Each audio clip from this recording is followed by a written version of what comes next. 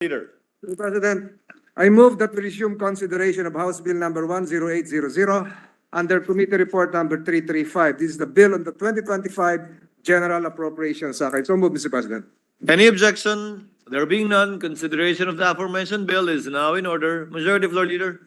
Mr. President, I move that we consider the budgets of the following: the Dangerous Drugs Board, the Mindanao Development Authority, Office of the Presidential Advisor on Peace, Reconciliation, and Unity, the Philippine Drug Enforcement Agency, the National Amnesty Commission, and the budgetary support to government corporations, particularly the Southern Philippines Development Authority, and recognize the sponsor and chairperson of Subcommittee C of the Committee on Finance, Senator Ronald De La Rosa, for his opening statement, and later to interpolate Senator Jingo Estrada.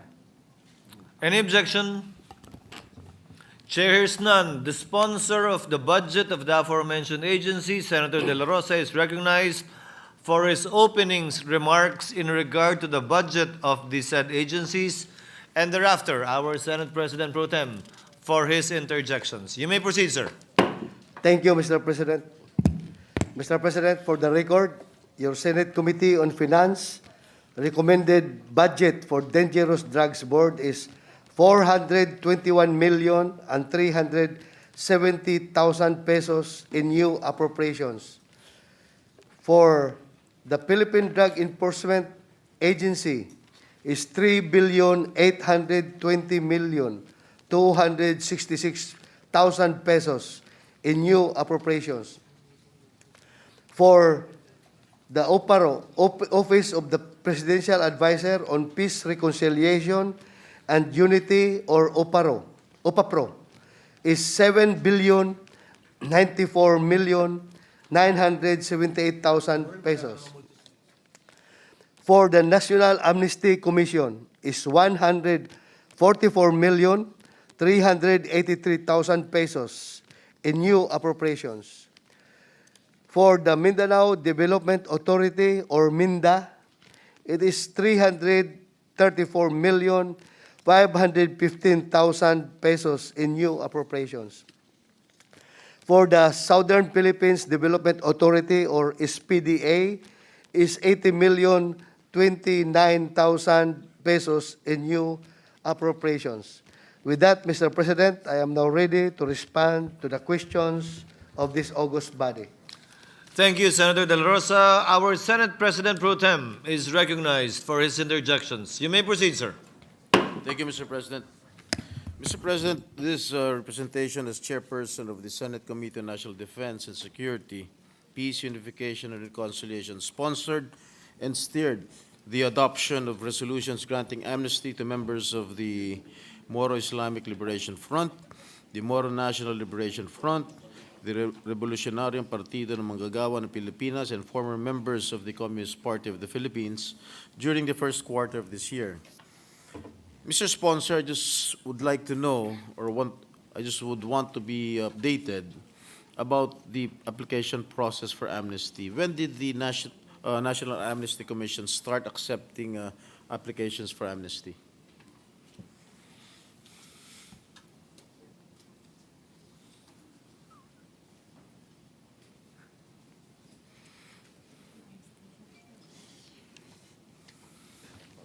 Mr. President, Your Honor, it's March 13, 2024, after the concurrence of the Senate. When was this signed by the President? When was this signed by the President? It was signed by the President November 23, 2023. Last year? Mr. President, yes, sir. All right. Former members of the subject groups granted with amnesty through the proclamations must first apply for amnesty with the National Amnesty Commission or with its frontline office, the Local Amnesty Board. How many local amnesty boards have been created so far, Mr. President? At present, we have 9 local amnesty boards, and with the adoption of this proposed budget, we are hoping to add another 6 local amnesty boards, Mr. President. 10 10, sorry. Nationwide? 10, nationwide. Where are these located? Do you know?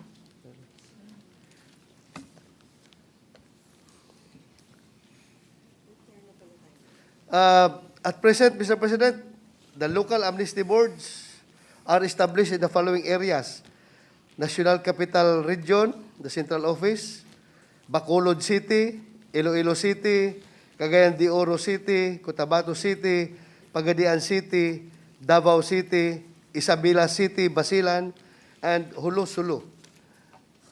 And additional local amnesty boards that is proposed with the passage of this budget is it will be in the major cities in the following regions: Cordillera Administrative Region, Region 1, Region 2, Region 3, Region 5, and Region 8. Your Honor, Mr. President. Metro Manila, wala. Meron na, yung pinakauna, National Capital Region. All right. Are these all functional? And are they currently accepting applications? Yes, Mr. President, Your Honor, they are functioning right now. Okay, may I know how many applied for amnesty for each of the rebel groups so far? Like, for example, the MILF or the Moro Islamic Liberation Front. Here is the breakdown of applicants, Mr. President, Your Honor. As of November 13, 2024, a total of 1,559 applications were received, with the breakdown as follows. For local amnesty board in CR, we have 12 coming from the RPA-ABB, 20 from the CPP, NPA-NDF, 66 from MILF, 114 from MNLF, a total of 212. From at Iloilo, we have 7 RPA-ABB, 198 CPP, NPA, NDF, 0 for MILF, 0 for MNLF, with a total of 205. For local amnesty board, Bacolod City, we have 0 for RPA-ABB, 220 for CPP, NPA, NDF, 0 for MILF, 0 for MNLF, total of 220. For local amnesty board, Cagayan de Oro, we have 0 RPA-ABB, CPP, NPA, NDF, we have 70. For MILF, we have 15. For MNLF, we have 0, and a total of 85. For local amnesty board, Pagadian, we have 0 for RPA-ABB, 231 from CPP, NPA, NDF, 11 from MILF, and 0 for MNLF, total of 242. For local amnesty board, Davao, we have 0 from RPA-ABB, 185 for CPP, NPA, NDF, 1 from MILF, 1 from MNLF, and a total of 187. Local amnesty board, Cotabato, we have 0 for RPA-ABB, 59 from CPP, NPA, NDF, 169 from MILF, and 7 from MNLF, a total of 235. Local amnesty board, Basilan, 0 for RPA-ABB, 2 from CPP, NPA, NDF, 38 MILF, 42 MNLF, total of 82. From local amnesty board, Hulo-Sulu, 0 RPA-ABB, 0 CPP, NPA, NDF, 0 MILF, 91 MNLF, for a total of 91. And the total of number of applicants per rebel group, a total, lahat-lahat, Mr. President, Your Honor, is 1,559 as of November 13, 2024, Your Honor. Right. Thank you for answering my question, Mr. Sponsor. Mr. Sponsor, how would the Commission describe the process so far? Are they happy with the turnout?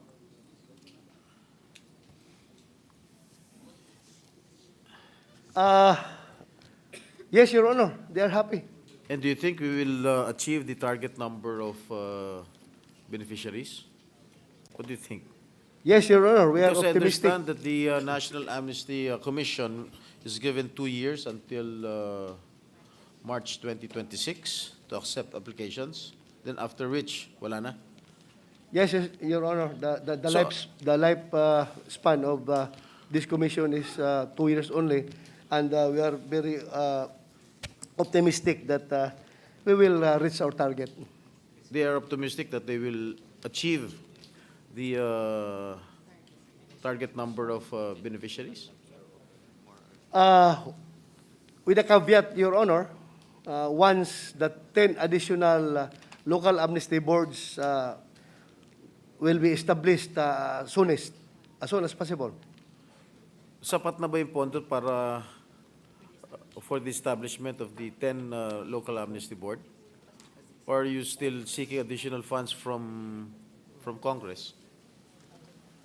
Actually, Your Honor, kulang talaga. They were asking for 16 additional local amnesty boards, but the budget that we were able to, to juggle as of this moment is good for only 10 local amnesty boards. So may kulang pa tayong 4. So, But so problema mo na yun, Mr. Sponsor. with the help of the Senate President pro tempore, I think we can produce. Of course, in my capacity as the pro temp here in the Senate, of course, I will fully support you. And as Yes, your chairman of the Committee on National Defense, of course, Thank you, this is you. my pet bill, and Secretary Galvez knows about this. Anyway, did you start the vetting process in coordination with the various agencies like the Armed Forces of the Philippines and the National Bureau of Investigation? Yes, Your Honor, Mr. President, the Armed Forces of the Philippines are also a member of the local amnesty board.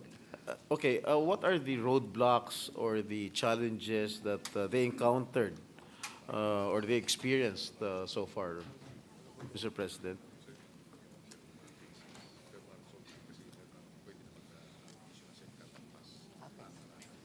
The initial roadblock that we have identified, Your Honor, is the issue on the rebels with outstanding warrants of arrest. But right now, it is being cured because the President approved the issuance of safe conduct pass for these rebels covered with the warrants of arrest. Can you kindly educate this representation about the safe conduct pass? Yes, Your Can you Honor. kindly educate this representation?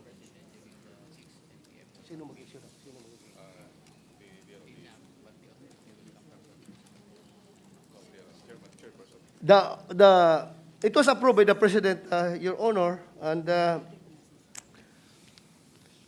Yes, for the better understanding of our people here in the gallery. an amnesty applicant can still be arrested by law enforcement agencies. The ECP shall only be given the privilege of protection from warrantless arrest and prosecution for crimes of rebellion or other crimes committed in pursuit of political beliefs that are covered and committed before the issuance of the amnesty proclamations and suspension of the reward for his or her capture. Since rebellion is a continuing crime, an amnesty applicant will enjoy the benefits of the ECP and he shall not be arrested.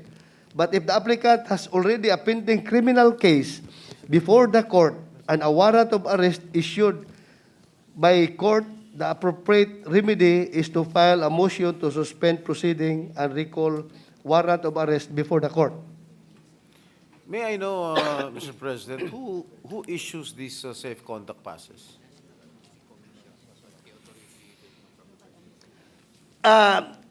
The issuing agency is the National Amnesty Commission, Mr. President, Your Honor, but it has to be, the authority is coming from the President. So that is the legal basis. That's the legal basis. It's coming from the Office of the President. Yes, Your Honor, Mr. President. All right,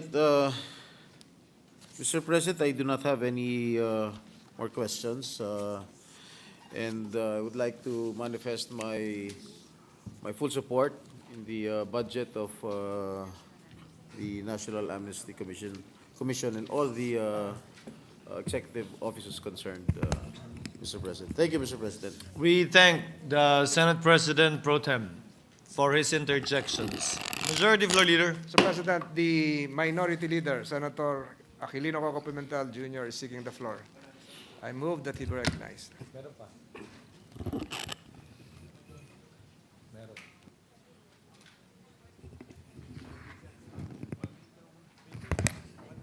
Session is suspended.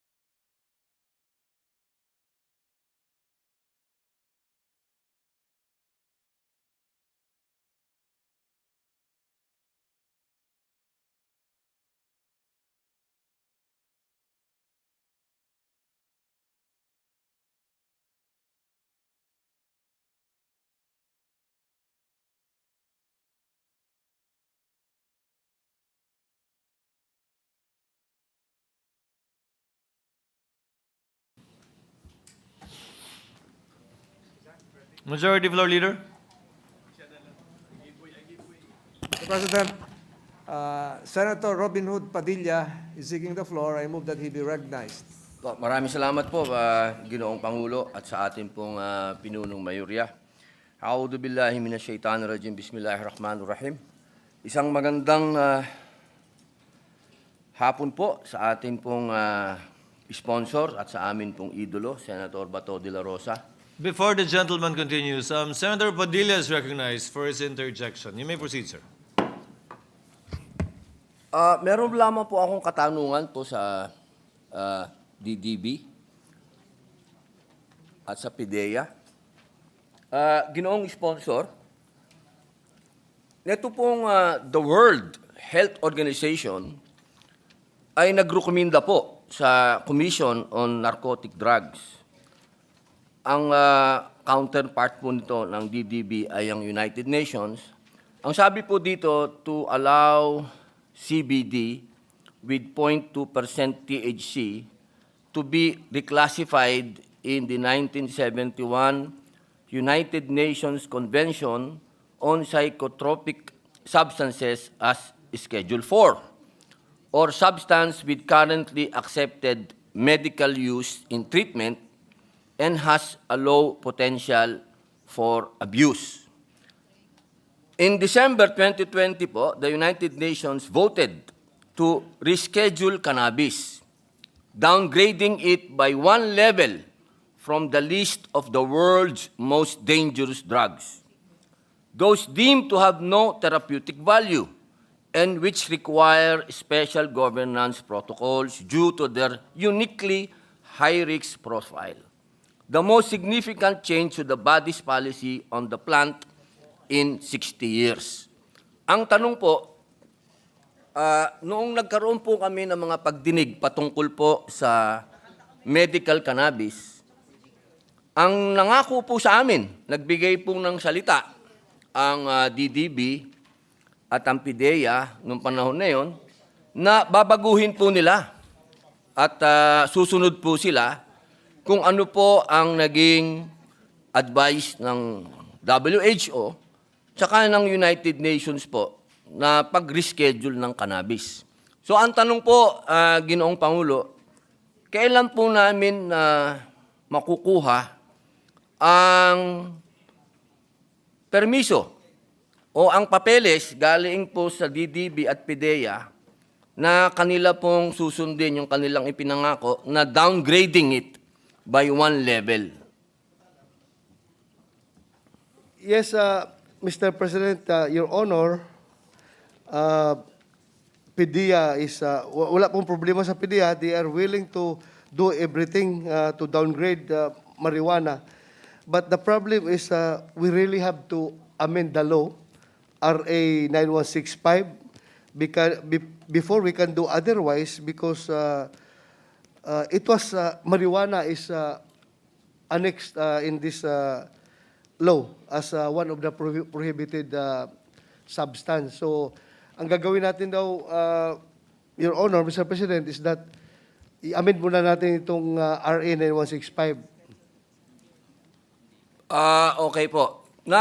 Parang sinasabi po ba ng DDB tsaka ng PIDEA na unahin nating amendahan yung batas bago po itong pagre-reschedule nila?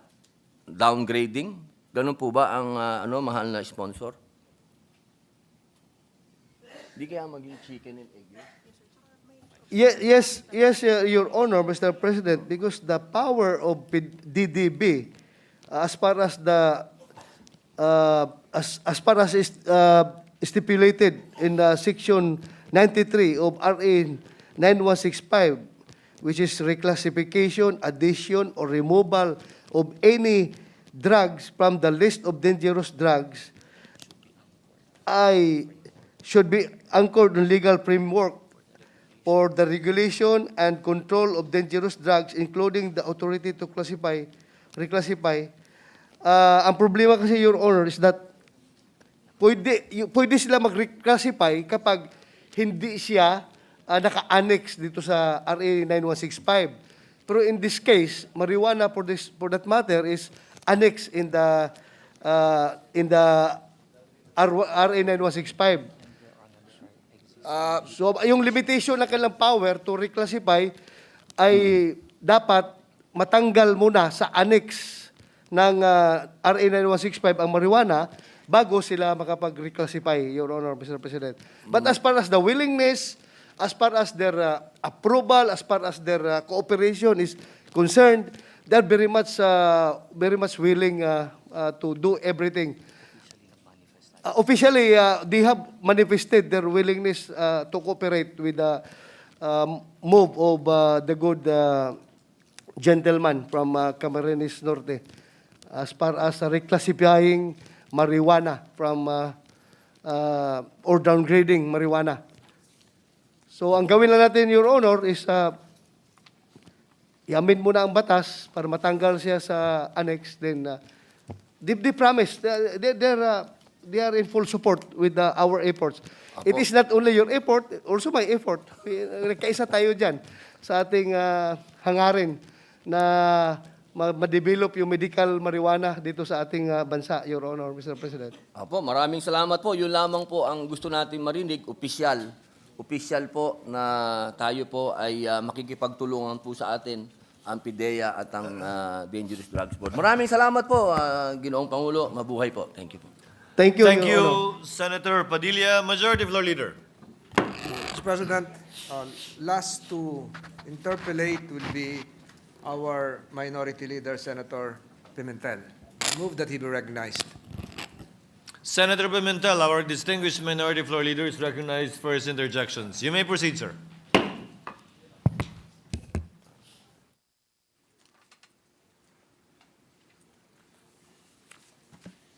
Sige po, maraming salamat, Mr. President, to our sponsors. We are discussing the budget of six institutions. Yes, Mr. President, Sige Your po. Honor. Wala silang commonality, so talon-talon tayo. Yes, Your Honor. Sige po. Let me start with MINDA, Mindanao Development Authority. So 300, our committee report gives them 334 million. Rounded off, no? 334 million pesos budget nila. Yes, Your Honor. Can the new head, I think the new head is Mr. Leo Magno, give us a little story? Ano bang nangyari dyan? Bakit nagtampo si old head si Ma'am Acosta? Ano bang, what's the issue there?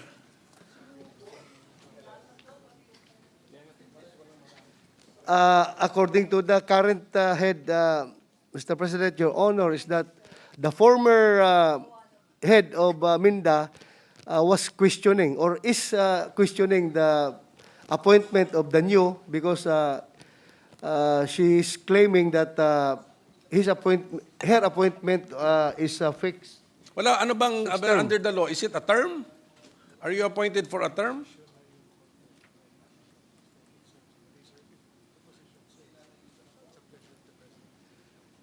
Yes, doon sa law, Mr. President, Your Honor, fixed term siya. Pero may decision na ang... there is a decision coming from the lower court that yung position is the current appointee can serve at the pleasure of the President. Sige, so there's an ongoing case pa rin. Hindi nyo na-settle? The former chief of Minda has not yet appealed to the latest ruling of the local court, Your Sige. Honor. Sige, pero umabot tayo sa decision of the court. It was not amicably settled na lang. So she did not accept the explanation. But at any rate, let's go back to the budget. Our committee, led by our very able and very studious chairman, increased, para alam ni Minda, increased the budget of Minda by 67 million. Bakit po? Your Honor, that's correct. We increased that at the committee level for 67.155 million. The increase covers Minda Digitalization Innovations Program worth 30 million. Then support for the sustainable operations of the Mindanao River Basin Program, 10.155 million. Strengthening the indigenous peoples in Mindanao Program, Year 2, 27 million, Your Honor. Bakit meron palang Mindanao River Basin?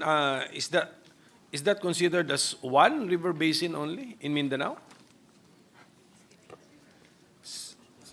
Your Honor, yes, the Mindanao River, home to over 4.5 million people, is the second largest river system and home to the largest wetland ecosystem in the country. Very specific pala. Where is that located? It runs through Region 10, Region 12, and BARM. Malaki ito, Your Honor, Mr. President. River Basin. So kasama si Cagayan de Oro River dyan? Hindi po. Hindi, no? Region 10, Cotabato area. Yeah, Region 10 is our Yeah, Region 10, Cagayan de Oro. No, Kasama. can we Kasama get, pala. that's why I want to understand so is that funding for different river basins, or we consider them all as one river basin and we call it the Mindanao River Basin?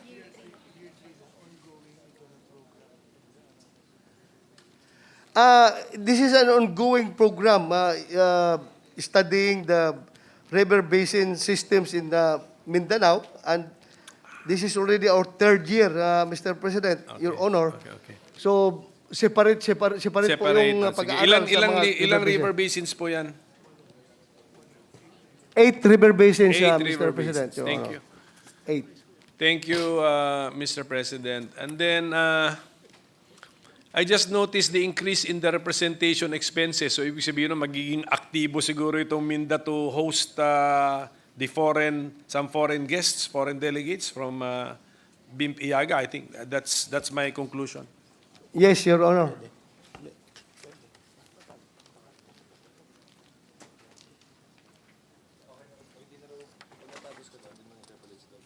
Okay, sige, good. Alam ko. Tama po ba? That's the reason why we're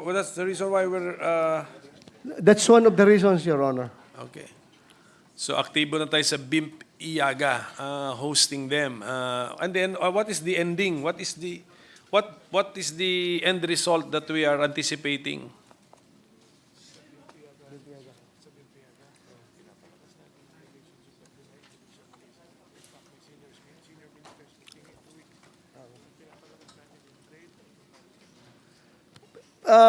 We are strengthening the trade between BIMP Iaga member countries, Your Honor.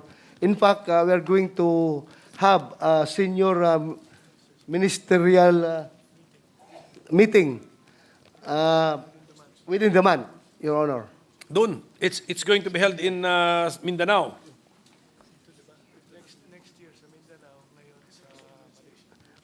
This year in Malaysia and next year in Mindanao. Okay, correct. Ang Tayo ang mag-host. Yes, ang gusto ko lang palabasin, when we are hosting, we do not do it in Metro Manila. We do it there in Mindanao. Correct, Your Honor. Maganda po yun.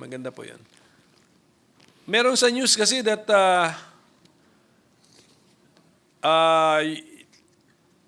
Japan is going to help us replicate their resiliency center. Can Mr. Magno tell us more about this? Disaster prevention systems of Japan. Do you want to bring it here?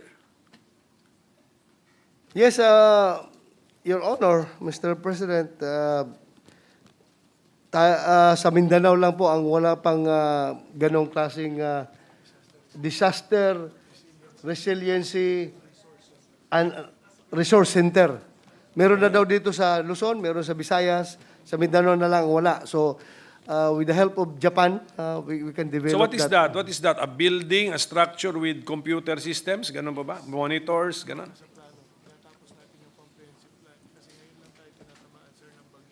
Yes, Your Honor. Yun po ang nakalagay sa plano. Building with computer systems. That is why late tayo nakapag-develop sa Mindanao dahil very rare lang kasi mangyari yung kalamidad sa Mindanao. Always, most of the time, ang tinatamaan, Luzon, Visayas, Mindanao was formerly safe from all these calamities. But right now, Mindanao is starting to get hit by this calamity. So, we have to adjust. Saan po manggaling ang funding? Kasali na sa 2025? Wala pa.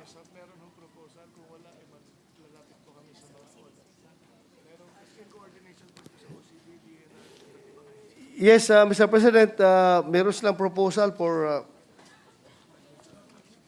budget for next year. But all others may be sourced from other agencies. Magpapatulos na sa OCD, magsasabit sila ng... Nag-submit sila, Your Honor, Mr. President, pero unluckily hindi sinama sa NEP. Sa NEPCAM. Hindi So, na isama. what is the ballpark figure for this? This particular lang. Yeah, Ito pinag-usapan natin, yung plano nyo for a Mindanao Disaster and Resiliency Center. It's around 1.5 billion spread in 3 years, Your Honor. So, hindi siya na-accommodate even by our committee report. No, Your Sige Honor. po. Thank you. Thank you for that. And then ito pong isa, at least alam natin yun. Ano? Itong isa, you're also making the announcement that 19 out of the 69 DOTR infrastructure flagship projects will be implemented in Mindanao with a budget of 748 billion pesos. Did you make this announcement? Billion? Is this billion? Yes, Your Honor. It was announced by the DOTR. Yes, but are you monitoring? Dapat Minda should monitor now the budget of DOTR kasi ang nangyayari nga number one, si DOTR ang malaki ang inihingi, hindi nakasali sa NEP, tapos nasali na sa NEP, binabawasan pa. So now, yung itsura ng committee report namin on DOTR, paano naapektuhan ngayon yung 19 na sinabi ninyong kasama sa DOTR flagship infrastructure projects? You should monitor that. Kung hindi kayo ready ngayon, I understand. But just a word of advice, you monitor it kasi nga, sino ba nag-defend ng DOTR? I think ito si Senator JB. So he remembers we described the budget of the DOTR like a roller coaster. Pag ganon. So, Mr. President. Yeah, but before Senator JB interjects, Your Honor, I would like to inform the body that last month, nagkakaroon na ng permahan, memorandum of agreement or understanding between MINDA and DOTR. Nakasama na ang MINDA sa monitoring team ng mga flagship projects ng Mindanao. Your Honor. With the permission of Senators De La Rosa and Pimentel, Senator JV is recognized for a brief manifestation. Thank you, Mr. President. In line with the Minority Leader's point, no, being the one who defended the DOTR, my concern, Mr. President, is that a lot of the priority projects na push down, no, from the program to the unprogrammed funds, and one of which is the Mindanao Railway System, which, although it is presently on hold, but my concern is that this is approved by NEDA, and I'm sure that this will somehow push through. No? But the prerequisites, the preparation, and a lot of things has to be done at present. So I'd like to ask the Mindanao Development Authority if they would support, or what's the position if this would still remain, the Mindanao Railway System would still remain as one of the flagship projects of our government and administration. Yes, Your Honor. Their position is to the affirmative. Thank you. That's all, Mr. President. I'm their minority leader. I hope that we can put some budget, no, for the preparation and the prerequisites in preparation for the loan agreement or the ODA in the future. Thank you, Senator Ejercito. Senators De La Rosa and Pimentel once again have the floor. Yes, the chairman mentioned that Minda is now part of the monitoring. Pero yun na, sinasabi ko, yung excitement din nyo ba? I mean, the Minda excitedly announced nga that 19 out of the 69 DOTR infrastructure flagship projects will be implemented in Mindanao. So, advice ko lang nga. Example, sinabi ninyo, the new airport for Zamboanga. Sama, oh.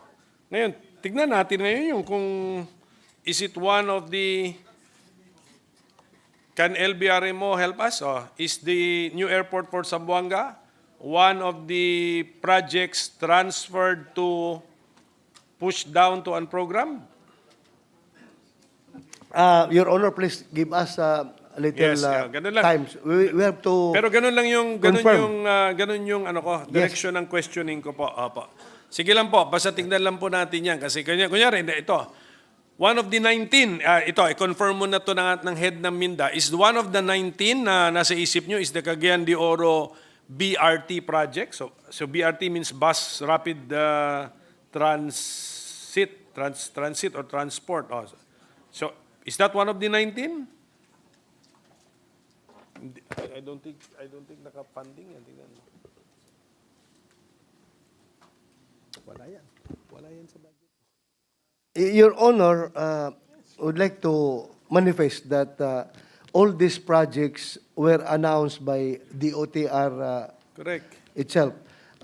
Hindi Correct. po ang Minda nag-announce, kaya getting the information from DOTR, inabsorb ng Minda, Your Honor.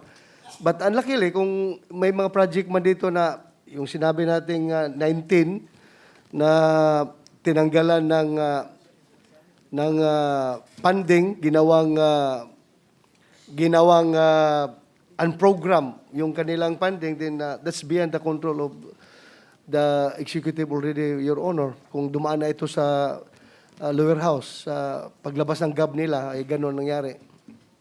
Yes, ini-inform ko lang ang Minda to also take a second look para alam niyo what you will say. Thank you for that advice, Your Honor.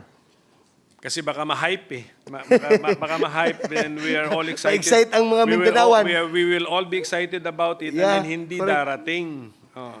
Tapos wala pala. Opo. Thank you, Your Honor. So, Minda also, nasa news din, Minda also partnered with the Bangsamoro Planning and Development Authority, and you are supporting the DOTR in BARM's development in terms of land and air transportation. Kilala ko pa naman yung Minister for Transportation sa BARM, very, very close friend of mine. So, what role will Minda play?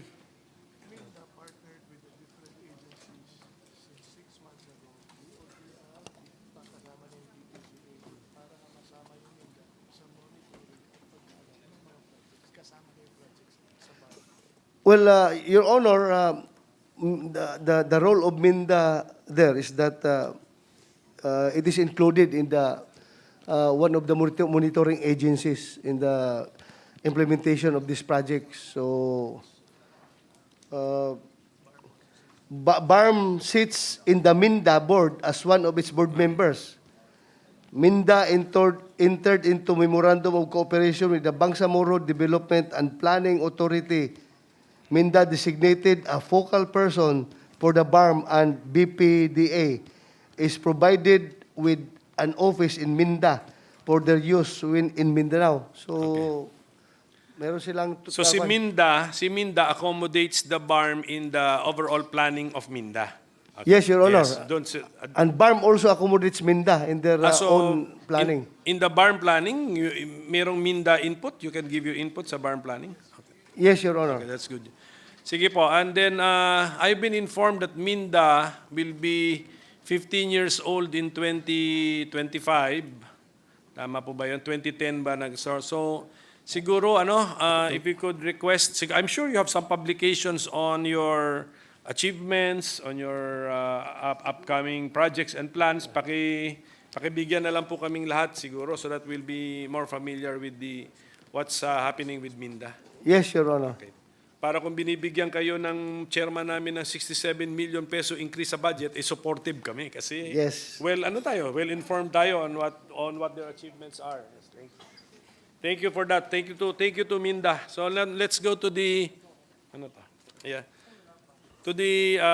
sige, mag-Mindanao muna tayo.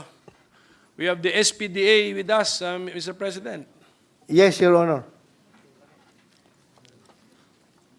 SPDA is a budgetary support. We're giving it a subsidy of 80 million pesos. Meaning to say, if SPDA has other sources of funds, may we know if that is correct, and what would be the amount of their other sources of funds which they intend to use in 2025, Mr. President? Yes, we have other sources of income, but it is not really sufficient because some of our income generating projects yes, until now because our nominees for the Yes, Your Honor, we have other sources of income like the Marawi Resort. But unluckily, no income has yet been generated doon sa Marawi Resort because our members of our representative to the board was never appointed. And we cannot assert our And- power over it because the charter of Marawi Resort says that the chairman of the board will be elected by the board. So without the board appointed, I cannot be appointed to see. yeah, because the charter of the board says that the chairman of the board shall be appointed from among the members of the board, and ngayon wala tayong representante doon, so wala tayong control sa board, Your Honor. Hindi na-appoint. Yes.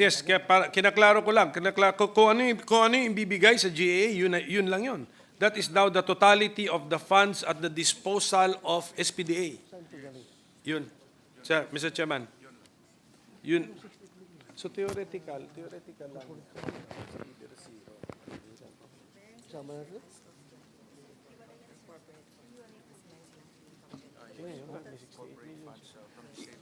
Your Honor, we also have corporate funds. Okay. Corporate Ano yun? funds. Parang savings po yun.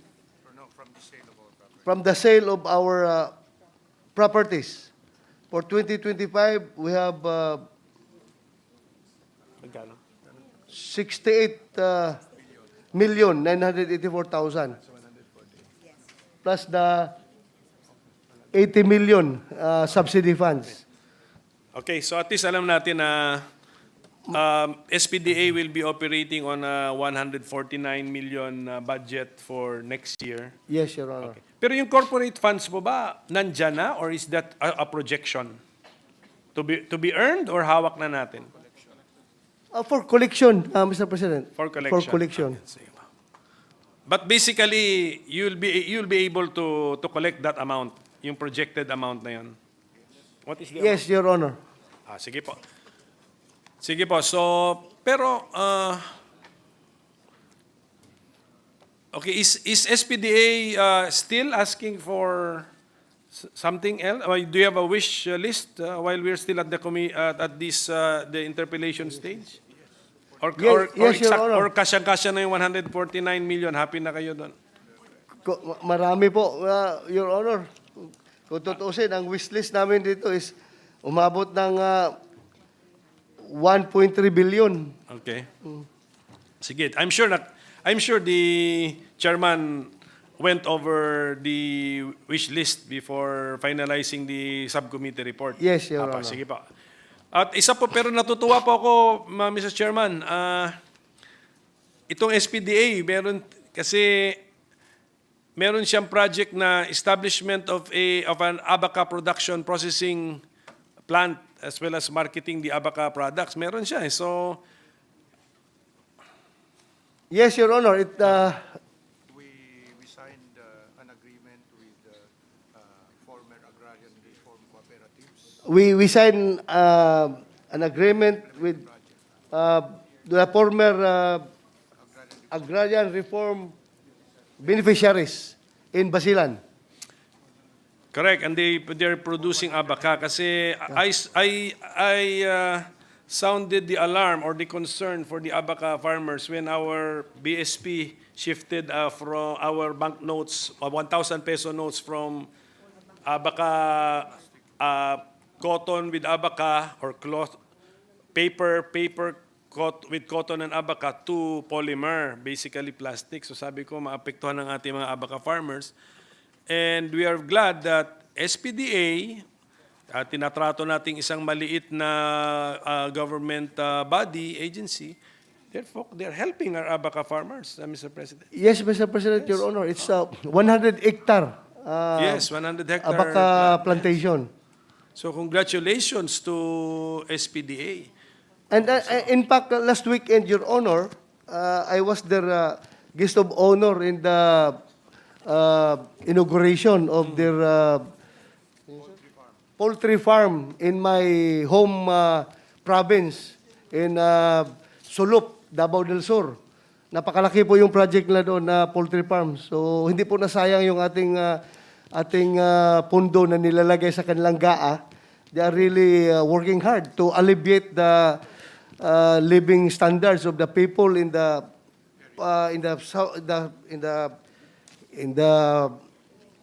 mga tao sa laylayan, Your Honor. Yes, tama po yun. Tama po yun. Actually, same with Minda, if I can ask for some publication from SPDA, and I'm sure you have a magazine-type publication announcing your projects. Yes, Your Honor, we will be sending brochures to your office, Your Honor. Yes, they have Fish Pond Estate Project, maganda, may Pinya Fiber Project.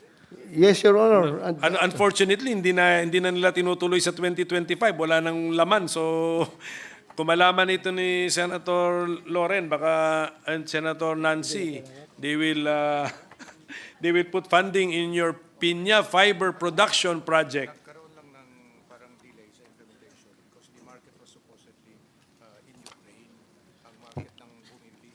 Pero because of the war in Ukraine, so parang na-standby. Nagkaroon lang, Your Honor, ng problema dahil sa war in Ukraine, dahil yung ating buyer is based in Ukraine. Nung nagkagira sa Ukraine, yun. But still, we will continue on that project, Your Honor. There must be a way kasi merong other government bodies already focusing on fiber and also on pinya fiber. So there must be a way na saluin yung lost market siguro nito, Mr. President.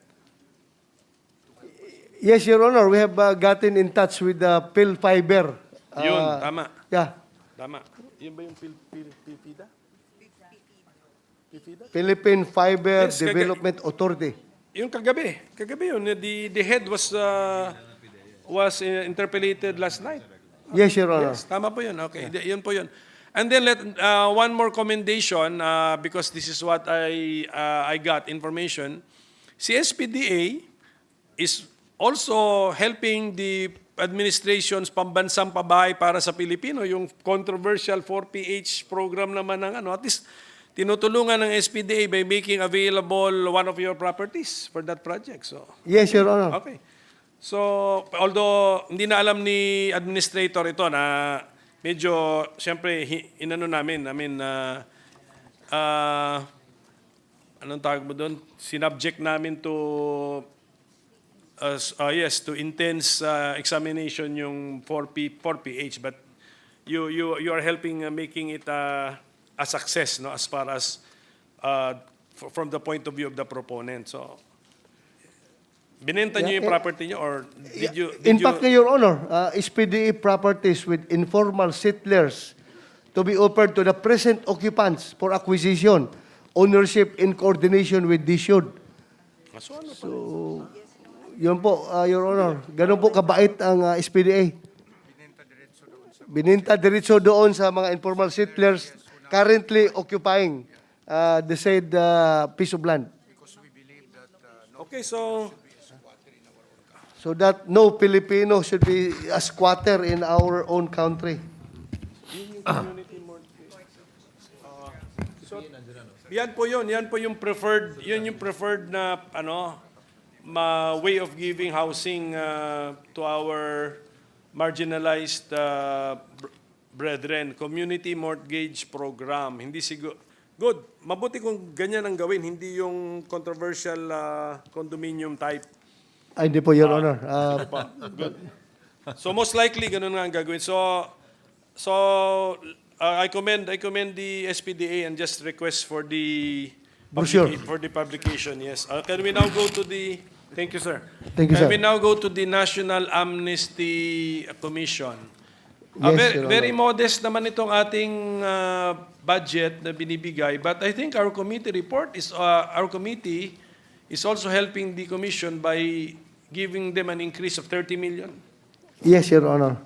What is the purpose, sir? For the establishment of additional 10 local amnesty boards in the different regions of the country, Your Honor. Actually, Mr. President, I appreciate how the NAC is presenting its budget. Maganda. They're also representing it or presenting their budget through key result areas approach. Maganda po ito kasi Yes, we Your can Honor. really by next year masusukat mo yung kung worth it yung binigay, kung nabigay yung mga results na expected with the amount that we give them. Yes, Your Honor. Unfortunately, Mr. President, Mr. Chairman, I got a message that they have a wish list, but I cannot find it anywhere that they are requesting for an additional amount. Meron ka? Meron po ba sa records po ninyo?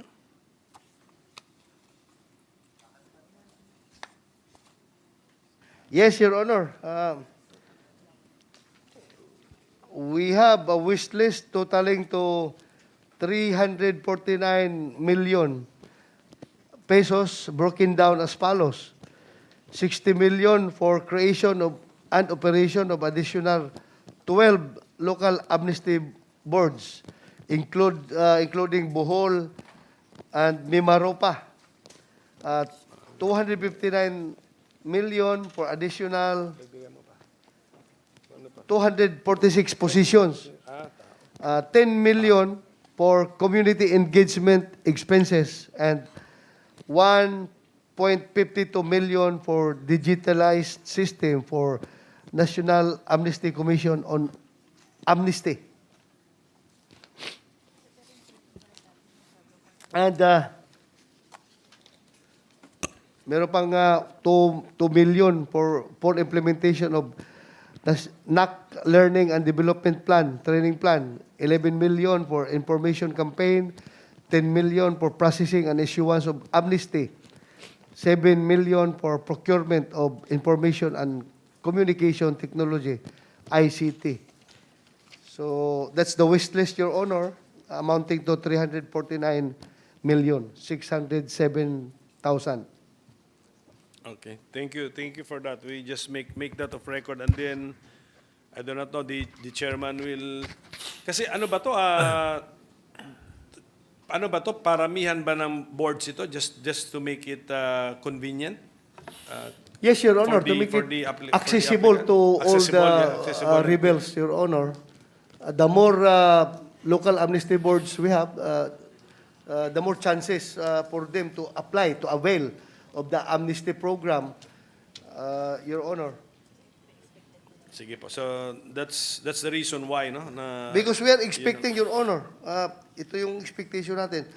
With the 2-year lifespan of the commission, we are expecting around 40,000 decommissioned combatants from MLF, 2,000 from MNLF, 1,200 from RPA-ABB, and 39,000 plus surrenderies from CPP, NPA, NDF.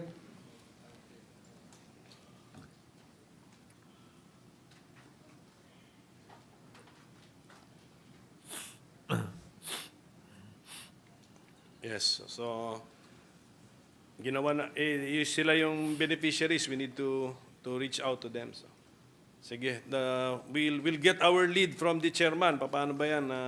Kasi 2 years lang dito. 2 years lang ang lifespan. 2 years application lang pala, sir. But the commission will stay.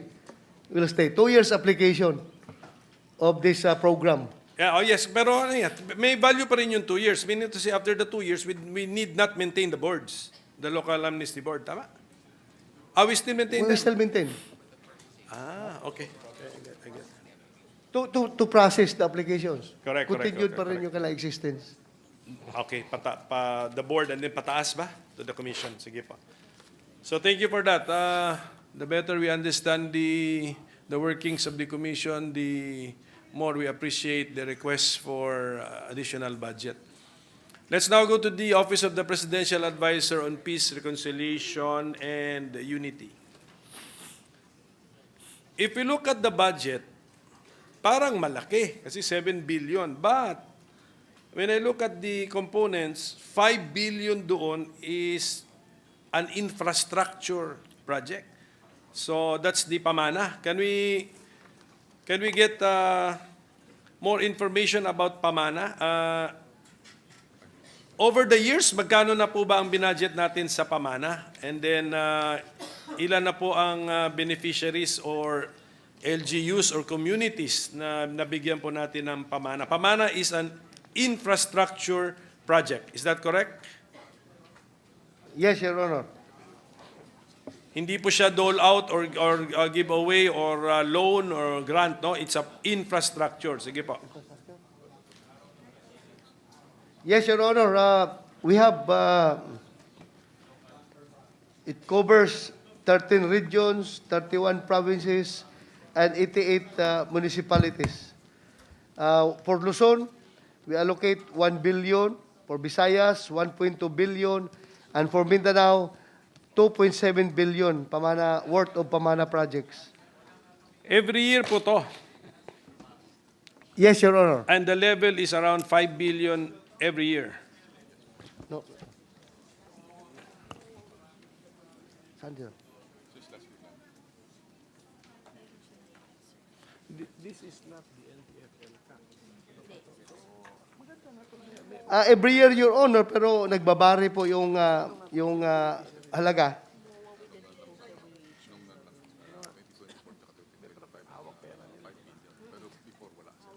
Uh, 2024, nag-start yung 5 billion level, 5.26 B. 2025, naging 526 billion. Pero previous to that, year 2023, 260 million lang. 2022, 390 million. And 2021, zero. Okay. So, yun po ang history ng pamana Yes, okay, program. good. So, bumuhos tayo for this year. Okay, so what's our accomplishment report or achievement report for this year so far?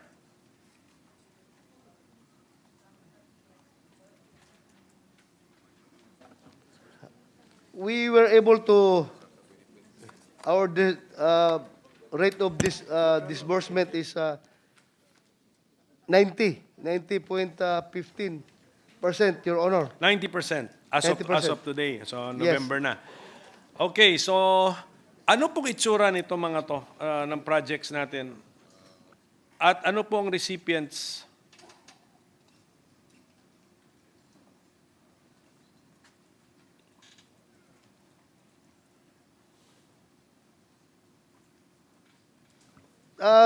The project types, Your Honor, are the following. We have social protection projects, roads and bridges, water supply systems, flood control system, evacuation center, fish port. Yes. And the recipients are combatants and their families, Your Honor. So you are like the do you do the construction yourself or you bid it out or you let the DPWH do it? DPWH and LGU, Your Honor. Will do it. Will do it. You're just a manager of the funds. You identify the beneficiaries. Yes, Your Honor. And you have a sinking fund to the tune of 5 billion pesos. Okay. Kasi ang special yung beneficiaries natin dito. Okay. How would you differentiate this project to the Barangay Development Fund under the concept of NTF-LCAC? Kasama din po naman yung mga communist rebels dito sa coverage ng OPA-PRU eh. Your Honor, Magkano yun? itong pamana program is we concentrate on the municipalities and the provinces. And while the NTF-LCAC concentrate on the barangays. Okay. And yung NTF-LCAC covers only for the combatants of the CPP, NP, NDF or barangay affected by the CPP, NP, NDF, while Yes. itong pamana covers everything. MNLF, MILF, Correct. and CPP, NPA, NDF. Correct. And the NTF-LCAC is managed by what government agency, if our secretary knows? LGU. It's LGO, LGO. Your Through Honor. the DILG, NSA and DILG. NSA and DILG. Yeah. Okay.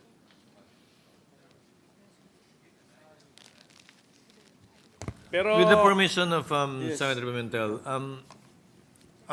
may the chair inquire from the sponsor? So, I understand the origins of Pamana as opposed to the BDP, but so meron na tayong block grant, meron pa tayong SDP, principally para sa Bangsamoro, at ang pinakamalaking portion ng Pamana sa Bangsamoro pa rin? More on right now, more on the NPA, Your Honor. I Especially heard in you. Caraga areas. I Caraga heard you area. make mention earlier. So, mas NPA na to, hindi na to MILF?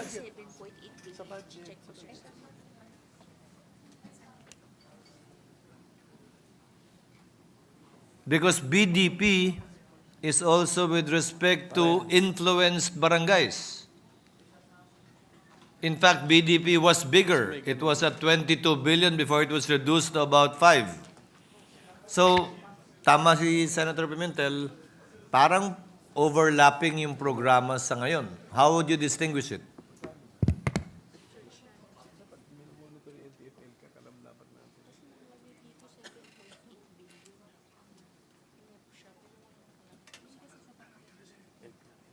Your Honor, the differentiation runs this way.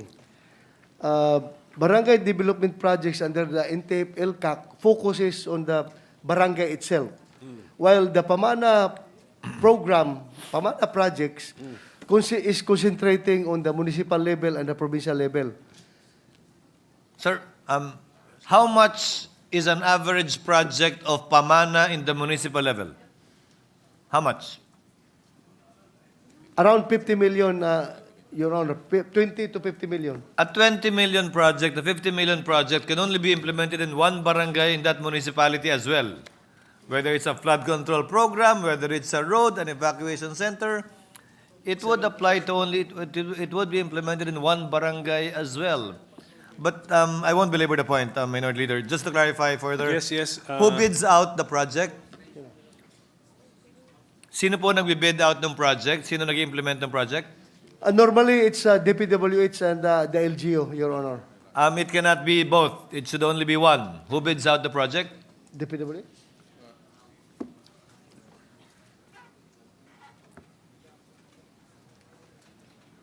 Certain amount?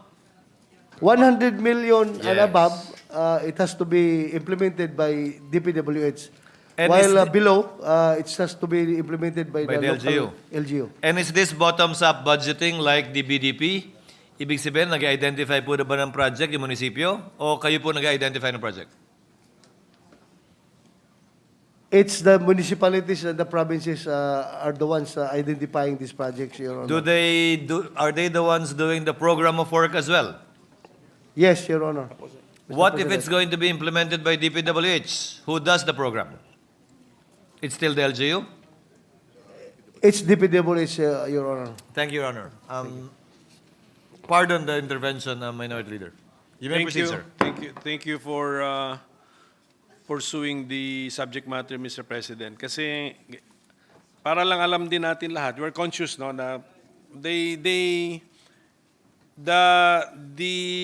difference might be more in form. Nasasabihin nyo lang province and municipality, tas yung isa barangay. But basically, the spirit of the program, the objective, are the same. Basically, kasi and Pamana has 5 billion pesos while NTF LCAC, the Barangay Development Program, correct me if I'm wrong, our staff it has 7.8 billion pesos. 2.8 na lang daw, Your Ilan? Honor. 2.8. Kinat ng House. Hindi, So, but what's our committee report? 2.8 still, Your Honor. Cut to 2.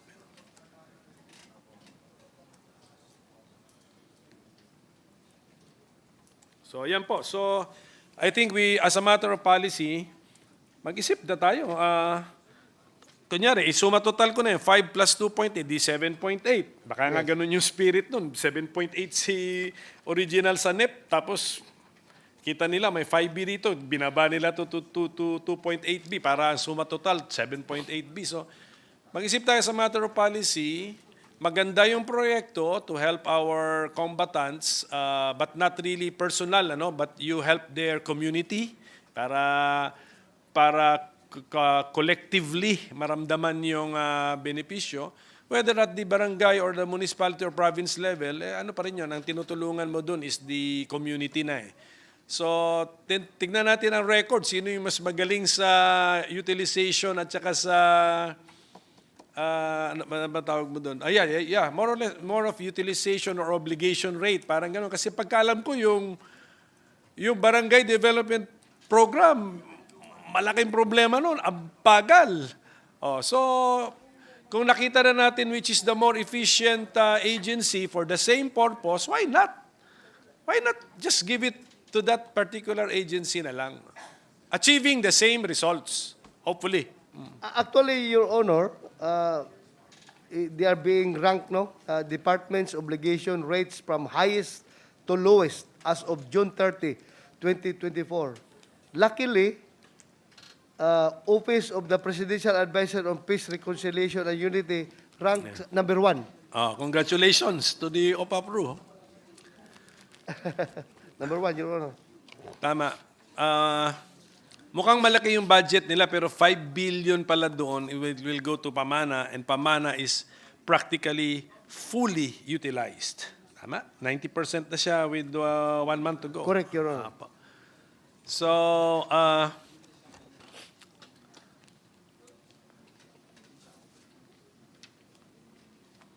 yeah, but the list of projects under Pamana, pagdating sa infra, they look like the infra projects of the DPWH. Ganun more or less kasi we're really limited, no? Roads, bridges, water supply, flood control, evacuation center, fish ports, etc. Okay, ito po sa news din po. You recently awarded educational assistance to children of the commissioned MILF combatants in Marawi City. Can you tell us more about this? Mga good news. Oh.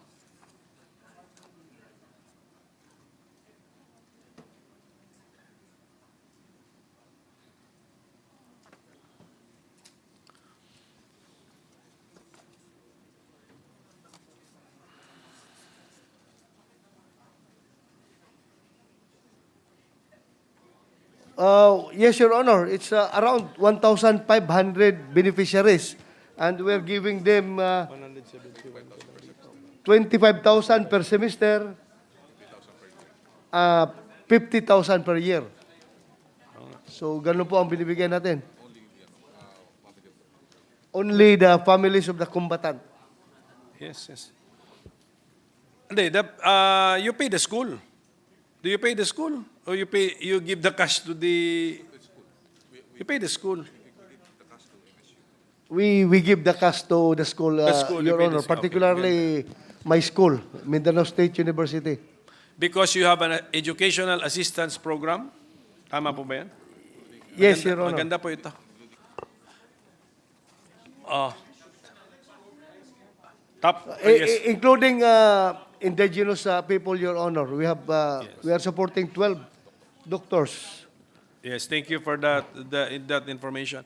Pati sa housing, kayo ay nag-turn over ng 200 modified shelter units sa MNLF ex-militants and their families. Tamo, dapat ang DSUD, tignan niyo mga successful housing projects ng SPDA as well as the OPA-PRO. Mga single detached siguro to, modified shelter units. This is not in a condominium, Yes. Single Concept. detached, Your Honor. Yes. Dahil sa Muslim standards is that at least 3 bedrooms. Yes, Single so yeah. detached.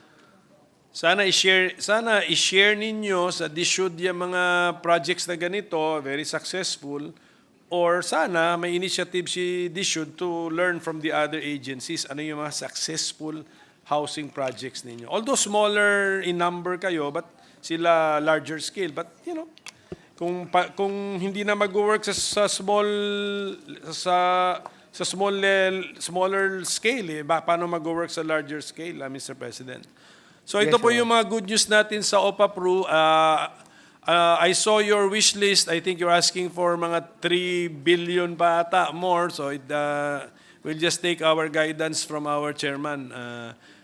And you're still asking for 2 billion more for Pamana. So ganun siya ka-desired na project, ganun siya ka-effective, no? That you...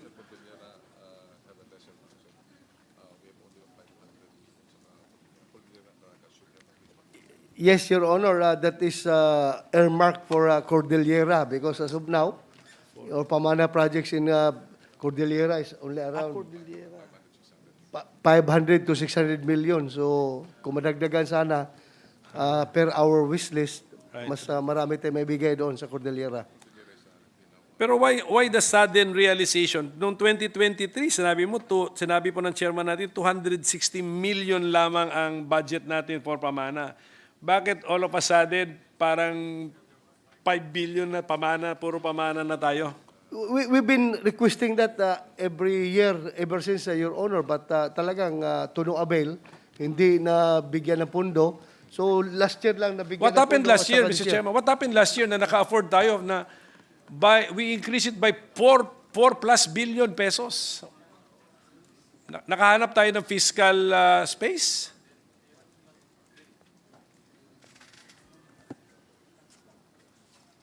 Yes, Your Honor, it's through the help of Secretary Rasol of DBM. Amina Pagandaman. Amina Rasol. Amina Pagandaman of DBM and DPWH. Secretary of DPWH. So sinabi, good. Okay. So, kasi nagbago focus eh. Yes, sir. 260 million, 5 billion. So, ibig sabihin nun, it's now a flagship program of the OPA-PRO. Yes, Your Honor. So, congratulations to our OPA-PRO. Keep us informed of your achievements and your plans, Mr. President. Ngayon, Mr. President, the two other agencies would be drug-related agencies, no? Yung PDEA, ilan ang tao ng PDEA? Ang PDEA, how many are the personnel of PDEA as of the moment?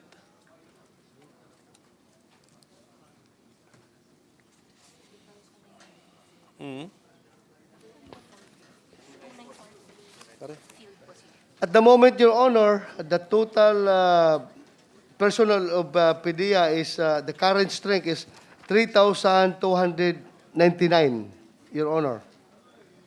And Dangerous Drugs Board, ilan po ang kanyang manpower or personnel? For DDB,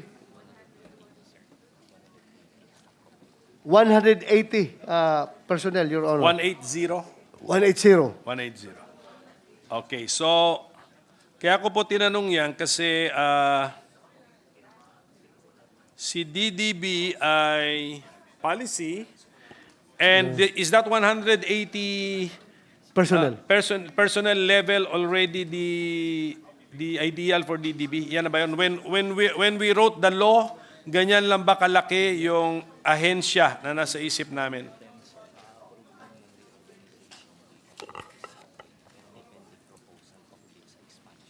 We were smaller than Your Honor, but Yes. na-approve yung reorganization by 2017, kaya dumami tayo, umabot tayo ng 180. Yes. And meron pang pending proposal for expansion. Why?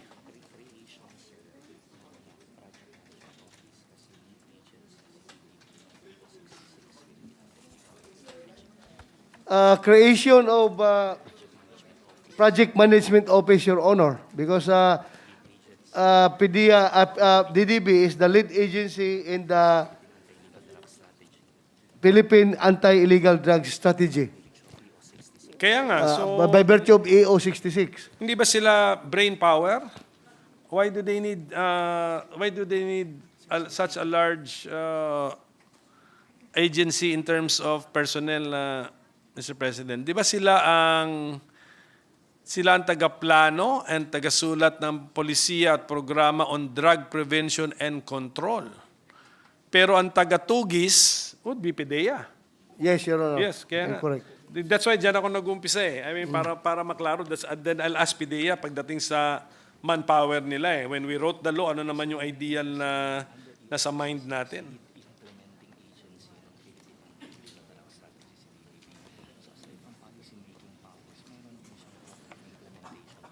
Yeah, Your Honor, per EO 66, DDB is the lead implementing agency of the Philippine Anti-Illegal Drugs Strategy. Correct. So aside from policy making, being a policy making body, they're also implementing this strategy. Okay.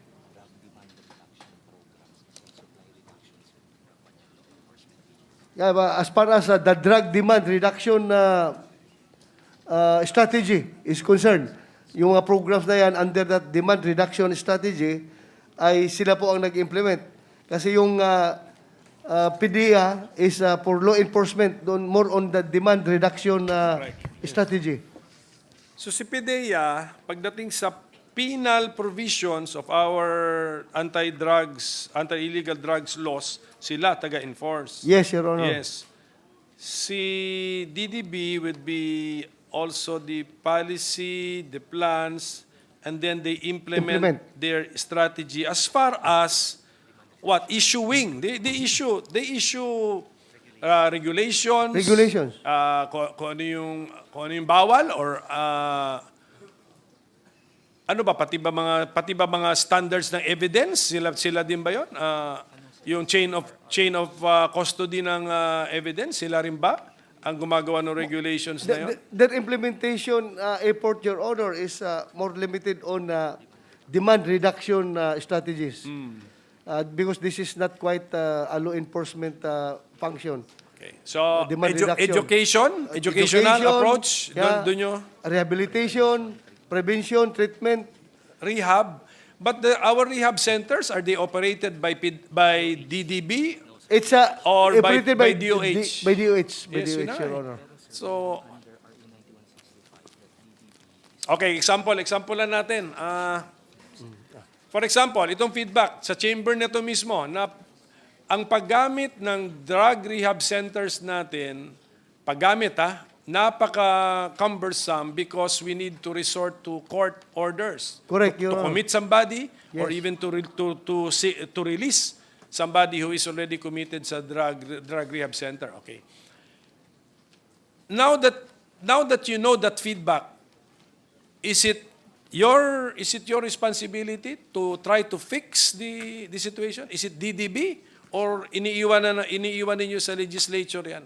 Sir, may policy recommendation si DDB to revisit yung particular provision na yan under the comprehensive dangerous. Yes, Your Honor, DDB submitted a policy recommendation na ma-revisit yung particular provision of the law na yan. At in fact, we were able to hear it during the last Congress at the committee level, yung pagtanggal ng provision, if you can remember, tanggalin yung provision na kailangan pa ng court order para ma-admit yung isang drug dependent or drug victim, drug dependent doon sa facility. Kasi nga, ang comment ng mga addict noon, sabi nila, offer kayo mga gobyerno, taga-gobyerno, offer kayo ng rehab dyan. Tapos ako mismo, nag-volunteer na ako na magpa-rehab. Ayaw niyo akong tanggapin dahil kailangan ko pang pumunta sa korte para kumuha ng court order. So discouraging po on the part of the drug dependent na hindi ma-avail kaagad right away, kahit na voluntaryo. Kasi nag-iingat rin yung mga administrator, yung management ng mga drug rehab center na hindi sila Correct. makakasuhan. Oo, kaya nga, Ayaw oo. lang tanggapin without Yes. court order. Tama. Ako nga, bigla ko nga na-realize yung reason why. Pero ang gusto ko sabihin, Mr. Chairman, Mr. President, did the DDB call the attention of legislators to this practice sa baba? Yes, Your Honor. Yes, In fact, okay. during the last Congress, they proposed amendment to that RA 9165. And we heard it at the committee level, Okay, but luckily, hindi lang nag-progress. Correct. So, yan ang naramdam natin yung presence and then the vigilance and the proactive stance of the DDB. Ayan po. Pero dun pa sa release ni Senator Robin kanina na kunyari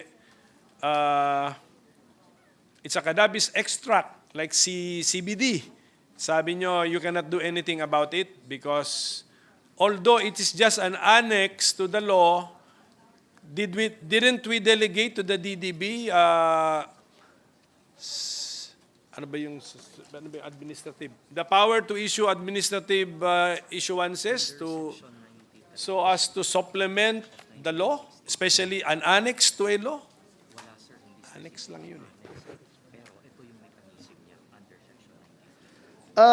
Your Honor, under Section 93 of the Republic Act 9165 or the Comprehensive Dangerous Drugs Act of 2002 provides the legal framework for the regulation and control of dangerous drugs, including the authority to reclassify, add, or remove substances from the list of dangerous drugs based on their medical utility, potential for abuse, and the risk they pose to public health and safety.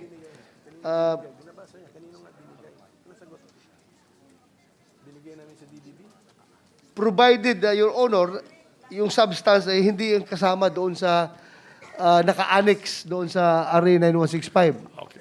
That's the limitation of the Dangerous Drugs Board.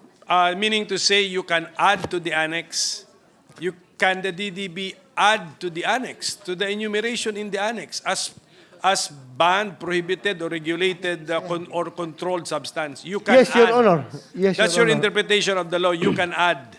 You will issue a circular adding to the list. Yes, Your Honor. Okay. But you cannot Remove. issue a circular to remove from the list. Why Yes, is that Your the Honor. interpretation? Yes, sir. Kasi, sir, we reviewed yung legislative Yeah, Your Honor, because when they reviewed the archives, the legislative archives, lumabas na yun ang intensyon na wisdom ng framers of RA 9165. Nung time na yan. Lumabas daw doon. Na they can add but they cannot remove without amending the law.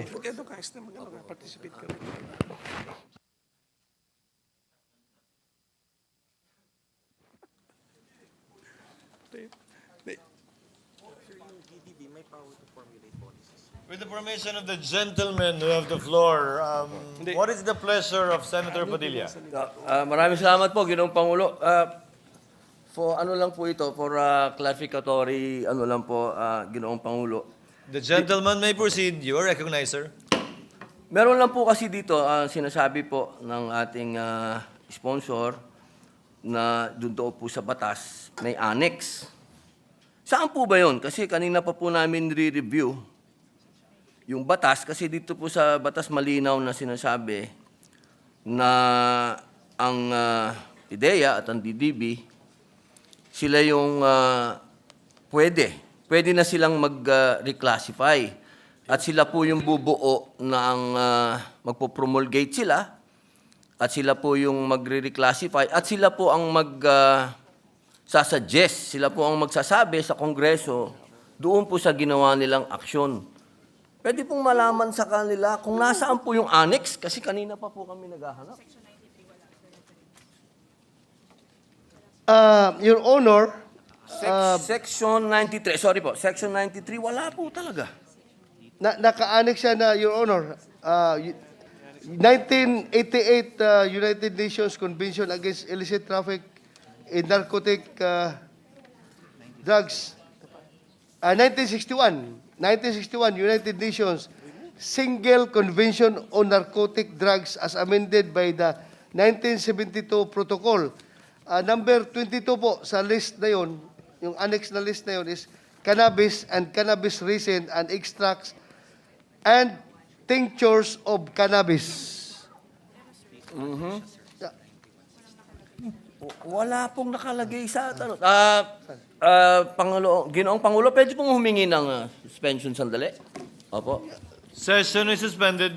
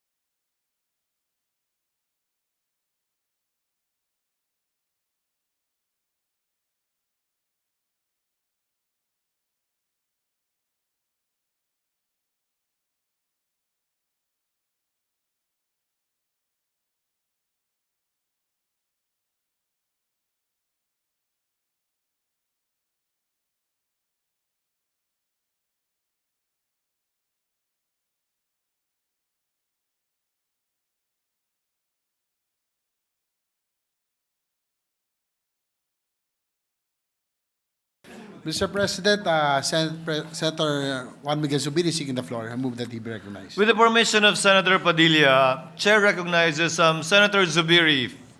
Thank you very You much. may proceed, sir. Thank you very much, Mr. President. Mr. President, I'd just like to, no questions, but a manifestation of support to, of course, Minda, Leo. Minda's one of my babies. I sponsored that together with Senator Ed Angara. I was the author and he was the principal sponsor of Minda. As well as I'd like to give my full support to the Office of the Presidential Peace, the OPARU. And we'd like to thank, of course, the good gentleman, Secretary Galvez, for all his hard work in keeping the peace. I just wanted to announce, yesterday I had a dinner meeting with members of Parliament of Thailand. I think you're supposed to be meeting them, Sec, no? And they're using, Mr. President, they're using the Bangsamoro Autonomous Region or the BOL, Bangsamoro Organic Law, as their template. And they were asking me how we were able to do it. And talagang nakakatuwa dahil nagkakagulo dun sa southern Thailand. Because southern Thailand is boundary to Malaysia. So they have about 5 million Muslim Thailanders. And they're in conflict. Marami palang namamatay dun. Hindi lang nailalabas sa news kasi kontrolado po ng Thai government. And you know, the Thai government is headed by military. Half the members of parliament are military. Hawak nila yung media, kaya hindi lumalabas. Apparently, meron na palang mga over 7,000 deaths in the past how many years of fighting in the southern part of Thailand. Pero they can really cover it up because mahilig tayo, mga tourists pumunta ng Thailand, di nila alam, may mga putukan pala dun sa baba. So, they were really happy that I was able to come, Mr. President, and share with them the experiences we had in the crafting of the Bangsamoro Organic Law. So we gave them feedback. But of course, I told them to see you, Mr. Secretary, and to see also the Chief Minister, and to talk to the local government units, but they have a full range of experiences that can be shared to them. But they were so happy how, they could not believe it, how our military would agree to a peace process. They could not believe it, Mr. President. Ang sabi talaga nila, you know, Senator, sa amin, yung military, ayaw. Talagang when you talk to them about a peace process, they think we are copping out, they think we are surrendering, and we are, it's treason. Sabi niya, the word used, it's treason to talk about the peace process. Then I had to explain to them, Mr. President, that our system here is different from Thailand. Sabi ko, Mr. President, sabi ko sa kanya, Your Honor, Your Excellency, dito kasi civilian rule over military. So at that time, former President Duterte really wanted to pursue the peace process that was being set forth by many presidents already, Presidente ng Pilipinas.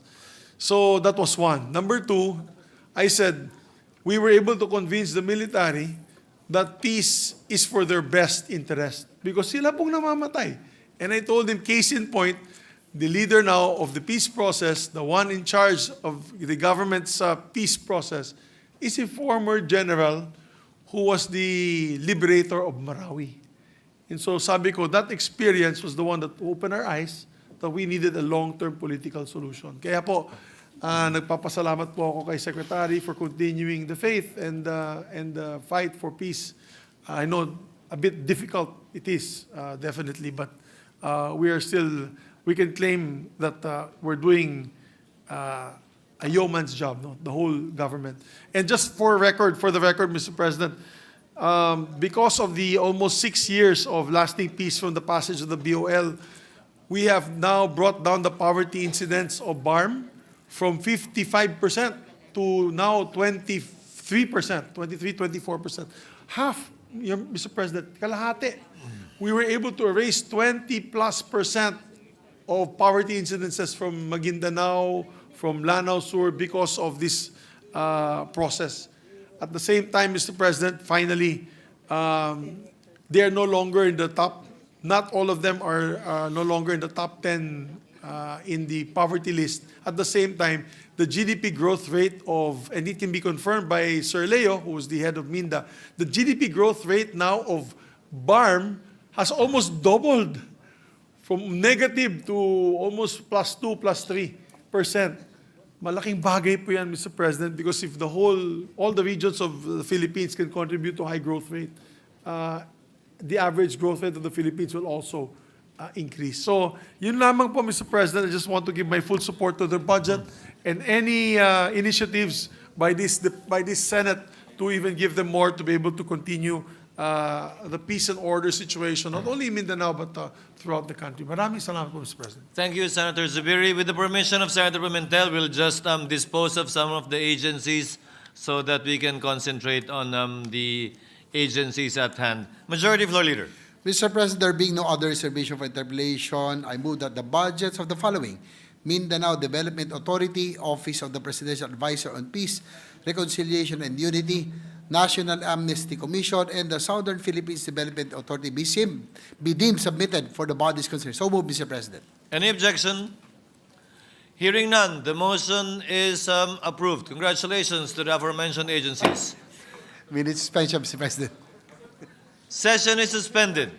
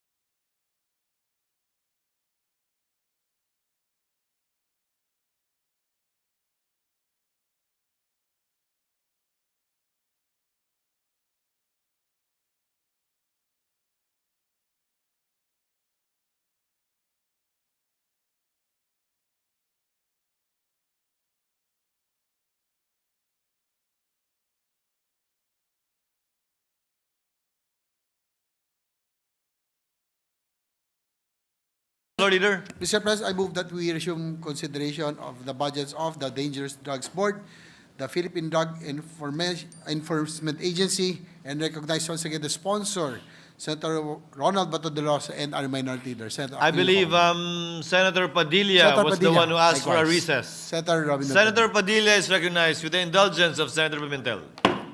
Maraming salamat po, Ginoong Pangulo. Gusto ko lamang pong linawin, Ginoong Pangulo, na wala po akong kontra. Ako po ay nakasuporta sa budget ng PDEA at ng DDB.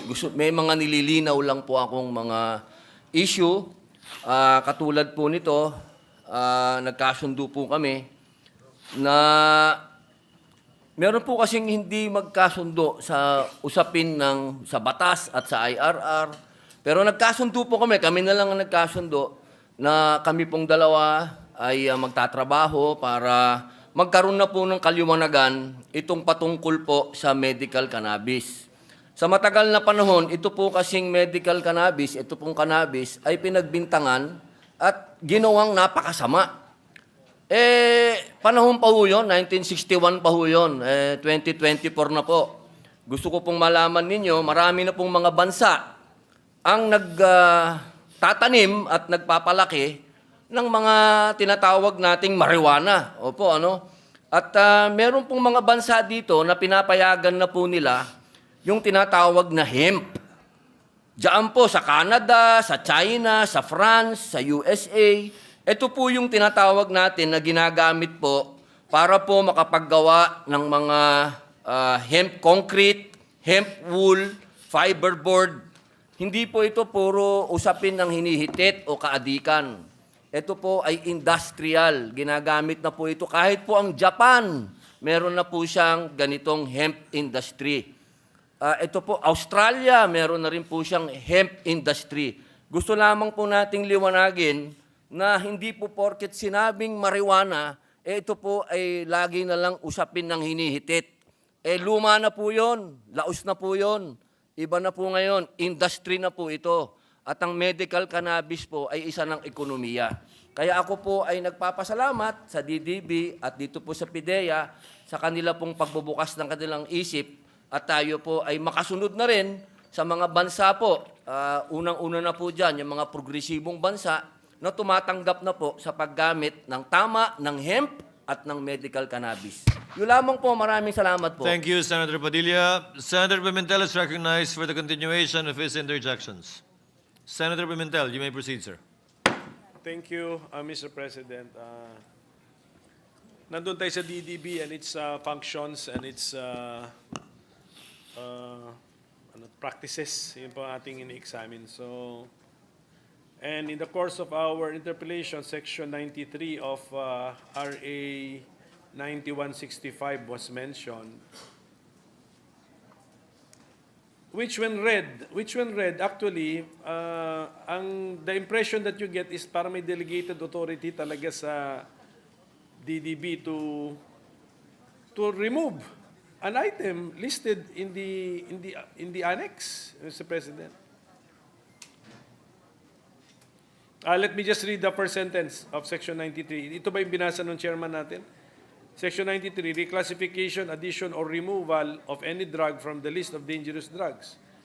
The board shall have the power to reclassify, add to, or remove from the list of dangerous drugs. Period. Ang board dito is the DDB. Correct? Correct, Your Honor. And then they're telling us that the interpretation of the DDB is they can add but they cannot remove. Yes, Your Honor.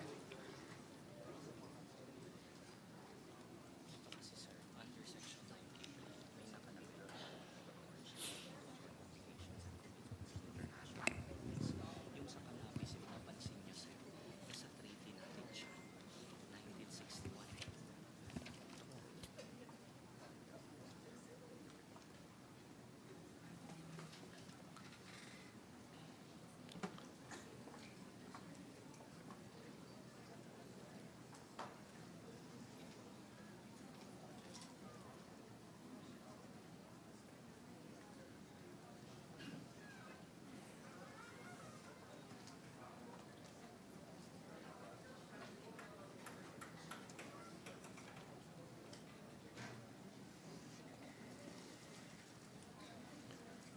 Tapos, habang nag-aaral... Yeah, Your Honor. yes, yes. Your Honor, it says here, Section 93. Yes, yun na. The board shall also take into accord the obligations and commitments to international treaties, convention, and agreements to which the Philippines is a signatory. And the Philippines is a signatory to the 1961, which is, we consider this, we annex it as Annex B. Right. 1961 United Nations Single Convention on Narcotic Drugs as amended by the 1972 Protocol. List of drugs included in Schedule 1. It says here, number 25, cannabis, number 26, cannabis resin extracts and tinctures. So that's Yes, we were talking about the list of dangerous drugs, di ba? yes, Your Honor. Mentioned din siya sa definition eh. Section 3J. Andun yata siya, okay. Section 3J. Sa definition of terms kasi sir, nakalagay din. Kasi, Mr. President, ito na lang, just to, siguro nga, anyway, we are not going to resolve this issue sa budget hearing, but we are just probing into how the DDB thinks and functions. Ang treaty kasi, in my opinion, and the treaty provisions have the force and effect and the character of municipal law, domestic law. Para na siyang pinasa na batas. Ngayon, lalo na dito, in-incorporate pa natin siya sa isang batas at sinabi natin sa Section 3J na yung listahan na to, schedules na ito, are part of this act. Therefore, we can amend it because they're part of this act, or since we delegated to under Section 93 the power to add or reclassify, add or remove to the board the list of dangerous drugs, nakasama yung listed dun sa schedules, I think we also delegated the power to you to remove from the list, not from the treaty. You're not removing from the treaty. You're removing from the list that we annexed in our law to be treated as dangerous drugs. Ganun po sana kasi otherwise paulit-ulit yung phrase na reclassify, add or remove. Paulit-ulit as a power given to the board. So, I don't know if you can pursue that kind of a reasoning. We are not asking you to amend the treaty, which you cannot do. Yes. But we incorporated nga, the schedules in the treaties are now defined as dangerous drugs. Hindi sila, ayun, linista ngayon sila. Now, they're part of the law. So, Congress may amend that list, and that's not tantamount to amending the treaty because we made them part of the act. But since Section 93, we delegated to you the power to reclassify, add, or remove from those lists attached as annex. Therefore, you have that power. That's how I understand now the how this could be interpreted. Do not worry, you are not amending the treaty. You're amending the act.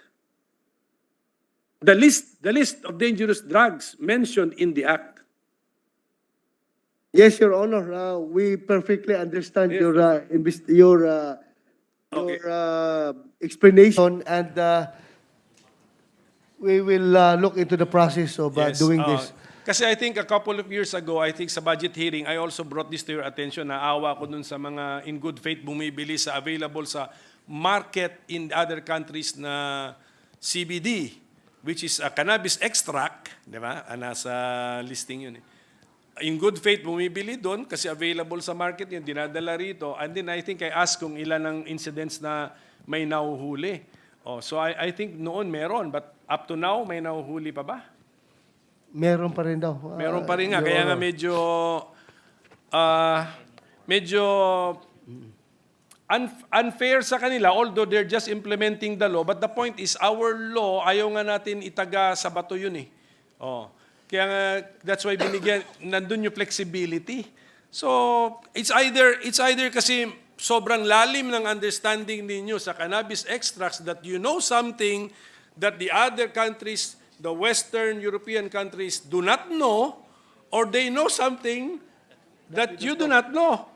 Or even though you know, your interpretation of the law is probably mistaken. Because andun yung flexibility. If you look at the law, ang purpose ng mga paulit-ulit na linalagay yung phrases na yun is for flexibility. Kasi po nagbabago eh. Science moves, our knowledge based on science also changes. I don't know, Mr. Chairman. They will be Yeah. Okay, pero meron acting on it accordingly, Your Honor. but there's a procedure. So yung mga Yes, gusto rin magano, look at the procedure. I mean, there's a petition, whatever. So gawin din po natin 'yan. Apo. Yeah. So PIDEA being the implementing arm of the DDB as well as the law enforcer of our anti-drugs laws. Yun ang pagkaintindi ko. Actually, ang pagkaintindi ko, inalis sa PNP. Bibigay talaga sa PIDEA. What is now the current, your current level is 3,299 personnel, manpower.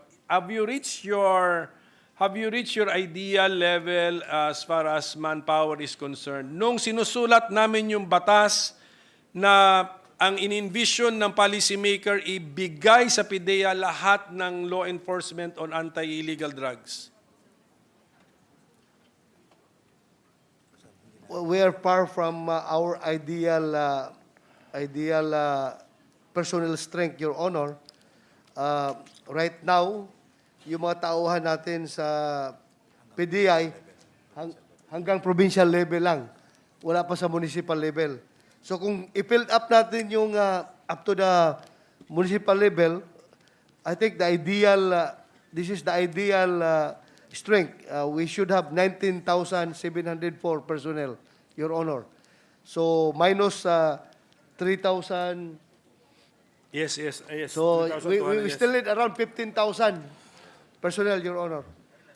Okay, kasi ang PIDEA is actually your PNP against illegal drugs. Ganun siya, lumalabas eh. So, opo. So, ang problema, Mr. Chairman, at buti na lang ang chairman natin is also former chief PNP, hindi yata binibitawan ng PNP yung concern or involvement nila sa anti-illegal drug operations because we still have the PIDEG. Your Honor, actually, by operation of law, dapat binitawan na talaga ng PNP yan. Kaya nga. But then, PDEA mismo ang humingi ng suporta from PNP. That's why yung anong tawag yan, sir? Yung operate na paano yun? That is why PNP is always involved in the anti-drug operations because it is a known fact really that hindi kakayanin ng PDEA to conduct Correct. nationwide anti-drug operations. Pero ganito ba na-envision natin pag ma-achieve na let us say ng PIDEA ideal strength nila na lagyan na lang natin, i-round off na lang natin 20,000 strong ang expectation natin, of course plus budgetary support, no? Ang expectation natin all anti-illegal drug law enforcement would be PIDEA, exclusively PIDEA now. Yes, Your Honor, That's the ideally. plan. Ideally. But remember, if we look back in our history, prior to the assumption of President Duterte, 2016, the level of drug problem in the Philippines was so high. And if you can just imagine, PIDEA, we adopted a whole of nation approach. Andyan ang PIDEA, which is 3,000 plus, o 2,000 pa at the time, 2,000 Yes, plus. Tapos plus the PNP, during my time, we were about almost 200,000, 198,000. Plus NBI, plus Bureau of Customs and other law enforcement agencies. Nagtutulong-tulungan yan sa ating war on drugs. Plus the local government units from barangay to the municipal level to the provincial level. Nagtutulungan yan lahat, pati mga barangay tanod. And still, look, anong nangyari sa ating war on drugs? Hanggang ngayon, nandiyan pa rin yung problema sa droga. Dahil nga, hindi kinaya the magnanimity. How do you call that? Anong term yan? Magnitude. Magnanimity. The magnitude of the problem itself, napakabigat po. Kaya, itong 19,000 na ideal, ay pwede siguro ito kung still, eventually, later on, masusulo na ng PDEA yung problema ng droga. Correct. Dandahan na mag-exit ang PNP. Pero ito nga, Your Honor, nakalagay dito sa, the PNP still possess authority to conduct anti-illegal drug operation provided that the case shall eventually be transferred to the PDEA based on Supreme Court decisions in People of the Philippines versus Santa Maria, GR number 1710319, and People of the Philippines versus Rasamia Hernandez et al. Hence, PDEA deputation is no longer necessary or required for PNP personnel assigned with anti-drug units. So, meron pong Supreme Court... Sa ngayon po yan. Sa ngayon. Sa ngayon, sa ngayon. Kaya nga, ang expectation nga natin, you're talking about PDEA ngayon, binabudgetan natin ng PDEA. Yes, Your Honor. Ang policy of the law is pag ma-achieve na natin yon, even with the ideal manpower requirement nila, they are the primary. Di ko sinasabing exclusive, primary, but of course PNP will act, but only upon invitation or Deputation. deputization of the PDEA. Yes, Tama Your po Honor. ba yun? Correct, Your Honor. So that's the, yun yung medyo malayo pa Ideal, tayo ron. ideal. Ngayon, baliktad pa halos, Sige po, opo. Ngayon, anyway, pagka mag-hearing na lang tayo ulit sa Duterte administration's war on illegal drugs, I hope we get the commitment of the PDEA chief and the Dangerous Drugs Board head to attend and Yes, Your Honor. give us information. Ako rin, ang aking expectation is you hold all the information about war on drugs. Dapat hawak niyo yun. If I give you cut-off dates, dapat alam din niyo anong hawak ninyo na figures, ilan ang casualty, ilan ang baby volume, volume of confiscation, etc. Dapat hawak ninyo yun. I hope hawak ninyo yun. Yes, Your Honor. Apo. Sige po. And then, just another observation, Mr. President. Meron tayong ginagastusan na Philippine Anti-Illegal Drug Strategy. Merong entry ito sa Dangerous Drugs Board, 115.9 million. Is that correct? Yes, Your Honor. Tama, no? More or less? Yes. Okay. Meron din ito sa PNP. 500 ito. Is this 5? 546.2 million pesos. So kung makikita natin, katulad kanina, pinakita natin Pamana versus Barangay Development Program, dito rin, even sa anti-illegal drugs strategy, gumagastos din tayo ng daan-daang milyon sa dalawang ahensya. Ngayon, dapat mag-policy decision na tayo rito. Ibibigay ba natin sa spesyalista? Ang spesyalista rito is the Dangerous Drugs Board. Spesyalista or sa isang general organization, general purpose organization like the PNP. Unless the DDB head can tell us may difference ba? Sa Your Honor, DDB is the lead agency. Correct. But all other government agencies are mandated by law to institutionalize the PADS. So kasama na dyan yung PNP. Kaya meron silang pundo.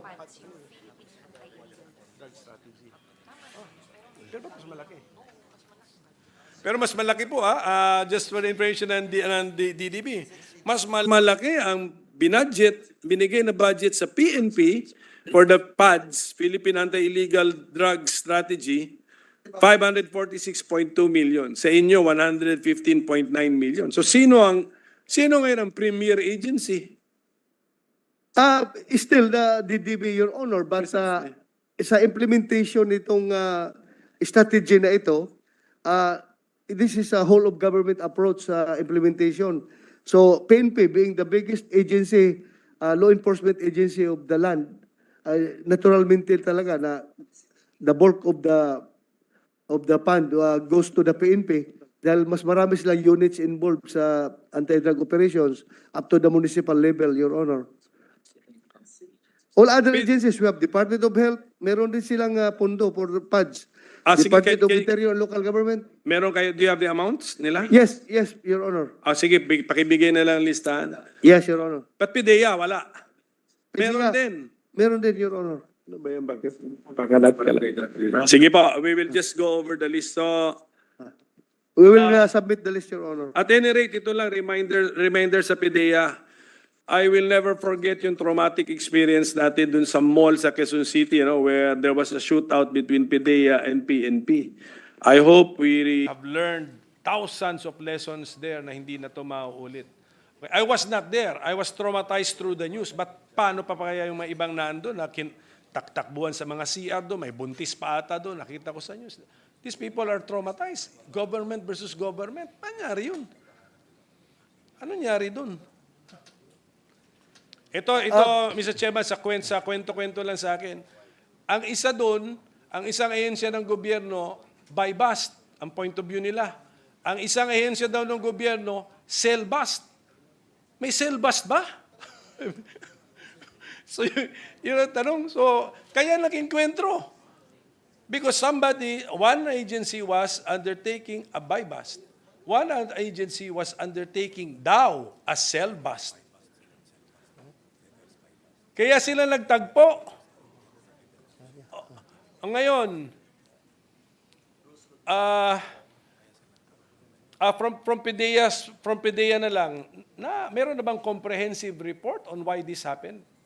Has any agency investigated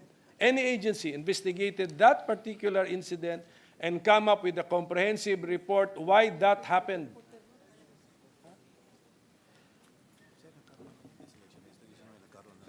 Well, Your Honor, as a result to that, incident, nagkakaroon tayo ng joint memorandum circular between PNP, PIDEA, and other law enforcement agencies to enhance the coordination mechanism between drug law enforcement units by providing clear-cut guidelines that will guide anti-drug units in the conduct of anti-illegal drug operation.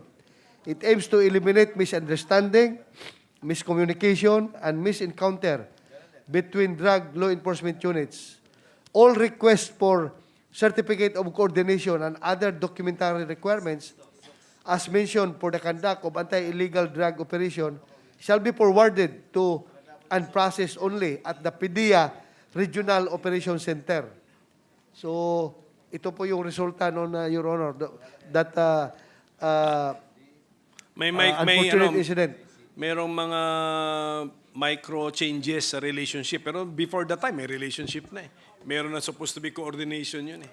But still, it happens. So, I hope that the micro changes that we made will really prevent the happening again of such an incident. Yes, Your siguro DDB, magsalita na rin kayo. There's no such thing as a cell bust. Okay. There's they call it reverse buy bust, Your Honor. Reverse buy bust. Mr. President, I mean, So, that's bawal. marami So yata, that's bawal now. tayo natatawa, pero I think marami yata namatay nung insidente na yun. I think not less than 5 ang namatay doon. Imagine, government versus government. Mr. President. Well, at any rate, Mr. President, may phoned-in question lang kasi ako. One more topic. You need chemists eh, kasi who needs chemists? Is it the board or PIDEA? PIDEA, di ba? Also, PIDEA, Your Honor. you need chemists, may Magna Carta for chemists ata kayo. Just make sure that you observe it or implement it because yung rate daw ng attrition or resignation or anong tawag mo doon? The rate that chemists are leaving the agency mataas. So, you need your chemists because even yung law na binasa natin, may mga laboratories na binabanggit doon eh. So, take care of your chemist and I think you have sufficient equipment already. Balak nyo pa bang bumili pa ng more equipment? I mean, sana kung may pera kayo, invest in your people, especially your scientists, your chemists. Yung po suggestion ko na lang po, Mr. President. Yes, we'll take in, Your Honor, your advice to PIDEA. No, but kasama ba sa budget ng PIDEA is the purchase of more laboratory equipment? Are these But are you purchasing the same equipment that you already have, Mr. President? Yes, Your Honor. In fact, it's listed in number 5, capability enhancement of PDEA laboratories nationwide. Magkano po yun? Magkano? Capital outlay, Your Honor, it's 176. 176 Million. million. Opo. Sige po, basta kung although CEO yun, CEO, hindi mo naman mapapataas yun, no? But invest in your people, especially your scientists and your chemists, your laboratory workers, Mr. President. Critical yata sila because otherwise, pagdating sa kaso-kaso, baka ma-dismissan din kayo ng kaso or acquitted because mismo yung material na confiscate, baka doon pa lang reasonable doubt na pagdating Yeah, sa classification niya. Correct, Your Honor. Sige po. Yung the issue on kuwan yung mabilis yung pag-alis ng mga chemist natin is that greener pastures are waiting for them outside. And we cannot just adjust our pay scale because of we are controlled by civil service. Yun, precisely, ito lang Mr. President, for the information of everybody. Ang isang agency na naayos niya yung pagdating sa pay scale is DAR. Meron siyang ginawa, magpatulong na lang tayo kay Secretary Estrella. I don't know if you can take advantage of this concept na scrap and build down. That's what he did. Kasi ang parati nating na-encounter na hindi tayo maka-attract would be lawyers, ang baba daw. Psychiatrists, bababa. So, kung makita mo, pagdating sa mga psychiatrists, yun yung may mga science na. So, chemist, yun yung mga science field na po ito eh. Oh. And I'm sure doctors din siguro, hindi attractive ang mga pay scale. So, find out how DAR was able to do it. Lawyers ang naayos niya because problema nila titles eh. Land title. So, lawyers ang na-attract nila. Okay? They collapsed positions and then they produce a better paying one na tatanggapin na po ng mga professional, scientists, gano'n po. So, Yes, Your Honor. One example cited by the Director of PDEA is that when a chemist is applying to the law enforcement community, ang pinakauna talaga niyang applyan is PNP. Because yung chemist sa PNP is salary grade 14. Sa PDEA, pagpapasok ka as chemist, salary grade 11 lang. okay. So kung matanggap siya sa PNP, mawala na ang PDEA ng Correct, chemist. Pero kung hindi siya matanggap sa PNP, apply siya sa PDEA. Pullback position niya yung PDEA, but a lower pay grade, of grade 11, salary grade 11. But I'm sure there must be a solution na ipantay na lang because PDEA is the PNP for illegal drugs. Siya po. Yeah, we will make the necessary adjustments, Your Honor, and your recommendation, the DAR model. Hindi ko alam yung sagot, pero may nakasagot. Yun ang gusto kong sabihin. Yes. It's a whole of government approach, sabi ng chairman. Pa-advise tayo rin sa ibang ahensya ng gobyerno na naayos nila yung problema nilang ganyan. Yes, Your Honor.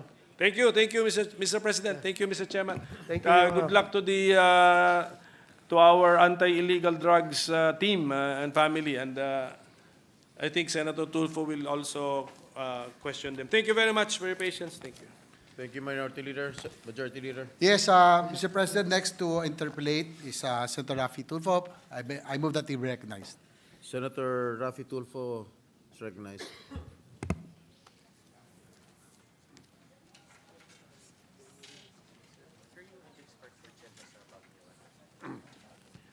Thank you, Mr. President. Good sponsor. I'd like to put it on record that I fully support the budget of the DBB and PDEA. However, I have some few clarificatory questions, which are very basic, and I'm sure it's very easy for the good sponsor to answer this, being a veteran law enforcement member. My first question is about doon sa tinatawag na drug watch list and order of battle. Paano po na ilalagay sa listahan ang isang tao doon?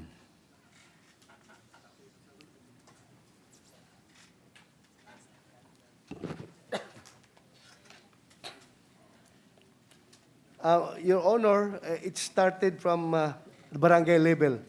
The information was collected from the barangay level, then binabalidate up to the municipal level, provincial level, regional level, hanggang sa nabuo yung watch list at the national level, Your Honor. Okay. So meron ho bang pagkakaiba sa listahan ng mga drug user versus drug pushers?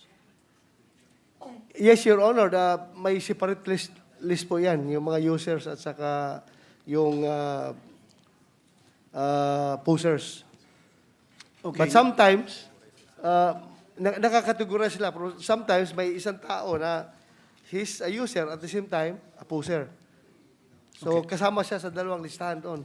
User na, pusher pa. At meron din po ang PDEA listahan ng mga supplier at manufacturers. Yes, Your Honor. Okay. The reason why I asked that, Mr. President, the good sponsor, years ago, ilan ng mga napunta sa aking mga complainants na nailagay ang pangalan nila sa drugs watch list samantalang malinis naman sila. So ang duda nila, meron silang kapitbahay o merong galit sa kanila na may connection sa barangay, sa law enforcement, kaya inilagay ang pangalan nila doon. In some cases, in the past, may napapatay pa dahil dyan. So paano po maiwasan natin na mangyari yan ulit?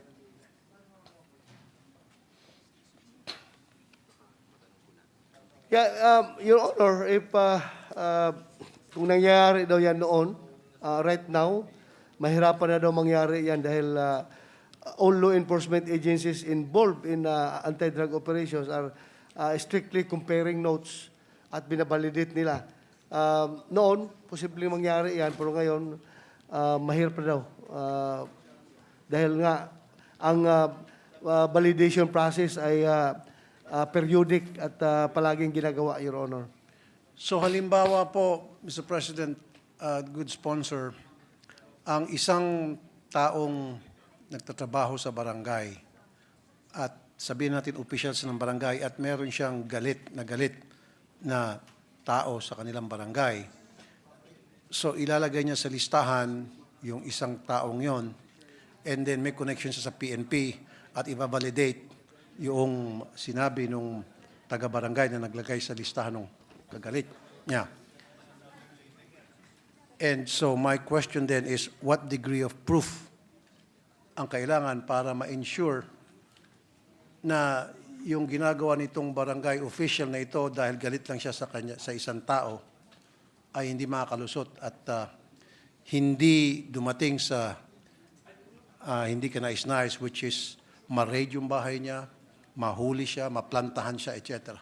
Kasi in some cases, siguro alam niyo po ito, good sponsor, marami sa mga kababayan natin, especially yung mga mahirap, na pagdidiskitahan, hinuhuli, at alam naman natin, wala sila talagang kasalanan, at pinaplantahan.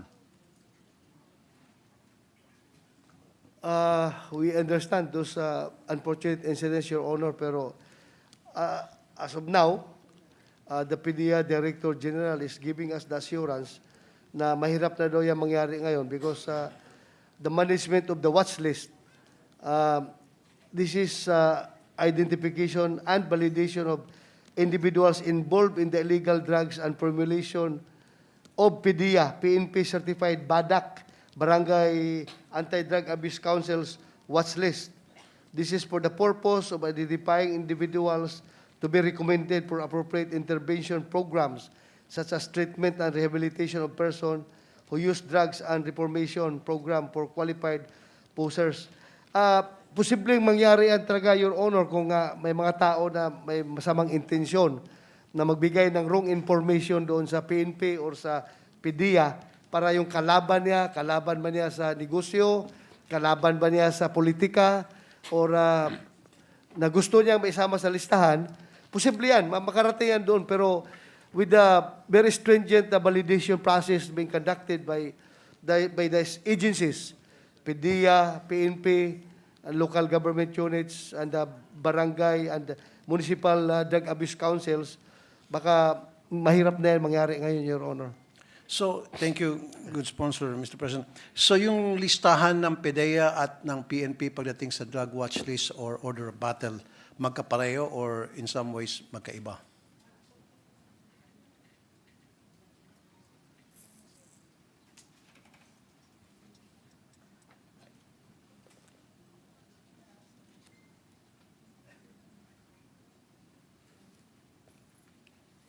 Yes, Your Honor. Magkaisa na po yung listahan dahil kinukonsolidate nila, nagko-coordinate sila palagi, yung NBI, PNP at PDEA, iniisa na yung listahan. And we are no longer using the term order of battle, Your Honor. Watch list na lang yung nakalagay doon sa Watch list na. listahan. Kasi in the past, sikat na sikat yung salitang order of battle. Military term yan. Pag nilagay ka doon sa listang order of battle, delikado ng buhay mo. Yes, It's Your either Honor. mapaplantahan ka at makukulong ka or sementeryo. Yes, Your Honor. So ang sa akin lang po kasi, gusto ko lang maiwasan na yung mga inosente, of course, galit po ako sa droga, tulad natin lahat dito, sana yung mga maliliit nating kababayan, yung mga talaga inosente, hindi mapagplantahan, mapagbintangan at makulong dahil sila ay napagdiskitahan lamang at sila ay nasa kulungan. And I'll tell you, it's a fact na napakaraming mga kababayan tayo dyan sa city jail na nag-aantay ng kaso nila ma-resolve na inosente, believe it or not. Napakarami yan, and you know that the good sponsor. Number one, pinantahan sila. Number two, wala silang pampiyansa. Number three, mahirap sila. Yun yung tatlo, kaya hanggang ngayon nabubulok sila sa city jail. So, having said that, sana maging careful ang ating mga taga-PDEA, law enforcement, sa pag-qualify ng isang taong whether he's a drug user, drug pusher, or not. Para naman masarap po yung mga inosente doon sa mga talagang totoong mga pushers. Now, nagsusuot ho ba ng body-worn camera ang mga PDEA operatives tuwing sila po ay pupunta sa field? I mean, at 100% rate. Kasi sa PNP, sa 10 na gagawa ng operation sa field, yung isa salamat kung meron, tapos sira-sira pa yung camera at hindi pa umaandar. Sa PDEA, hindi ba ganon? PDEA has 100% body-worn camera to all its operatives during anti-drug operations, Your Honor. 100%, right? 100% complete. Very good, excellent. It's very nice to hear. Now, yung pong mga nakukolekta na ebidensya ng mga operatives sa field, saan po dinadala yun? Saan po ini-store? We have evidence custodian, Your Honor, na nagtatago sa mga ebidensya, provincial offices, regional offices, Your Honor. Doon po nakalagay yung mga nakatambak yung mga ebidensya. Okay. Gaano ka-secure po yung evidence room, kung tawagin if you will, na masiguro hindi po malulusutan yun, meaning wala pong mga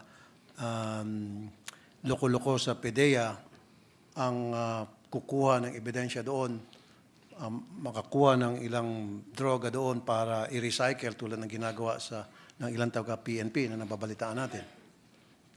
Pwede recycle or pwedeng gamitin mismo, Your Honor. Pwedeng yung gamitin mga, mismo. Mga drug Sponsor. abuser na mga tao. So how secured?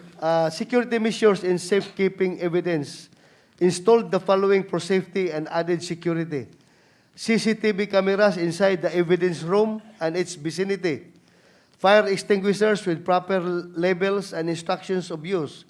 Metal grills were installed around the facility. Double doors were metal instead of wood. The doors were secured with 3 sets of locks which are in the custody of 3 authorized laboratory service key holders, such that the absence of a key holder makes access to the evidence room impossible. Biometrics will also be installed outside the evidence room to control access to the facility. So, napaka-secure na po yung kanilang evidence room, Your Honor. Dahil 3 may hawak ng susi. Kung hindi present yung 3, hindi ma-open yung evidence room. And so, chances are na yung 3, hindi yan magkakaisa na gumawa ng kalokohan. May mga, mga safety features na ginagawa kaya hindi sila magkakaisa. Thank you, Mr. President, Madam Sponsor. I mean, good sponsor.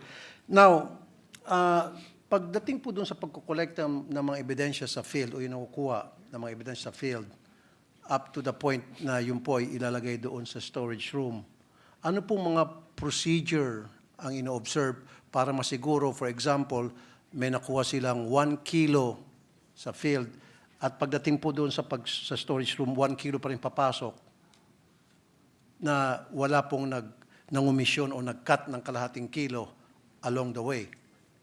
Your Honor, according to the PDEA, the chain of custody of evidence is strictly being observed by every operatives of PDEA, Your Honor. Wala ho bang third party? Kasi kung mga PDEA, sila lang, pwede po magsabuatan yon. Dapat po may third Your party. Honor, Halimbawa, taga-media. always during operations, we seek the presence of local government officials and members of the media as witness in the conduct of our operations as required by law. So sila yan mismo, yung mga taga-media, mag-iingay yan kapag meron silang naobserbahan na mga ginagawang hindi maganda, yung mga operatiba natin sa field, Your Honor. Lalong-lalo na yung mga sinatawag natin na savings. Mabubulabog yan dahil mayroong outsider coming from the media and coming from the local government o barangay na magbabantay doon sa ginagawa nila, Your Honor. Thank you. Thank you, good sponsor. Ang ibig ko rin kasi sabihin, the good sponsor, Mr. President, yung bang pag-transport ng ebidensya from point A, doon sa field, to point B, doon po sa storage room, na-observe ng hindi lamang na mga taga-PDEA, kundi third party, halimbawa taga-media, na yung 1 kilo na na-collect sa field, dapat 1 kilo din ang pumasok at yun din po yung mismo, yung mga droga na yun ang talagang nakuha at exact na timbang pa rin. At same pa rin ang laman nung kung yun po ba yung mga sachet, yun po ba yung supot, etc. Kasi Your pwede Honor, magkaroon ng switching eh. Yeah, mahirap talaga daw na pakialaman yung pag namarkahan na dahil the inventory is right there at the crime scene. Pag gawa ng inventory doon sa crime scene, namarkahan yan kung ilang pounds, ilang grams yan, pagkarga doon sa evidence van, papunta doon sa evidence room, ay sigurado yan na pagdating doon, the same pa rin. Kasi chine-check naman nung mag-receive na evidence custodian doon sa evidence room, kung anong nakalagay doon, kinikilo, tinitimbang niya uli doon pagdating, Your Honor. Kaya mahirapang galawin ng mga tao. Meron ding nagbibideo, mga pictures, kaya sinisiguro natin na hindi nila matamper yung evidence, Your Honor. Okay, thank you, Mr. President. Good sponsor. Now, let's talk about destroying the drugs. Kapag natapos na po yung kaso sa korte, I would assume na yung mga drugs na yun ay kailangan i-destroy. Paano po yung destruction process na ginagawa? The procedure of destruction, Your Honor, goes this way. First, we have to secure court order for the destruction from the court or written order from the Director General PDEA. If there is no case filed, Number 2, take pictures of the evidence. Number 3, reweigh the evidence. Number 4, re-examine the evidence. Number 5, take representative samples pursuant to the provisions of Board Regulations Number 1, Series of 2002. And number 6, burn dangerous drugs using thermal method. Okay. Yes, I understand. Now, Yes. doon po sa burning na proseso, sino-sino po ang present at nag-observe para masiguro na yung mga sinusunog ay yung pa rin po yung mga drugs na nanggaling doon sa storage na may court order na pwede na i-destroy? Your Honor, the witnesses prescribed by law, accused or counsel for the accused, DOJ representative, media representative, elected public official, and civil society group. cannot proceed to the destruction site at a short notice. Moreover, the said witnesses cannot proceed to the destruction activity on an almost daily basis. So, but still, pinagsisikapan na ito, pag lalong-lalo na yung destruction ng malakihan, Your Honor, nire-require talaga na yung presensya nito mga tao na ito. Okay. Thank you, Mr. President. Good sponsor. Ano pong ginagawa ng PDEA na para masiguro yung monitoring ng kanilang mga agent na hindi mapasok sa pagbebenta ng illegal na droga or mismong sila ay gumagamit na pala ng droga? We have continuing counterintelligence efforts, Your Honor, meaning we are monitoring all our personnel as far as their daily activities is concerned. And yun naman sa paggamit ay nagkakaroon tayo ng mga random drug testing to our personnel from time to time para mahuli yung mga gumagamit. Lalong-lalo na yung mga suspected na tingin natin ay gumagamit na, we require them to undergo a drug test, Your Honor. Thank you. So far, ilan na po yung mga PDEA agents ang natanggal sa trabaho, nasibak dahil sila po pala ay later on, they were found out to be drug users na?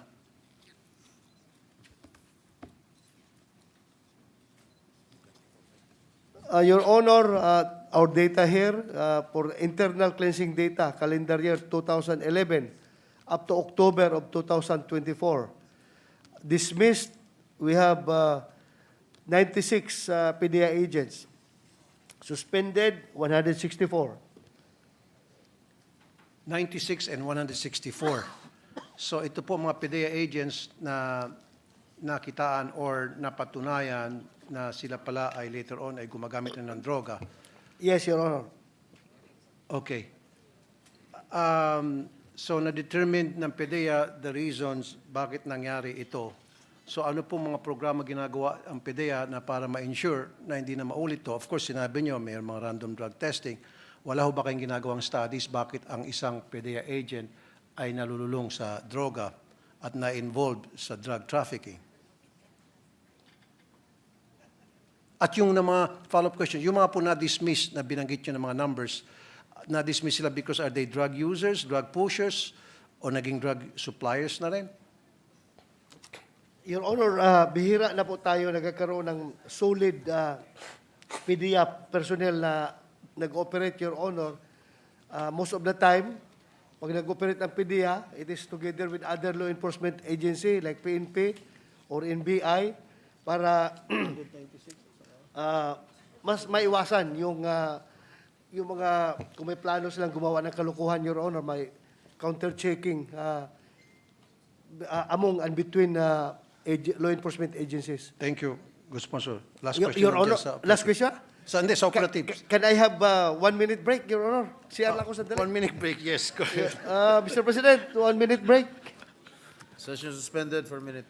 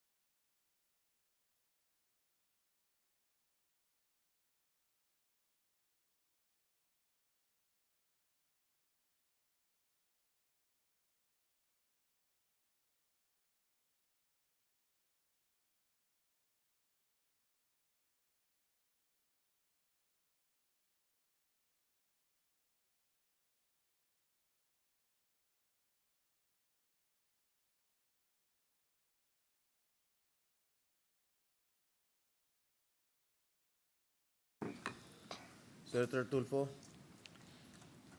Thank you, Mr. President. Good sponsor. Out of the 95 dismissed, 164 suspended, 4 fined, 103 admonished from 2011 to 2024, ilan po doon ang dahil sa drugs?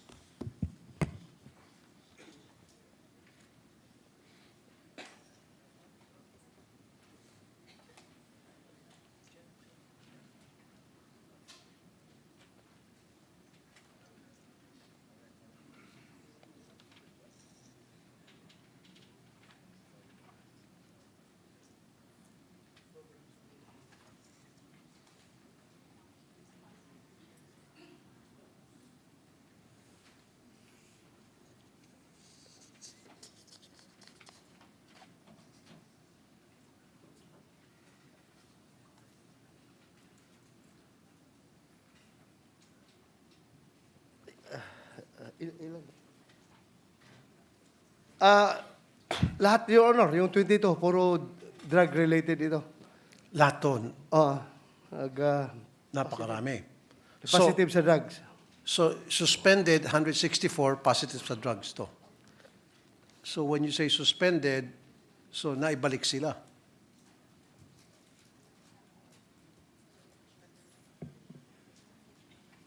And admonish, 103. Pag drug-related, Your Honor, dismiss kagad, tanggal. Hindi pwede yung suspension. Itong mga suspension na ito, mga minor administrative Okay. violation siguro, Your Honor. Okay. So Kaya itong sila 95 na-suspended. ang dismissed. Yes, Your ang Honor. involved sa drug kasi 95. Okay, at hindi na po sila naibalik. Hindi na ibalik. Okay, great. Now let's talk about the reward system, Mr. President, and good sponsor. Paano po yung procedure sa pagbibigay ng reward? Ito ho ba, I would assume, ay sa mga tipster?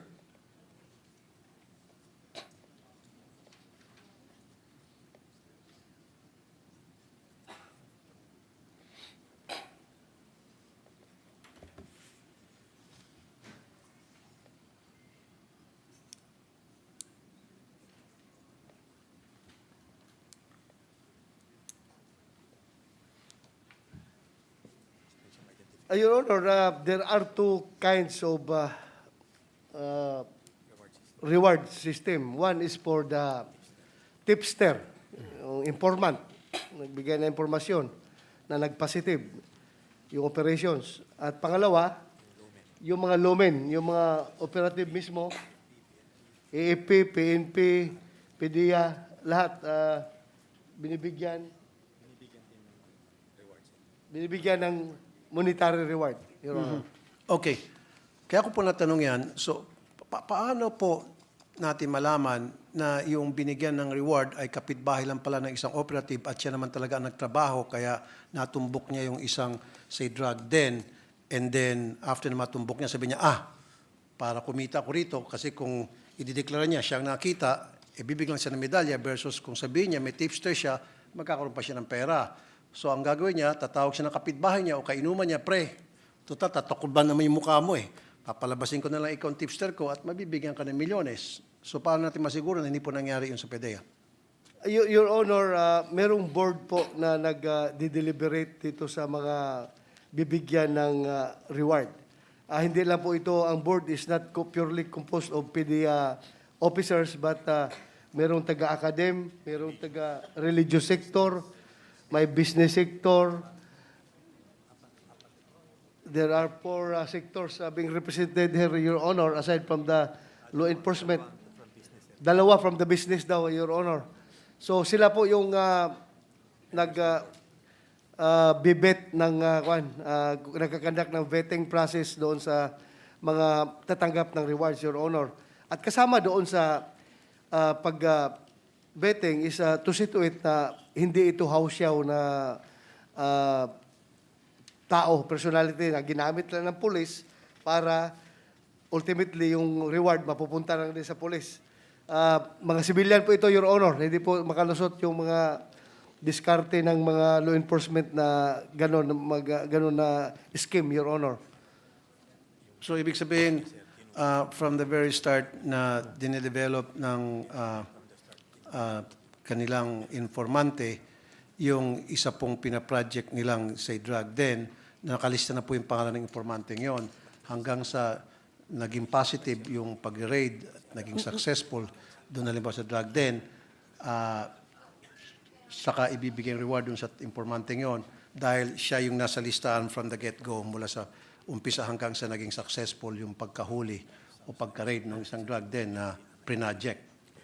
Not necessarily, Your Honor, yung pangalan niya mismo makuha, no, malista.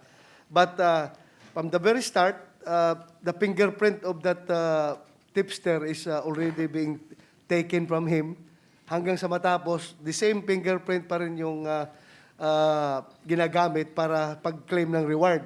Kasi there are instances wherein informants, yung tipster, ayaw nila mabulabog yung kanilang identity. So hanggang kuwan lang tayo, yung right thumb fingerprint, Your Honor. Okay, hindi po ako namimiloso po, good sponsor, Mr. President.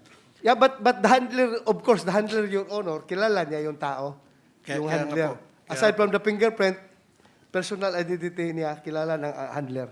Kunyari, si Mario, isang PDEA agent, at meron po siya na-discover na isang malaking bahay ng supplier, drugs. Alam niya na yon dahil siyempre sa kanyang experience and all.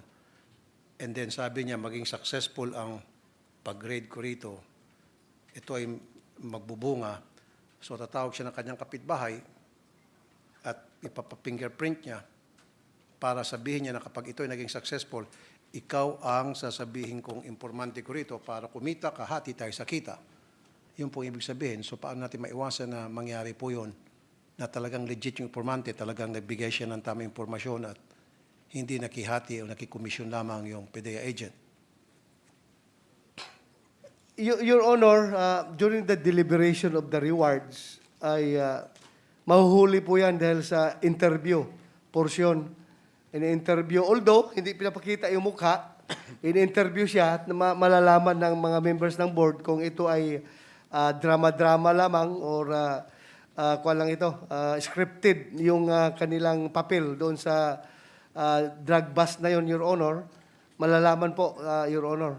Okay. Thank you, Mr. President. Good sponsor.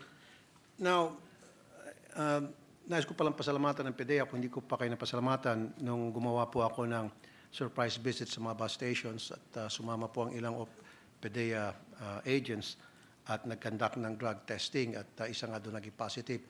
Now, doon po sa drug testing, ano po yung nahuli doon? Is it shabu lamang? Kasama ba doon yung cocaine, marijuana?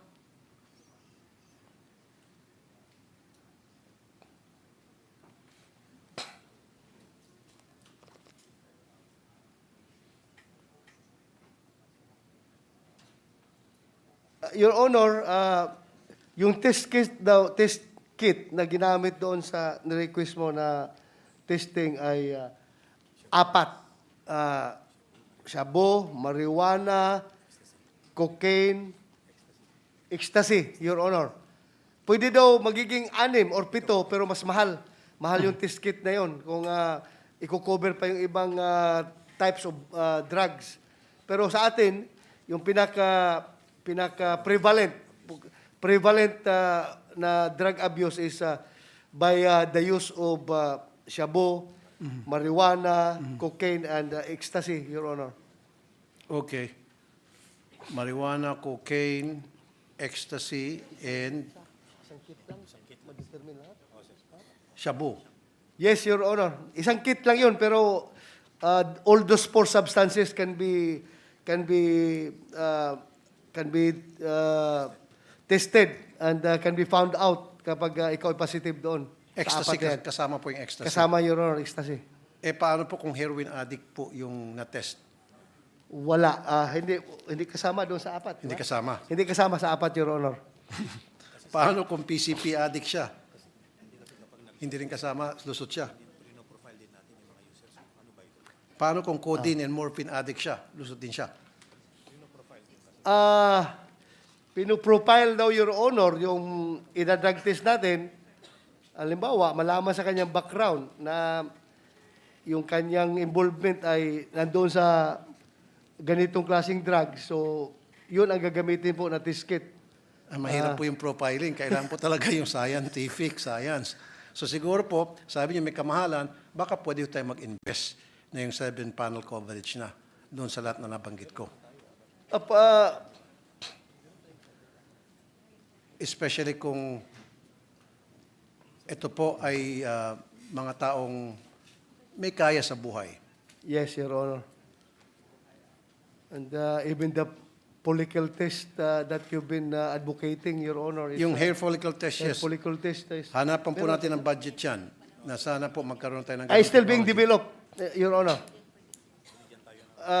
Development of hair follicle drug testing, 13 million. So they develop na ito, Your Honor. Billion o million? Million. 13 million. Mura pesos. lang. Mura lang, Your Honor. Sige po. Development stage ba, Your Honor? Hindi pa natin alam. Baka later, may additional na gasto pa ito. With the indulgence of the Senator Tulfo, is there any private hair follicle center here in the Philippines?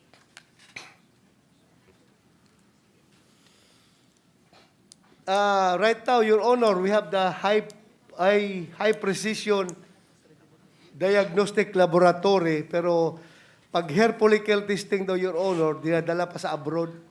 Doon pa tinitest yung sample. So you will know the results by how many weeks or how many months? Average 2 weeks daw, Your Honor, yung hair follicle test. Doon sa private. Doon sa private. Alright. So wala pa tayo sa sa Sir? government agency, wala tayong we do not have any hair follicle testing center. Right now, Your Honor, for the information of the body, wala pang na-accredit ang DOH ng hair follicle testing center o laboratory dito sa Pilipinas. Alright. So wala pa. Magiging first pa itong dinedevelop ng PDEA pag ito ay naging successful. Thank you. Senator Tulfo, thank you. Thank you, Mr. President. Now, good sponsor, dumako tayo dun sa mga dredging vessels. During my last hearing sa Public Services, tinanong ko po yung DOTR and even the Bureau of Immigration and Coast Guard, pag may dumating na foreign vessels na gagawa ng dredging dito, sometimes from China, tinanong ko sila kung anong klaseng inspection ang ginagawa nila na para masiguro na walang droga maipapasok. So, sila daw ay umaakyat doon at gumagamit ng K9. And then in-inspection po yung maleta. Wala ho bang presence ang PDEA doon para kapag halimbawa may naamoy yung aso na kahina-hina suspected drugs, agad-agad ang PDEA ang gagawa ng confirmation because they're the agency na may capability makapagsabi na kung drugs ba yun o hindi. Hindi yung Coast Guard.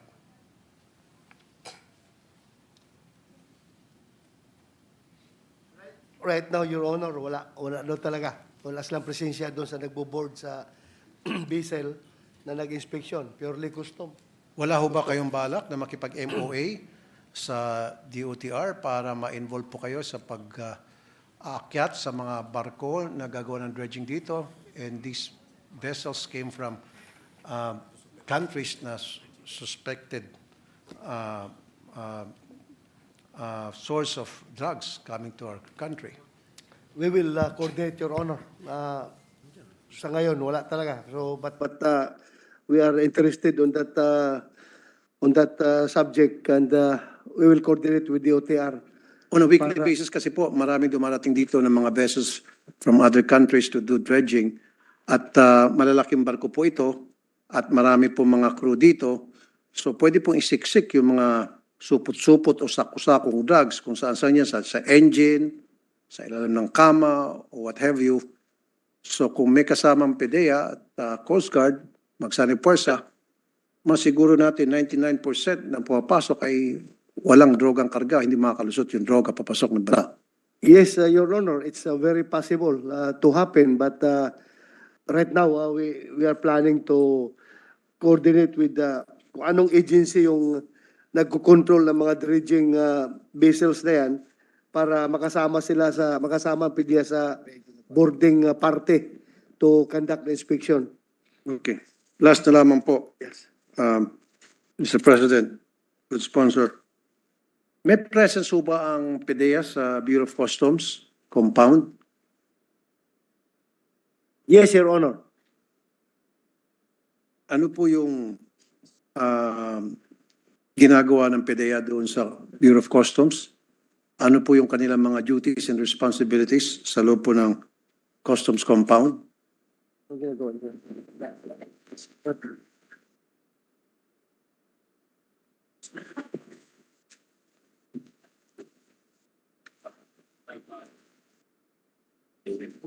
Your Honor, the presence of PDEA can be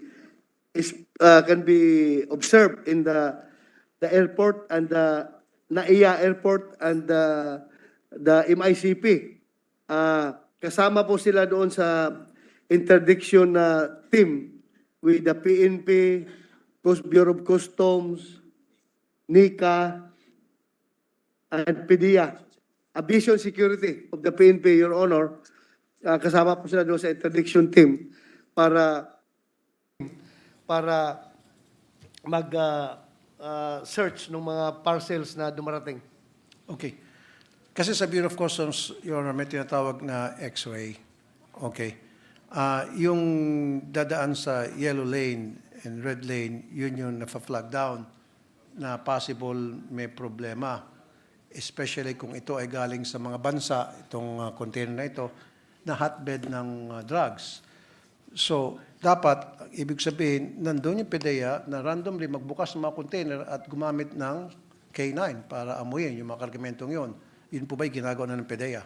At kapag ginagawa, bakit po nakalusot yung magnetic container na kilo-kilo, daan-daang kilong shabu? Meron. Your Honor, pagdating kasi dyan daw sa yung portion na yan, it's a purely customs area and sila po ang nasusunod dyan. The only thing that PDEA can do is to be there once their presence is requested by the customs. Hindi po sila na on their own papasok doon sa custom zone at maghahanap randomly ng target, Your Honor. Kailangan talagang dadaan pa sila sa customs authorities for coordination purposes. Exactly. So, wala bang balak ang PDEA na makipag-MOA sa Department of Finance, the DBB and the Department of Finance, kasi yung Customs is under Department of Finance, para maobliga yung mga taga-Bureau of Customs, payagan po yung mga taga-PDEA na magkaroon ng presence sa loob ng compound nila for the purpose of looking out for drugs na possible na na-smuggle papasok ng bansa. We will try to coordinate with the Department of Finance, Your Honor. If it is feasible, we will try, Your Honor. Maganda po talaga yan. Maganda po talaga yan. Kailangan talaga yung proactive approach pagdating dyan. Hindi yung nakatambay nga ang PDEA doon sa loob ng MICP or sa loob ng NAIA, pero maghihintay lang kung kailan itatap yung services nila by the Bureau of Customs. Dapat on their own sana, kung pwede, meron silang information na narinig, na natanggap, na itong particular container ba na ito, posible itong may laman, dapat on their own, kaya na nila kagad umaksyon. Pero as said, Your Honor, we have to go through the customs authorities. So, yung suggestion mo, Your Honor, is being considered seriously by PDEA. Thank you. Last naman talaga, sponsor. 41.3% of first-time drug users were between ages 15 and 19. 1 in 3 students in the 12th grade experienced using marijuana. Alam mo ba ito ng PDEA? At kung alam ng PDEA ito, ano pong ginagawa ng PDEA at meron ba kayong mga programa para ma-address ito? Thank you.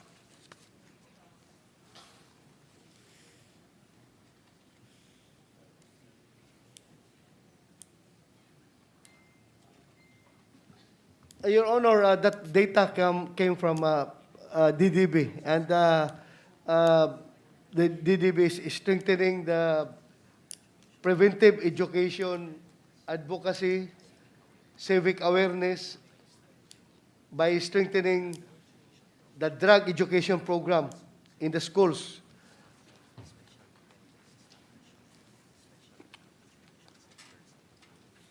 And the establishment of special drug education centers at the community level Thank you, Mr. for President. out-of-school youth. Thank you, Mr. President. The good sponsor, thank you very much. Thank Padilla. you very much, Your Honor. Thank you. Majority Leader. With that, Mr. President, there being no other reservation for interpellation, I move that the budgets of the following: the Dangerous Dogs Board, the Philippine Drug Enforcement Agency be deemed submitted for the body's consideration. So move, Mr. President. Is there any objection? There being none, motion is hereby approved. Meeting suspension, Mr. President. Session suspended. Picture.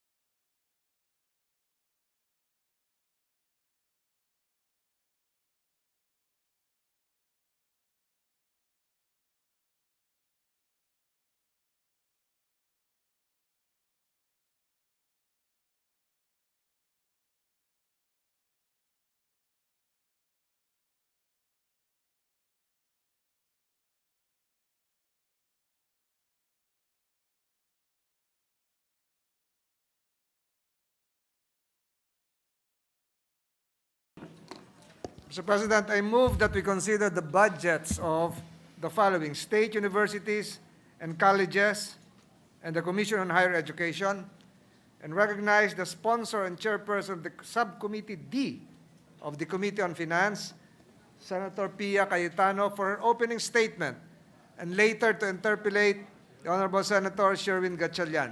I Sir- move that they be recognized. Sir, objection, there being none, motion is approved. Thank you, Mr. President.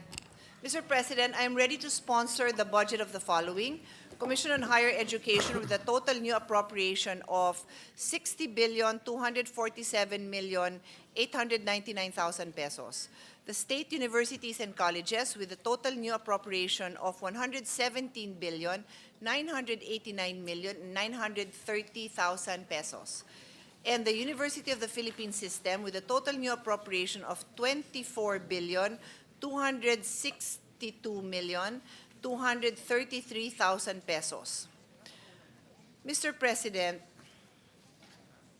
I would just like to express to share a few observations on the higher education challenges. Survey shows that one of the primary reasons why students drop out of college is because of financial difficulties. Unfortunately, as it stands, it is going to be even more difficult for college students to graduate because under the tertiary education subsidy, we used to give 60,000 pesos per academic year for private higher education institution students and 40,000 for those enrolling in the public higher education system. But beginning academic year 2024 to 2025, the UNIFAS board has limited it to 20,000 pesos per year for both public and private higher education institutions. This is because of the number of applicants they have, and the idea is to spread it out. But, Mr. President, with the higher cost of living, our fear is that more of them will not be able to graduate. The next item I'd like to point out is the quality of education and job mismatch. 10 years ago, around 41% of college-age students were enrolled in higher education institutions. Now it is 47.49%, almost 50% of college-age students are enrolled in higher education. But the question we must ask ourselves, will this result in a well-educated, well-matched set of graduates? Based on news report, licensure exams for teachers, dentists, accountants, and more, even the bar exams actually continue to have low passing rates. Meanwhile, a study by the Philippine Institute for Development Studies conducted in 2022 showed that 40% of Filipinos are overqualified for their job. That said, our investment in higher education infrastructure, state-of-the-art facilities, cutting-edge technology, and ample resources create an environment that facilitates effective learning, teaching, and research.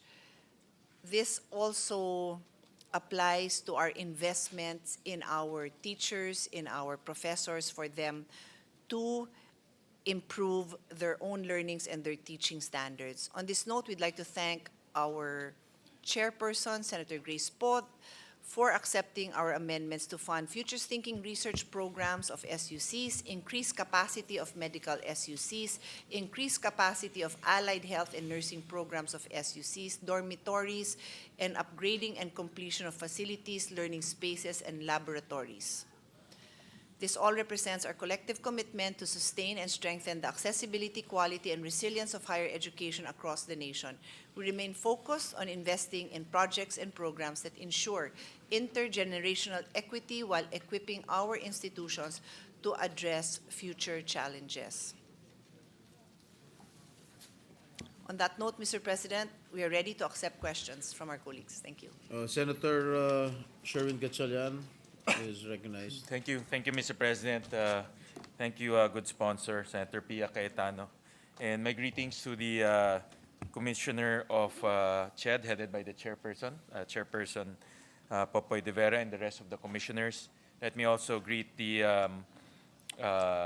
SUCs who are here with us, headed by the President of PASOK, Dr. Ronquillo. Good afternoon, sir. So I'll start off with questions in relation to the SUCs, Mr. President, and this was discussed during the hearing conducted by the good sponsor. And Section 4 of Republic Act number 10931, or the Universal Access to Quality Tertiary Education Act, provides a clear method for computing the funding requirement of FHE. And let me read Section 4. Free higher education in SUC and LUC, provided finally that the amount required to implement the free tuition and other school fees in SUCs and LUCs shall be determined by the respective governing boards of SUCs and LUCs based on the projected number of enrollees for each academic year, which shall be the primary factor in computing the annual proposed budget of SUCs and, in the case of LUCs, the CHED for this purpose. This shall in turn serve as the baseline during the preparation of the annual expenditure program by the Department of Budget and Management. Then, in Section 4 clearly states that the primary factor in computing the funding requirement for FHE is the projection of the number of enrollees. However, the DBM uses actual FHE billing 2 years ago in determining the funding level for the succeeding year under the National Expenditure Program. So if the funding year is fiscal year 2025, which is next year, they use the actual billing for 2023, 2 years behind. This method employed by the DBM is contrary to Section 4 RA 10931. This practice resulted in actual deficiencies of about 3 billion pesos in 2022 and 6.4 billion pesos in 2023. It is expected to result in future deficiencies. The projected deficiency for this year is about 2.3 billion pesos and 3 billion next year. These deficiencies show that national government has not been paying the true cost of FHE. So, Mr. President, Madam Sponsor, I would like to ask the good sponsor about her opinion on this divergence of interpretation between the DBM and also the free higher education law, because the free higher education law clearly states that what the DBM should use is the projection so that the budget will be accurate and use that projection as the baseline for budgeting, which is the NEP. However, the DBM created their own budgetary method, in which they use the actual enrollment 2 years behind. So obviously, it did not factor in projection.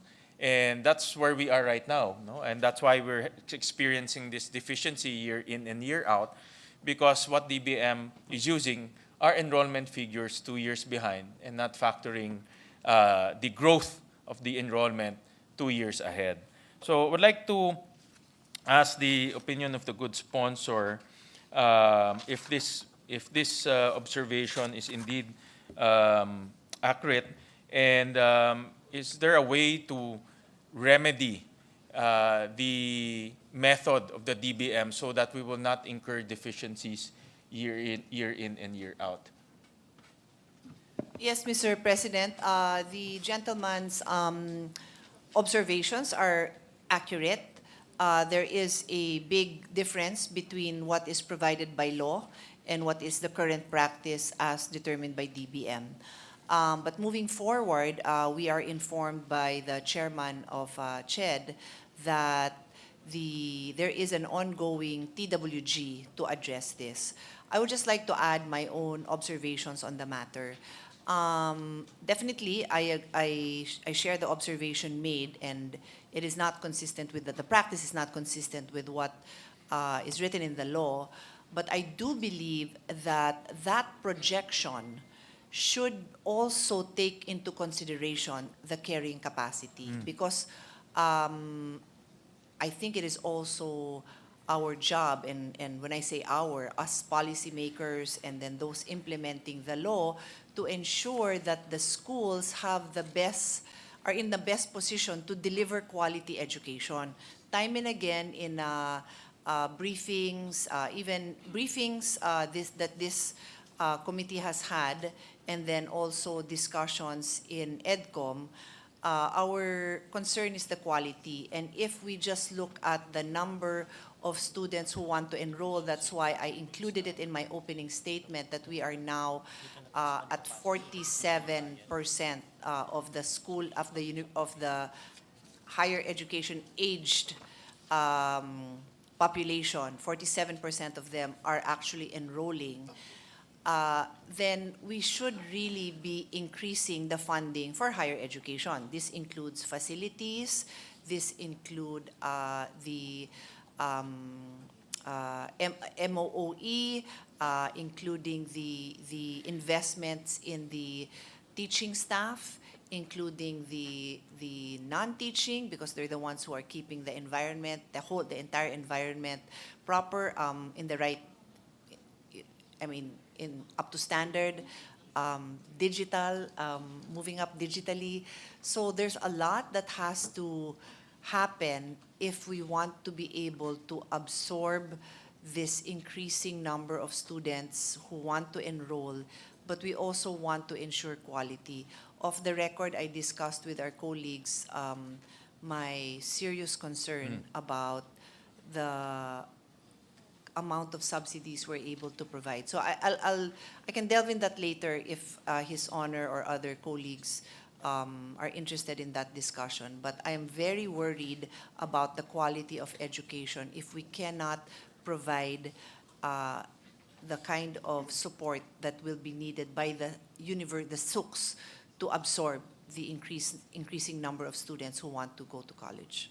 Thank you for the answers, good sponsor, and thank you for enlightening us that the departments, particularly CHED and DBM, shares the same interpretation that moving forward, the intention or what is stated in the law, which is to use the projection, will be used, and the acknowledgement there comes in the form of that TWG that will be formed. No? And I would like to ask the good sponsor, what is the timetable of that TWG, and is the intention of the TWG to really enforce the true intention of the law, which is to use the projected number of enrollees? And I'll go to the carrying capacity after that, Madam Sponsor. They intend to finalize that by January. Thank you. Mr. President. Thank you, Madam Sponsor. And we'll just await for updates from the CHED on that TWG. But it's a good step forward because I remember attending several budget hearings, several hearings that were conducted by the former chairperson of the Committee on Higher Education. It was chaired by our Senate President, Chis Escudero. I remember clearly that this deficiency would always come out. No? It will become, it's always a sticking point. And in fact, he offered himself to bridge between the DBM and the SUCs on how to find a solution moving forward. But I think personally, I think the TWG is a good step forward. And using the projected number, which is the realistic number to date and for next year, will be the proper formula. I'll go to the carrying capacity, and this has been discussed during the budget deliberations of the SUCs and CHED. And I mentioned during the budget hearing, the good thing is we have a lot of college-age students who are now interested going to school because of free higher education. And we also saw this very encouraging phenomenon in which the last decile, second to the last decile, and the third decile are growing, meaning the poorest of the poor are now the poorest of the poor are now enabled to go to college. They have the opportunity to get a college diploma, and that's a good phenomenon. On the downside is the carrying capacity, no? Because a lot of students now are encouraged to go to school, to go to college. However, we all know that our SUCs are now facing severe deficiencies in terms of facilities, not only classrooms, but laboratories, even gymnasium, even access to teachers and professors. And that was also discussed during the budget hearing. May I ask the good sponsor, what are the SUCs doing in order to address the carrying capacity issue?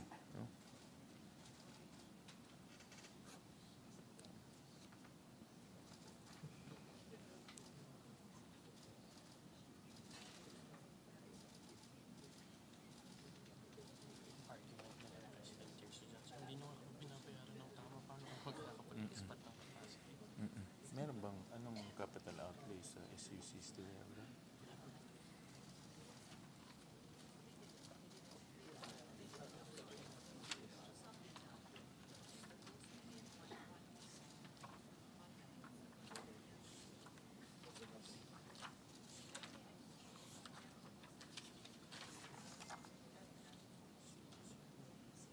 Ang insertion ba natin is for these two? 2 and 3. No, sir, for next year lang. Ito year. po, sir, yung 3 billion. Okay. Sasagot. Mr. President, so the question is, how are the SUCs coping with this increased carrying capacity? So one of the main solution is conducting general classes online, which I hastily reminded the President that I am not a fan of. And I actually am going to make a statement and will also ask the President SUC President, to PASOK President to respond.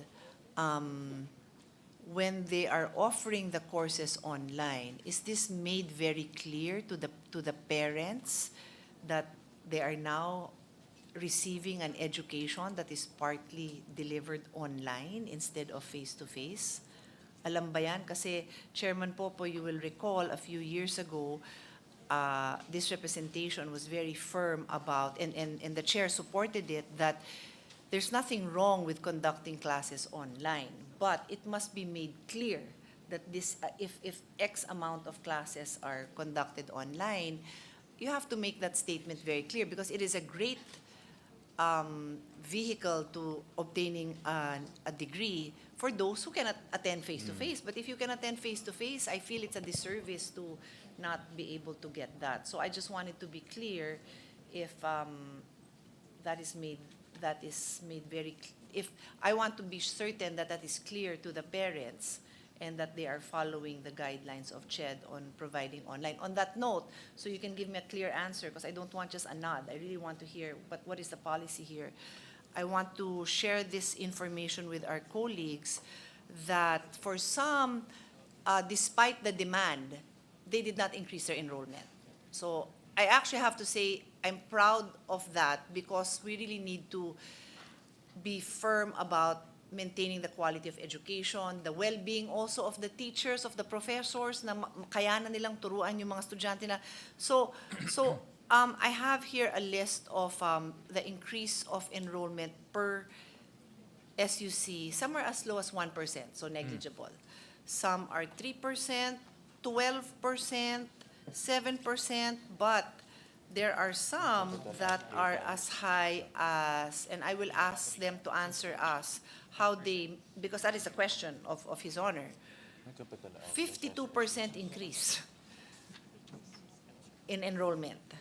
And then meron din 44% increase. And the top notcher is, are you ready for this? 129% increase. Wow. So nagdoble. So, That's, which President school Chair, is so that, may good sponsor? I would like to excuse President Tirso so he can consult with the three that I mentioned and ask how are they coping, because I think we should know. I think on the good side, Madam Sponsor, it's good because students are interested in studying. But I join the good sponsor in preserving and maintaining quality because we don't want just to promote diploma mills in that Exactly. regard, Mr. President.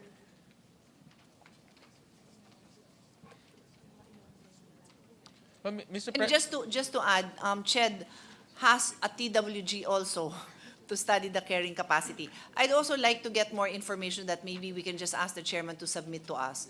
Because it'd be interesting to know, like, if you say, 10% increase is not a burden, then okay, then we can say that, okay, 10% increase is not. But 10% increase for the next 3 years straight is Yes, 30 plus right. percent. So, parang kailangan clear talaga yung standards natin for that. President Tirso, I'll wait for that answer. Serious ako dyan. Thank you. Well, Mr. President, system-wide, our average increase is about 8%, system-wide, but of course, it varies from location to location. But typically, I'm sure the good sponsor knows this and will agree. Pero ang hirap naman kasi sabihin nun na may 1% tapos may 126%. Ang hirap naman i-average nun, di ba? Yeah, Mr. President. Well, Mr. President, going to the online, typically online, the way I understand it, you offer online to students who are currently employed or who cannot do full-time studies, Mr. President. It's a course designed for students who are working, Mr. President, but not the online should not be designed because we don't have classrooms, Mr. President. No? So it skews the objective, Mr. President. And I hope all our SUCs are taking note of that, Chairman Popoy, na yun nga may purpose yun eh. Yes, Nagtatrabaho ka.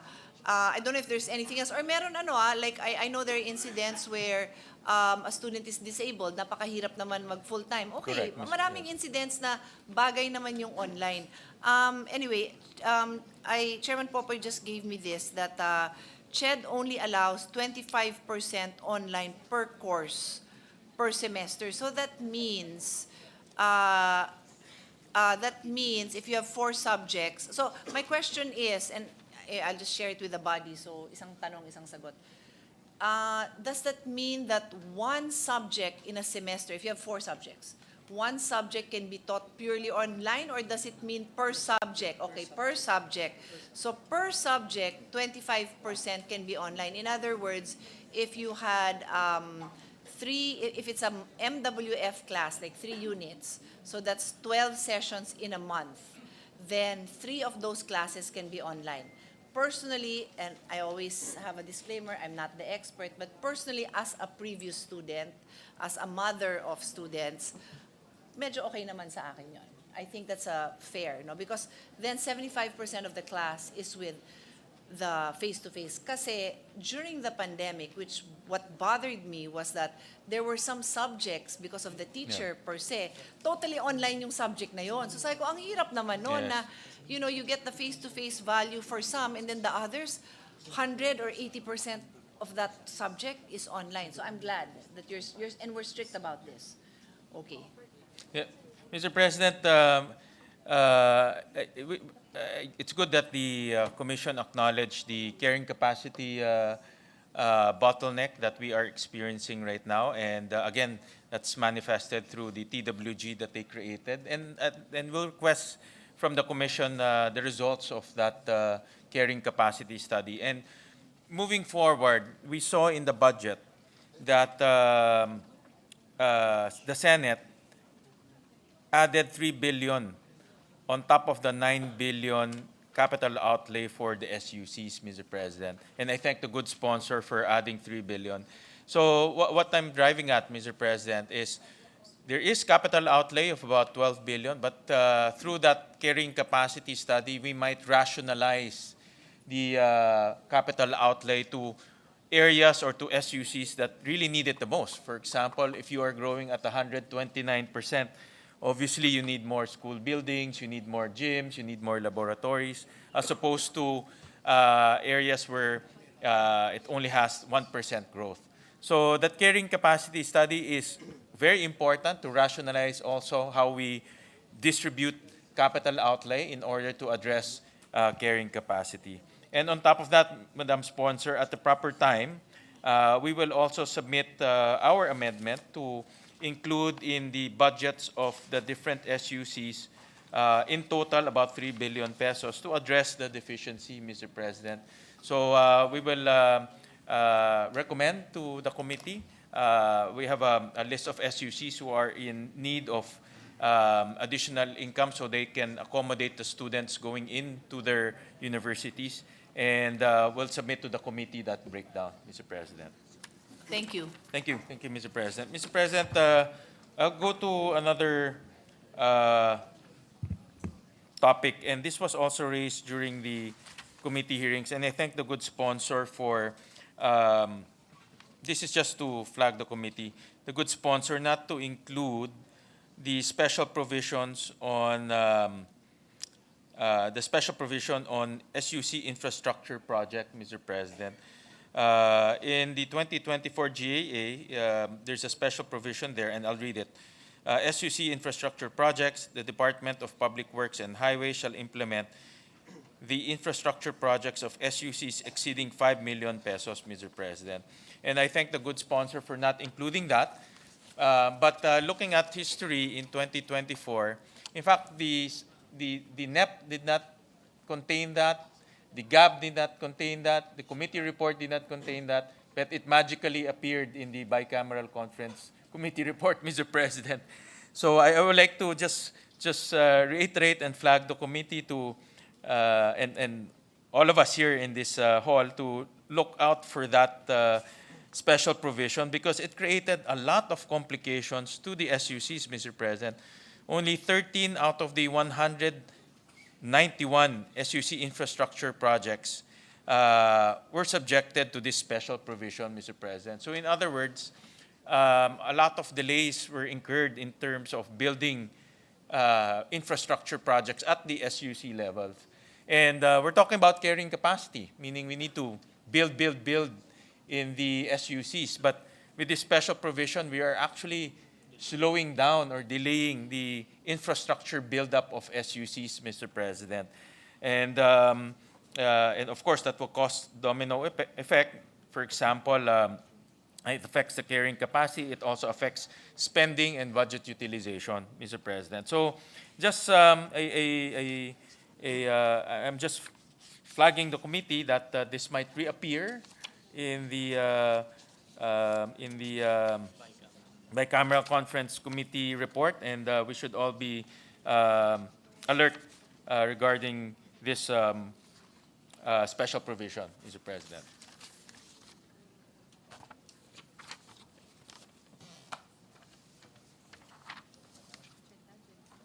So, Mr. President, Before you move on to a topic, I'm just clarifying something. I'm in suspension, please. Session is suspended.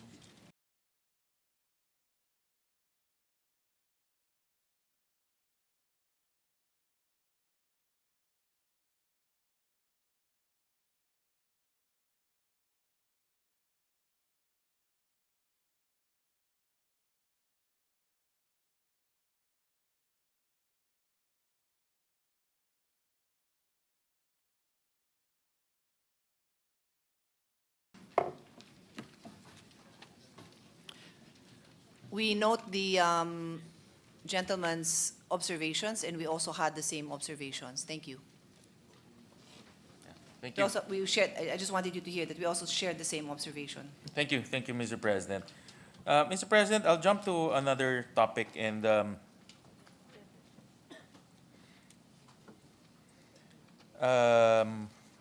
this is in regards to the TES. During last year's budget deliberation, this representation highlighted the declining portion of tertiary education subsidy grantees coming from listahanan and four-piece households. In our discussion, the TES program, when the TES program was launched in 2018, 71% of its beneficiaries were from low-income households. By the end of 2022-2023, this distribution had shifted significantly, with 79% of grantees coming from places with no SUCs or LUCs, or PNSL for short, and only 21% from low-income household, Mr. President. So, to address this, we added a special provision, Mr. President. And this special provision, do we have this on the slide?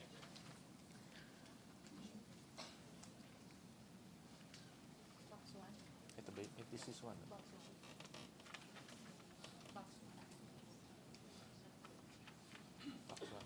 And I'll read the special provision that was inserted for the 2024 GAA.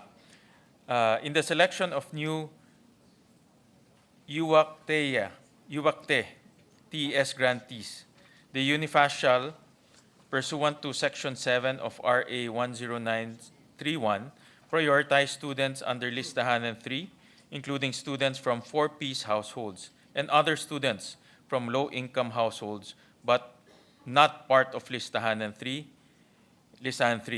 provided that such students submit proof of income to the UNIFAS. And because of this special provision, Mr. President, I'll show a slide. There was a dramatic increase in the 4-piece the red bar. There was a dramatic increase in the share of 4-piece applying to TES, Mr. President. And I thank the good sponsor for accepting that amendment that we proposed. And we also talked about this during the budget deliberation, Mr. President. So in other words, Mr. President, the share of poor students accommodated by the TES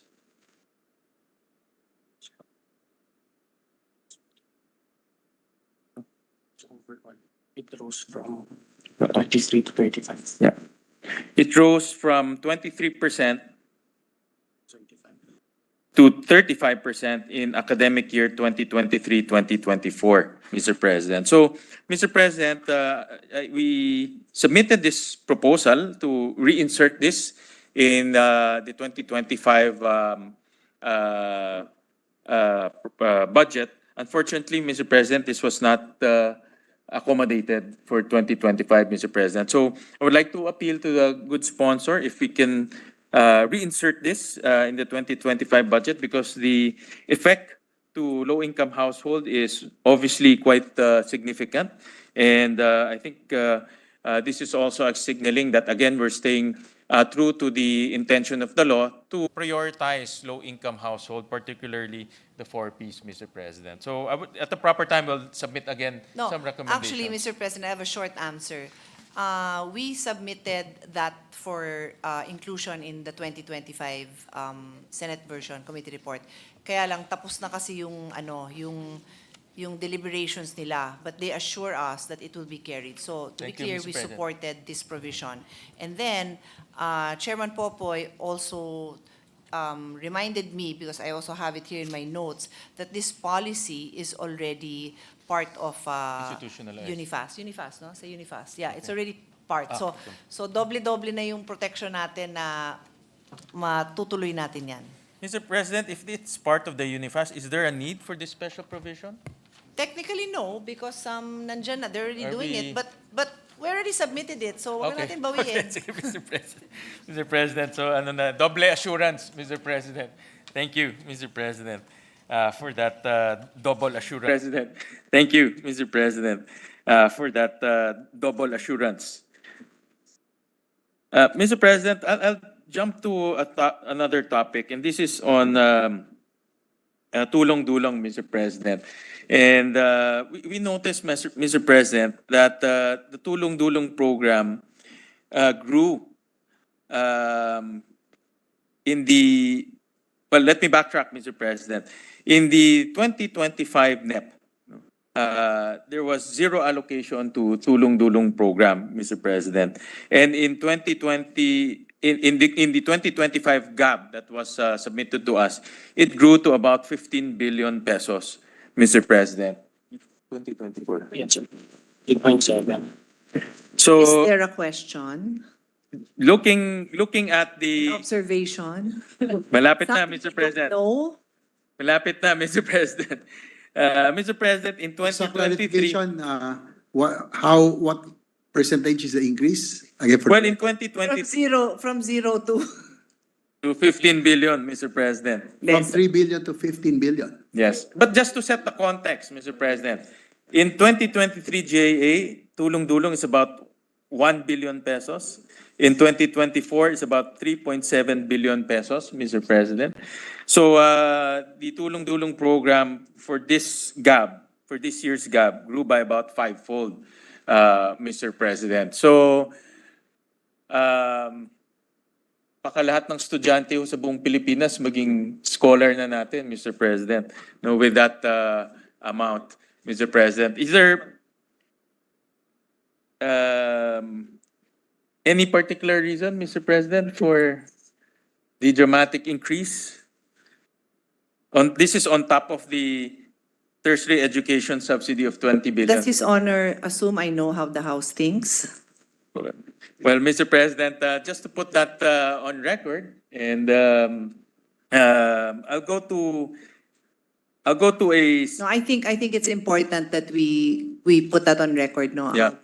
His Honor pointed out that there was no amount for this item in the NEP, correct? correct, Mr. President. Because this is a congressional insertion. Yes, And it is a House insertion, to be clear. correct. The Senate did not have a counterpart, no? So No. this is a House, ano. And the objective here is to provide educational assistance to the constituents. Yes. I mean, we all believe in providing educational assistance. But His Honor has pointed out that it was in 2023 it was 1 billion, and then 2024 currently it's 3.7 billion, and now it's 15 billion pesos.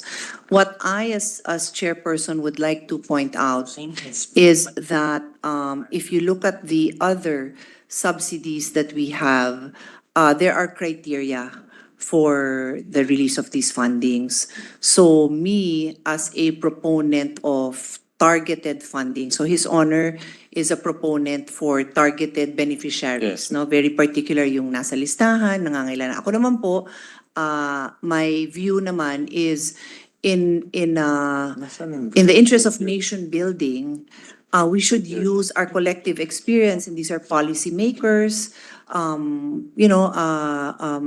industry. The term should be we should use these as determinants for what courses are in demand. So time and again, Senator Joel Villanueva and I, just because in particular we are very much aware of the shortages in the health field of various specialization. So that's why we have our Doktor Para sa Bayan, and that's growing very steadily. But we also continue to have a big gap in the specializations of in areas of occupational therapy, speech therapists, as His Honor knows, guidance counselors, psychologists, radiotherapists, and so on and so forth. So these are gaps that affect the delivery of healthcare in this country. And I'm sure there are other gaps in other industries as well. So this representation is a proponent of targeted benefits, at least for a certain percent of the budget available.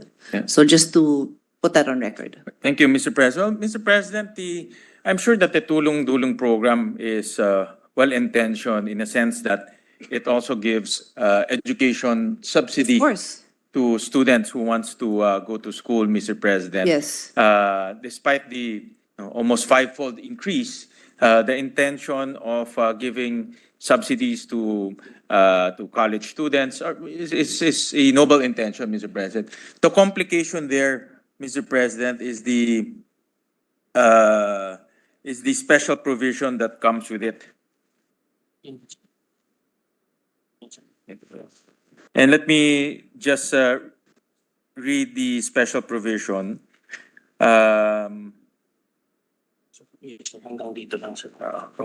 In the selection of the new UACTE TES grantees,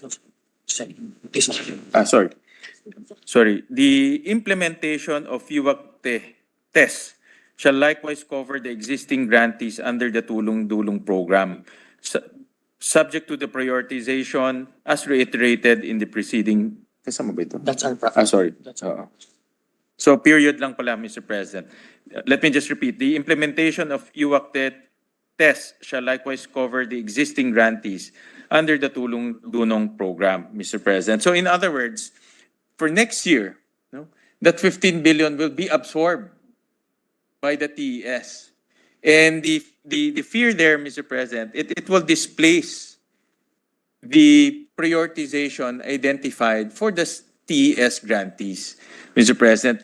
Yung 1 billion, 3 billion, I think that's manageable because the test is quite big at about 20 billion. But if you are now going to absorb 15 billion out of the 20 billion TES, then you are in effect displacing, Mr. President, the prioritization that we talked about under the TES program. So that's a complication that I see, Mr. President. I think the 3 billion manageable yan eh. But size almost 70% of the entire TES budget will create complications moving forward, Mr. President. So that's just to put that on record, and that's the analysis that we came out after looking all of this data, Mr. President.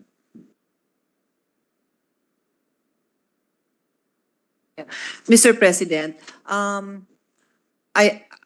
will join His Honor in his observation. Currently, what we do is whoever are the tulong dunong beneficiaries, automatic yan. The next year they are absorbed sa TES. Okay. So sabi nga ng ating kasamahan, yung 1 billion worth of subsidy, so the next year kaya pa naman i-absorb. Yung 3 siguro kaya. Kaya pa. Pero yung 15 billion, kasi I want people to understand that kaya natin ina-absorb yun because gusto natin na beyond first year, Correct, Mr. tuloy-tuloy President. sila sa second year, third year, fourth year. That's why we're now putting them in the system so that they will get their support, their financial support, the second year, the third year, and the fourth year. And normally in our process, if the DBM can absorb it well and good. Pero if not, kaya naman natin maghanap ng extra 1 billion.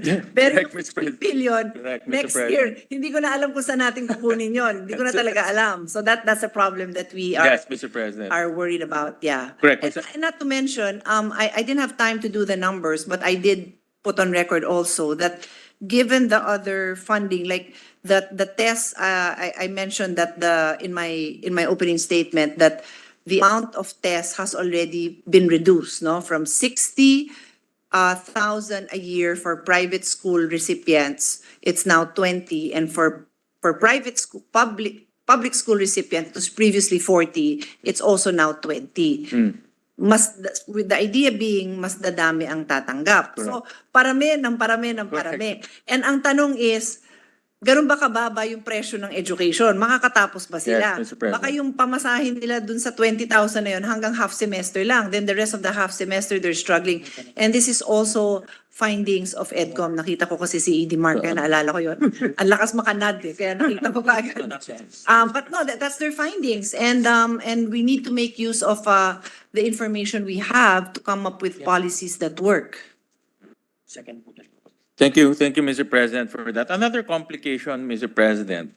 The maximum income for TES is 100. This is family income. Is 166,000, Mr. President. The maximum income for tulong dunong is 400,000 pesos. No? So it's more, in a sense, it's bigger, no, more liberal, Mr. President. But if you have a family of earning 200,000 pesos, you'll fall under tulong dunong. Now, if you will be absorbed next year under TES, that family earning 200,000 will now be absorbed by the TES, displacing the 166,000 family earning that amount. Mr. That is, President. So that is the another complication in terms of displacement or disenfranchising those the poorest of the poor. the poorest of the poor and those under the TES, Yes. Mr. President. And again, bumaba na nga yung tinatanggap nila because of Correct. this new policy of Unifast, tapos mas marami pang ka-share. So I truly believe, Mr. President, that these are tough decisions that we have to make. Di naman natin minamaramot yung makakapag-aral, pero ang hirap i-justify na pinag-aral mo lahat ng substandard na education, and sadly, even worse, na hindi rin sila makakatapos, na wala man lang, like, what are they when they finish first year? Ano yun? Ano sasabihin mo doon? Correct, Mr. President. Ano ba yung Tama. sinusulat sila dyan undergrad, 1 year, ganon. Ganon ang sinusulat nila. So, Mr. President, those are the, just to put that on record, and at the proper time, we'll also suggest some ways forward, and I thank the good sponsor for acknowledging that these are tough decisions that we need to make here in the Senate and also in policy making, Mr. President. So we'll have some formulas in mind and we'll submit to the committee for her consideration, Mr. President. And Mr. President, this is another question, but I've discussed this with Chair Popoy earlier. He was gracious enough to come to the office and suggest some ways forward. I'll just put this into the record, Mr. President. The budget of the Teacher Education Council has been appropriated already by the good sponsor who also chairs the DepEd Budget Committee, Mr. President. And with that operationalization of the Teacher Education Council, part of the responsibility is to give out scholarships to the best of the best future teachers, Mr. President. So they're targeting 1,800, the best of the best incoming teachers, and the amount that they need to give out scholarships to those potential teachers, about 202 million pesos, Mr. President.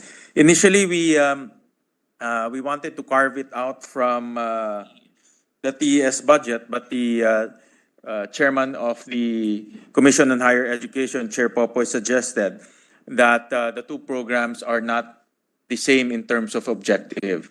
The TES is geared towards the poorest students. The Teacher Education Scholarship Program is for the best of the best incoming teachers. So we would suggest to the committee, we would again propose to the committee to create a separate line item for the Teacher Education Scholarship Program to a tune of 202 million pesos.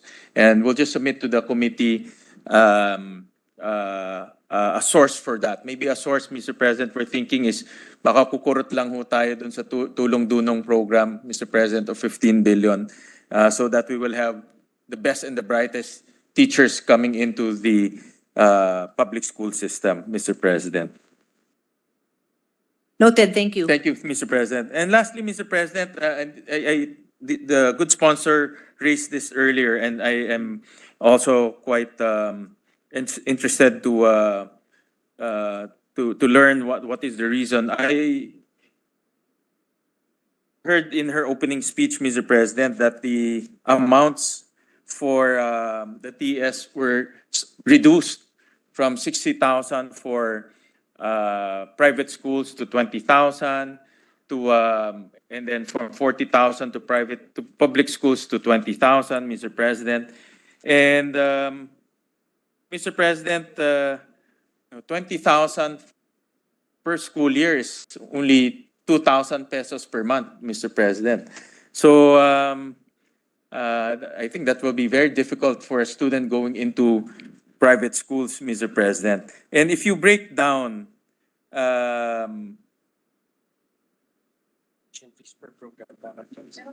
Yeah. So, yan yung magiging, yan lang kaya nilang i-afford kung gamit nila yung 10,000 for tuition. Just on the, looking at the different programs right now, Mr. President, for example, in elementary education, it's 9,000 pesos already. For criminology, it's 8,000 pesos already. For tech voc teacher education, 6,000 pesos already. So reducing the amount to 20,000 will just cover the tuition fee. At least half of that will cover the tuition fee. Paano pa yung pang-project, yung pang extra expenses? And I know Her Honor is very passionate about dormitories, which is a very practical approach to students living in far-flung areas. Paying for 10,000 pesos for dormitory will not be enough, Mr. President. So, Mr. President, I would like to get the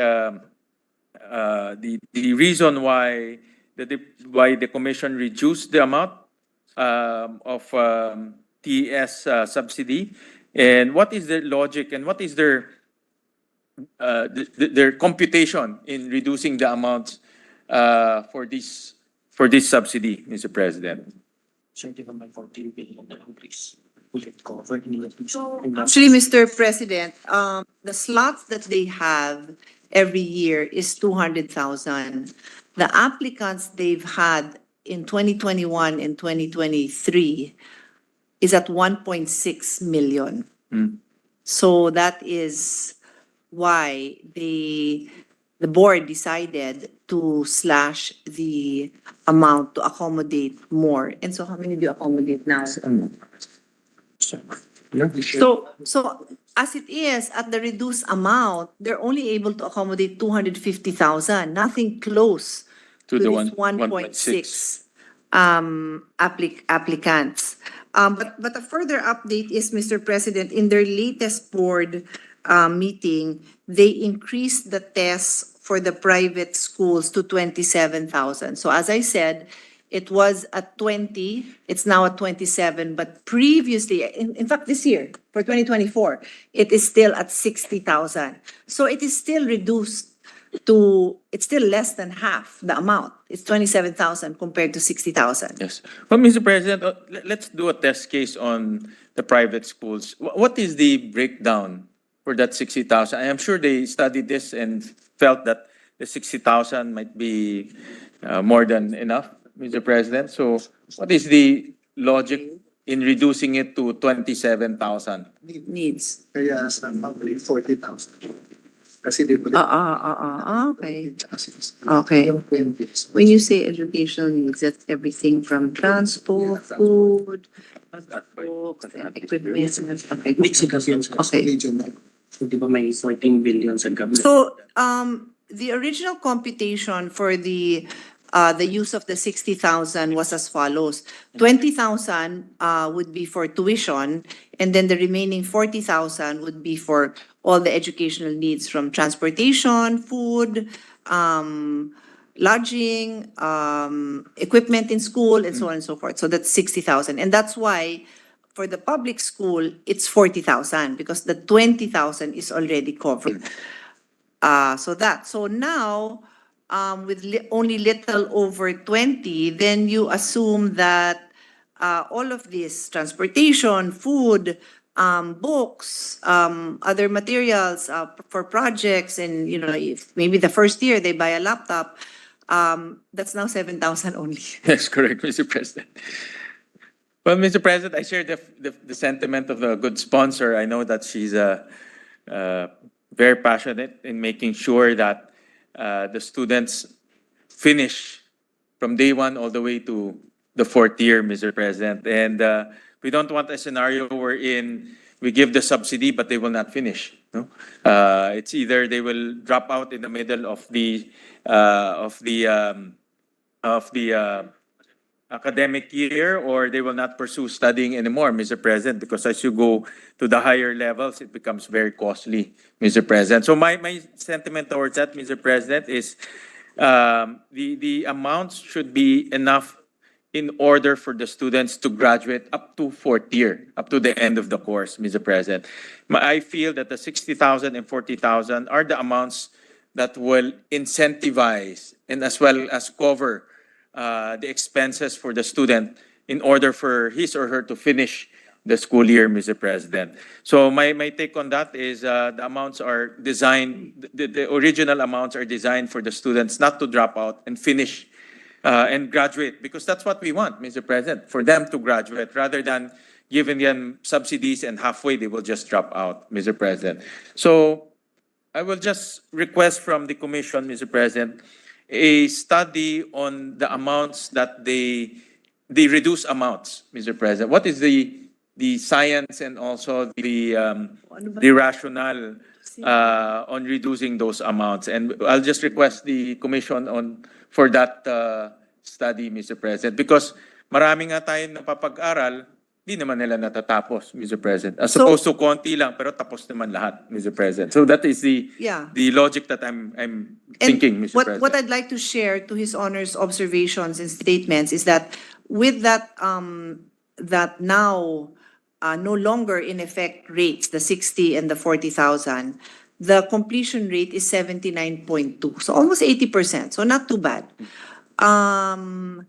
And now that you reduced it, bababa ito. So I guess There's a threat that it will go down, Mr. President. I honestly feel it's a huge threat Yeah. because, like I said, the findings of EDCOM is that financial Yes, Mr. challenges are the biggest deterrent to finishing. So is that a policy that you can still review? Because when you accept this additional 50,000 students, next year, we will now have to subsidize 100,000 kasi 50 plus another 50 sophomores na sila. The following year, it's going to be 150, it's going to be 200.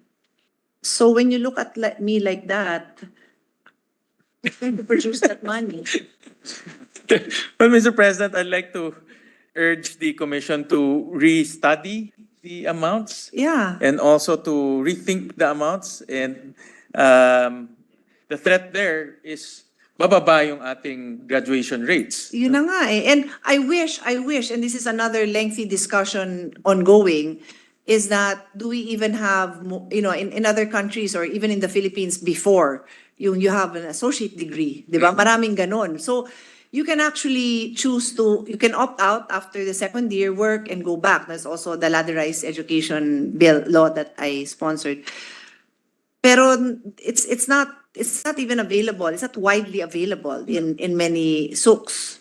So paano? Ano yung opt-out nila? I think you should only, this is my humble opinion, you should only change that number if you have a opt-out associate's degree or something for 2 years. Because Yeah. I don't want this 79.2% to go down lower. And it's already at 79. And wala pa dito yung inflationary cost. Correct, Mr. President. Technically, baka every 3 to 5 years, nag-i-increase din yan. So, yeah, so that's really a problem we have. But Mr. President, the reduction might be well-meaning, meaning they want to increase more grantees, but it might create unintended consequences in terms of reduction in graduation rates, Mr. President. So I'd like to urge the Commission to rethink and reevaluate that policy because instead of having more graduates, we might have lesser graduates, but we're giving subsidies from day one. No? So matatapon lang yung subsidies na because on day one we give it to them,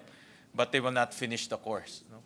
So as opposed to giving it on day one and finishing the course, Mr. President. So I would like to, again, restate my sentiment that the Commission should rethink this policy and just submit to the committee the study on how they came up with the 27,000, Mr. President. May sagot na sila dun eh. It's by the sheer, they just adjusted it, di ba? That's what you said. They just adjusted it because of the sheer number of. Yes, Mr. President. So that's a problem because there are consequences that you did not factor in. Yeah. And there are nodding yes. But Mr. President, sana naman mayroong deeper analysis on correlating it to dropout rates, correlating it to graduation rates, because we saw that in the TESDA budget, Mr. President, that when we're giving a lot of scholarship for short-term courses, but we also see a lot of dropouts, no? High attrition rates, Mr. President. So that might become the phenomenon with this lower down subsidy rates, Mr. President. So may unintended And I'll add to consequence that, talaga. Mr. President, PIDS already said that 40% of our graduates are overqualified. So actually, I'm posting this question to the own agencies that I'm defending. What was the logic? Overqualified na nga ang 40%, dadagdagan pa natin. Ba't hindi lang tayo mag-improve with 10 billion pesos, 20 billion, mag-improve na lang tayo ng quality of education?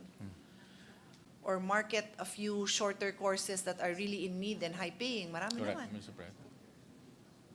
Oh, pwede ba natin baguhin yan in time for the final committee, the final report? Seriously, we're creating a new problem. Please, thank you. I think this should be a They'll do deeper the math study, now. Mr. President. Not only the math, but also the effect. I can see unintended consequences here, Mr. President. So we should study this very carefully, Mr. President. So, Mr. President, that's it for this representation. I've already exhausted all of my questions, and I thank the good sponsor for graciously clarifying and answering this representation's questions. Maraming salamat po. Again, greetings to the Commission and also to the members of the SUCs who are here with us. Gandang hapon po. Thank you very much, Mr. President. Thank you, Senator Gatchalian. Likewise, the Commission and likewise the SUC family are in good hands. We have so many advocates here, like Senator Gatchalian, the sponsor, Senator Pia Cayetano. Even the minority leader, the deputy minority leader are very supportive of the state universities and college. Even this representation, I remember, before I recognize Senator Ontiveros for interpellation, that in my one and only term in the House of Representatives, that I spearheaded the increase in the budget of the SUCs at that time, because of the influx, especially of the students right now, because the free tertiary education, they would really need that support to accommodate everyone. Likewise, the minority leader, ito his intervention, Senator Gok Mintel, yun po sa PUP, which is very deserving as well. To his intervention, meron tayong building to address the overpopulation. Kaya lang, first phase pa lang. So I will also make the proper amendment so that it can be completed. Sabi nga ba, just like all the other state universities and colleges, UP, PUP, ito yung mga scholar ng bayan, poor but deserving students, they really deserve to be supported. So with that, I will make the proper amendment to complete what the minority leader has started in PUP. So the chair would like to recognize as the deputy minority leader, Senator Risa Ontiveros, for interpellation.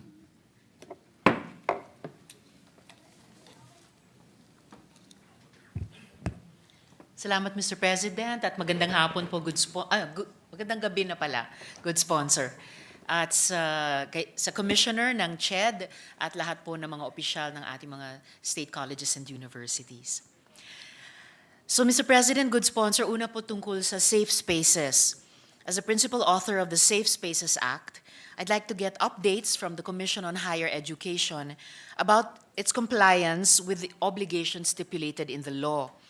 Pwede po bang i-inform ng good sponsor itong representasyon sa bilang ng mga higher education institutions na in-inspect ng Commission? Ano po yung percentage ng mga institusyong ito na nag-comply sa kanilang mga obligasyon sa ilalim ng Safe Spaces Act, good sponsor?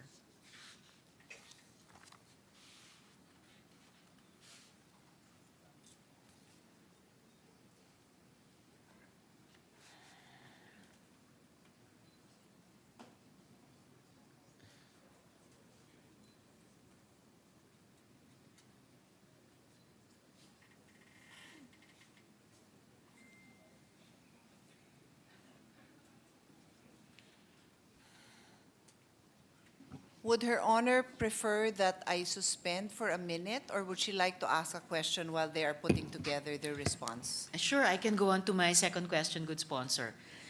Salamat. So, my next question, couple of questions, is on CHED's regulatory power vis-a-vis tuition fee increases. Pursuant to RA 6278, 70% of the tuition fee increases is supposed to go towards increases in salaries, wages, allowances, and other benefits for teaching and non-teaching personnel. I understand that Commission has issued 2 memoranda orders on this, specifically CMO number 3 and number 8, series of 2012. In effect pa po ba ang mga CMOs na ito, good sponsor? Yes, Mr. President. Alright, salamat, good sponsor.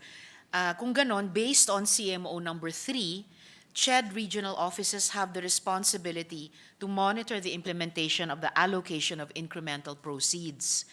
We have received complaints from the Council of Teachers and Staff of colleges and universities that their members have not been receiving the 70% share of tuition fee increases in their universities. Pwede po bang linawin ng good sponsor bakit hindi nakayanan ng CHED i-enforce ang CMO nila? At pwede po bang magbigay ang good sponsor ng mga datos sa ilang mga universidad ang na-monitor at nag-comply sa CMO, good sponsor?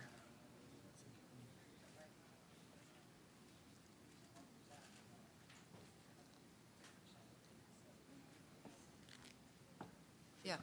So, Mr. President, Chairman De Vera says that they act immediately on the complaints that they receive. If Her Honor would like to forward those complaints, they will immediately act on it because at this very moment, he's not aware that there have been any that have been brought to their attention.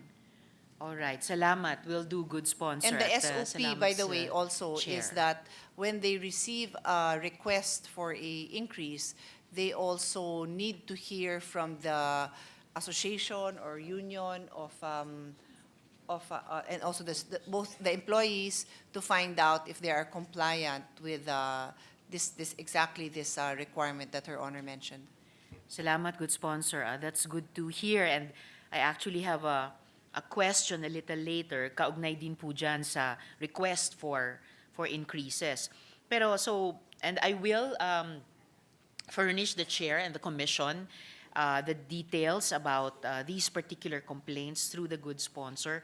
Sa kabila nun, can the good sponsor provide data on how many universities have been monitored and have complied with this CMO, good sponsor? We will submit, Mr. President, no, because like I said, at the moment, the chairman is not aware that there's any complaints, or if there's no complaints, and the assumption if they're compliant.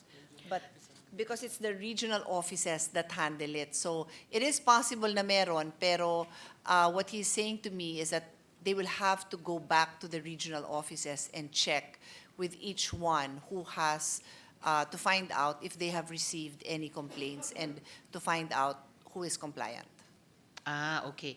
Salamat, good sponsor. So, na-anticipate nyo yung follow-up question ko na, in fact, this second question about this topic was not anymore about those who have not complied, pero kung ilan ang nagko-comply, na-monitor at na-monitor na nagko-comply. So, kahit yung datang iyon, wala po ang commission sa ngayon. Ipadadala pa. Wala po. They will have to get it from the regional offices. From the regional offices.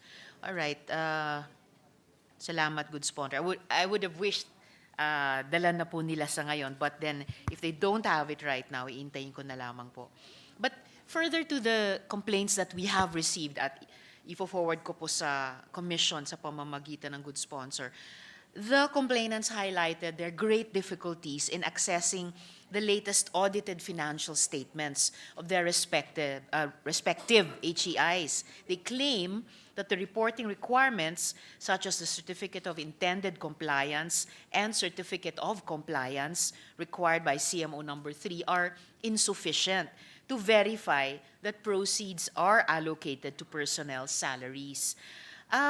Nakikiisa ba yung commission sa paniniwala na ang mga reforma sa RA 6278 o kahit sa mga existing memoranda orders ay kailangan para siguruhin yung compliance ng mga universidad?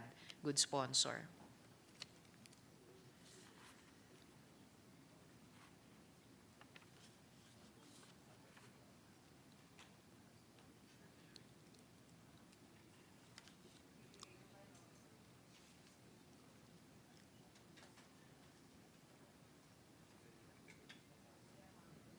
So, Mr. President, what they have are the prerequisites for the application. They do not have the post financial statements after. So, but I've already asked them. I think it should be included so that they can automatically see the compliance with the regulations, and they said they will do that, Mr. President. Salamat, good sponsor, pati sa pakikiisa ng good sponsor dun sa concern ng representasyong ito. And does the Commission also share the belief that the good sponsor shares? At will this possibly lead to reforms to the law itself and also reforms to existing memoranda orders, good sponsor? Yes, but basically that's what they already confirmed with me when I explained it to Her Honor a minute ago. So we have their assurance. All right, salamat, good sponsor. So ngayon, tanong dun sa isang napag-usapan natin ng good sponsor just a few minutes ago tungkol sa requests for tuition fee increases. Part of the Commission's UACTE budget is to cover free higher education for local universities and colleges. Obligado po ba yung Commission na pondohan yung full costs ng free higher education for LUCs? At kung ang isang LUC tataas yung tuition fees nila, kailangan ba ng approval ng CHED o obligado ba ang CHED na bayaran yung tuition fee increase, good sponsor?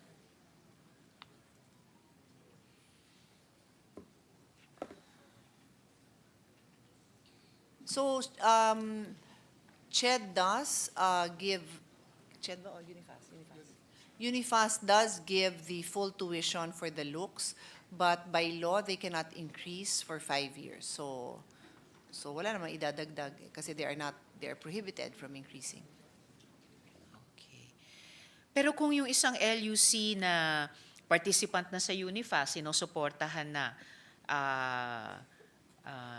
ng Unifast, kung lumipas ng 5 taon, magtataas sila ng tuition fee, kailangan ba aprubahan muna ng CHED or ng Unifast for that matter? At obligado ba siya bayaran yung tuition fee increase, good sponsor?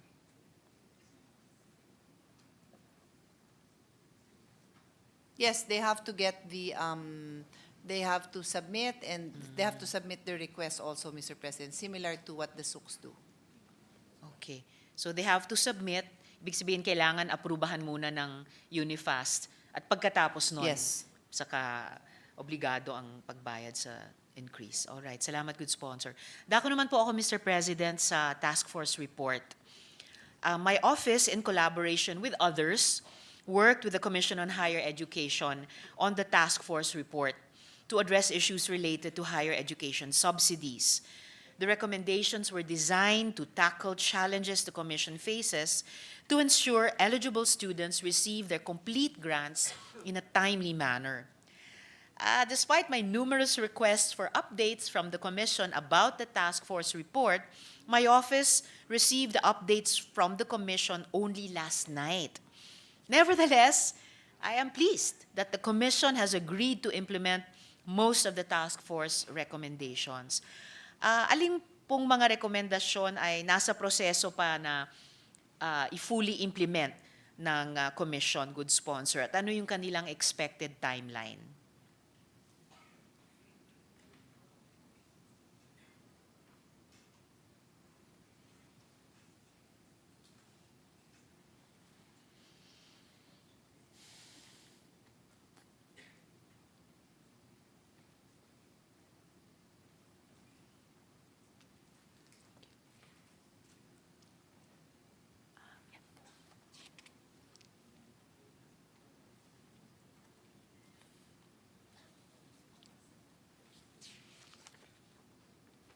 So, like the automatic fund release mechanism and policy implementation by Unifast, the Unifast is in the process of finalizing a new MOA with the Land Bank of the Philippines so that Land Bank Visa debit cards may be used in disbursing funds directly to the students. And then on the enhanced automation of the Unifast system, The UNIFAS Secretariat has developed a system to enhance the process in FHE billing. The system automates the computation of fees based on the certified TOSF from the HEIs. This will ensure the accuracy and timeliness of the submission of billing documents. The system underwent alpha and beta testing in 2023 and is now being used for the school year, academic year 2024 and 2025, billing by 5 selected LUCs with a uniform TOSF structure.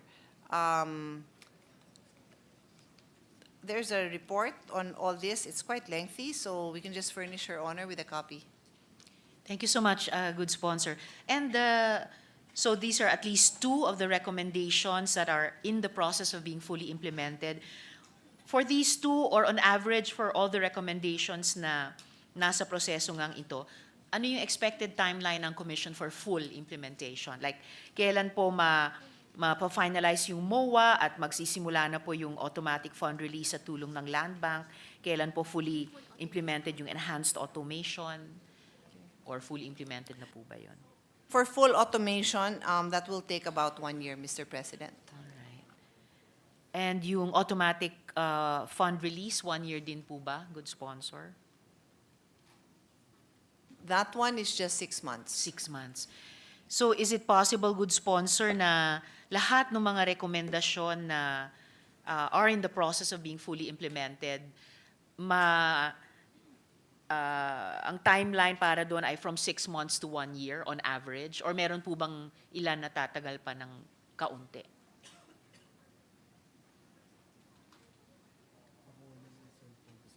No, it won't go beyond 1 year, Mr. President. Salamat. That's good to know po. So more or less 1 school year din para sa mga estudyante. Salamat, good sponsor. Now, over the years, hundreds of students have reached out to my office expressing their uncertainties about when their much-needed scholarship funds would arrive. Students who want to voice their grievances are held back by fear of suffering repercussions, to which the UNIFAS Secretariat mentioned that they have grievance mechanisms in place. Pwede po bang magbigay linaw ang good sponsor sa ano ang mga grievance mechanisms in place para sa estudyante? Paano sinisiguro ng komisyon na mga estudyante ay mabibigyan ng isang safe environment para isaboses yung mga concerns nila nang walang takot ng repercussion mula man sa respective CHEDRO nila o higher education institution, good sponsor?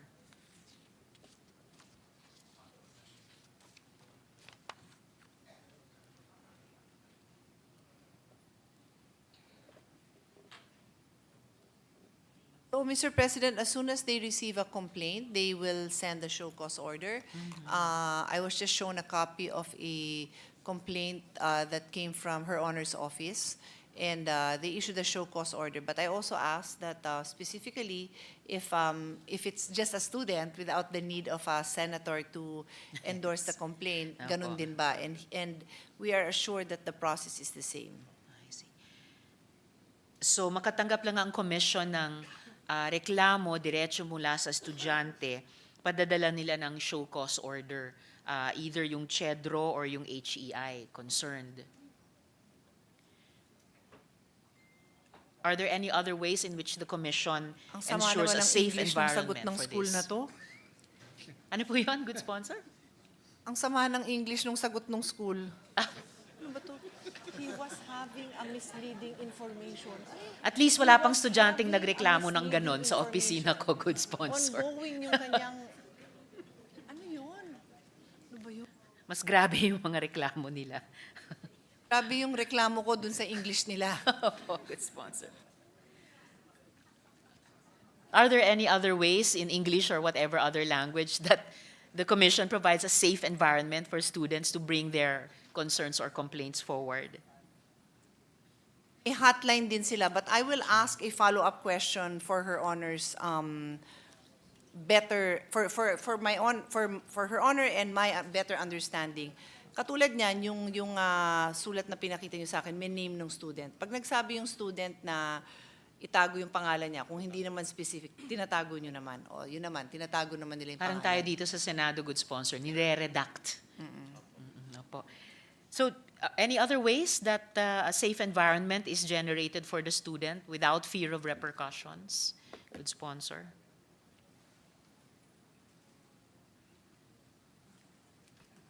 They also called the president of the SUC directly.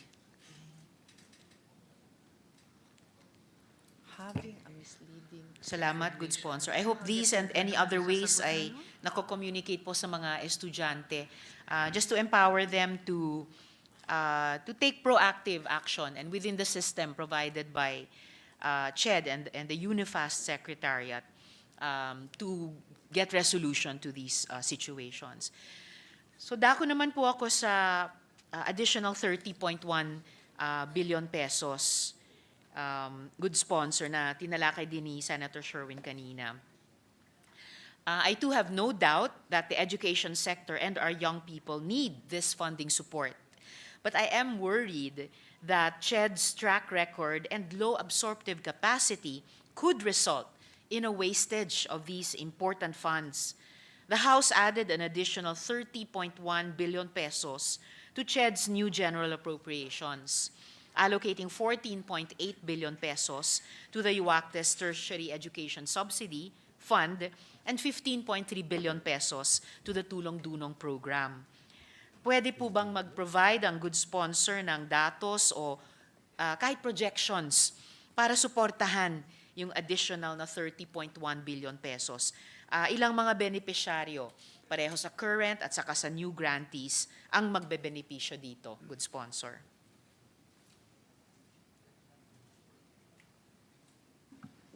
Your Honor, this representation has no way of giving Her Honor information on how the tulong dunong of 15 billion will be implemented. None. So, as I've said in the earlier, it's a... I shouldn't expect you to be a mind reader, good Yes, sponsor. yes, yes. Okay po.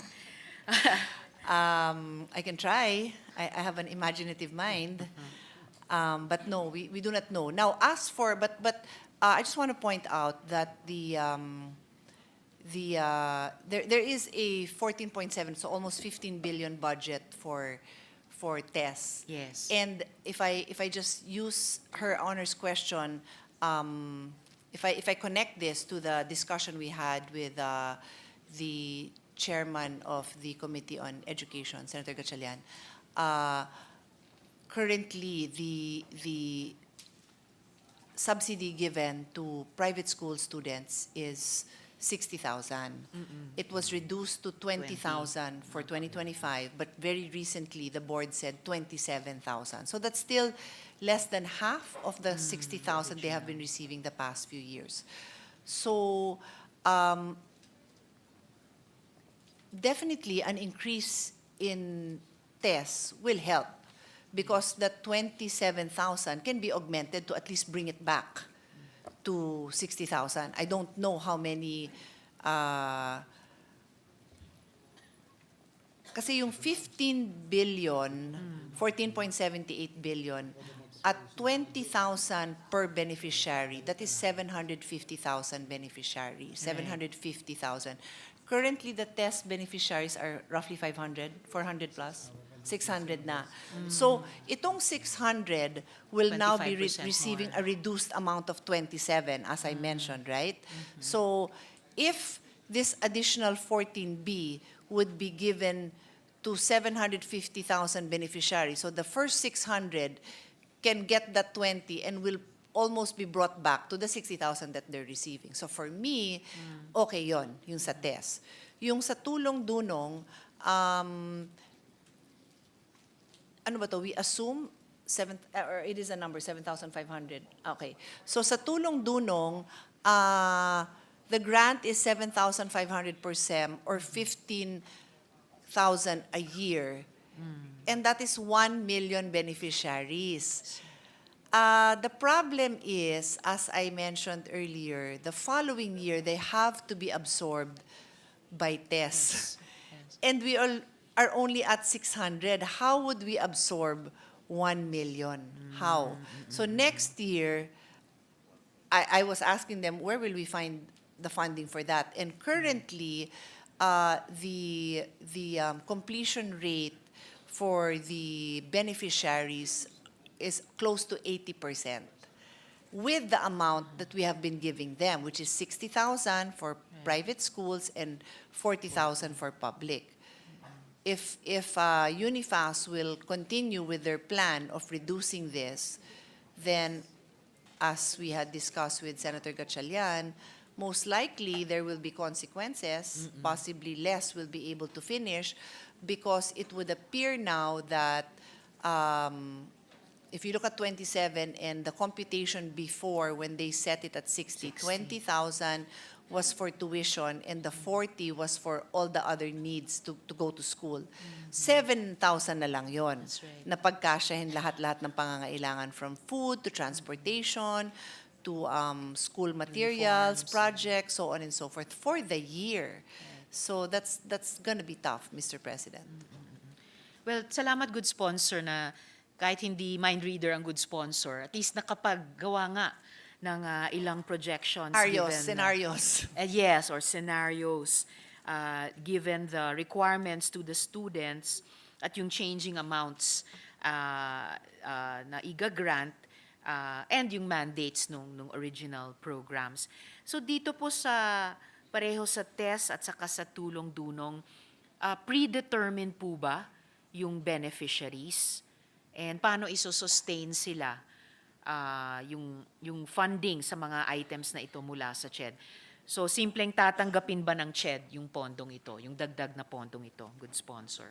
To a large extent, the test beneficiaries are predetermined because they will continue giving the same beneficiary for the freshman year all the way till the Fourth, senior year. yes. As I mentioned, doon naman sa tulong-dunong, yung beneficiaries niyan must then be absorbed by tests. So in that sense, predetermined. But ang tulong-dunong kasi can be availed of, I think there's not really any specific standard.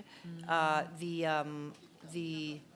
income lang of 400,000. So for so long as the beneficiary would fit that bracket, then anyone, any student can apply for that, All right. Mr. President. So, yung tanong na how to sustain, kailangan may capacity yung isang programa by sophomore year of the students originally supported by the first program ay masalo sila. So, will CHED simply accept the fund as they are appropriated right now? Well, assuming that after the BICAM, this is still Yes. there, I guess wala naman silang choice na hindi accept yung fund. Yes, they will accept it, Mr. President. You know, I'm guessing, I don't know if it's Her Honor, if it's part of her follow-up questions or the presiding officer now. Remember the number that CHED gave us earlier was 1.6 million applicants. So based on my discussion now with Her Honor, where I said that sa TES, lalabas siya ng 750,000 beneficiaries at 20,000 per person. But it's actually now 27, so mababawasan ng konti yung 750. Baka naman yun yung formula ng House. Kasi nga 1.6 eh. So they have now 1M.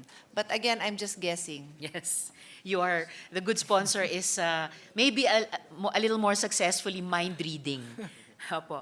And pwede po bang magkaroon ng idea, good sponsor, paano yung subsidies, parehong yung TES at saka yung tulong-dunong, ay ni-utilize by the receiving HEIs para i-improve yung pinag-uusapan din ng good sponsor at ni Senator Sherwin kanina, para i-improve yung kanilang carrying capacity o service capacity. Halimbawa, may income-derived ba yung mga HEIs, good sponsor? Yun lang po sa part ng TES, 20,000 for 20,000 goes to the schools, goes to the SUCs. So they will then use that. For private schools only, no? Because yung sa public schools, wala na silang idadagdag dahil covered na yun dun sa higher education fund. So for the private schools, they will get the 20,000. And hopefully yun yung paraan na once yung mga tulong-dunong freshmen lilipat sa test bilang sophomores, na improve yung carrying o service capacity ng HEIs sa pamamagitan din ng test. Is that how it could work, good sponsor? Sorry, I It's missed all right, that good last sponsor. statement. It's just Opo, a... so continuing to think aloud with a good sponsor, so ito ba isang paraan, whether by design or by the way the programs operate, evolve, and interact with each other, na by the time yung mga tulong-dunong freshmen maging sophomores at lilipat sa test sa susunod na school year, nakapag-improve ng service or carrying capacity yung HEIs na nag-implement ng test para masalo itong mga original tulong-dunong students, good sponsor.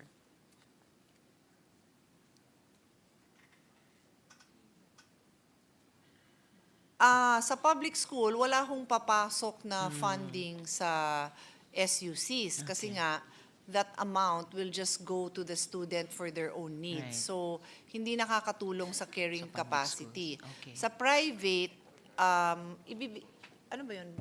Ba't kunyari bigyan mo 7.5? Anong part to ng ibibigay nila? Or buo yun? Kailangan ibigay? Bahala na siya. So kung kulang siya ng 2. Okay. So sa private school, the way it works, that 7,500 per sem that is received, they can choose to augment the tuition fee that's due, or if the tuition fee is within the 7,500, they can use that entire amount. So yun nakakatulong sa private, pero sa public wala. Wala. Okay. So yung private lang ang pwedeng in a way, counterpart dun sa subsidies mula sa CHED. Salamat. And no other income as such na de-derive ang HEIs? Good sponsor.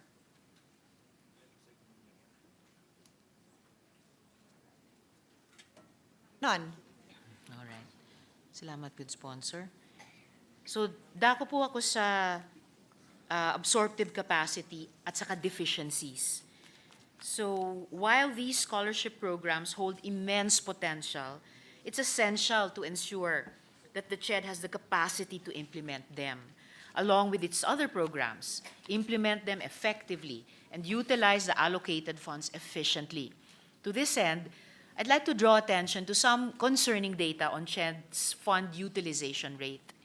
During the Senate Committee budget hearing, CHED reported low obligation and disbursement rates for fiscal year 2024, with only 27% of the funds obligated and 22% disbursed. Chair De Vera noted that the Commission is struggling to obligate and disburse funds due to the 6 billion peso augmentation allocated for this year. I firmly believe in the importance of making education more accessible through scholarships. However, paano po pinaplano ng CHED i-manage ang dagdag na 30.1 billion pesos sa pondo habang ngayon pa lang humaharap na siya sa hamon sa kasalukuyang 6 billion peso na augmentation?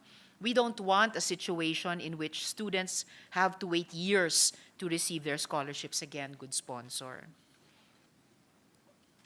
Well, actually, Mr. President, the chairman did say that the 6 billion, the 6 billion of tulong-dulong funds was difficult, no, to disburse. It was difficult because it is a big change. It's a big amount. That's why we always go back to, in as much as all of us here would like to support education or any other important programs, we also look at the the absorptive capacity Yes. of the agency. But I can't resist to go back to, kasi what they received was additional tests and additional tulong-dunong. Yung sa test kasi talaga, I stand by, dapat inaugment nyo na lang yung existing para nga, kesa sa binabaan nyo, tapos dinagdagan nyo, tapos nahihirapan din kayo mag-implement. Di dapat, anyway, that's my position. So, difficult nga daw yung paggastos ng 6 billion pesos. Ngayon, nakaharap sa dagdag na 5 times that amount. So, may plano ba ang CHED paano i-manage yung 5 times ng halagang sinabi nila nahihirapan silang i-manage, good sponsor?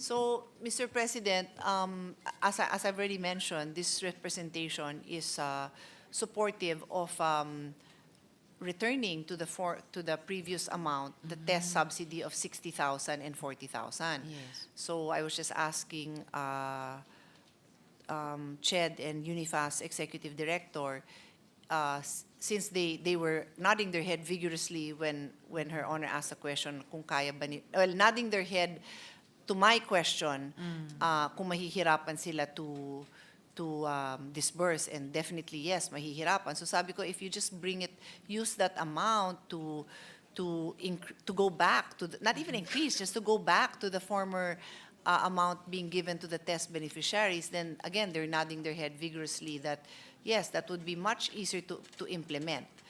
So that's one option. But again, this was a insertion of the House. So I don't know if we can touch that. Oo nga pala, We good can try, sponsor. we can Good, discuss with them. Right. Which is what the BICAM is for. So, but good point, good sponsor. Salamat sa paalalang iyon. But in any case, nanggaling man sa House, as the good sponsor indirectly said, pagdating sa BICAM, pwedeng maging subject ng parehong houses at parehong panels.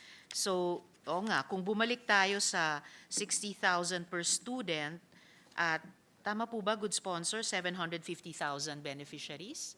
Tama po ba yung nakuha kong... Yeah, so basically, I just made a rough computation that at Yes. 14.7, which is roughly 15B, at 20,000 per beneficiaries, that would roughly cover around 750,000 beneficiaries. But I said it's less because Okay. I only learned today that the UNIFAS board brought up again the subsidy to private school students to 27. Yes. So mag-iiba yung numbers na ng konti. Okay po. But at least salamat, good sponsor, na opening up that conversation about paano mas optimally magagamit ng CHED yung halagang ito to achieve their mandates. Yun yung magiging huling paksa ko after I finish with this topic. So, additionally, for fiscal year 2023, approximately 18.3 billion pesos worth of higher education subsidies were found to have deficiencies, as highlighted in the 2023 COA report.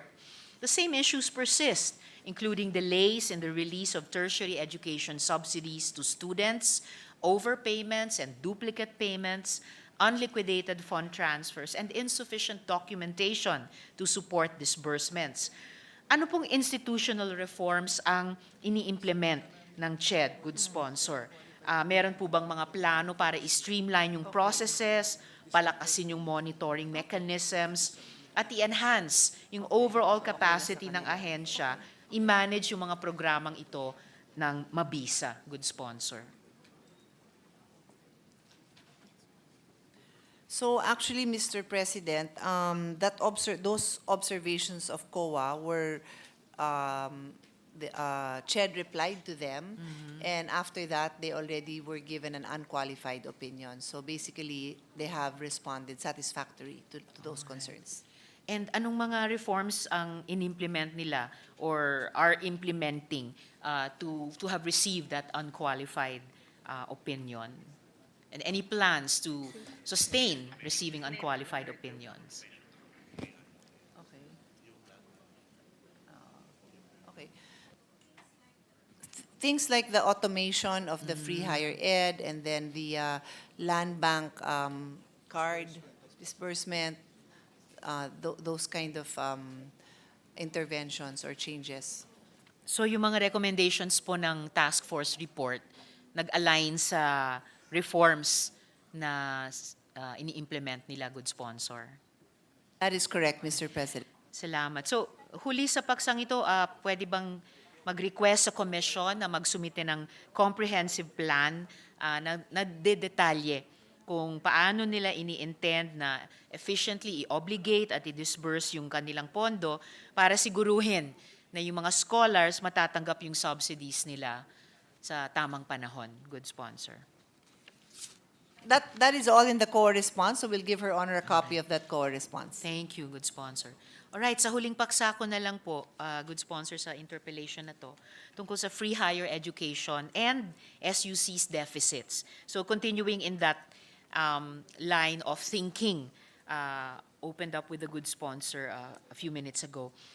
I ask these questions because I also want to make sense with as little mind reading as possible. I want to make sense also of the House's decision to propose such a substantial increase, 30 billion pesos, effectively doubling the NEP proposed budget.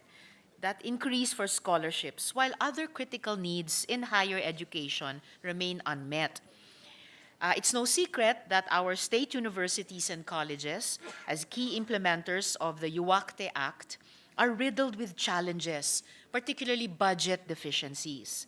These deficiencies have accumulated over the past years, impacting their ability to provide quality education and support services to students.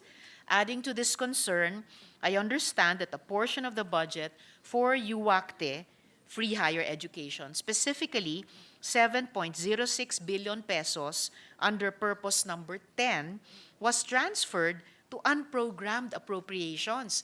Eto na naman po tayo, good sponsor. This amount, as I understand it, was intended to pay the arrears for free higher education in SUCs under the UACTE, accumulated in 2022 and 2023. This transfer to unprogrammed appropriations effectively deprioritizes this crucial budget line item, which should be dedicated to reimbursing SUCs and covering their deficiencies. It raises concerns about government's commitment to fully funding the UACTE Act and ensuring the financial stability of our SUCs. Pwede po bang i-confirm ng good sponsor itong transfer at magbigay linaw sa current status ng mga arrears na ito? Ganong kalaki o ganong karami sa 7.06 billion pesos ang na-release at naibayad sa SUC's good sponsor?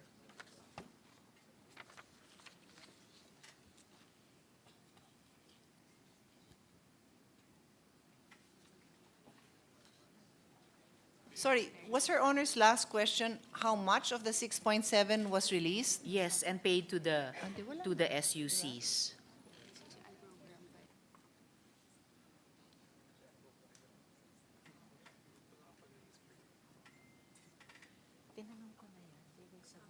Okay, in any, It's okay. okay. So, this representation shares the observation and the concern of Her Honor.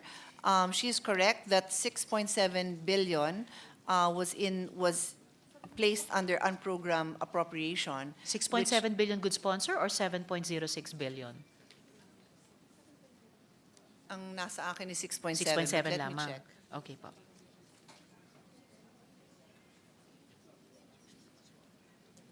Anyway, let me confirm that amount.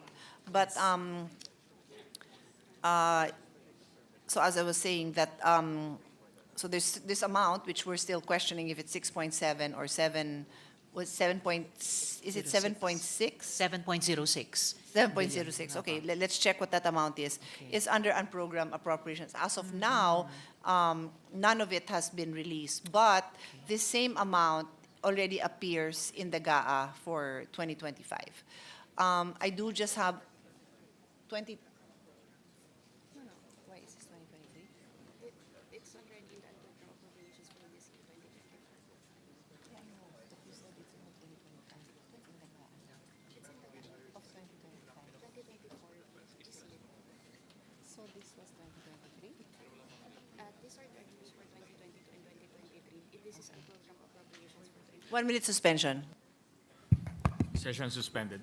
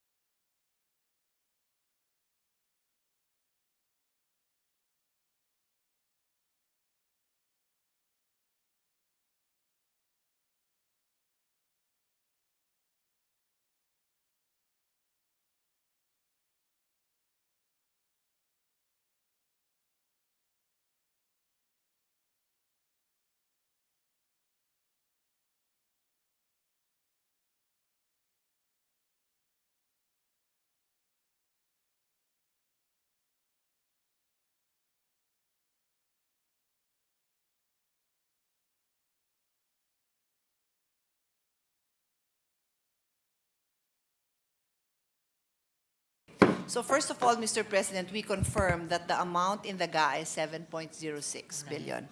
And it's in the unprogrammed appropriations, good sponsor? Yes, it is in the unprogram. However, very recently, DBM has informed the SUCs that they can prepare the billings for this. As to whether they will actually be able to fund it, this representation wouldn't know. But that's a good sign that they've been asked to prepare their billing. For the full sum Yes. across SUCs of 7.06 billion pesos. Well, they've been asked to prepare Thank their you. billing for that. Thank you, good sponsor. Okay. And the current status of these arrears, they're still at that sum of 7.06 billion pesos. Yes, because there hasn't been any initial payments made. But what I just wanted to add to the discussion, consistent with the discussion with Senator Gatchalian, is that, again, the amount, part of the reason why there's this difference in amount is because of the DBM manner of computation, which is based on the enrollment 2 years before, and what is provided by law, which is the projection of the SUC. And what I added into the discussion is that that projection should also be based on carrying capacity, because, you know, an SUC may want to accommodate all the young people of college age, but have no carrying capacity for that. And I think that should be a very important part of the discussion and the computation, Mr. President. Before we leave, my last question, good sponsor, about these arrears no, ng mga SUCs. Pwede po bang makahingi ng input through the good sponsor mula sa PASUK? Maaari bang malaman mula sa PASUK kung may collectibles or receivables pa sila? At kung mayroon, magkano in particular mula sa UACTE, good sponsor?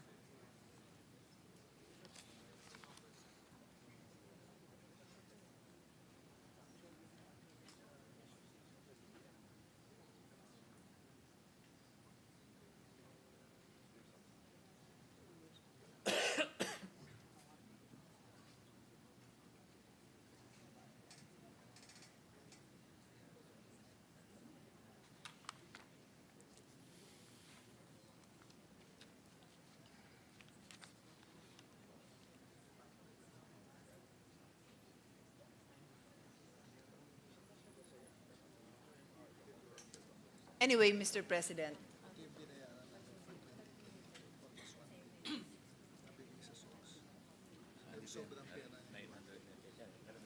na-minus na yan. Na-minus na yan, okay. When? So actually, Mr. President, for 2022 and 2023, the total amount due is 6.7 billion. That is why my amount was 6.7 billion. Yes, I I still do not understand. understand why there's a difference between the 6.7 and the 7.06. Right. But at least I know now where the 6.7 came from. That is the amount from PASOK on the amount due them. And this already includes almost 1 billion paid by CHED to reduce that amount, which was 1 billion pesos more. Okay? So 6.7 yung due until 2023. For 2024, the record of PASOK based on the estimate, more or less, coming from the different SUKs, is an additional 2.3 billion. Okay. There. So there. Maraming salamat para doon, good sponsor. I was hoping that the amount for 2024 added to the amounts for 2022 and 23 would total the 7.06, but it even goes beyond to 8 Yeah. billion plus. So It does. a bit of a mystery nga po where the 7.06 has come from. And bukod po or dagdag dito sa arrears, pwede po bang i-inform tayo ng good sponsor sa current total amount of budget deficits kaugnay ng free higher education for SUKs mula fiscal years 2022 to 2025, so projected until next year, good sponsor?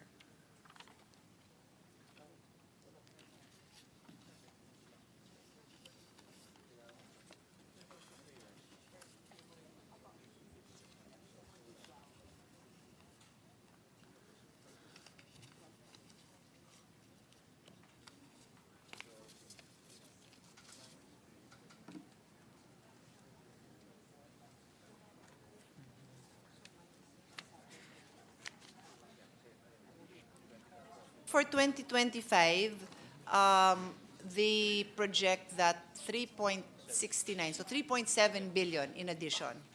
In addition to the amounts we were talking about earlier, good sponsor. So sorry, where is that? From 2022 to 2023, 6.7 billion.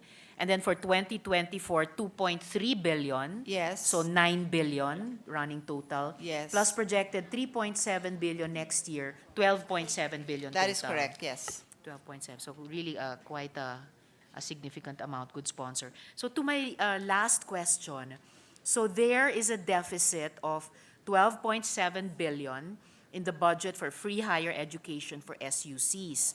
Meanwhile, an additional 30.1 billion, or almost 3 times as much, was added to the CHED budget, even as SUCs experience these budget deficits to provide free higher education to their students.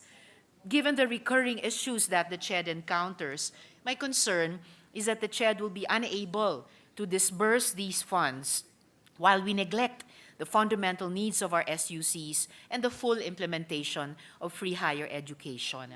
Hindi kaya, good sponsor, na mas prudent approach ay unang magtaya na fully i-fund yung free higher education budgets ng SUCs, lalo na habang naghihirap ang komisyon na i-obligate at i-disburse yung kanilang fiscal year 2024 funds, good sponsor.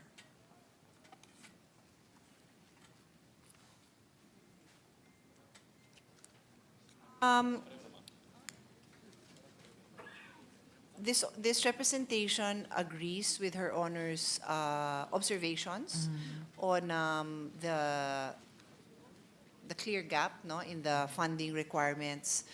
But on the other hand, just want to reiterate that merely funding free higher education without comprehensively analyzing what is the absorptive capacity of every SUC and ensuring the delivery of quality education will not solve the problem, because simply accepting more students based on projected desires of people to enroll does not automatically translate to quality education. And as we have said, there is already a finding from PIDS that 40% of our graduates are overqualified. Does that mean that they are not intelligent or not well educated? I don't think so. It may mean that they're job mismatch, which that's why we passed a law on that. It may also mean that, well, I think that's the biggest takeaway, that the courses that they finish are not aligned with the job opportunities available. So I think this discussion cannot be simplified by simply saying that just put more funding in free higher education. It really must be a comprehensive analysis of what is the absorptive capacity of every SUC and how we can strengthen the delivery of education per SUC. Salamat, good sponsor. At talagang kailangan niyang comprehensive analysis, because indeed, it's not a simple situation. Maraming moving parts, factors or variables, at talagang dapat umiwas tayo sa mga simplistic lang na mga akala natin solusyon, which may create even more problems. And I appreciate na binigyang diin ng good sponsor, even throughout the whole interpellation, at kahit sa huling tanong na to, yung mga variables about the absorptive capacity of each SUC. Kanina, in fairness, pinag-usapan din natin yung absorptive capacity ng CHED mismo, and then also for the SUCs, yung delivering quality education. It makes me think na baka maging mabunga pag-aralan kung paano babanggain itong mga variables na ito, among others, no, yung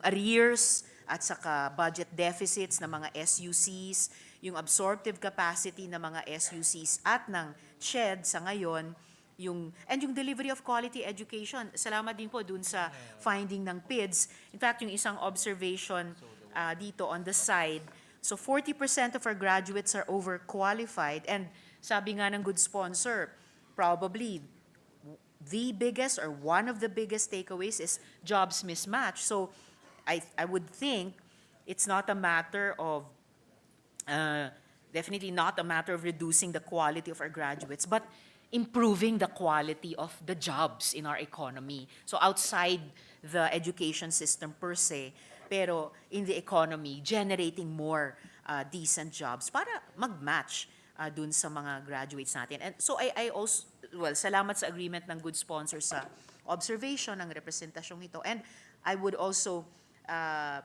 continue along her line of thinking to say na sana mapag-aralan nga, makapaggawa ng isang comprehensive analysis paano pagbabanggain o pagsasama-samahin yung mga variables na ito. So in the same spirit na pinag-isipan kanina ng good sponsor, ano kaya't mailaan ng CHED yung dagdag na 30.1 billion pesos ngayon para itaas yung value ng subsidy, lalong-lalo na sa mga test students. I think it's still worth exploring, at least for a while, no, or hanggang sa BICAM, yung paano pwedeng mag-complement yung optimal use ng CHED sa dagdag na pondo niya at yung mas pagsalo dun sa budget deficits ng mga SUCs as they project it also until next year. Dahil it's a little over 1/3 lamang naman nung dagdag na pondo para sa CHED. So, but I'll leave it at that for now, good sponsor. Huling follow-up na lang dun sa kung may sagot na po ang commission tungkol sa unang tanong. Meron na itong po. representasyon. All right, salamat, good sponsor. So Her Honor asked about the implementation of the Safe Spaces Law. I am told that all SUCs now have a committee on decorum and investigation CODI. that handles cases covered by the Safe Spaces Law. All SUCs have orientation programs for faculty, students, and staff on the law, and that the board of the SUCs handle cases on safe spaces violation and have actually suspended and dismissed faculty and employees. The data on cases and penalties may be submitted if Her Honor would like to see it, Yes, which please, I'm good sure she sponsor. would. So Opo, you are pakisubmit right, good din. sponsor.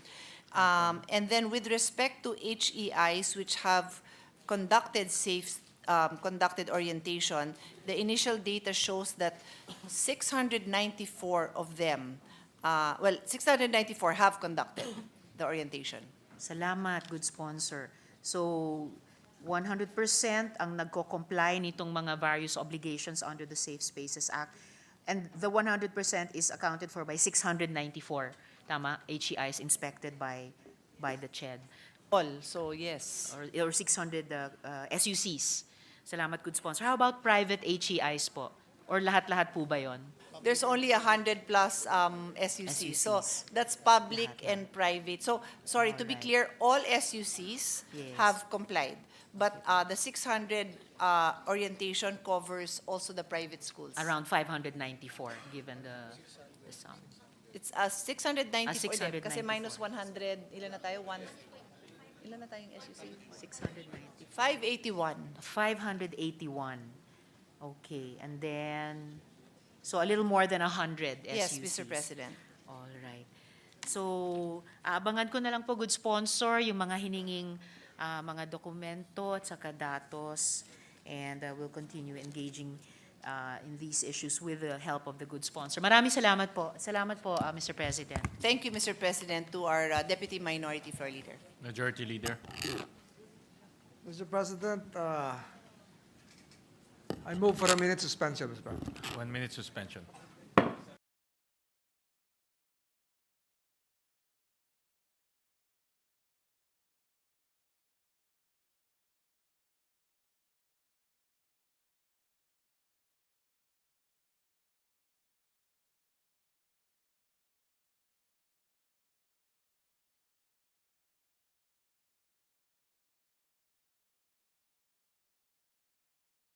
President, next to interpolate is none other than the Honorable Senator Alan Peter Cayetano. I move that he be recognized. We recognize the gentleman from Taguig City, Senator Alan Cayetano.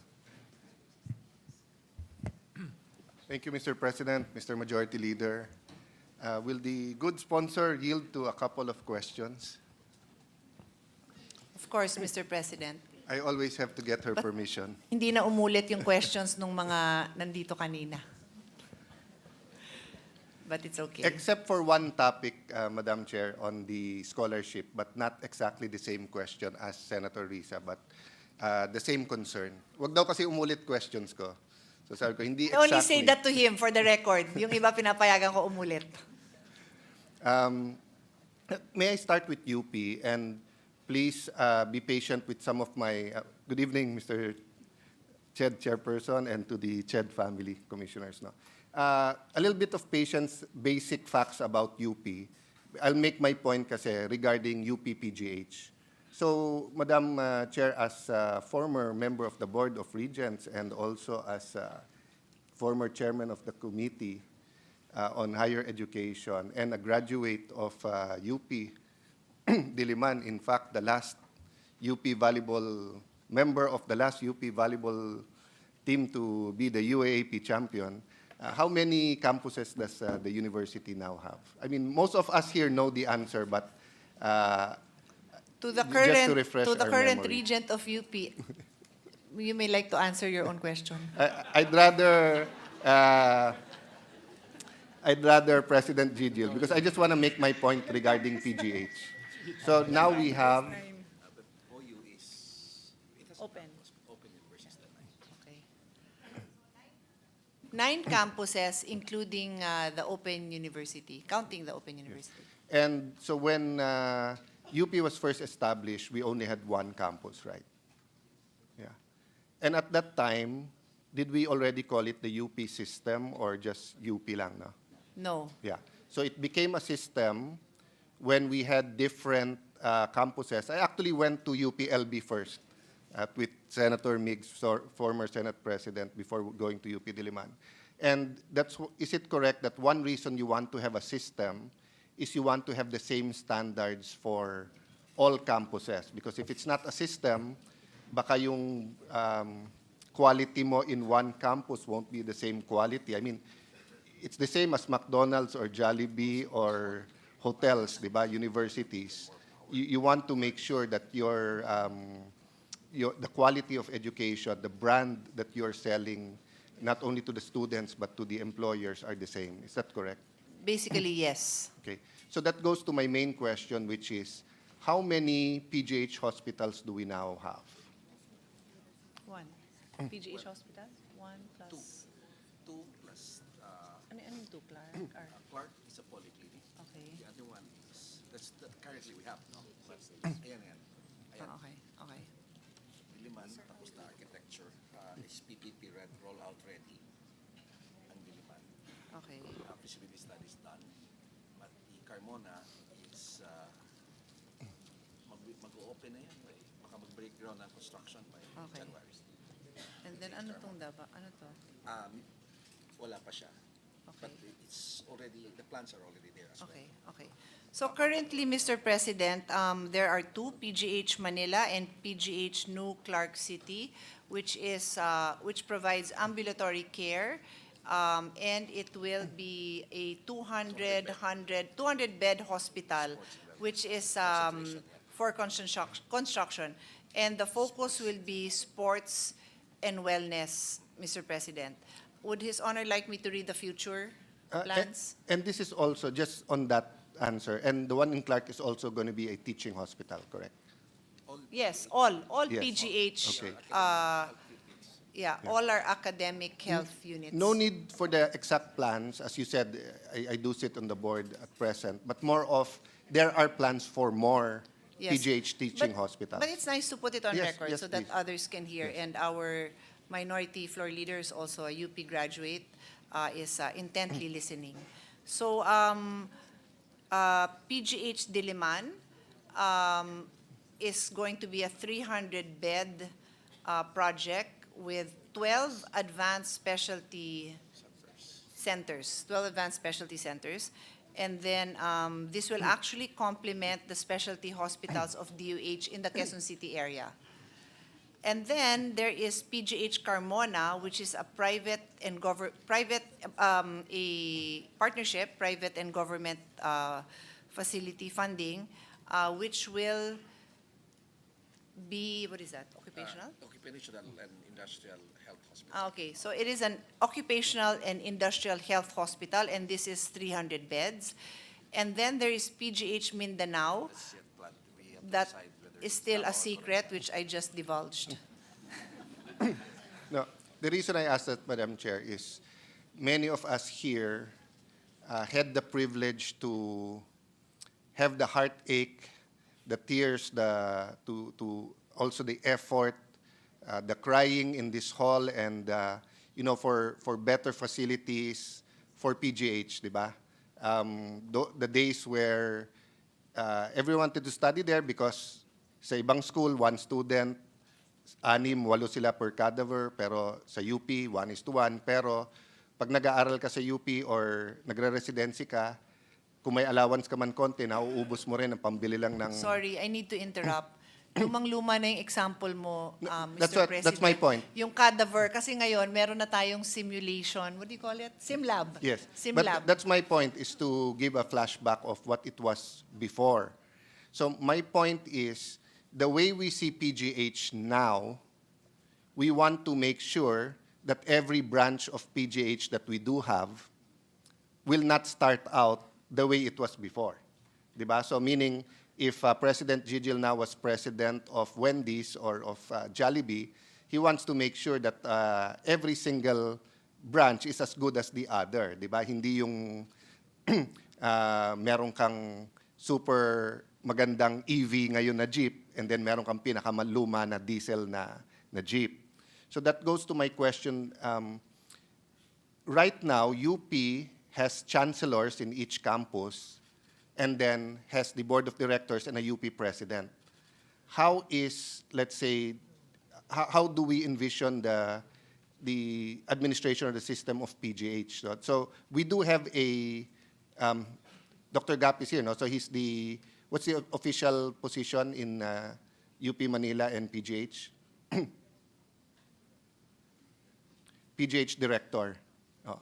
So is he the PGH director of both UP Manila and also of Clark? Yeah. That is correct. So once we have more, two, and especially with the new highway to Clark, which is 2 hours away siguro, 2 to 4 hours, depende sa traffic from PGH, Manila, parang kaya pa, di ba? But are we envisioning that dadating din yung time na parang meron kang katumbas na chancellor sa bawat PGH, tapos may director ka or may president ka for all PGH? So this will now be like a systems-led head, and this would be the vice president for hospital administration. Yes. So Or health. there's a couple of reasons why I mentioned that, but can I share just one reason? There was a foreigner in our old church ate sa BF Parañaque. His job was to sell schools abroad and offer scholarships and try to bridge Filipinos getting scholarships abroad. This was in the 80s and 90s, no? Yes, so you remember his name and ano. And one thing he taught me once I entered government is, in the Philippines now, when you build, let's say, a DepEd school, you finish the school, then you hire the principal. Sabi niya, it's the most basic mistake that husbands do, which is they build their wife's kitchen. Diba? You don't build your wife's kitchen if she wants a kitchen. You ask her what she wants and you allow her to build it kasi siya naman ang gagamit noon. Diba? It's like asking naman your wife to build you your man cave. You might be happy but you might not. No? So the point is, he was saying, wala pa yung school, i-hire mo na yung principal, i-appoint mo na doon para habang binibuild. So, in one sense, I was tempted to say, kailan natin lalagyan ng pondo, kailan natin gagawin, and I don't really know which part of that is for the board and which part is for legislation, but I do know that legislation yung budget. So I would suggest lang, if at the appropriate time, the chairperson of the Committee on Finance, Senator Grace po, and the senior vice chairperson, Senator Pia, would consider putting some money na there.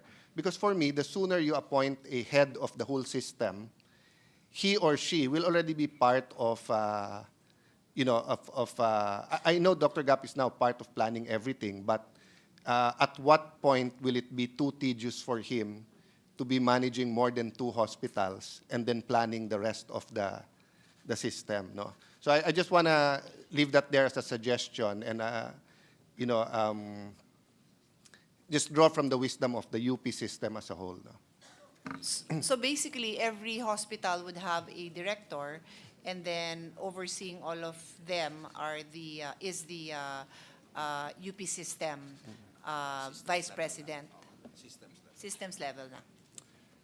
Yes, but are we also going to go the way of the campuses that you'll have a hospital director? So like di ba, parang hindi natuloy yung St. Luke's Davao, di ba? Pero meron kang medical director ng St. Luke's BGC, meron kang St. Luke's QC, pero may presidente ka ng korporasyon to make sure that all the services of St. Luke's are the same, no?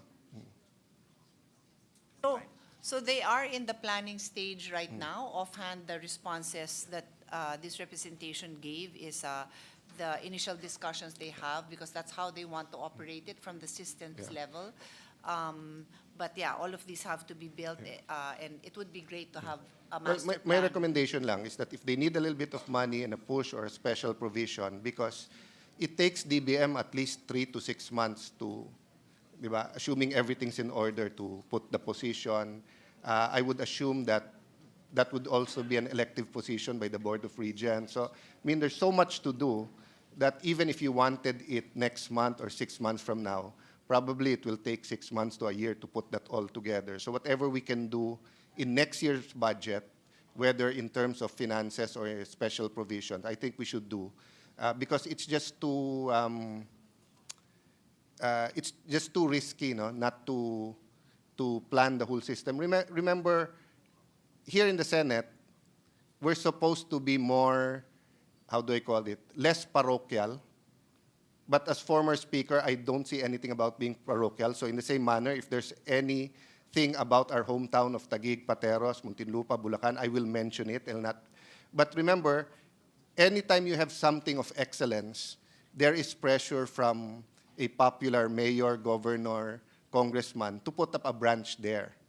So the sooner you have a head, a strict head, the right standards, the more sure we are that the lobbying will be, how do I put it, restrained. And Senator Pia is not a stranger to that. I mean, when she handled both education and a couple other committees, she made sure that hindi pwedeng pumasa dito yung pagka wala yung basic requirements. But even those requirements were internal lang sa Senate. No? Does PGH also does research? Yes, Yeah. yes, that is So, their strength, actually. I'd just like to make a suggestion and wonder how much it would cost if the BOR and if PGH agrees to do the research. I had the privilege of, and many I think here, of having check-up in Singapore. And from simple paperwork, they can have bureaucracy, they can be bureaucratic without red tape. So I remember when I had to have a procedure, kapal nung papers, sabi na, do you have to have my name and signature and all of that? Yes. Here, is this your name and your passport? I forgot my passport. It was 5 a.m. Do you have a picture of it? Showed my picture. Send it to me. So she printed out my name, signed one, then printed out my name with the signature for all 15 or 10 or 8 forms. So in one sense, you need a signature in all forms, but in another sense, sila na nag-print out, no?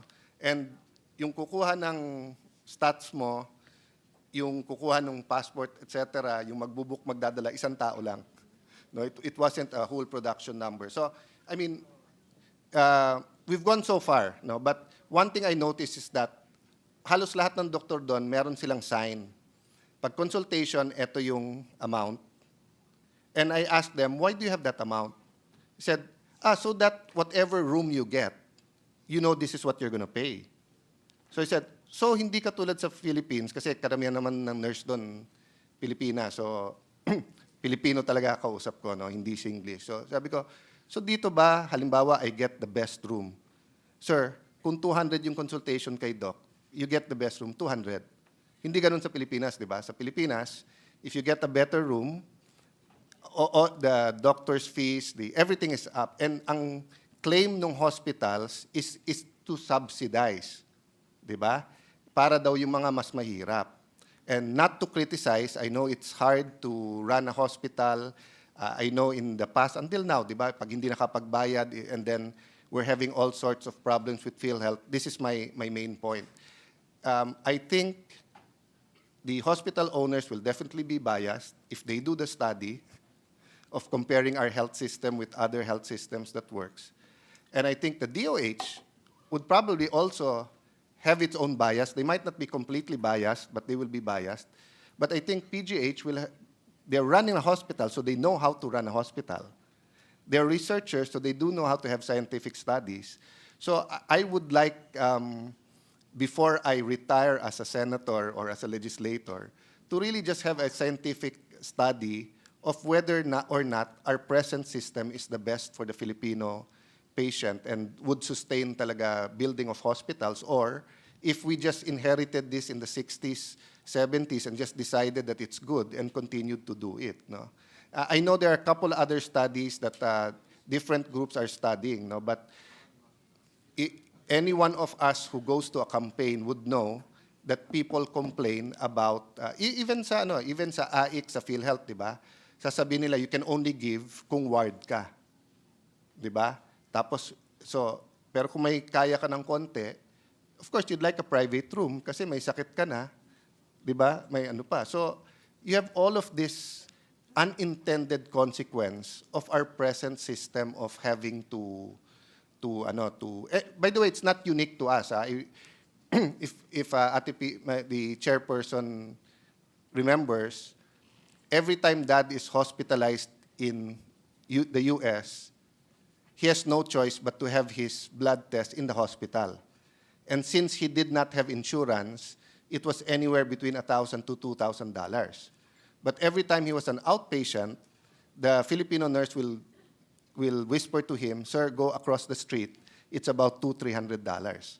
So each health system has their own problems. May butas naman talaga. Wala namang perfect na system. No? What I'm saying lang is that since namulat ako sa politika as a councilor in Taguig in 1992, I have not seen any change. I've seen hospitals getting, doctors getting better, our laws getting better, PhilHealth getting better. A lot of things have gotten better, but I haven't seen a shift or a game changer in the way we look at our health system, di ba?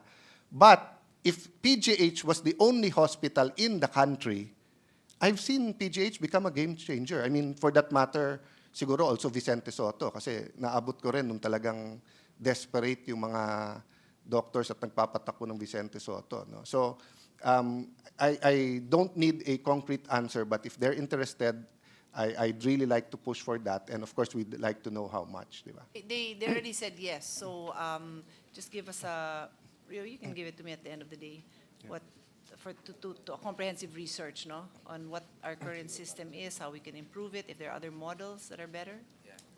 You can just let us know by the end of the day or tomorrow, so we can include it in the committee report. The last point on UP, walang duda yung pride, walang duda yung believe sa taga-UP, sa UP, sa ating professors, etc. But this is just a challenge for us all na taga-UP na nandito, and siyempre nagpapatakbo ng UP. President Gigil is not a stranger for that kasi sa Student Council, he has been pushing for that, do better. Ano ang total enrollment, more or less, ballpark, ng lahat ng UP students ngayon? 66,000. Okay. 66,000. Ano ang total budget ng UP?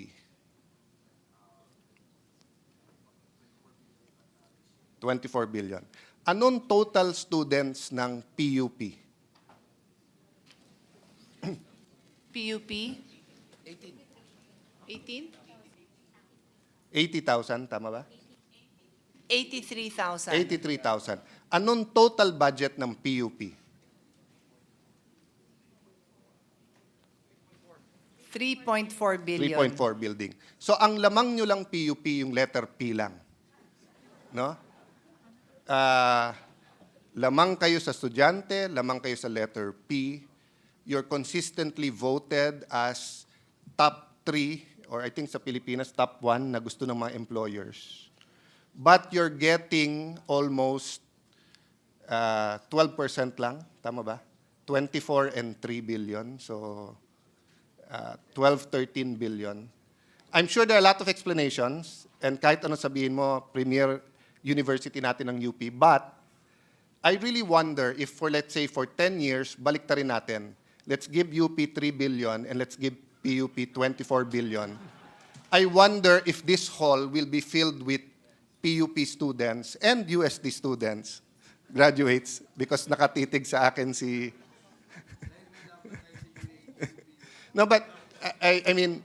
Mr. President, I'm duty-bound to share this information. No? So, dun sa UP budget, 1/3 of that is PGH budget.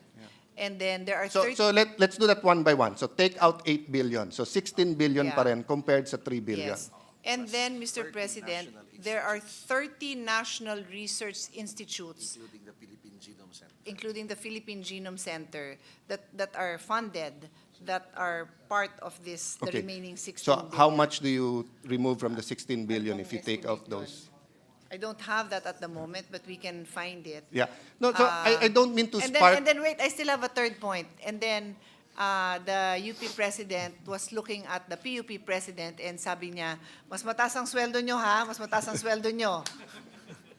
Yeah, but I mean, it might not be apples to apples, di ba? But it might be Chinese apples to American apples. So it's not totally exactly the same, di ba?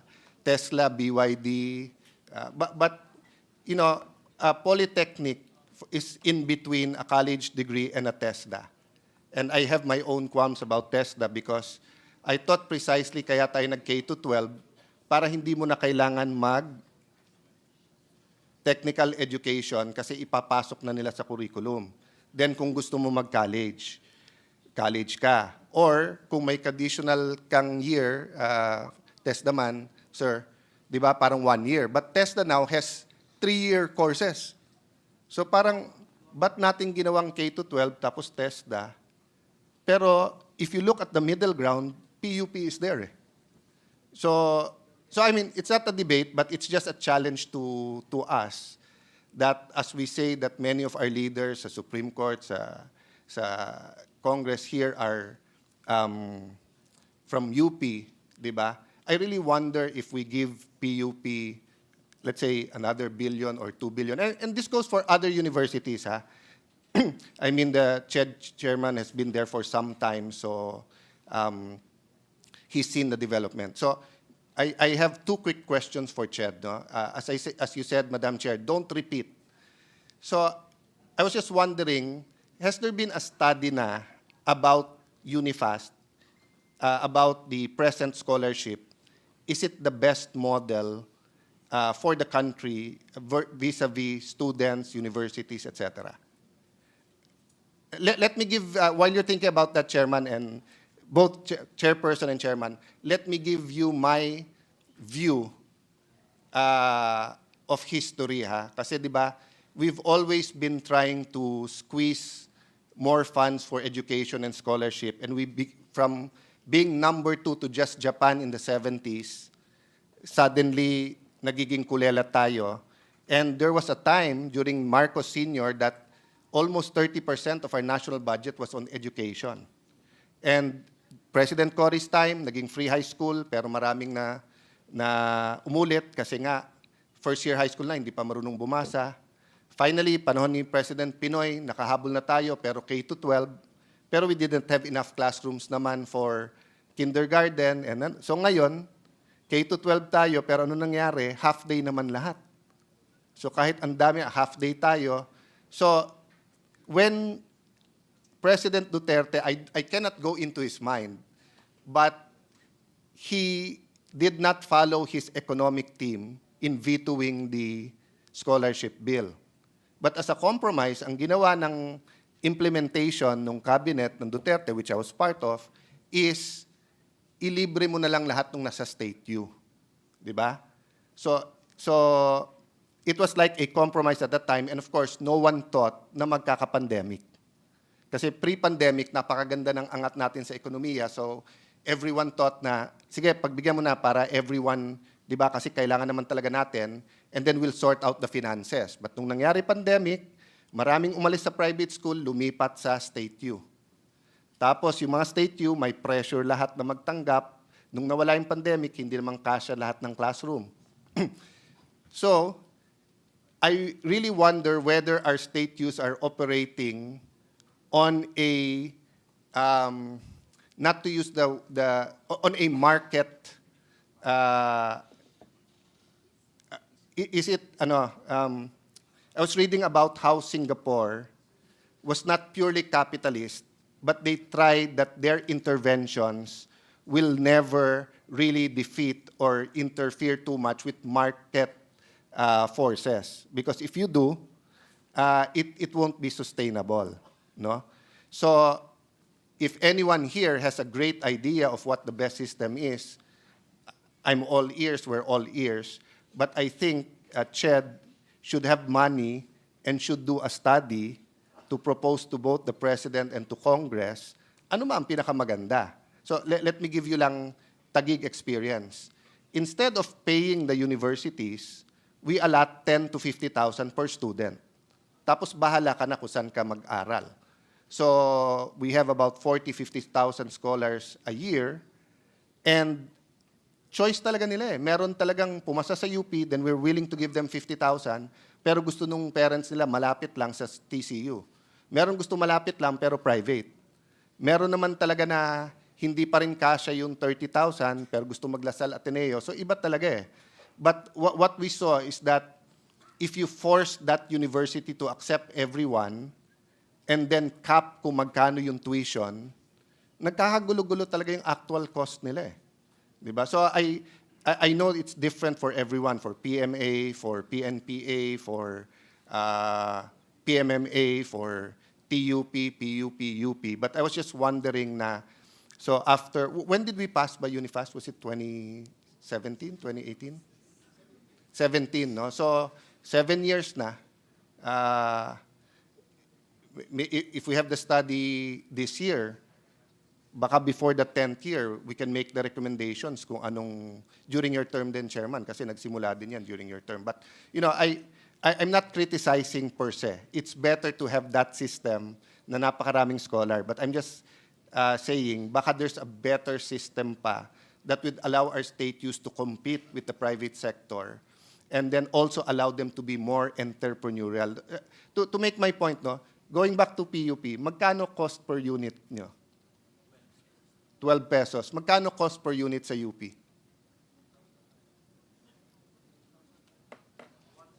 1.5. See, ang layo eh. Diba? No, I'm not, it's not only your budget. I think it's also market forces eh. Diba? 12 pesos. 12 pesos And then versus 1,500. Ang layo.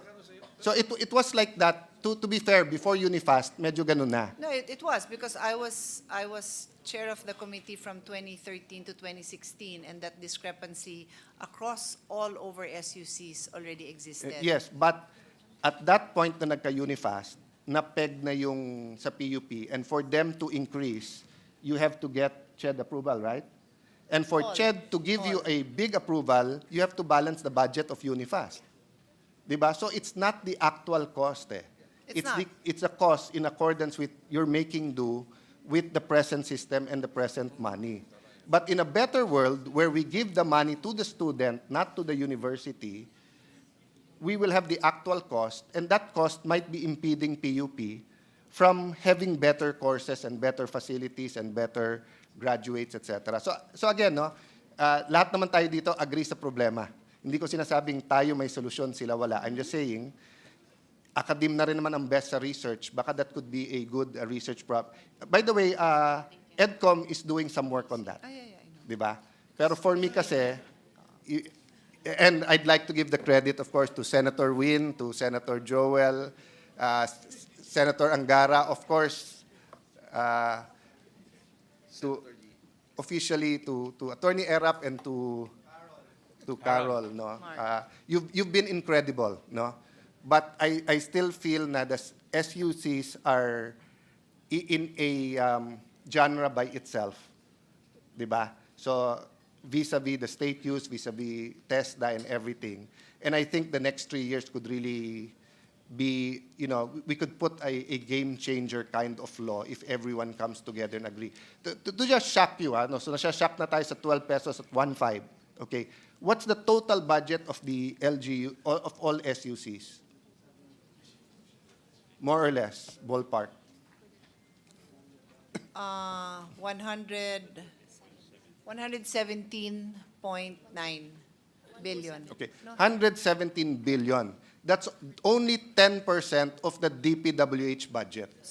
Sorry, to be clear, that's the Senate version proposal for 2025. So, for the last 2 years, more or less, 1 trillion yung DPWH, 350 billion doon, anti-flood, ganun pa rin ang flood natin.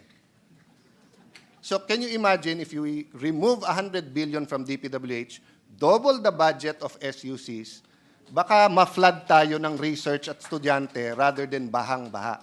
To be fair to DPWH, hindi lahat yun kasalanan nila. Climate change is part of it. But, for example, Project NOAA, which knows kung saan area ang dapat ingatan, hindi naman pala kinoconsult ng DPWH sa kanilang flood control. Ang point ko, nung araw kasi, moot and academic or nagkwekwentuhan lang tayo in saying dagdagan ng pondo ng state use kasi wala kang pagkukunan. But with a 6 trillion peso budget and 1 trillion goes to DPWH and people are doubting that the 300 billion are actually giving you the results for anti-flooding, I think anyone would say that education is a better investment or is at least as good investment as infrastructure. And the best proof there is Singapore. Singapore has no natural resources. At that time, they did not have ports, they did not have IT, finance, etc. So they decided that they will focus on their people, di ba? On educating their people. Yun yung natural resource. So I'm hoping that a study, kasi ngayon it's a debate eh. If I tell you bawasan ng 50 billion ang DPWH ilagay sa CHED o UNIFAS, debate eh. But if CHED comes out with a study regarding the best scholarship program and regarding how good an investment it is to get people to go to the best state universities, I think no one can debate with that, and hopefully we'll come up with a better law and system. Well, just a very quick response to that lengthy and exhaustive observation. We don't need research to tell us that the budget for the tertiary education subsidy, otherwise known as TES, was reduced drastically per student. Now, we had this lengthy discussion with our colleagues before His Honor took the podium. And basically, what was previously until 2024 budgeted for private education students of 60,000 has now been reduced to 27,000, and what was previously budgeted for public school students at 40,000 is now only at 20,000. If we can even, so the point I'm making, which I know is also the concern of our colleague, my brother, now for 2025, the same set of students will have to make do with a smaller amount to finish college. And the reason that the UNIFAS made that decision is they have so many applicants. But now we will have more applicants with less funding. And that amount is actually 15 billion. And then there is another 15 billion in tulong dunong. So we don't need research to tell us where we can also Well, work first, with some I'm sorry if funding. it's lengthy, but you only listen to me lengthily when we're in session. No, I'm not complaining. Yes. She's I'm not basically denying. just saying Okay. my response will be very short to all the observations that His Honor made. Okay. Biro lang naman, but Yeah, I'm secondly, not denying. yeah. I do agree with you that, on that point, but what I'm saying is that how much of that point, which research will tell us, is because of the present system. Just to quickly jump, and hindi ko to pakahabaan, di ba? Sa economic team, I asked them, di ba, magkano yung ayuda for 2025? It's 600 billion. 600 billion. So doon nagtatanong na pwede bang magbigay ng 10,000 per family? Pwede nga 20,000 sa poor families because 600 billion yung ayuda. So the question I ask them is, at what point will we stop or will we temper ayuda and start giving money for small businesses? So the same thing, no? If I ask Chairman now, I'm sure he'll give me a brilliant answer. If I ask you, Chairman, I mean, both the chairperson and the chairman of CHED, how much dapat ang student aid? How much dapat ang student loan? How much dapat ang LGUs, how much dapat ang scholarships, etc. But without a study that will tell us also the economic forces, because I wonder, for example, if we compare how Ateneo, LaSalle, UST, di ba, price their per unit compared to UP. I don't know. President Gigil might. But I'm sure LaSalle, Ateneo, UST, all those brothers, Saints Co sisters, Assumption sisters, hihimatayin if I compare them to PUP and ask them na mag 12 pesos lang kayo per student. Diba? So maybe there is something in PUP na pwede nating gayahin. How are they able to do that and win awards at 12 pesos? And I hope if we give them 20, 30, 40, they won't get lazy and they will even have better rewards. But the study is not really on whether we should spend more on education, but really what is the right mix of student loans, student aid, scholarships, and what is the role of the SUCs versus the private.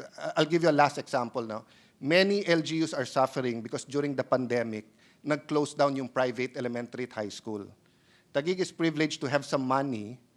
So ang ginawa ng Taguig, inap nila yung, I think 15,000 or 20,000, 15,000, 10,000 to the private school, 5,000 sa estudyante for uniform, para hindi magsara yung private school. And people were thinking it's to help the private school. It actually helped the public school. Because kung nagsara lahat ng private school na yon, wala silang tatakbuhan kung hindi sa and we're even assuming na halos pareho yung quality ng private school at public school sa elementary at high school. Sa college, it's really different kasi it really depends on yung focus at specialty ninyo. No? But anyway, I took too much of your time. Thank you very much, Madam Chair. But I'd really like, I don't know kung may funds na ang CHED or dapat natin lagyan, but I think they're the best one to propose a system of how a Filipino born with nothing but wants to go to college can finish college. Of course, if they want to go to a polytechnic or they want to go to TESDA, that's just as good. But ang point ko is, if they want to go to college, how do we have the system? If PhilHealth can do their no balance billing, then it solves half of the problem. So ganun din.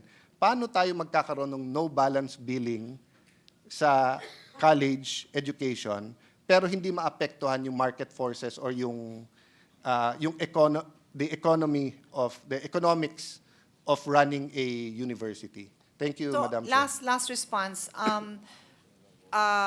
CHED has data that shows that with the current financial support that we are giving to the students of the 60,000 and the 40,000 I mentioned, depending if they're going to private or public school, 79% are able to complete their university education.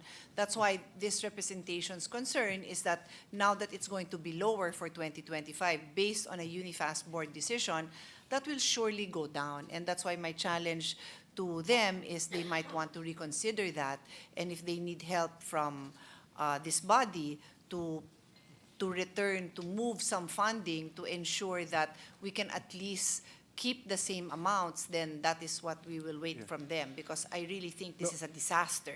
I that we're totally going to agree, and I think- reduce that price. And Yeah. Senator Joel Villanueva is making a face, so I No, assume he I think, agrees Madam with me. Chair, I think we all agree with that. And I think for 2025, kailangan talaga natin i-bridge at itaas.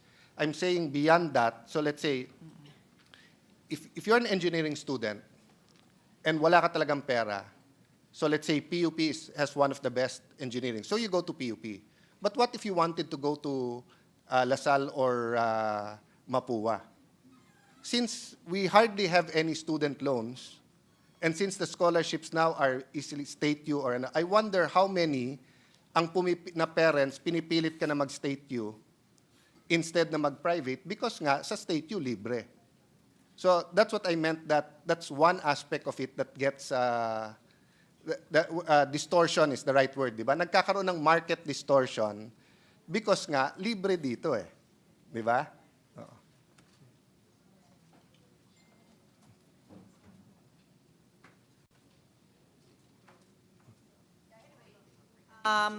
No one here in my immediate vicinity knows the tuition of Mapua. Maybe somebody can Google. But basically, until 2024, the subsidy given is 60,000. So if you assume that other than the LaSalle's, maybe Yeah, His sorry. Honor knows UST, but 60,000, Yeah, maybe with a little bit more, makapasok pa sila sa, but- sa private. No, but Madam Chair, first of all, studies show that tuition is only 30%. 70% is yung dorm, etc. Okay. Secondly, isa state U, automatic lahat sila eh. Sa Mapua, hindi lahat ng mahirap automatic makakakuha ng 60,000. So that's what I meant na nadi-distort yung market forces. No? In a perfect world, again, I'm not saying this is the perfect system, but in a perfect world, basta't mag-aaral ka at kaya and the government is willing to pay, di ba? Then the student will choose where you want to go. Eto grades mo, you get 200,000. Eto grades mo, you get 50,000. Eto grades mo, pero galing ka ganito probinsya na hindi mo kasalanan, na less, eto yung ganon, then they can go where they want to go. But now, at least in my personal consultations with people, if you're from Palawan, your parents will say, go to the two state universities of Palawan. If you're from Taguig, about 1/3 pa rin of our parents, even if we will pay for their students to go out, they'll say, 3-4 naman university natin, dito ka na lang. Just because it's cheaper. No, so what I'm saying lang is, I don't think that's the best, it's not even scholarship eh. Finish college, no one left behind program that we can have. No? But of course, it's much better than 5 years ago, and it's much better than 10 years ago. Walang duda doon. But sumasabog ang population eh. So sustainability, which is your thing, Madam Chair, comes into play na talaga. No? So anyway, I'll stop there and thank you for your time and your answers and for the CHED's hard work on all of this. Thank you. Thank you, Mr. President. Majority Leader. Mr. President, the Minority Leader is seeking the floor. I move that he be recognized. We recognize our Minority Floor Leader, Senator Coco Pimentel. Thank you, Mr. President. I intended to really scrutinize the budget of the CHED and each of the 100 plus SUCs. But given the lengthy interpellations already plus the manifestations, siguro I'll just urge the CHED as well as each and every SUC to work closely with the EDCOM 2. Take advantage of the fact na may EDCOM 2. At saka ang lifetime ata ng EDCOM 2, just how many more years? Next year. One more year. One more year. So please work closely with EDCOM 2 kasi we can talk about the problems plaguing our education system from basic to tertiary here, but if we do this collaboration not in a formal setting but in a workshop setting, baka mas marami pa tayong ma-achieve po doon. And even your budgeting process will, believe me, will improve. if you collaborate and work closely with EDCOM too. Yeah. So just an appeal na lang So- siguro because marami na rin naman tayong na-discuss na bagay. Opo.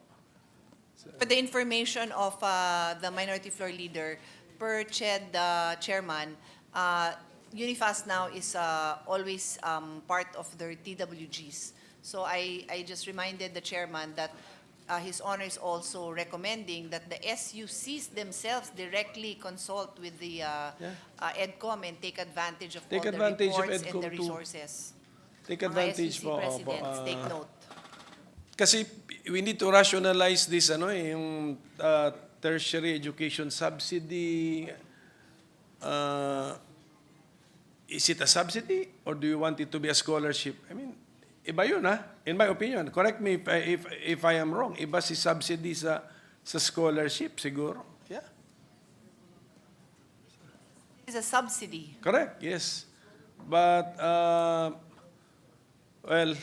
doon na natin ayusin yan sa EDCOM too because we have to siguro fix the concepts and then decide what we want and then dapat may political will tayo to pattern everything to achieve what we really want to achieve. Kailangan may political will, hindi pwedeng if you accommodate everybody, lahat ng ideas, mangyari. So that's the purpose of EDCOM too. So take advantage na lang po sa lahat. That's my appeal. Thank you very much. Thank you. Thank you, Mr. President. The Executive Director of EDCOM 2, E.D. Carol Yee, is present here with us on the sidelines, and I'm sure he's taking notes, and he'll be liaising and collaborating with the SUCs and CHED regarding the work of EDCOM 2. Majority Leader, Senator Joel Villanueva. Yes, Mr. President, I wasn't supposed to ask questions, Mr. President, but maybe just a quick few questions if my dear colleague, our sponsor, would yield to some questions, Mr. President. Of course, Mr. President. Thank you, Mr. President. Mr. President, I will no longer join the party when Senator Alan Cayetano made that statement of comparing UP's budget to PUP, and I'm not even going to ask further if the budget of UP Sports Development versus PUP Sports Development. And I will no longer ask that question because in the next few weeks, we will be facing each other in the UAAP Final Four. So, But I need to answer that question because But if there's you wanted there to is a answer- UP varsity senator who funds the UP Sports Development Project. Is that Other the- than the nowhere to go but up na puro basketball. Yun lang naman ang reason doon. Simple that's lang. your reason. My Yes. reason is I want if you answer that question, I might be tempted to scrutinize and ask every single cent, especially the funding for basketball, Mr. President. Hindi ho ako nagbibigay sa basketball, all the others but basketball Thank you. because they have their own private donors. Thank you, Mr. President, and may the And alam kong hindi ka magpapatalo kasi and sa may basketball. the best team win. And dito na si Sen Nancy, dumadami na ang mga Maroons. Mr. President, I'd like to ask just a few questions. In recent years, Mr. President, the seed fund for the development of medical schools in SUCs has received additional funding. This fund aims to assist our SUCs offering medical degree programs to develop po yung institutional materials, pag-upgrade po ng mga facilities natin, laboratories, capacity building activities. May we know the rationale for the 45.45% decrease in the seed fund for medical schools in 2025, Madam Chair? Mr. Chairman.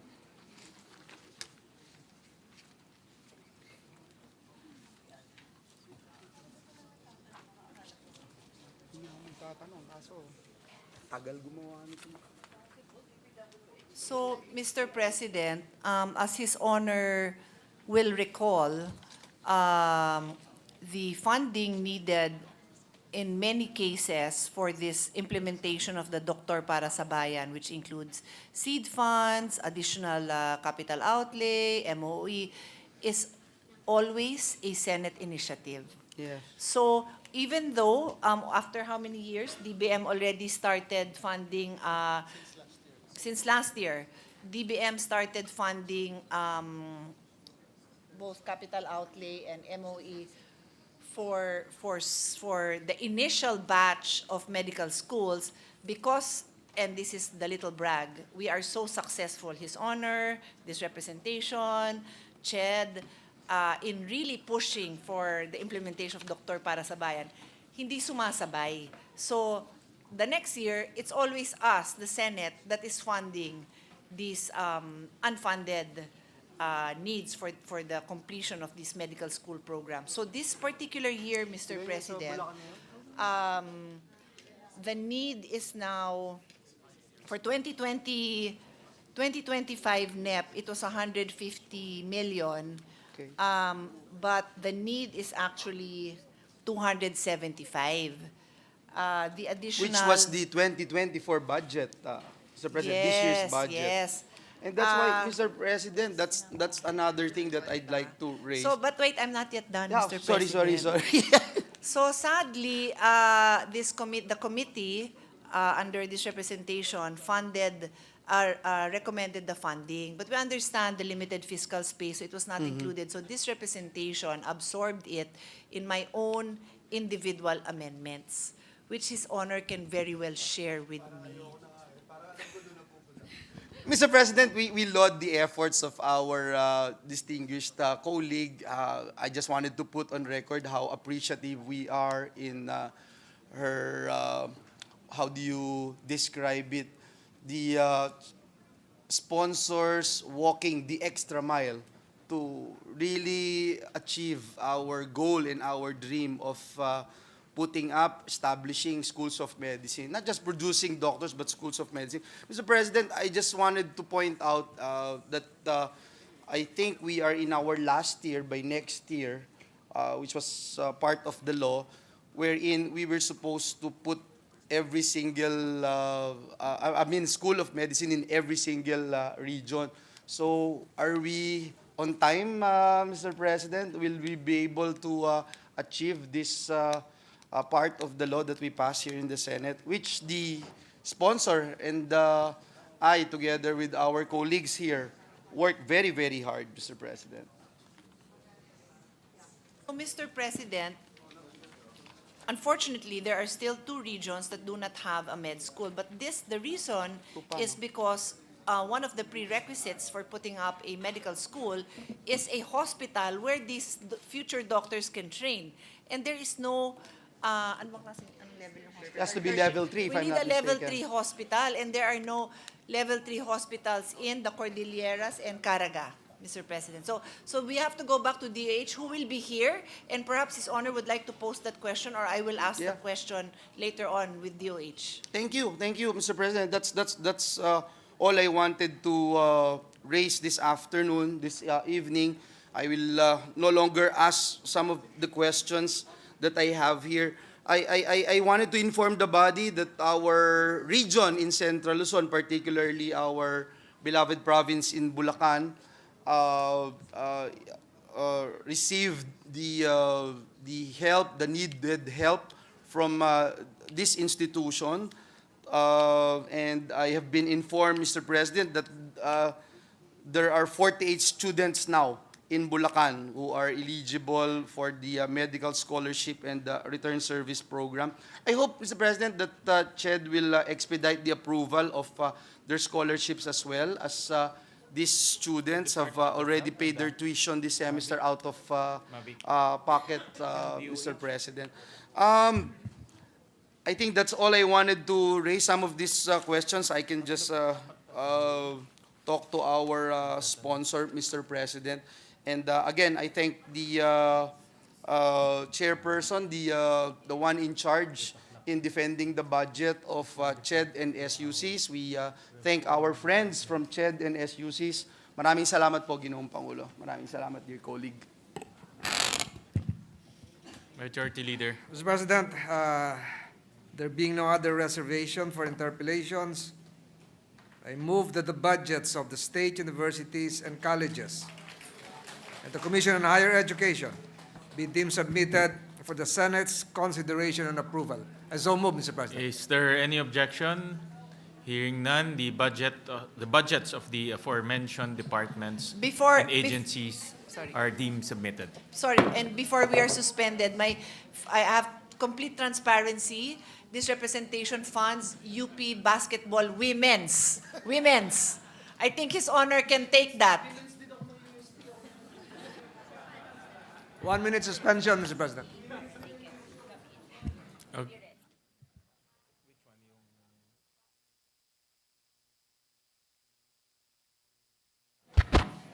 May I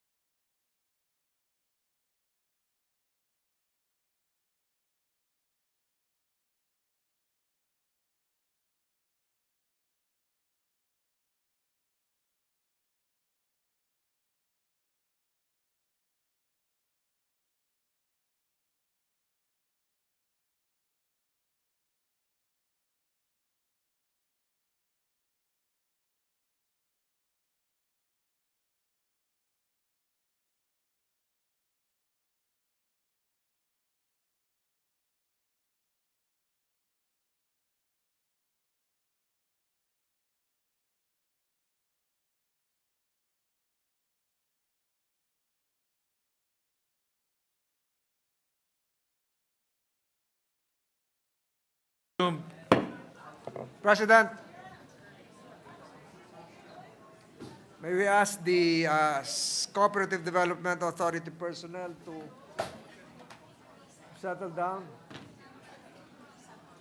May we request the members of the CDA to already take their respective seats and prepare for the deliberation.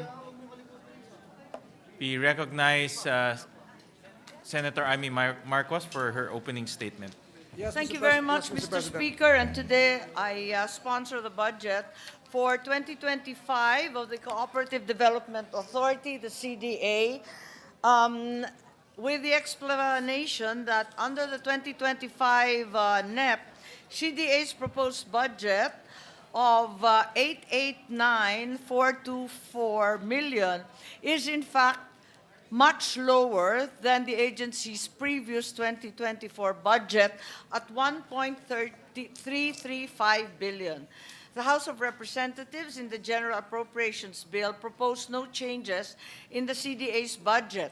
On the other hand, given the food and agricultural crisis today, as well as our issues with the PUV modernization, it is our proposal that the Senate partially restore last year's budget by 300 million at least, resulting in a proposed budget of 1.189 billion.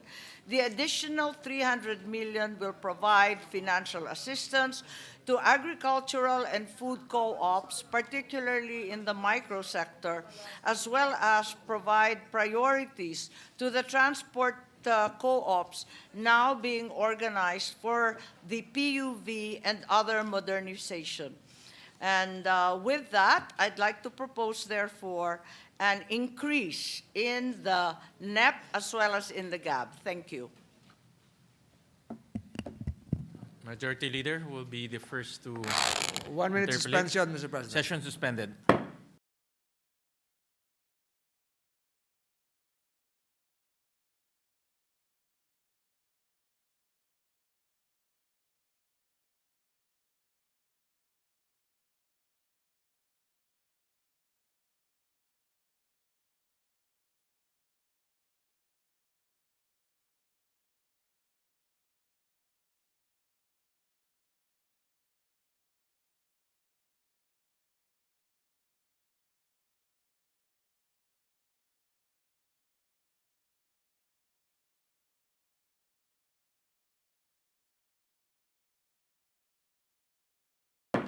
Mr. President.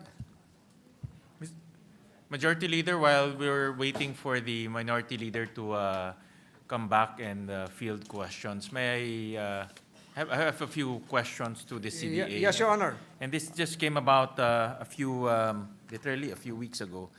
Some of the cooperatives in Valenzuela approached me, and their certificate of tax exemption or certificate for tax exemption is under threat to be revoked because the BIR is requesting them to get the TIN numbers of all their members. And as we all know, cooperatives are designed to empower our poor constituents, especially the informal sector. So this created a lot of confusion and, of course, discouragement in our city Valenzuela, because the co-ops are also entitled to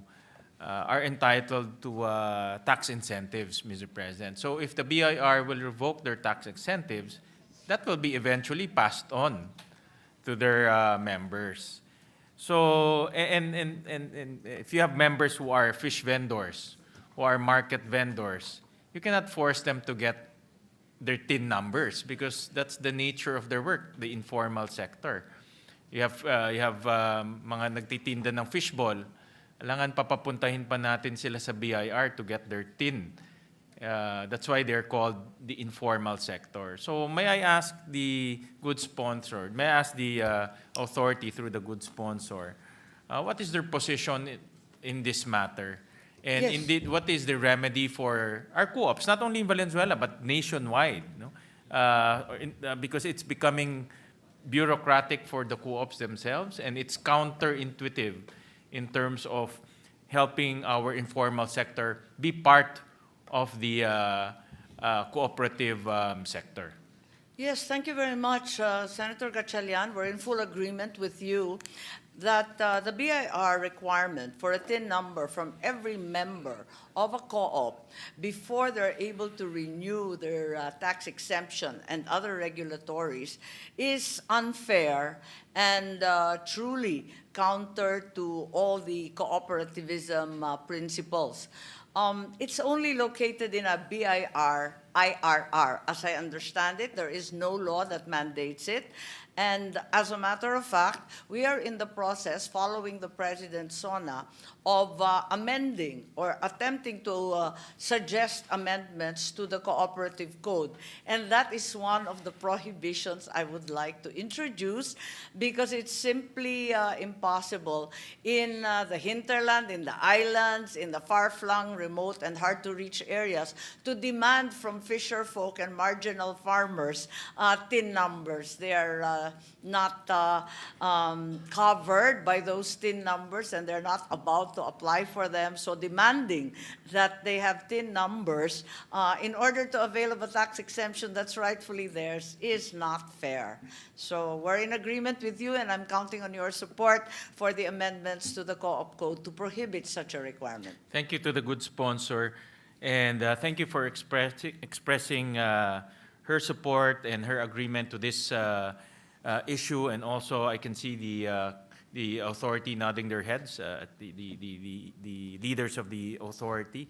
May I ask the good sponsor, what is the authority doing in order to at least temporarily, in the absence of that law, temporarily address this issue? Because there are now a lot of co-ops under threat that their certificate of tax exemption will be revoked. And if that happens, they will be charging VAT to their members, they'll be paying income taxes, they'll be withholding taxes. What is the commission, or what is the authority doing in the meantime that the law is not there in order to settle this issue?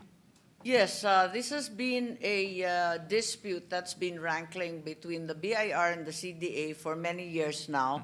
There have been repeated efforts to urge BIR to suspend this requirement, given that, as I said earlier, it's merely in an IRR and is not required by law. And in fact, acts as an obstacle to the exercise of a legal right, which is the tax exemption. But BIR has again and again refused, saying that it will be in violation of their IRR. Perhaps it's really time that we amend the Co-op Code and at the same time speak to the BIR and make certain that this this requirement, which is tantamount to a violation of the Co-op Code, be halted. I agree with the good sponsor that you have co-ops you have co-ops whose members are farmers, fisher folks, in the case of Valenzuela, fish wall vendors, barbecue vendors, and we're trying to lure them to be part of the cooperative system, so that they will be empowered, they will be trained to save, they'll be trained to go to the cooperatives and borrow instead of going to the 5-6 offerers. But in doing so, we are now requiring them to go to the BIR to get their TIN numbers, which is not in their horizon, because they're part of the informal sector. Kaya nga ho sila tinawag informal sector.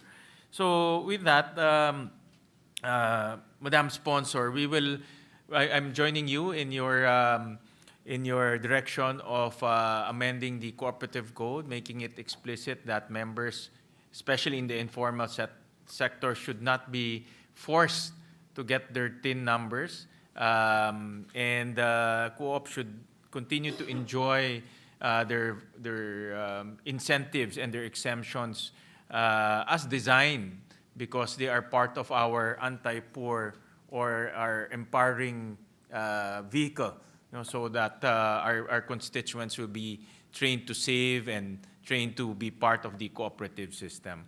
And in the meantime, we'll bring this up to the Senate, and allow me to suggest to the authority to submit to us their position papers, data, and everything, so that we can use those documents in our hearings, especially in conducting oversight hearings over this issue.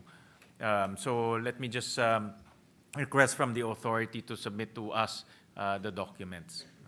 Yes, thank you very much. And Senator Gatchalian, on my part as chair of your committee on cooperatives, I will definitely send a letter attaching the transcript of this exchange to the BIR immediately after this plenary debate to make certain that they are aware of our objection to this undue burden they're imposing on potential cooperative members. Thank May you. I ask how many cooperatives are now in this quandary, in this type of situation? Do we have that number?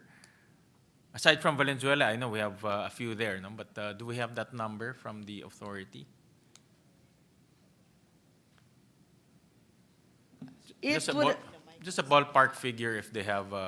It would have to be said that most of the micro and small cooperatives would be in the same situation as the transport and street vendor co-ops of Valenzuela.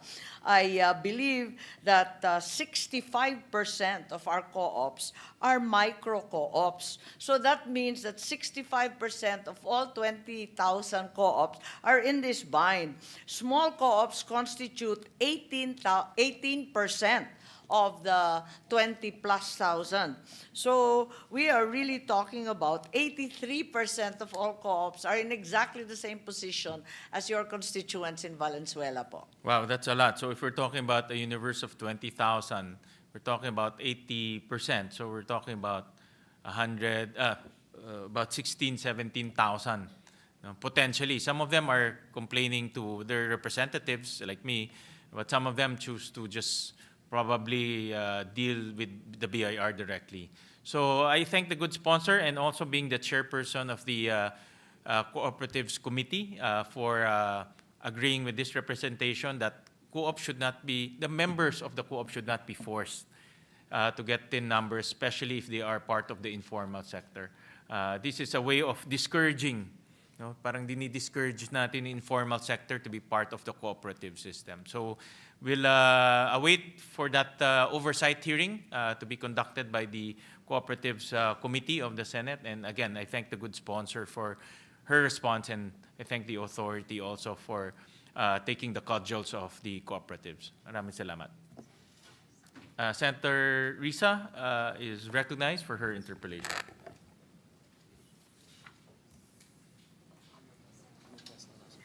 Wala na. Okay.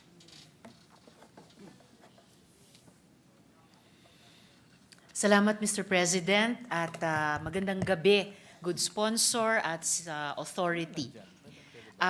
Bago po yung mga tanong ko, Mr. President, just a brief manifestation that I join Senator Gatchalian in his manifestation, as this issue has long been a problem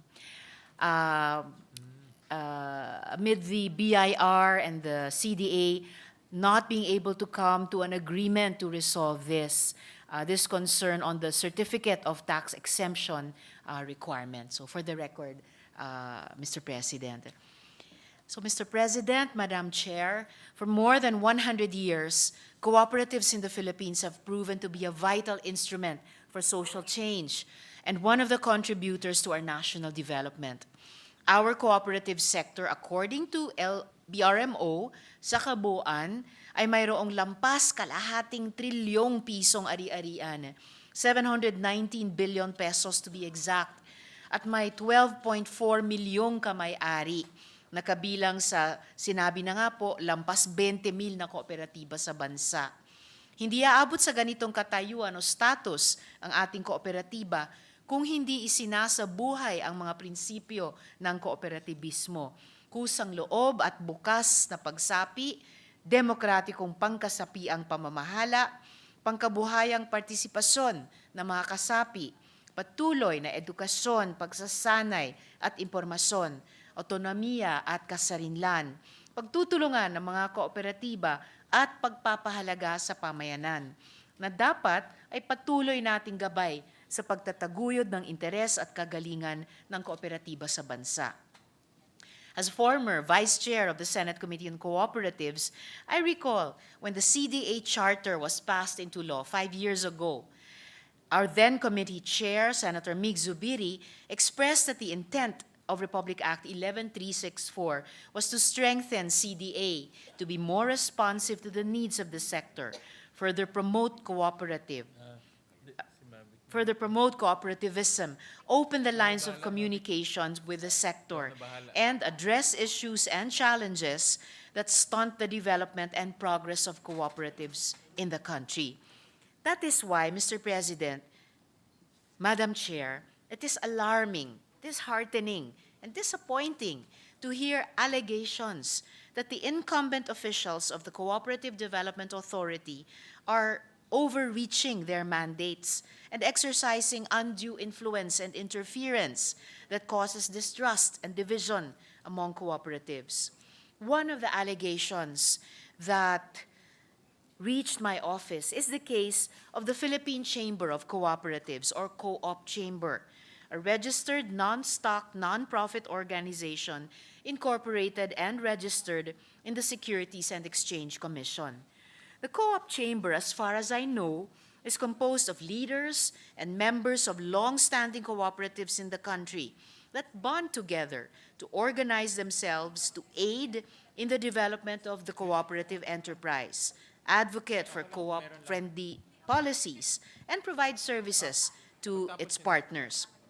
I'm aware that the good sponsor and the Senate Committee on Cooperatives are aware of the existence of said group as they actively engage in the committee's work on the amendments to the Philippine Cooperative Code and other legislative agenda. Pwede po bang magtanong, Mr. President, Madam Chair, kung bakit yung administrador ng CDA ay nagbanta na maghain ng criminal case laban sa said chamber? Bakit nag-issue ang CDA ng advisory laban sa chamber?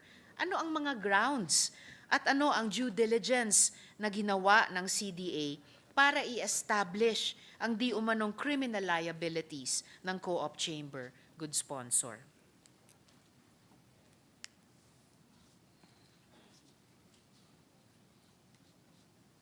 Yes. According to the CDA, what occurred was that the Philippine Chamber of Cooperatives registered at the SEC, but never did they register at the CDA. As a result, the CDA, determining that they were not acting as a co-op, but rather as a corporation, advised the SEC of the situation and told them no longer to allow this corporation to use the word co-op in their name. So that is where it stands at the moment. I believe there are no further lawsuits or actions since that advisory.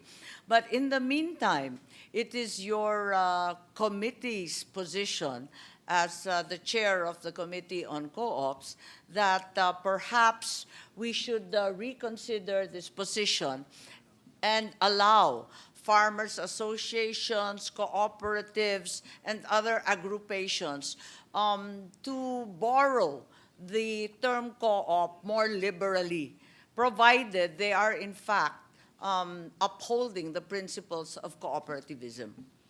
Maraming salamat para dyan, good sponsor.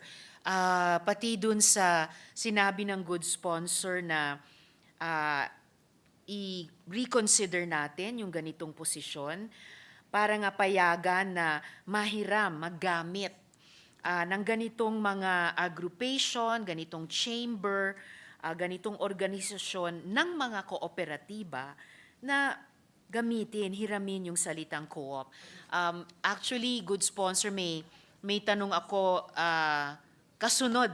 Ang kasunod na tanong ko po ay partikular dun sa sinabi ng good sponsor. Kung ano sana ang pwede nating i-reconsider na ugali at pag-uugali tungkol dun sa paggamit ng salitang kooperatiba.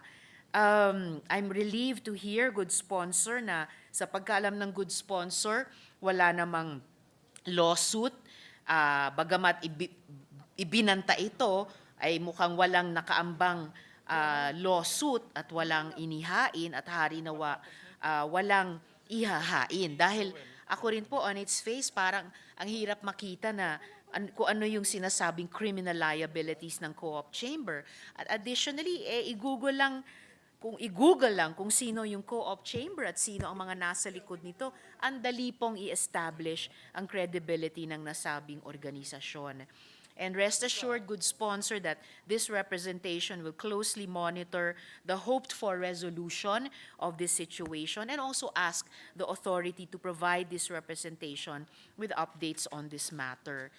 Pangalawa po, good sponsor. Tama Yes, po, Mr. dahil President. ito ay korporasyon na ang may-ari mga co-op.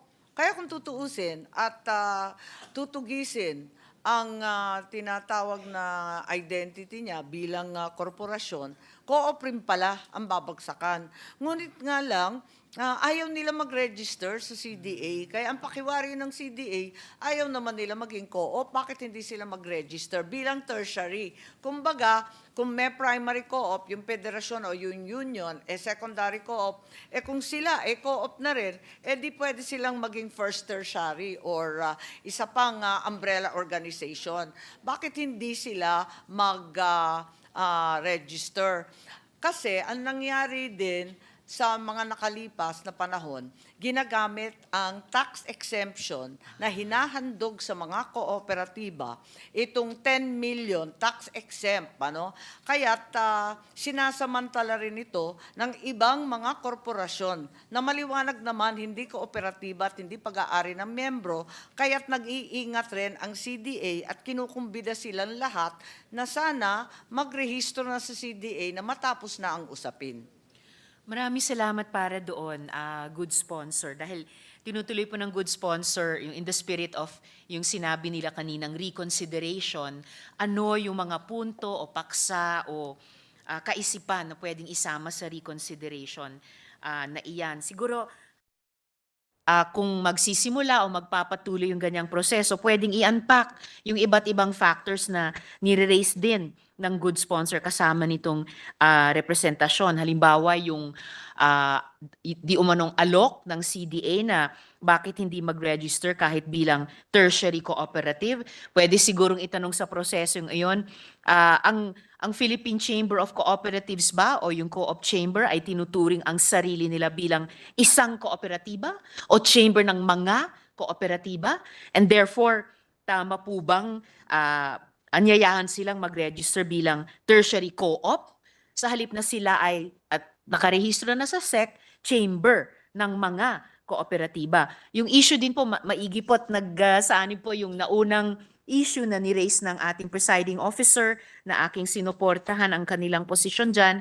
Kaugnay din itong tanong ko tungkol sa bakit nga ba tila tinugis ang co-op chamber dito sa usapin ng tax exemption. At pwede sigurong alamin dun sa reconsideration process, bakit po ba ang co-op chamber ba ay gustong pakinabangan yung tax exemption ng mga kooperatiba? So kapag dumaan po dyan sa ganyang process ng reconsideration, to borrow the term of the good sponsor, pwede po nating i-surface ano ba talaga ang facts tungkol sa bawat isyung ito mula sa pananaw ng chamber, mula sa pananaw din ng CDA at sino pang ibang stakeholders.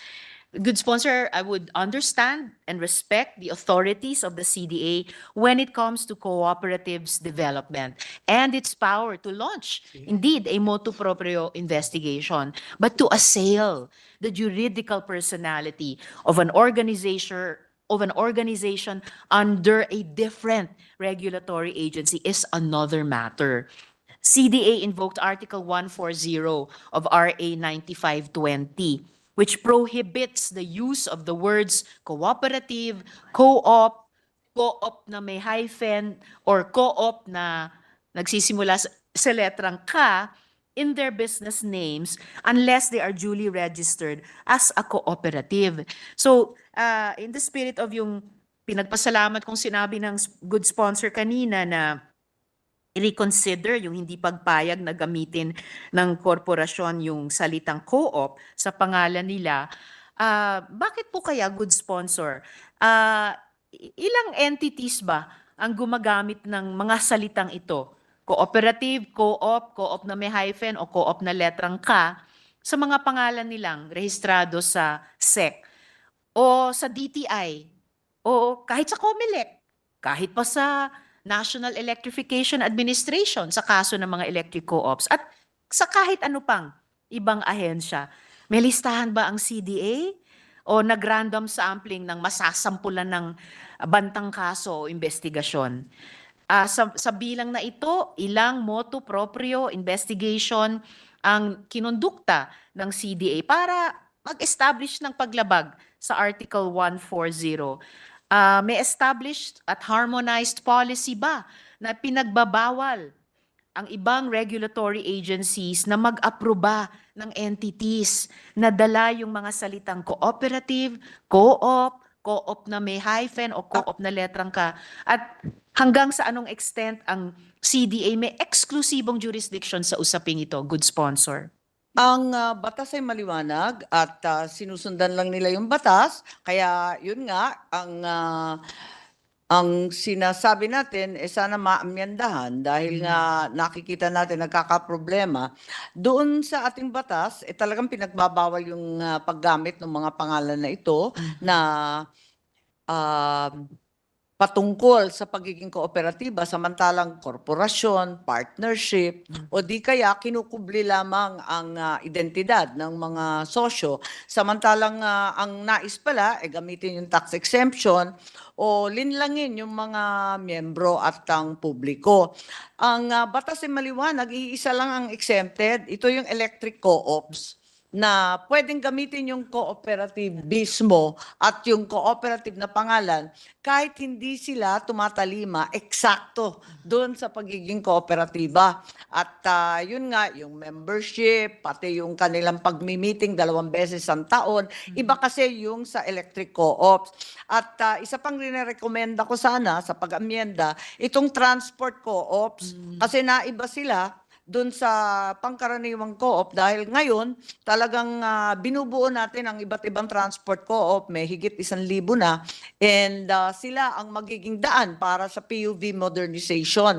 Pero sumasailalim sila sa OTC or Office of Transport Co-op sa ilalim ng DOTR. So ayan na naman yung katanungan, ang CDA ang magre-rehistro pero ang magmo-monitor at magre-regulate yung DOTR OTC naman.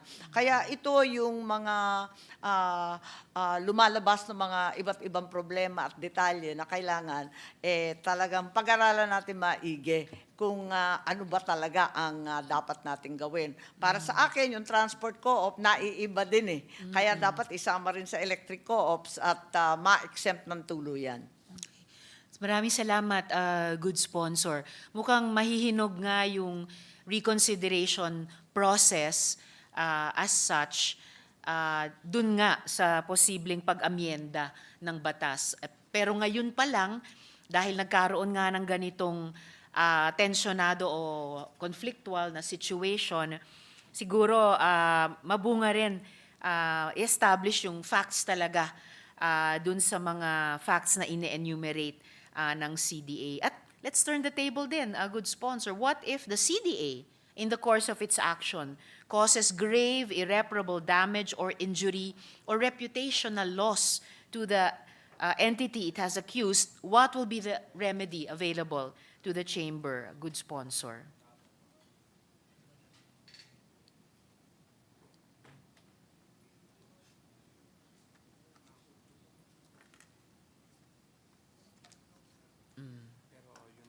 Well, ang alam ko, may penalties kapag ginamit yung pangalan o yung iba't ibang permutation itong salitang co-op.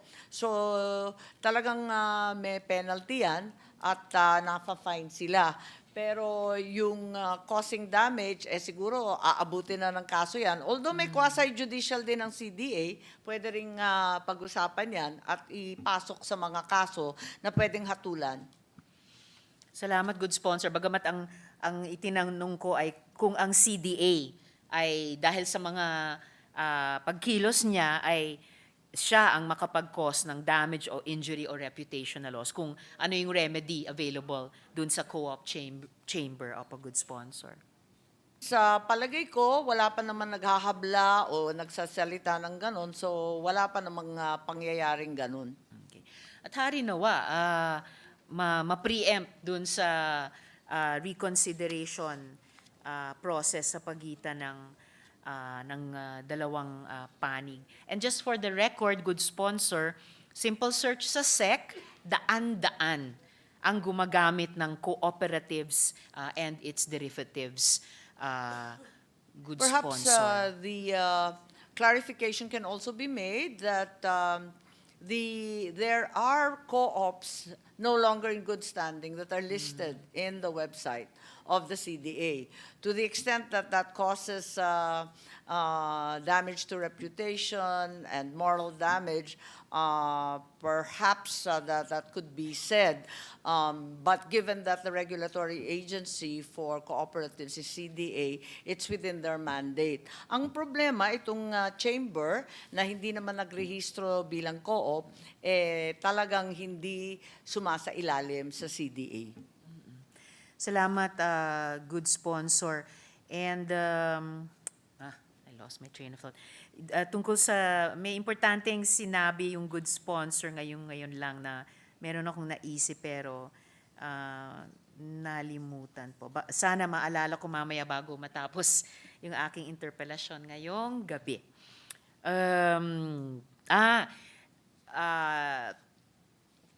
Gusto ko lang ulitin na in very good standing ang kredibilidad nitong chamber at pati yung mga miyembrong kooperatiba nila.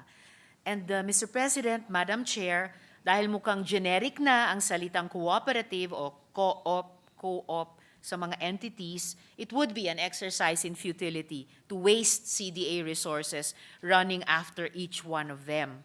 Kaya nga sa panukalang pagbabago sa Philippine Cooperative Code, the proposal is very clear. Quote, organizations registered with other government agencies are allowed to retain the word cooperative in their registered name, provided. So kahit sa intention, good sponsor, nandito na ito, provided that these organizations shall not be entitled to the benefits and privileges under the code. So kumbaga, may intention na to act in good faith. For the record, Madam Chair, Mr. President. Bago po ako dumako sa ibang Kami ang paksa, sang-ayon Mr. sa President. pagluluwag ng iba't ibang mga regulasyon, pero hindi natin pwedeng talikuran ang utos ng ating batas na ang CDA ang siyang mangangasiwa ng iba't ibang mga kooperatiba. Dahil alam naman natin, marami rin nagsasamantala ng kooperatiba, ginagamit yung mga sosyo.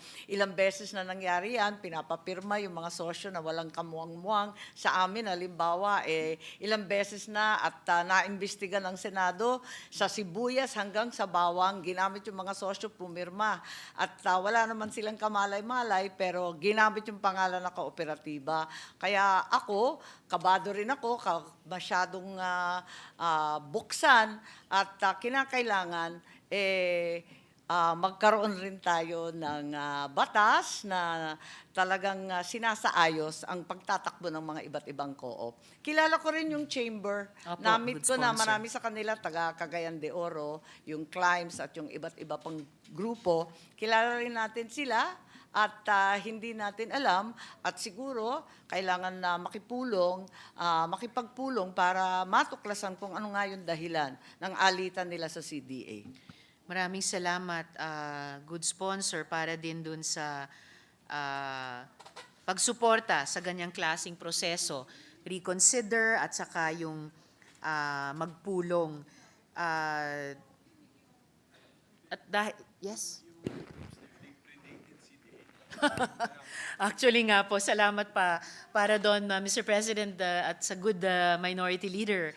Actually, pag tiningnan po natin, may mga grupo sa loob ng co-op chamber na predate or antedate the existence of the CDA. Kaya well and long established yung kredibilidad nila na tumatalima sa batas, hindi mapagsamantala, kundi tumutupad sa kalikasan ng kooperatiba. At siguradong kapag nagkaroon ng ganyang proseso ng pulong o reconsideration, sila ay aktibong lalahok. Yes, Mr. President, I think the good minority leader would like to interject. Mr. President, just an interjection kasi may pagkausaping legal, di ba? May pagkausaping legal. Siguro tama yung instruction ng batas, bawal gamitin ng co-op. Siguro pero tignan din natin yung paggamit ng salitang cooperative. If you're clearly a chamber of cooperatives. So I don't think that should be a violation of the law unless you tell us, are they trying to avail of the benefits of a cooperative? No, what the CDA is simply saying, Minority Leader, is that they never registered under the CDA and Correct. hence cannot be considered a cooperative Correct, under the yes. CDA rules. Right. Tama. And then, do they want to be treated like a cooperative by availing of incentives of a cooperative? Wala naman po. So if Kaya not, nga, there is, nag-apply sila sa SEC eh. Kaya ang pagkaintindi ng lahat, korporasyon sila, hindi co-op. Kaya nga, yung gamit kasi ng word na cooperative sa pangalan nila is a chamber. They're chamber of of cooperative. So, they're not really... So, The argument can be made that chambers are in fact non-profit corporations Correct. and not co-ops at all. So what is the issue? Is the issue because there's the use of the word co-op in a name of a juridical entity and they are not registering with CDA? Is that the issue? That appears to be the issue, yes po. CDA, let's use common sense. Come on. Let us use common sense. Siguro we will force a juridical entity to register with us if it is acting like a co-op, availing of incentives of a co-op, or quacking like a co-op. That would be all, Mr. President. Which Salamat, is why, Mr. President, for kaya that sinasabi humorous ko, and very illuminating interjection. Pero Good sponsor. yun ang dahilan din kung bakit sinasabi ko kailangan amyendahan nga. Kasi yung pagkasulat ng ating batas, ang liwaliwanag na bawal. Eh dapat siguro hindi ganun ka-stricto o kaliwanag. Kasi nga, kung hindi naman sinasamantala yung pribilehyo, bakit naman paparusahan? Kaya Mr. President, that's why I'm making this interjection kasi may usaping legal. Sometimes, pwede ka mag-violate sa letter of the law. Kasi pagbasa ninyo, bawal gamitin cooperative. But look at the spirit. The spirit, Bakit? of course. Come on, you know the spirit. Alam naman ninyo yan. Salamat muli, Mr. President, at maraming salamat muli, good minority leader. In fact, the operative word in the name Chamber of Cooperatives is not cooperatives, it's chamber. Opo. So common sense talaga po and good faith. Bago ko iwan itong tanong na ito, good sponsor, follow-up question lamang. Ang CDA officials po ba aware sa identity ng mga tao sa likod ng co-op chamber? Aware po ba sila na yung ilang opisyal ng CDA may mga personal disagreement sa ilang pinuno ng chamber? At ang mga tao ba sa likod ng chamber, hindi ba sila persons in good standing, good sponsor? Palibhasa hindi sila sumailalim sa CDA, hindi kilala ng CDA ayon sa kanila. Salamat, good sponsor. But I would have hoped for a little more candor mula po sa CDA officials. Dahil paano namang hindi nila kilala, dahil lamang hindi sumailalim, parang napaka-formalistic naman po nung kanilang pagsagot. Paano hindi nila kilala yung identity ng mga tao sa likod ng co-op chamber? Sa pagkaalam ko po, personal knowledge din po ng representasyong ito, meron na nga pong personal disagreements sa pagitan ng ilang pinuno ng chamber at ilang opisyal ng CDA. So, sige, aminin man nila o hindi na magkakakilala yung ilan sa kanila, hindi ba persons in good standing yung mga tao sa likod ng chamber, good sponsor? Ang sabi nila, palibasa hindi naman nagpakita sa CDA, hindi naman nagpakilala sa anumang opisina o kanino mang opisyal, talagang hindi daw nila kilala. Sige At po, hindi good nila sponsor. pilit na inaalam kasi hindi naman pumunta o lumapit na magpatulong. Sige, good sponsor. Dadako na ako sa ibang paksa. I just regret na hanggang sa katapusan ng tanong na ito, wala pong pinapakitang candor or a little more honesty po. Dahil nga, gaya ng pinag-usapan natin kasama ng minority leader kanina, yung ibang miyembro po ng Chamber of Co-ops ay napakatagal na po sa kilusan ng kooperativismo at nadatnan pa nila yung pagpapanganak natin sa CDA. So talagang hirap akong maniwala hindi sila magkakilala. In any case, dako na ako sa ibang paksa ko, good sponsor. Under RA 11535, all provincial, city, and municipal governments are directed to have a cooperative development officer. Pwede po bang humingi ng update sa CDA sa status ng implementasyon nitong batas? Nagpo-progreso po ba tayo? At anong mga inisyatiba ang isinasagawa ng CDA para siguruhin yung pagtupad sa mandatong ito? May programa at pondo ba ang CDA para sa mga local co-op development officer? May partnership agreement ba sa pagitan ng CDA at DILG sa usaping ito? At for the record, baka naman pati ang liga ng mga cooperative development officers na matagal na nating nakakatrabaho dito sa Senado ay pagbabantaan pa ng CDA na motu proprio investigation at criminal case dahil lang may cooperative sa pangalan nila, good sponsor. Yes, tama. Mataas naman ang compliance sa awa ng Diyos kasi maganda naman yung pagkasulat natin, kung maalala ninyo, sinabi natin kasi umaangal nun yung mga LGU na wala na daw silang pamplantilya.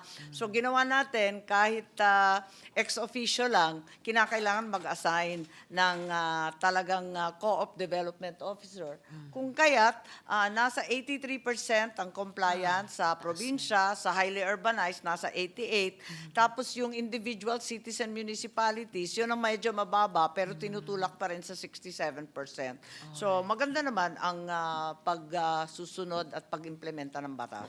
Salamat, good sponsor. At may pondo po ba ang CDA para sa pagpapatuloy ng programang ito? At may partnership ba sila sa DILG sa usaping ito? O partnership agreement pala, good sponsor? Yes, walang hiwalay na pondo o line item ang CDA, subalit kapag pupunta sa isang lugar at tatawag ng capability building, workshop, training, o kaya may pulong-pulong pagkonsulta sa iba't ibang bagay, talagang tinatawagan nila pati yung mga municipal and other officers na talagang nakatutok sa kooperatibang lokal. Salamat po, good sponsor. At follow-up lang, may paglabag ba sa batas? Nakikita ang CDA doon sa may liga ng mga cooperative development officers dahil lang ginagamit ang salitang cooperative?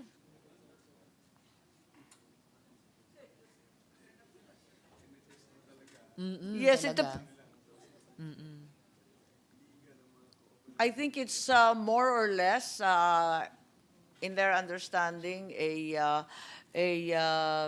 liga which is informal, and there doesn't seem to be any violation in as much as they aren't registered at all. Okay, good sponsor. Buti na lang hindi sila registered. Naligtas ang CDA sa tanong ko, good sponsor. Pero I think yung parehong liberality nila sa hindi pagpuna o presume ng bad faith sa isang organisasyon na gumagamit ng salitang cooperative sa pangalan nila pero ang operative term sa pangalan ay liga, sayang at hindi nila naisip sa simula ibigay ito sa isang grupo na nagngangalang chamber, good sponsor. So kung I would just like to request a full listing of established LCDOs by LGU, modalities for the creation of the LCDOs, and the Anong directory. ibig sabihin po ng modalities? Hindi nila masyado naintindihan. Ibibigay lang namin yung LGU sa kayong tao. yung pangalan. Yun lang, di ba? Kasi ganun lang naman eh. Yes, good sponsor. And additionally, kung ang LCDOs ay yung officers lang mismo or nag-merge ba across LGUs? Okay. Kung nag-merge yung mga local co-op development officers among offices, so kumbaga anong form Ang ibig mo sabihin, ang LCDOs? ibig ba niyo sabihin kung full-time siya na co-op officer o ex-officio lang at may iba pang item? Yun Ganun ba po, yun? good sponsor. Kasi hindi ko masyadong naintindihan Yes, eh. ganun po, Oo, good kasi sponsor. sa maraming munisipyo, lalo na yung maliliit, yung 4 to 6 class, talagang walang hiwalay na co-op officer. Meron siyang ibang trabaho, kung kung MPDO siya, limbawa, pwede rin siya co-op officer o kung peso siya, dagdag trabaho lang to. Opo. So kung pati po yun, yun na nga po, yung modalities of compliance dun sa batas na magkaroon ng LCDO, whether yun po yung solong mandato niya or multitasking siya para sa LGU. Pati po action plans ng CDA para sa pagpapalakas ng mga LCDO natin. Good sponsor, kung maaring humingi ng ganong listahan. Yes, they will comply. Salamat, good sponsor. Tuloy-tuloy naman ang pagte-training at saka yung pag-iikot. Tumaas nga yung kanilang transportation bill para sa 2025 para puspusang ikutin yung mga co-op natin at yung mga co-op officer. Salamat po. May pondo naman para dun sa transportation. Talagang naglagay sila ng mas malaki para sa transport, para nga ikot at mag-comply sa kinakailangan, pati na rin yung specialization. Kasi merong mandato ngayon na kinakailangan magkaroon ng specialists. So, kinakailangan kumuha ng mga consultant, tapos yung iba't ibang competencies, for example, yung quasi-judicial and regulatory functions, yung inspection functions, and all these other requirements that will have training components. Salamat, good sponsor. Sa susunod ko pong tanong, the CDA is entrusted with overseeing the formation of a national alliance of cooperatives, sectoral apex organizations, and regional clustered organizations. Pwede po bang makahingi ng update sa status ng said formations, good sponsor?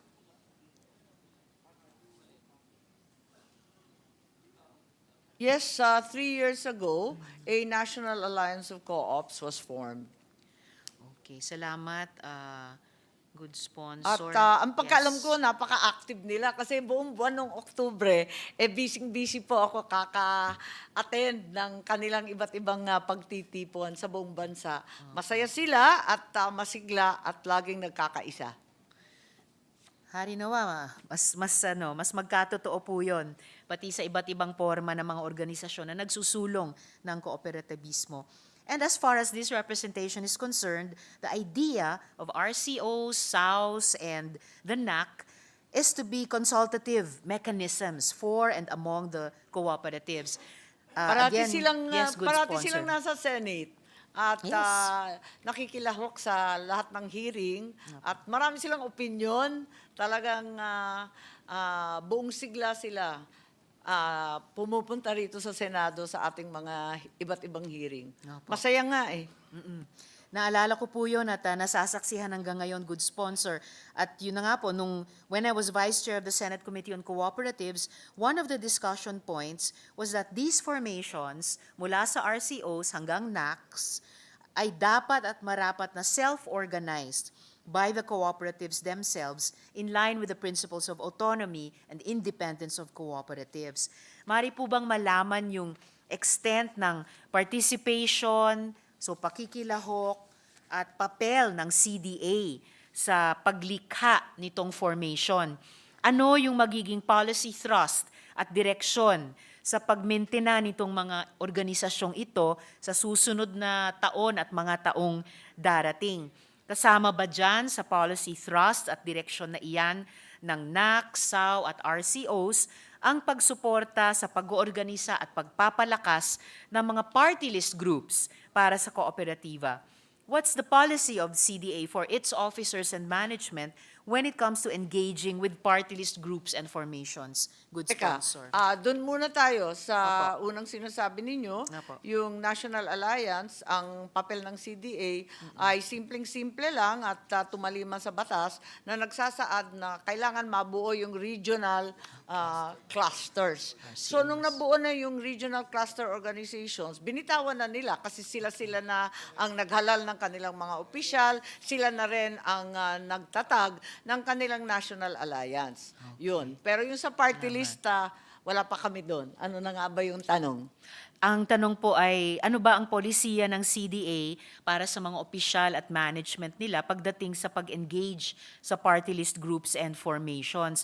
At kung kasama ba sa policy thrusts at direksyon kaugnay ng NAC, SAW at RCOs ang pagsuporta sa pag-oorganisa at pagpapalakas ng mga party list groups para sa kooperatiba? Ang CDA kailanman hindi nakikialam sa politika at yung mga party list na tumatayong kinatawan ng kooperatiba ay walang kinalaman sa pagtatakbo ng CDA.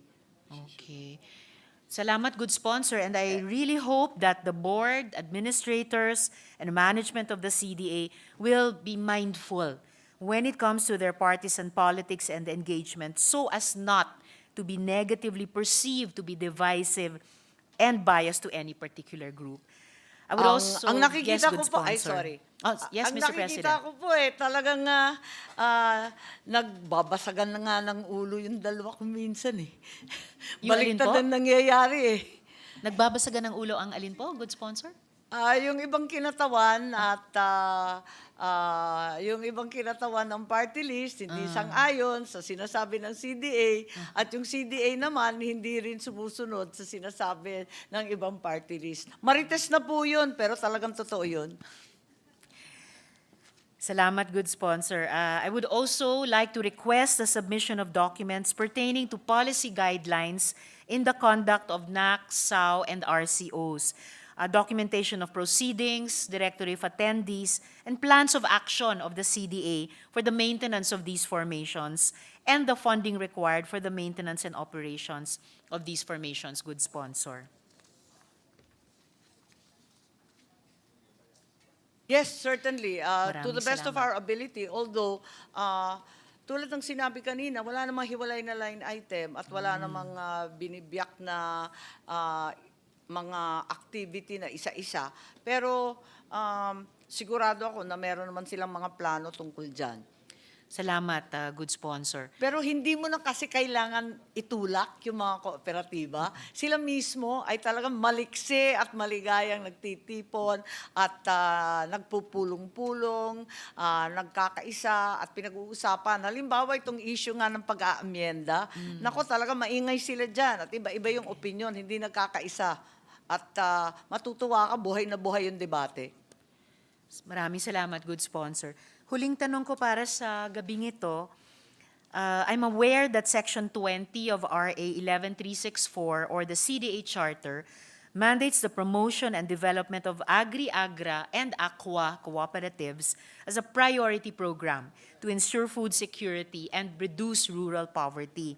For this year, 2024, an amount of 204 million pesos is allocated to the acquisition and distribution of a combined 2-in-1 rice and corn mill for 170 cooperatives, amounting to 1.2 million pesos each. And an amount of 128 million pesos is allocated for startup livelihood capital assistance to 256 consumer, marketing, producers, and logistics CMPL cooperatives with a grant of 500,000 pesos each. Mari po bang malaman ang status ng implementasyon nitong proyekto? Briefly, pwede po bang makakuha ng tugon kung paano pinili ang mga benepisyaryo at ano ang aktual na presyo o cost ng 2-in-1 rice and corn mill pagkatapos ng bidding process? O may bidding process ba to begin with bago acquisition and distribution? Sino ang supplier ng nasabing machinery o equipment? At maaari po bang malaman yung dahilan bakit ang CDA ay directly engaged sa proyekto samantalang tedious task ito ng ibang mga qualified agencies ay pwedeng mag-perform tulad halimbawa ng DA, good sponsor. Yes,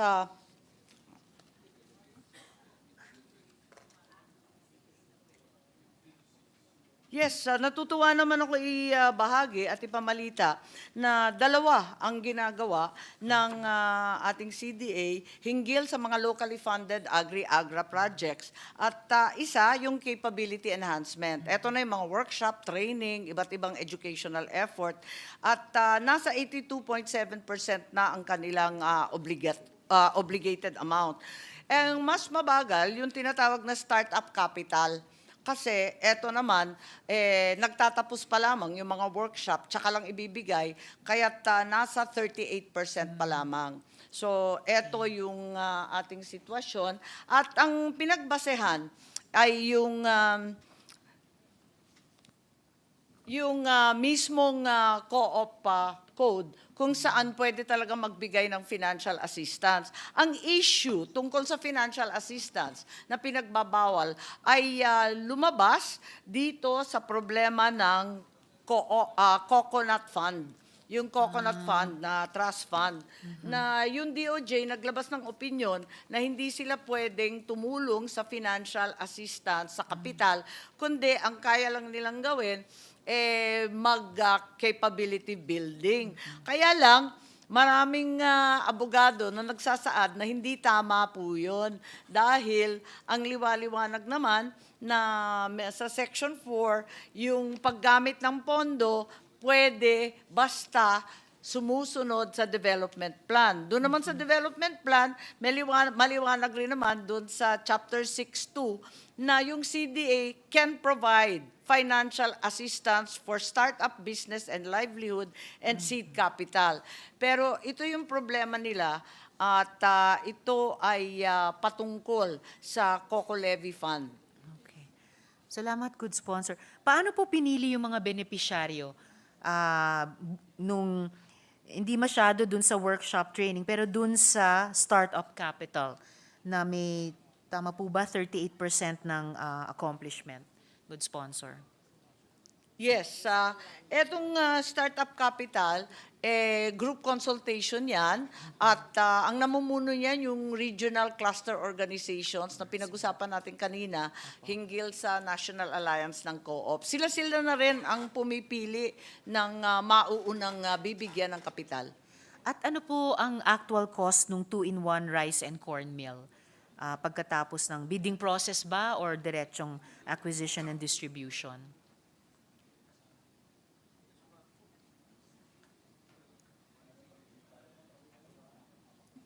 Yes, it's about 1 million, 1.2. 1.2 million.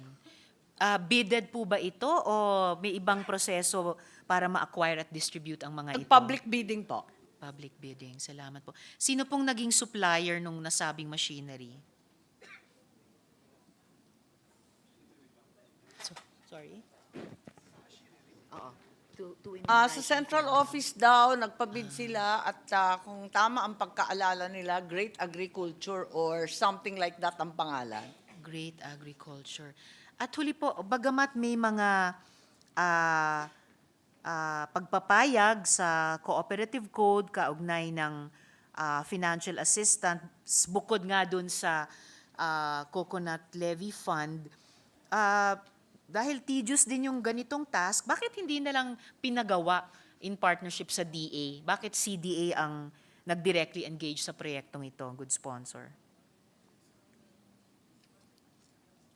Kasi yan ang isinaad sa batas na talagang ang PCA ang magbibigay ng listahan ng mga coconut farmers. Pagkatapos, ibubuo bilang co-op ng CDA.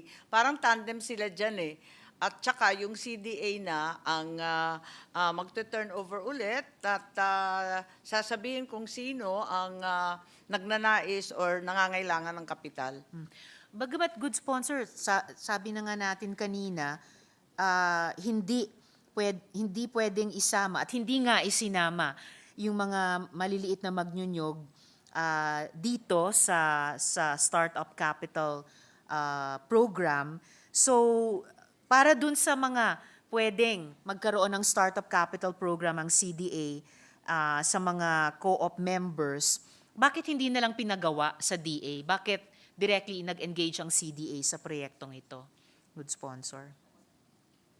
Ang mandate kasi ng CDA ay tulungan yung co-op at micro and small ang talagang tinututok nila. Wala naman sa listahan ng budget ng DA ang tulong at suporta sa co-op.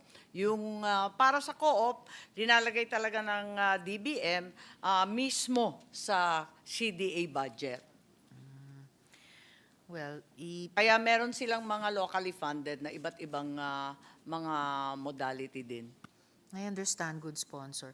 At wala man, i-double check ko na lang, pero wala man sa DA yung diretsong pagtulong sa kooperatiba. Pero pag ang CDA tumatayo para sa mga kooperatiba, lalo na nasa agri-aqua at saka agri-agra rather, ay kapag ang ipoprocure, ay ipamimigay bilang pang-start-up ng mga negosyo ay mga agricultural machinery. Kaya ako naisip na hindi kaya't mas naging madali sana na kasama na lang ng DA. In any case, good sponsor, maybe. Palagay ko, Yes, Mr. makikita President. natin, may mga banggit, may iba't ibang banggit ng agrikultura sa iba't ibang department. Kung tutuusin, hindi lang naman ang CDA ang may pondo para sa magsasaka sa kooperatiba, kundi pati na rin ang DAR, andyan din pati yung DSWD. Talagang bibigay pa sila ng cash for work sa mga imbakan ng tubig at may project lawa sila. Talagang kinikilala natin na napakaraming magsasaka at mangingisda na nangangailangan ng tulong ng pamahalaan. Salamat, good sponsor. May we request, Mr. President, Madam Chair, to submit all the supporting documents about this project, from bidding documents, list of beneficiaries, audit report, and performance monitoring of the assistance given, for us to evaluate whether or not these projects are aligned with the mandate of the CDA and if these contribute to the objectives specified under Section 20 of RA 11364. Kung maaari po, good sponsor. Yes, certainly. Maraming salamat po. So huli na lang po, kaugnay pa rin nung aming maritesan kanina ng good sponsor at nitong representasyon. Well, allegedly, one of the board members... Always. Ano po yung... Sorry, Mr. President? Hindi, sinasagot ko lang yung makukulit kong staff. Inaantok na yata. Medyo lumalalim na rin po ang gabi, good sponsor. Pero maritesan, allegedly, one of the board members is touted to be an aspiring nominee of a co-op party list, or was touted to be. But unfortunately, not registered or did not register sa COMELEC. Totoo po ba ito, good sponsor? Wala akong alam dyan. Yung CDA po, may alam po sila? Wala rin daw. Wala rin daw. Okay po. So, maraming salamat, Mr. President, at maraming salamat, good sponsor, for responding to my queries. Umaasa ako na patuloy na igagalang at itataguyod ng CDA at ng mga opisyal nito ang karapatan at kagalingan ng mga kooperatiba.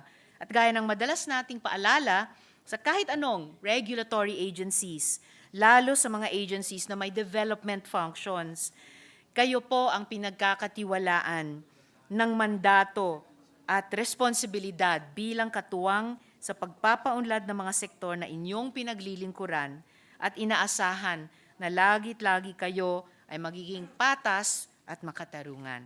Maraming salamat muli. Kaisa po ako ninyo na patuloy nating isusulong at palalakasin ang kooperatibismo sa bansa. Salamat, salamat po. Yes, maraming salamat. At sa kabila ng masasamang balita, gusto ko lang ibida na may labis sa 100, 108 na ang ating mga co-op na bilyonaryo co-op.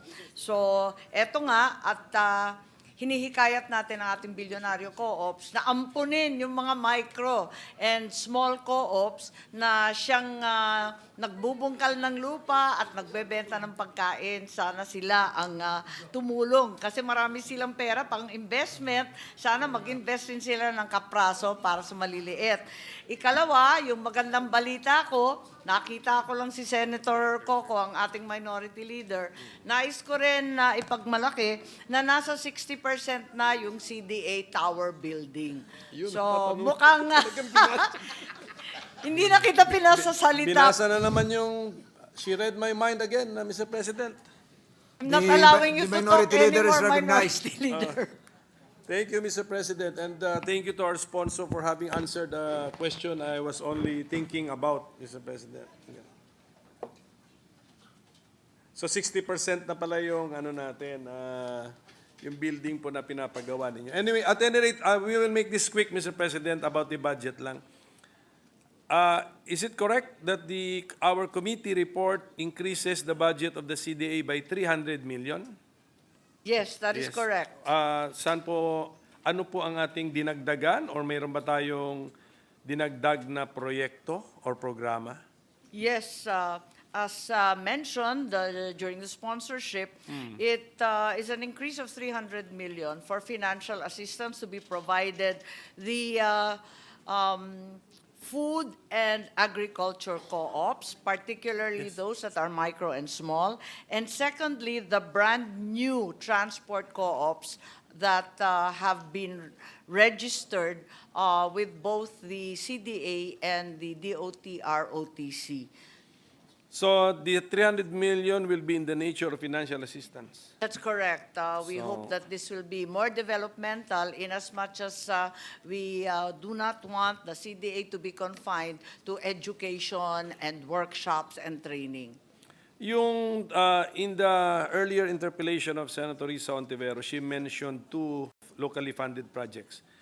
Yung isa doon is capital assistance. This is not, yung financial assistance is not in the same nature as that capital assistance. Yung CPML, Cooperative Startup Capital Assistance, that's not in the same nature. Iba, it's not, okay. Yes, both are in fact the provision of capital, but the micro and small cooperatives livelihood startup is pegged at 250,000 to 400,000. Whereas in the case of the transport co-ops and the agricultural co-ops, the amounts can vary. They can be as small as 50 to 100,000. They can be much larger as the need arises. So financial assistance in the form of a grant from the CDA. Yes, that's correct. So, right now, it's yes, perceived to be a grant. Yeah, it's a Although grant. the Okay. IRR and the modes have not yet been established. For 2024 GAA, there is no such item in your budget. The giving of financial assistance or grants, do you have? Yes, ito na nga yun. Sinasabi ko nga, ito yung... Yes, that ito ba was- yung dalawa, yung capability enhancement of micro agricultural cooperatives through cooperative development project? Yes. Is that a financial assistance Yes, program, project? that is financial Yung assistance. isa, yung micro and small consumers, marketing producers, and logistics cooperative startup capital assistance. Startup capital Is also. that also financial assistance? That is financial assistance. So perhaps to tidy up the budget, the 300 million can also fall under the same locally funded. But what will be the entry now? Kasi sa NEP, ito lang kasi ma'am, talagang nakita ko rin naman ito, sa NEP, discontinued yung dalawa eh. Sa NEP, right? Discontinued yung dalawa. Yes. Yes, in the I NEP see. 2025. In It's the NEP the two- 2025, there's Right. no locally funded, Yes. no capital startup, Yes. no provision of any financial assistance. So the fear is that those who have been trained and organized as co-ops will have no capital to start with, and this is the reason why we are inputting the amount of 300 million to allow them to Yes, start. yes, 300 million nga, but will it now fall under which of the two? Or we are coming up with a new project, an entirely new project? I believe that this will probably be a brand-new project, sige. given the very clear-cut priorities of the administration for food and transport. Yes, oo nga. Basta, ang kailangan natin tandaan doon is the nature of financial assistance, and then the recipients would be food, agri, transport co-ops. That's correct. Yun ang That's kailangan natin the tandaan. perception. Okay, so I wanted just to clarify that. Pero siguro I just got bothered with the points earlier raised, no, na sana hindi kayo mapasukan ng politika. Okay, kasi pag pumasok ang politika sa co-op, hindi kayo co-op, wala, the co-op will disintegrate actually because of politics. So the leader or the regulatory, the model for co-ops, which is the CDA, huwag din kayong pasukan ng politika. Kaya yung mga allegations na gano'n, nakakalungkot at sana nga hindi totoo na you are regulating, you are calling the attention of a certain entity because meron kayong personal grudge or whatever personal issues. Dapat kaya ninyong hiwalayin sa sarili ninyo yon. Unless you did not come from the co-op movement. Did all of you come from the co-op movement? All the leadership of the CDA, yan ang importante because iba po ang characteristic ng cooperator. Opo. Iba po ang characteristic po nila. So just Ang sabi po nila, takot na takot sila sa party list. Sige, ganun lang po. Just a reminder sana, pero medyo, the mere fact na narration, ibig sabihin nun na yung noise umabot na to the level na it's becoming credible or believable. So by your actions, pakita ninyo na hindi totoo yung mga istorya na yon, yung mga kwento na yon. Okay? So tinitingnan ko naman kayo, I looked at the names of the leadership. Wala namang diyang outright na politiko. Okay? Okay? Unless si Penny, nakilala ko yung nag-ambisyon. No? Hindi na. Matagal na po si Penny, nagpaiwan na sa cooperative movement. So, Wala na, tumanda na po yes, sa... tumanda na. Sasabihin ko, Nakalbo na rin. Sasabihin ko sana yun, in his younger years, kung may ambition man siya noon, ngayon definitely wala na. So keep it that way, no? Para yung CDA talaga would be a developmental body as well as a regulatory body. But pagdating sa regulatory, kasi may adjudicatory din kayo, you really like court with the integrity of a court. Okay, so maraming salamat po and we wish you all the best. So thank you to our chairwoman. Thank you.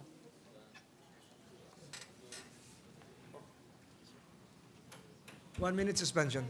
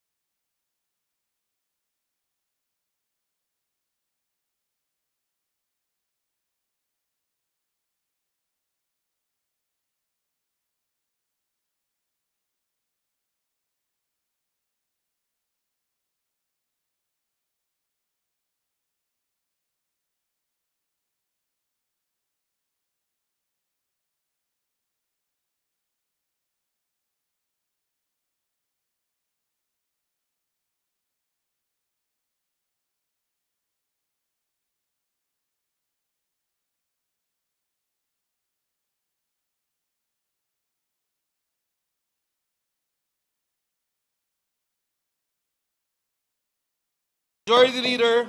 Mr. President, there being no other reservation for interpellation, very hard to multitask as a presiding officer and a majority leader as well. Should they leave the post, Your Honor? I might as well be the committee chairperson to preside. There ask being no other questions too. interpellator, I move that the budget of the Cooperative Development Authority be deemed submitted for the body's consideration. I so move, Mr. Is President. there any objection? The chair hears none. The motion of the majority leader is hereby carried. Congratulations to us. Minute suspension. Session suspended for a minute.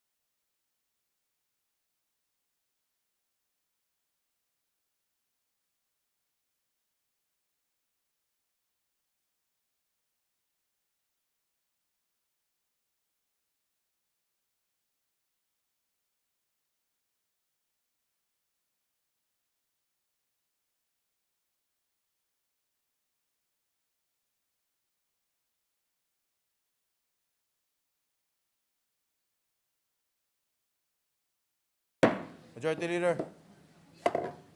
President, I move that we consider the budgets of the following: Department of Social Welfare and Development, Office of the Secretary, the Council for the Welfare of Children, the National Authority for Child Care, the Juvenile Justice and Welfare Council, the National Anti-Poverty Commission, the National Council on Disability Affairs, the Presidential Commission for the Urban Poor, the National Commission on Indigenous Peoples, and recognize the sponsor and chairperson of the Subcommittee I of the Committee on Finance, Senator Amy R. Marcos, for her opening statement, and later to interpolate Senator Alan Peter Cayetano. I move that they be recognized, Mr. President. Before I act on your motion, are the heads of the agencies, attached agencies present here tonight?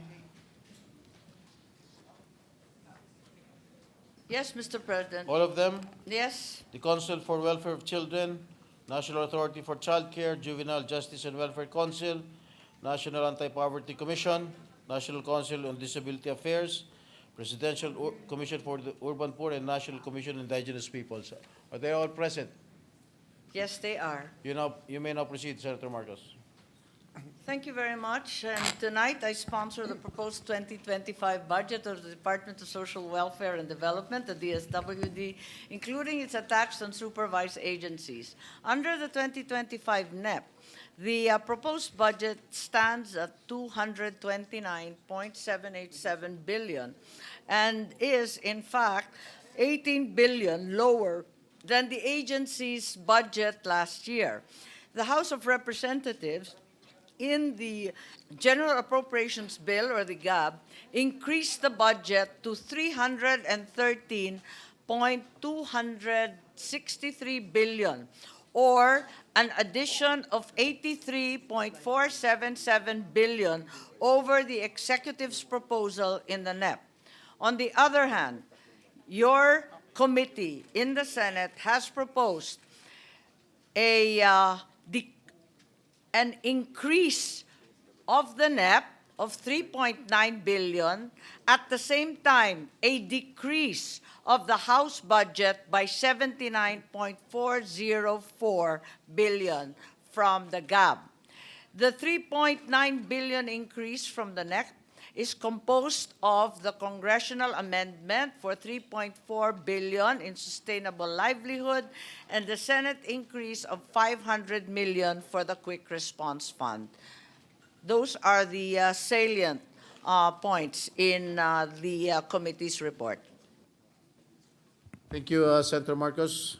The first to interpolate is Senator, where is he? Alan Peter Cayetano. Please proceed.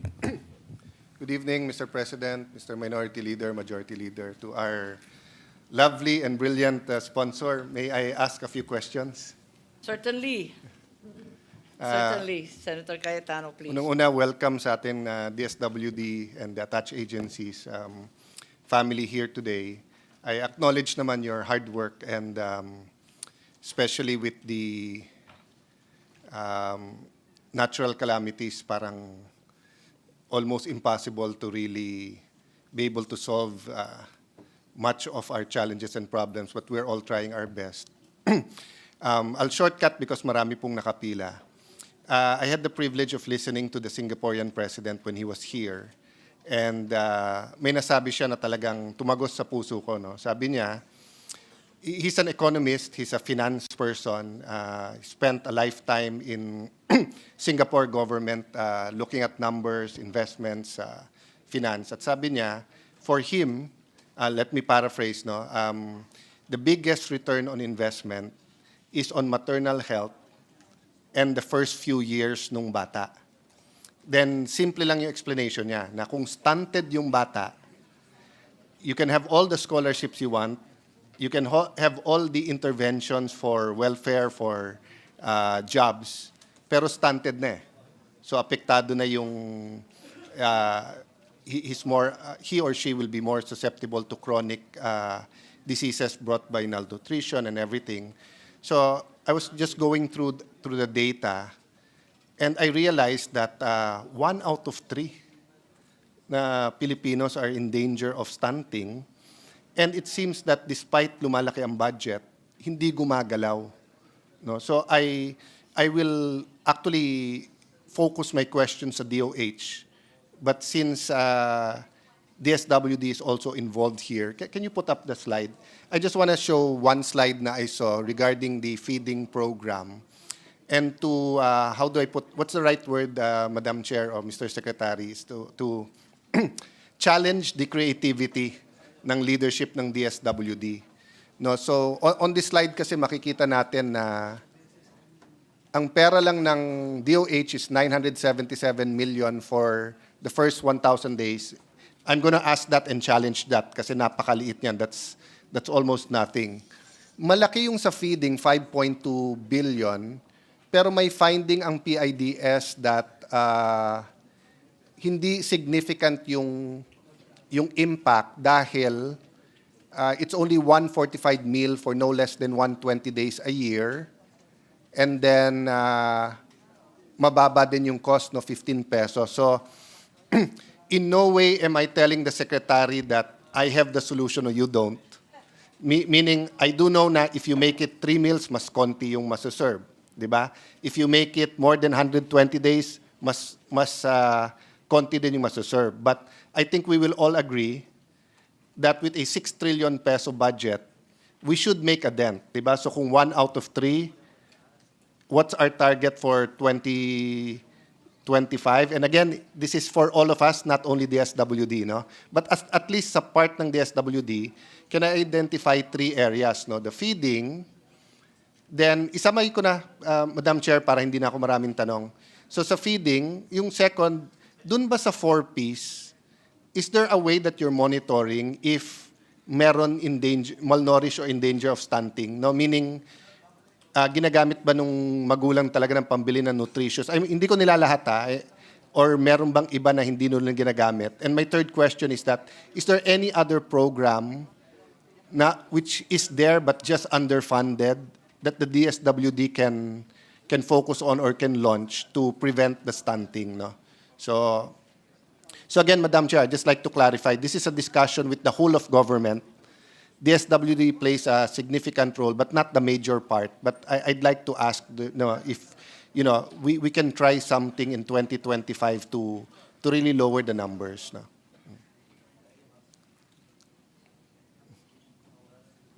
Yes, thank you very much, Senator Cayetano. And in fact, it's a matter of grave concern that 10% of our population is vulnerable to stunting. And we are now comparable to the African continent and not to the Asian continent at all, which is long past that. Firstly, we have the inclusion in the 4Ps of a new program, itong tinatawag First 1,000 Days. At ang target po nito is 600,000 children between the ages of 0 to 2 years old, including the pregnant and lactating mothers. Mabibigyan sila ng 3 taon ng 350 pesos na cash grant buwan-buwan. Ikalawa, meron rin tayong yung matagal nating programa na inutang pa natin to ang pagkaalam ko, ito yung ADB, ito yung ADB, AFD at saka OPEC. Ito naman, supplemental feeding, ito yung 4 million mahigit ang target. Tapos, meron rin tayong walang gutom. Yun naman, yung panibagong food stamp program na pinalalawak natin ngayon, and hopefully this year makaabot na ng 300,000 beneficiaries. Pero tama po kayo, sa hinaba-haba ng panahon, talagang tumataas pa yung malnutrition. Kaya't kinakailangan tutukan natin. Maganda naman ngayon, meron pang ika-4 na programa. Ito naman yung Bangsamoro Umpungan sa Nutrisyon, Bang-Un. Provision of halal for 180 days. So 4 na ngayon. Padami ng padami, sana sa dinami-dami nito, talagang masugpo na yung malnutrition. Yeah. Just to follow up, Madam Chair, no? And to emphasize why it's so important, although I think wala naman disagreement, di ba? So in the past few weeks, we've looked at all departments. Of course, at CHED, we just finished paano mas mapabuti yung scholarship nila. We talked to DepEd, paano less ang dropout, more quality education. We talked to DOLE, paano pagandahin NDTI na mas maganda trabaho dito. But actually, sa lahat ng usapan na yan, you're basically talking about 2/3 of our future population. Because kung stunted yung 1/3, hindi rin nila mapakinabangan yon because nga stunted na yung kanilang growth, no? And that's emotional, mental, and of course yung sickness, no? So I don't doubt that this government and previous governments have been doing something about it. It's just that parang walang effect eh, di ba? Parang kumbaga sa TB, it's the resistant type of TB na kahit grabe na yung antibiotics mo, hindi gumagaling. So personally, I'm not against pilot projects. I mean, of course, where there are 300 members of the House, there's 23 senators at present, we can disagree or agree. But ang point ko lang naman, finding the solution. Because if across the country, 33% lahat, but if you look, there are areas na 15% lang yung stunting eh. So I wonder what they're doing there compared sa ibang area. Secondly, I wonder if I look at, magkano ma'am yung AIX this year?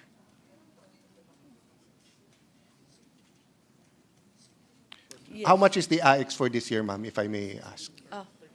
Wait. Teka, nasa malnutrition pa tayo. More or less lang, I'll link it lang to that. More or less. Sa AIX? AIX. Yung AIX naman? Yeah. Iba naman yon, yung 34 billion. Yung 34 billion. So, no, this is an example, no? And again, this might be partially fair question, it might be partially unfair question. But I wonder if we do a statistics of the AIX for the last, even during Duterte time hanggang ngayon, no? The last, let's say, 5 years. I wonder kung mas maraming AIX dun sa lugar na mas maraming stunted. Wala Diba? po yatang kinalaman. I don't think there's No, any well, correlation between the two kasi it- yung stunted, hindi naman tina-target dun sa AIX. Yes, but di ba yung AIX is for people who are in crisis and indigents. Yes po. And I assume wala naman masyadong stunted sa mga upper middle at mayaman. And then AIX ginagamit natin usually Pero dun ang sa... karamihan ng AIX kasi Yeah. napupunta sa burial assistance, medical assistance, Yeah, but I would may assume, ma'am, educational. also on flooding, on baha. And pag may flooding, may baha, may sunog, ang mayaman nakaka-recover kasi may pera sa bangko, may negosyo. Pero ang mahirap, usually they have everything in their house. So that's why I said it's partially an unfair question. Diba? But I'm just saying is that if you have a province na 33% yung stunting and then another province na 15%, Dapat mas malaki parang ibigay. obvious na yung dun na may stunting, they need more help. So again, I'm not saying I have the solution and you don't. I'm just trying to, diba, to brainstorm with you na where are the adjustments we can make. And if you cannot make it everywhere, Ang klarong nakatutok sa stunting, yung 4 na programang nabanggit. yes. So Pero anyway- yung AIX, labo-labo po yun yes. eh. No, I'll stop there kasi this is more questions for... may mga PWD, may Yes. mga solo parents, Agree. may mga hard-hit sectors, iba-iba po Yes. yun. So I agree. I'll stop there, except for these 3 statements. One, we all agree that prevention is better than the cure, di ba? So marami sa stunted, sila din ang future PWD, di ba? So the more that we we take care of the stunting now, the less we have to spend for interventions later on. Secondly, the more malnourished now, sila yung mas may sakit in the future. So sila ang may kailangan ng MAIP, AIX, PhilHealth, etc. Di ba? Yeah. Tapos number 3, the low-paying jobs, ikaw ang aasa ka sa gobyerno, pero pag high-paying, you don't usually go to health center. So sa akin lang is, again, na challenge all of us, kahit kami sa Congress to come up with better laws or policies on fighting stunting. But you know, if the good secretary can pick one area in Luzon, Visayas, Mindanao and check, di ba, the statistics in the last 5 years, then do a 12 or 24 month just to check. Kasi ngayon, di ba, it'll be a debate eh. If I say na gawin yung 2 meals rather than 1 meal, I'm sure may reason kung bakit 1 meal eh. If I say 40 pesos instead, well, may ano eh. But if there are certain areas that you can, you know, have a dry run or a pilot testing and then it works, then none of us can debate with it, di ba? Predictably, yung poorest areas, Yes, as you yeah. said, have the highest levels of stunting, and necessarily it's the Bangsamoro Yes. area dahil may specific project sila yung Bangun. Tapos, yung list syempre ng poorest provinces, yun rin ang talagang dapat tutukan. Meron rin tayong tinatawag na Philippine Multi-Sectoral Nutrition Project. Kasi tulad nga nung sinabi ninyo, andyan yung DSWD, pero yung DOH nagbibigay Yes. rin ng mga microsupplements and vitamins, samantalang yung DepEd nagpapakain rin ng Nutriban sa mga school children. Well, personally, Madam Chair, Mr. Secretary, I think it's really tatlong main agencies, di ba? Yung LGU, kasi sila talaga yung nasa baba. So, LGU, DILG. That's why I wanted to ask the DILG, baka sa confirmation na lang ni Secretary. Ba't nila hindi isama yun sa... Kasama sila yung sa Philippine Multi... No, I mean, ba't nila hindi isama dun sa... Di ba meron silang assessment ng LGU at hindi ka papasa ng Seal of Sa Good Seal of Good Governance if you don't do dapat certain kasama things. yun. Tama. I think dapat isama na pag hindi gumalaw yung sa stunting, may we're not problema. expecting them to go from 33% to 0, di ba? At saka Kaya- iilan lang yung empleyado ng DSWD. Yes. So kadalasan yung mga daycare at saka yung BHW ang nagtitimbang ng That's right. bata after 120, 180 days. And most BHWs... talagang LGU din. And most BHWs and barangay nutrition scholars are volunteers, di ba? So they don't even get paid. Very few LGUs actually have Tama. money to pay. So LGU, DILG, DSWD, and DOH. But ang point ko lang, di ba, tayo who had the privilege to see the different secretaries the last 20 years, katulad ni Flavier, di ba, from the bakuna to the Yossi Kadiri, iba kasi yung may campaign ka talaga on that specific, no? So, of course, there are 23 of us here. Maybe each of us have 5 advocacies, so we cannot ask the secretary man, Secretary, 100 programs, ano nyo naman, I'm talking about the DOH. But siguro hindi namang, wala naman magdi-disagree sa anti-stunting because nga 1 out of 3, no? So, last 2 questions on, so, long time ago, nung wala pang pera ang DSWD, wala pang AIX, ang concentration ng DSWD was on the pinaka-vulnerable, di ba? Yung mga home for the aged, mga abandoned orphans, di ba? Orphanages, no? Ngayon, malaki na yung pondo. So again, I just like to, how do I put it? Revisit so for example, for orphans, no? So you have 100 billions for 4-piece. Basically, you're giving, magkano na binibigay natin monthly sa 4-piece? Ang average natin sa Pantawid is 1,650 a month. Average. Sorry, that's the minimum amount. So Okay. it's from 1,600 to 3,450. 3,000. And usually Depende sa bilang ng anak. Yeah, so usually 1/6 pag isang anak. But I wonder, are we giving 1/6 sa any private or public institution per month per child na abandoned or ano? Yes, yung AX binibigay sa care facilities at saka meron tayong programa sa pang-abot, yung ating mga street children. Kasi ito na yung mga abandoned children. Yung 4-piece kasi nakatutok talaga sa Yes. pamilya. What my point is, ma'am, is that if you're giving the same amount, the good. If you're not giving the same amount, blessed pa nga yung anak ng mahirap dahil may magulang sila eh. Etong mga orphans, walang magulang. So, if you give the same amount to the institutions who are taking care of them, but with the same conditions, that kailangan pag-aralin sila, kailangan dalin sila sa health center. May I ask, Yes, anong yung- estimate natin ng dami ng orphans sa bansa natin? Yung More or less? AX kasi, nasa 3,000 per head binibigay sa care But facility. not per month. No, it's a one-shot deal. Yes, so if you follow the 3,000 one shot, so divided by 12, so that's less than 300 a month. Samantalang yung may parents, binibigyan natin ng 1/6. So I'll be shameless in lobbying for those who don't have parents. Tama Di ba? po. So you can submit later on, may I ask Secretary kung ilan yung orphans, 'di ba? Ang point ko lang, Mr. Secretary, Sa totoo lang wala talagang numero, Yes. walang census, walang Oo. statistika. Well, you had better grades than I sa law school. So am I saying it correctly? 'Di ba yung pag yung state acting as your parents patriae, 'di ba? So at certain when there's danger to the child, sometimes the state steps in. So the state can take care of the orphans either through private orphanages or homes or through public, 'di ba? But except for the very few na mostly religious na may pera, most of them talagang umaasa lang sa donation. And dati walang problema, pera ang gobyerno.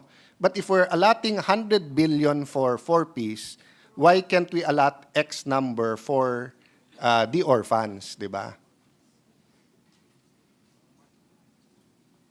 Yes, we've tried to include that in the IX program. Pero yun nga, hindi siya regular. Yes. Na inaalaw naman kahit sa private care facilities na bibigyan ng AIX yung Yes. batang So, abandon. just to link everything, Mr. Secretary, may I request you just pick randomly a couple of orphanages. And I acknowledge the work you've been doing for homes and for those who are neglected. We've talked a couple of times and sa news binabantayan ko, and you really care for, I mean, hindi to bola, hindi dahil kaharap. I've seen that you do care for this sector of marginalized, yung future talaga mga bata, no? But if you can pick a couple and check, ilan sa kanila malnourished talaga at ilan stunted, just to link the two, di ba? And then if you have an agreement with the people running it, no? Or we'll give you X amount, X per kid, but every month we'll check, eto ang ating ano. So it's like a 4-piece then, but instead of dealing with individual parents or a solo parent or a father and mother, you're dealing with those running the institution, di ba? Can I jump naman to, do we still have yung mga home for the aged or it's mostly private? Tayong mga tinatawag na senior center, yun nga lang, hindi naman napakarami. 87 senior center, 74 of which are private.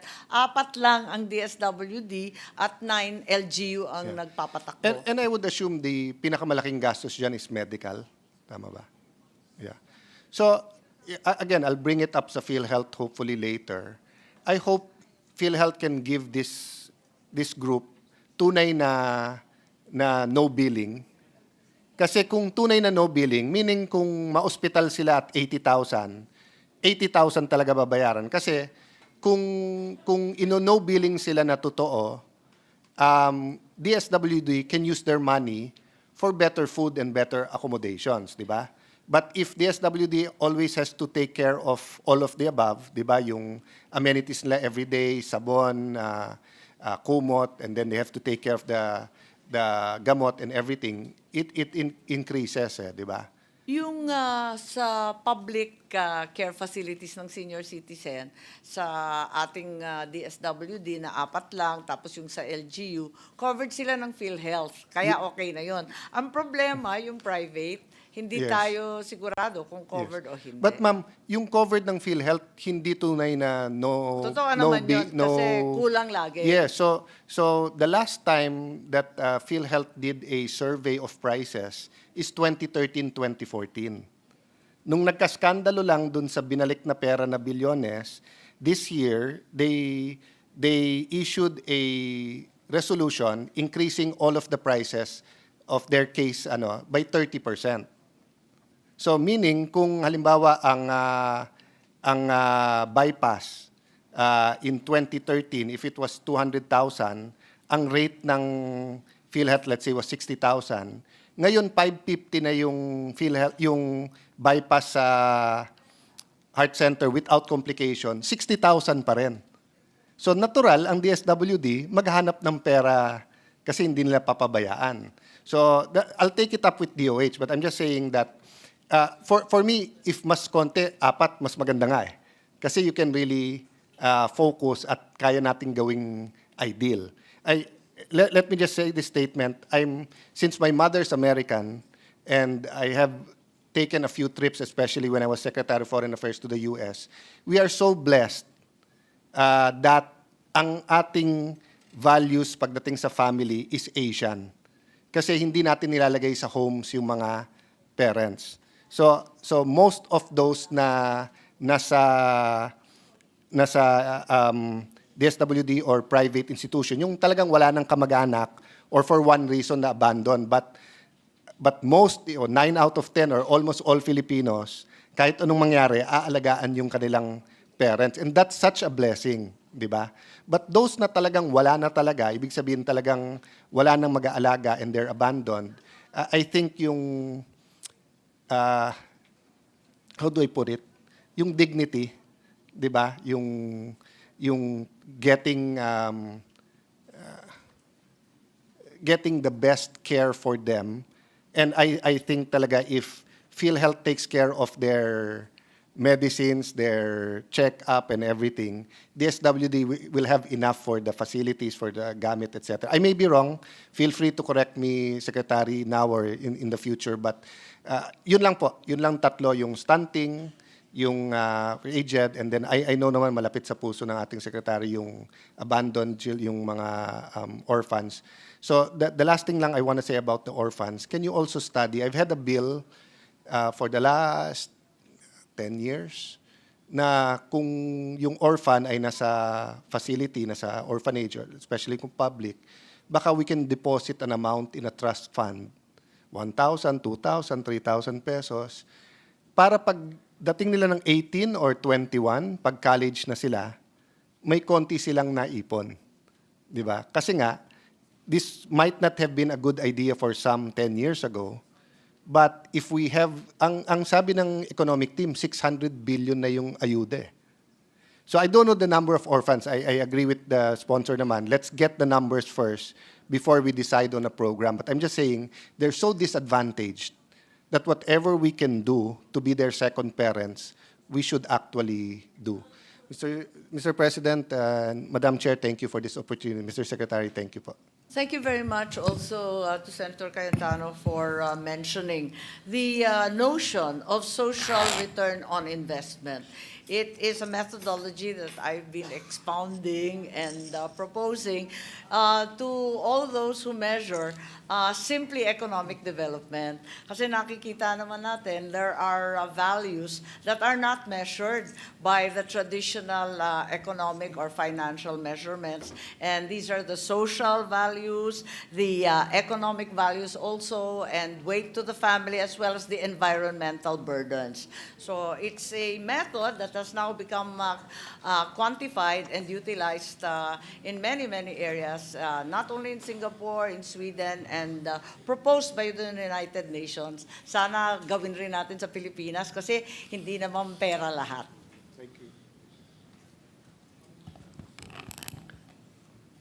Mr. President, Your Majority Leader. next to interpolate our sponsor is Senator Lauren Regarda. I move that she be recognized. Senator Legarda is recognized to interpolate. Thank you, Mr. President. I'm here to, first, to support the budget of the DSWD and to just ask some clarificatory questions, knowing that there are many challenges in its implementation. We know that from the past years, the allocation for the assistance to individuals in crisis situation, or AICS, has increased incredibly. But those implementing it on the ground have not increased. I am aware that there are limited number of special disbursing officers. I'd like to be enlightened on these number. An option suggested by the DSWD is to request the DBM, and they have already, to act favorably on the request for the creation of additional permanent positions, totaling to more than 6,000 permanent positions. We know that the funds are allocated annually. We know that there's a need because of more than 20 typhoons a year, and even if there are typhoons, earthquakes, and all the problems. But the reason given to us when we try to follow up, because LGUs also follow up with us, is the credit limit of the special disbursing officer has been met, or there is a limit to the number of special disbursing officers who are in plantilla position. So my question is, is the increase in the plantilla positions of those implementing the AICs aligned with the increase of the pie in our allocation for AICs in the past several years, if not decades? Because I've been here since 98. At that time, there was no AICs. Even 2004, even 2010. But we lawmakers keep on increasing, just like Dole Tupad and the DSWD AICs, because it's really helpful. And at least in the implementation I see, and I want to commend the DSWD, the people are really hardworking. There is zero corruption for as long as I know for those where I attend, and I can see there are payout masters. But the problem really is, and I've called the secretary about this, and I'm not blaming any DSWD, it may be deemed slow, maybe it may be called inefficient only because of the credit limit of special disbursing officers. So, my question is, what do we do while the DBM has not accepted or acted on the more than 6,000 additional plantilla positions that are needed to be able to implement just this one program of government? Thank you. In truth, the requests have been ignored by DBM. Ever since 2022, the permanent positions in DSWD have remained stagnant until today at about 3,300, 3,400 permanent positions. Sa social worker pa lamang, maraming nakatenga na 6,000 halos. Social worker na yan, hindi pa rin permanente. Ang ating DSWD, siguro isa sa pinakamataas na naglalabag sa ENDO, nasa 44%, 18,205 today are contractual, 71 are casual, 18,412 are job order lang. At sila ang disbursing officer, hawak-hawak ang cash at hindi mabigyan ng mas mataas na credit limit. Kaya ito talaga ang malaking problema. Ang dami-dami natin tinatambak na trabaho pero hindi naman natin binibigyan ng sapat na kontrata, wala namang sweldo na maaasahan at wala man lang kasunduan sa DSWD. Yes. May I know what is the credit limit of one special disbursing officer? Depende What is kasi. the maximum credit limit? 100 million para sa pinakamataas na salary grade, USEC ba yan?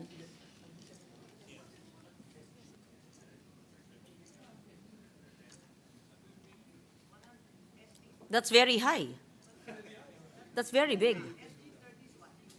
Yes, that's correct. SG 30, that's USEC level, and that's 100 million. But we know the USECs do not do the payouts and they don't act as disbursing officers. So my question is, perhaps just so that we know, how many disbursing officers are there in one region, and what is the salary grade of these disbursing officers, and how do we increase them? I know that there is a 6,300 request for DBM. I know that DBM will not be able to fund the plantilla positions of the 600. Iba-iba kasi yung disbursing officers sa iba't ibang region, iba-iba yung numero, depende sa laki. At alam natin kapag Metro Manila o Region 4A, talagang napakalaki. Ganon din yung Region 7, pagkalaki-laki. So iba-iba rin ang number of employees, iba-iba rin yung kanilang disbursement allowance, depende sa kanilang salary grade. Sabi nga, yung USEC nasa SG 30, pagkatapos yung RD nasa SG 28, so iba-iba rin. Realizing that DBM will not be able to give the more than 6,000 plantilla positions, how will we be able to effectively and efficiently implement the big AIC spy that the Senate, Congress is giving the DSWD, given the same problem that exists now, that there's a credit limit for the limited number of personnel? Yes, the effort really is, right now, kung maaari, ang ginagawa nila, may cash sharing sila na fina-farm out na sa land bank. At nag-umpisa na ito sa Region 4A at saka sa Region 3 kasi hindi na nga kinakaya ng taga-DSWD dahil labis-labis na nga ang laki ng pondo at napakaraming beneficiary. I believe this is a similar problem with tupad as well, where there's also a limitation Pero on the ang number tupad of ang personnel. liit-liit lang kung ihahambing Compared sa to the AIX. linalabas nila kasi meron silang QRF sa disaster, madali ang pa yun. May AIX, may AKAP, may sangkatutak na programa sa DSWD. AKAP is a new program, yes. Yung SOCPEN, napakalaki nun, yung social pension sa ating mga senior citizen I'll get na to that. I'm glad indigent. that's Ang actually- laki-laki na talaga ng Yes. programa ng DSWD, pero halos nakapako ang empleyado na permanente sa bilang ng 3,400. Okay. With So- with the permission of the good Senator Legarda, just one question. May I know who distributes the AKAP? Ang DSWD ang siyang nagdi-distribute ng AKAP. Personally? Hindi na, nabasa ko na. Pareho rin lang ng iba't ibang programa kapag may listahan, susundan nila katulad ng SLP, ng AIX at iba't iba pa. Who goes to the venue? Because no senators go to the venue. Ang atin mga social worker at yung mga empleyado ng DSWD na mga paymaster. Who else? Maraming sumasama na politiko, nakikita naman po natin. Okay. Thank you for your answer, Senator Marcos. Would you like a more specific answer to that? Yeah. Okay. If you may. If you wish to do so. AKAP is a new initiative, yes. You mentioned about what are the programs, just so that it's on the record, what are the programs of the DSWD? I am familiar with the AIX, which has AIX for scholarships, for burial assistance, for livelihood assistance, financial assistance during disasters. And we have the Sustainable Livelihood Program. May I clarify, can the AIX be used for partially damaged and totally damaged homes? Because I tried to look at the programs of the DSWD, Yes, or even certainly. they should. The It AIX can be used. utilized for disasters. So victims of disasters can also access AIX and use it for food, for medicine, for educational assistance, and also for houses. Although the previous program for partially and totally damaged houses is now under NHA. I know that even referring to victims of Typhoon Christine, there's really difficulty. Hirap na hirap ang mga nasalanta na walang yero, walang bubong. Cash assistance ang binibigay. Oo, hindi nila Pero alam saan ang lalapit. tagal-tagal. Ang Okay, tagal-tagal sinabi na talaga. nyo, sinagot na nyo yung tanong ko, ano pong ahensya ng gobyerno ang pinaka-mabilis na lapitan sa mga nasalanta na walang bubong, nabutas ang bubong, o nawala ng bahay? Sa akin po tinatanong kung NHA ba, Shelter Assistance and DSUD pero hindi rin, LGSF ba pero mabagal rin yon, o DSWD. San ho sila Palagay ko, hihingi ng pangbili ng yero? Sa hunot dulo, DSWD pa rin ang pinakamabilis. Sa bagal natin, mas mabilis pa rin. Kasi kung mag-iintay ka dyan sa NHA, hahanapin pa nila ng pera. Pagkatapos kung yung NDRRMC, nagbibiroan kami, tapos na yung emergency, nag-aaral pa lang sila. So, sasagutin ko, DSWD pa rin eh. Okay. From the time that when Christine happened 2 weeks ago, up to now, to 2 weeks, ganong kabilis po kung ang mga barangay ay nagbigay na po ng listahan ng nasalanta, partially damaged and damaged, what's the fastest time that we are able to provide housing assistance? And what is the maximum amount?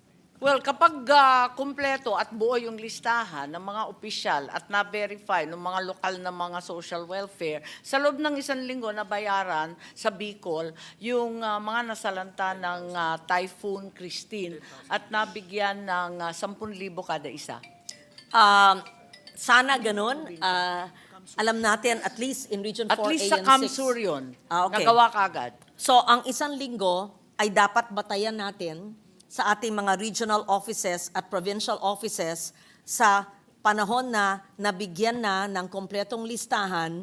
So, I'm putting it on record, it should be 7 days from the time that the complete lists are given if the funds are available, because we have allocated it through amendments in an increased budget, and as long as the information is accurate and complete. So 7 days. Because in my experience, perhaps 1 month, 2 months, and when I call SecRex, he's been very helpful. I know that the reason would be there's a lack of plantilla positions for the credit limit of the SDOs. So, right? So that it goes Tama back po. to the lack, Talagang kinakapos ng tauhan. kinakapos ng tauhan. Which brings me to the same question of my first question na, paano natin gagawin? Amend tayo ng amend na lumalaki ang budget, pero yung tauhan na mag-i-implement. So, does this lead to an unobligated... Dahil nga sa kawalan ng sagot mula sa DBM tungkol sa karagdagang mga regular items, napilitan na nga yung DSWD na mag-farm out nitong cashiering. Para yung cashiering sa land bank na lamang. Para sang-ayon na yung land bank, meron na silang MOA. Yes. At sana mapabilis at yung mga tauhan ng DSWD, hindi naman mapinsala sa daan o mahirapan o matagalan sa pagbabayad. So, I think that's a good idea to have a MOA with land bank. And so... Nag-umpisa na sa 4A and Region 3. I'm sorry? Nag-umpisa na sa 4A and so Region 3. ang land bank ay sila na yung kasama payout. Sila ang mag-payout. Oo.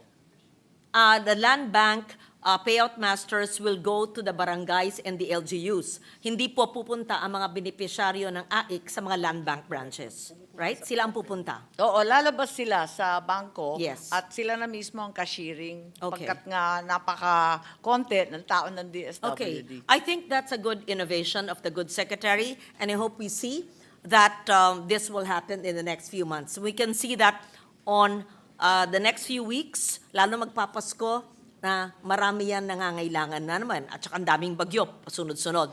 Alam natin din... Meron rin tayong USSC na Western Union, ang partner na land bank, na sana sa kinabukasan, sa mga susunod na buwan, kung maaari yung digital payments. Pero ang problema lagi dyan, yung payment portal, naniningil. Nagbabawas ng 50 pesos o 30 pesos, talagang ayaw na may awas, ayaw ng mga beneficiary. So dapat, sinabi ko nga sa DSWD, yung digital payout, mangyayari lang yan kung tayo, ang pamahalaan, ang magbabayad sa ating mga payment Pwede yan portal. kung dagdagan natin ang pondo para tayo, pamahalaan, ang magbabayad doon. And if it will make it more efficient, I would support that amendment to the budget or a special provision that a special portal could be used. So the innovation of MOA with land bank, that's good. The special portal, yes, and I would be amenable even if there's a bit of a charge. Of course, any service has a charge as long as it would not come from the AIX. What is the deadline, if any, of AIX? Because in past years, I would hear that there are deadlines because the liquidation, COA, etc. But we know that the needs of the people are even greater during the end of the year and beginning of the year. Ang laging sinasabi ng lahat ahensya naman yata, katulad ng DSWD, November 30 ang binibigay na date para makapagsara sila ng libro at mahabol yung December 31. Sa so ibig sabihin liquidation po, ng department. Ang ibig sabihin po, November 30, wala nang payout ng AIX. Paano na yung mga nag-submit nung na Christine o itong na Pepito? Tapos, hindi na abutan ng November 30 deadline, mag-aantay po sila hanggang sa bagong taon. Pagkatapos po ng bagong taon. Miski sa probinsya.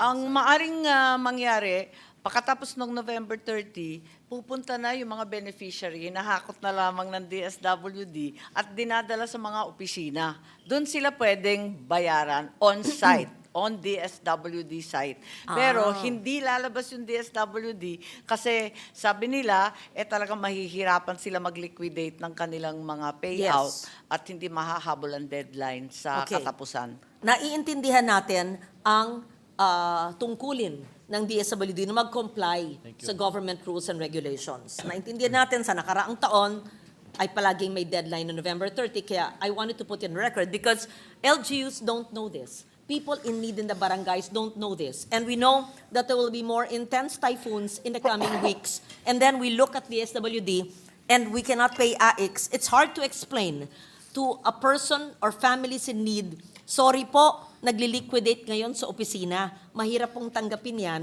lalong magpapasko. So, it would be a good suggestion to include maybe on the social media pages of DSWD, where are the DSWD offices, where those who have completed the requirements for submissions of names of beneficiaries nationwide.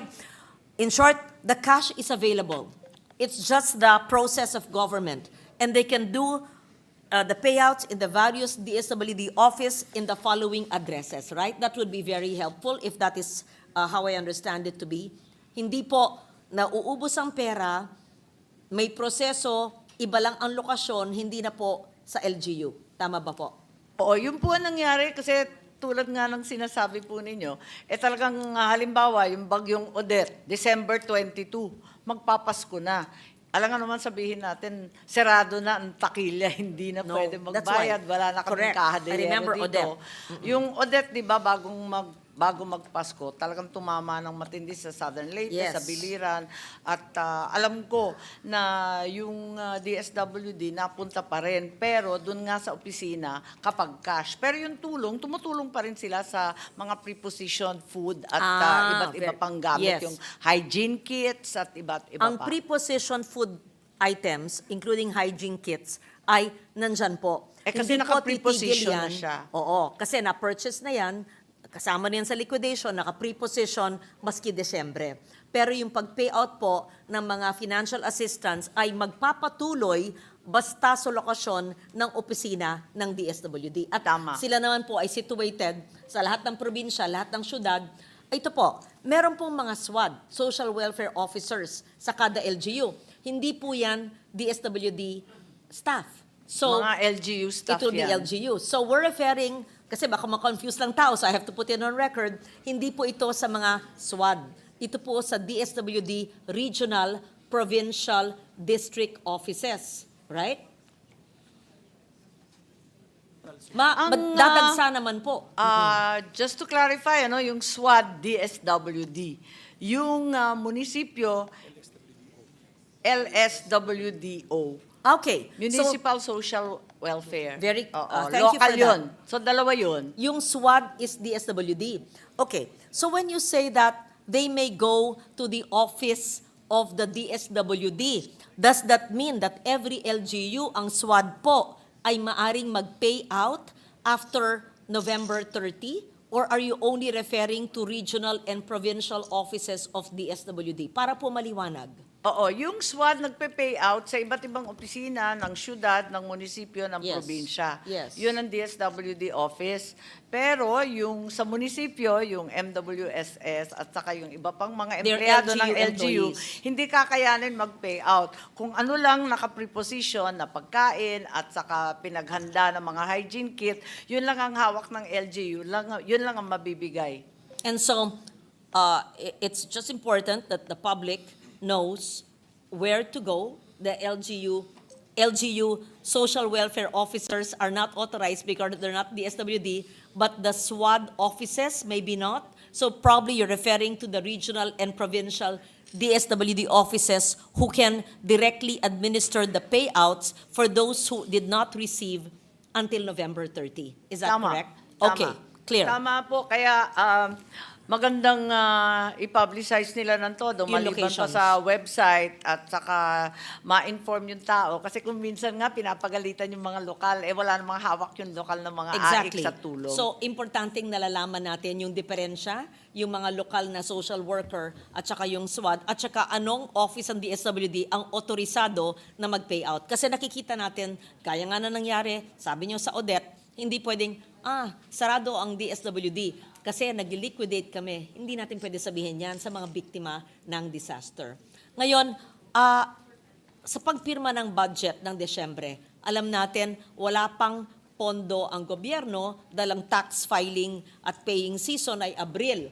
Tayo ba'y makakaasa na may pondo po ang DSWD? Of course, number one, yung galing po sa previous year. may carry over yan. Maliban dyan, saan po kukuha sa napakaraming pangangailangan sa Enero, Pebrero, Marso?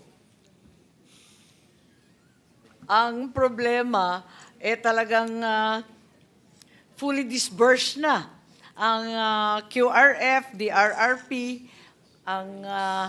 ang AIX, all out na yata ang DSWD sa dinami-dami ng ating bagyo. Namumroblema nga tayo kasi parati taon-taon ang binibigay lang natin sa QRF nasa 1.250. Dinadagdagan pa nga ng Senado ng additional 500 million. Pero umaabot na sa taong ito pa lamang, umabot na ng 9.625 billion. And 93.51% disbursed na. Kaya wala nang carry over po sa wala Enero. na po i-carry over, Paano po baka hindi natin? pa abutin ng katapusan. Paano po natin bibigyan ng pansin at tulong ang mga nangangailangan simula ng Enero kung kakapirma lang po ng budget? Narinig ko naman si Secretary Amina nung nagre-report kay Presidente na may pera pa yung calamity o contingency fund at andyan siyempre ang PAGCOR at PCSO. Pero kung sa DSWD po, talagang sagad to the bone na So, sila. may we know when will DSWD be able to implement the national budget of GAA 2025 considering that January, as you said, wala pa yung pondo, kailan mapupuno yung pondo ayon sa ating pinapangako sa mga tao na bilyon-bilyon piso? Yes, as a general rule, it's signed in January. As soon as the President signs the GAA for 2025, alam naman natin na automatic na yung release hanggat may pera kahit bahagya pa lamang, kahit first tranche pa lamang o mobilization So pa we're lamang. assuring the Filipino people that even if there could be no carryover of the funds of 2024, that because we have allocated it in the law, which is a GAA 2025, once it's signed, the BBM, the DSWD assures us that there would be provisions for payouts for any form of assistance. Is that Sabay correct? dasal po. Naka-siyam na replenishment na sa taon na ito pa lamang. Okay, binanggit po nyo na maaring walang pondo sa DSWD, may PAGCOR PSO. Wag po natin asahan yung May PSO binanggit PAGCOR. yung ating budget secretary, yung contingency fund pa ng Presidente, calamity fund, alam naman natin Okay, meron pa para dyan. po sa kaalaman po ng lahat, I just want to put it on record, pati po yung NDREAM fund has been depleted. Ayon po sa OCD, Yusek Ariel Nepomuceno, would you believe, 168 million na lang ang natitira sa NDREAM fund. I'm not referring to the QRF. This is the NDREAM fund. And he told me, wala na talaga. So it's only middle of November. God forbid anything, something that Karina, Christine happens in the next few weeks. Even the NDREAM fund is only 168 million remaining. And he said, if you put together all the requests of LGUs based on Christine alone and the past typhoons, it's already 24 billion. So the Yes. remaining 168 million and the requests in OP, which have been consolidated based on the PDNA, the Post-Disaster Needs Assessment, is already 24 billion. That is insofar as the NDREAM. So, Tama sinasabi ko po. Kaya nung nakita ko sa television lang naman, narinig ko naman na parang may kumpiyansa naman si Secretary Amina at ang sabi niya, meron pang contingency fund ang ating Pangulo, halos hindi pa raw nagagalaw at nabanggit din niya yung PCSO at PAGCOR. Parang wala naman siyang kaba na kukulangin. Okay. So, we will leave it at that. Isa po sa napakandang programa dahil tayo po ay nag-uusap tungkol sa programa, AIX ay isa lamang. Yung SLP, maganda po yan na programa, that's a program, it's not yet a law.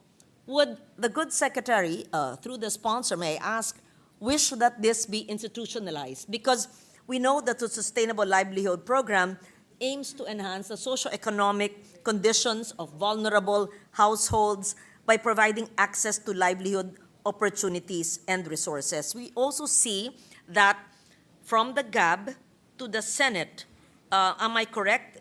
in what I'm reading, that this has been increased, Madam Chair, Mr. President? Yes, that is correct. Yes, may I know the reason for the increase of the Sustainable Livelihood Program? Who are the targeted communities? Only 4P families, or even outside of 4Ps are they allowed? And how will the Senate version, assuming it's retained in the final GAA, help the marginalized and vulnerable households, Madam Chair? Alam niyo, dinagdagan po natin ang SLP kasi parating sinasabi na yung 4Ps walang katapusan. Ngayon, talaga ini-implementa na yung batas na hanggang 7 taon lamang ang 4Ps. Pagkatapos nun, mahirap pa yung mga pamilya na binigyan ng 4Ps. So kinakailangan may iba't ibang exit strategy. Isang exit strategy na nakikita natin na talagang mabisa at mabilis itong SLP.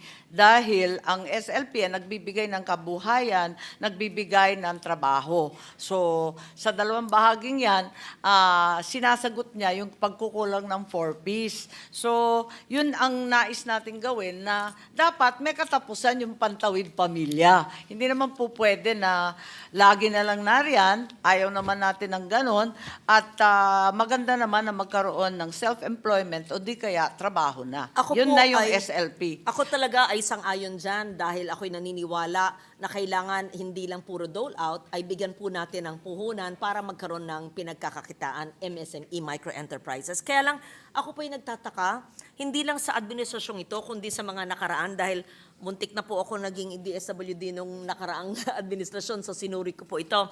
Bakit pong napakababa ng obligation? Well, my figures are just July 31 this year, no? Baka bumilis na ngayon. Ang SLP po ay only 8.7%, tama ba yun? Ang poor household na na-assist. Ang target ay 305,393. Ito ba ay dahil masama ang performance, kulang ang pondo, or kasi 8.7% lang ng mga poor households sa universe na kailangan tulungan ang natutulungan? Kulang baho ng pondo kaya nyo inakyat ang pondo at dinamihan? It says here. Sa awa ng Diyos, napabilis na yung disbursement. Nasa 67.88% na sila ngayon dahil ang ginagawa sa SLP, yung training at capacity building ang inuuna. Kaya yung gastos ay nahuhuli. Pero nag-improve na, pero aaminin natin na talagang napakababa ng utilization rate dati. Kasi natatagalan sa list of target areas, number of beneficiaries, pagkatapos napakatagal nun ng pagbubukas ng mga bank account ng mga beneficiaries. Kasi Ayun, mga ang poorest of challenge. the poor yan, wala silang documentation at ayaw kilalanin ng land bank sa mga kasuluk-sulukang probinsya yung MOA sa DSWD. Pero nagagawa na ng paraan at mukhang napapabilis na ang performance natin.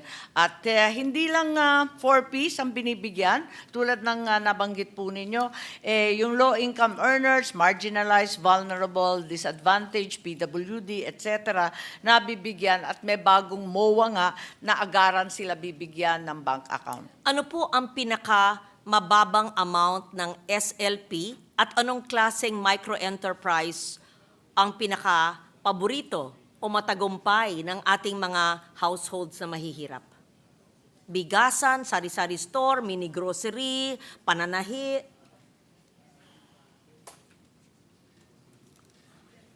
Okay, ang pinakamababa nasa 15,000. 15,000 ang pinakamaliit. Ang pinaka-successful, hindi yung pangkaraniwan na tindera, sari-sari. Ang pinaka-matagumpay talaga, yung skills-based. Kung magtitipon-tipon isang tropa ng karpentero, isang tropa ng welder, ayun, matagumpay yun, kikita yun. Pero kinakailangan nila may skills. Kung pangkaraniwan lang ng buy and sell, mukhang hindi pumapatok ng gusto. So, ang SLP ay hindi lang pang isang tao. Itong pang isang association. Kailangan sila nagbuklod-buklod na mga sa isang komunidad.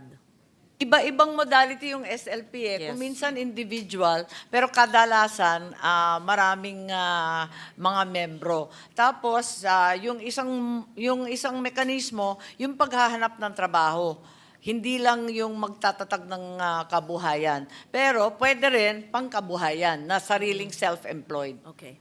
Actually, marami pa akong tanong pero ayoko nang pahabain ang ating kwento. Huli na lang po, dahil marami po mga senior citizens na mahihirap na lumalapit sa akin at meron pong mga LGU na hindi po updated ang pagbayad po ng social pension ng ating senior citizens ayon na rin sa ating mga batas. So, palagi po tayo nagmamalaki, batas po natin yan, co-author ako niyan, sponsor ako niyan. Pero tatanong mo sa seniors, ay matagal na po, 6 na buwan, wala pa.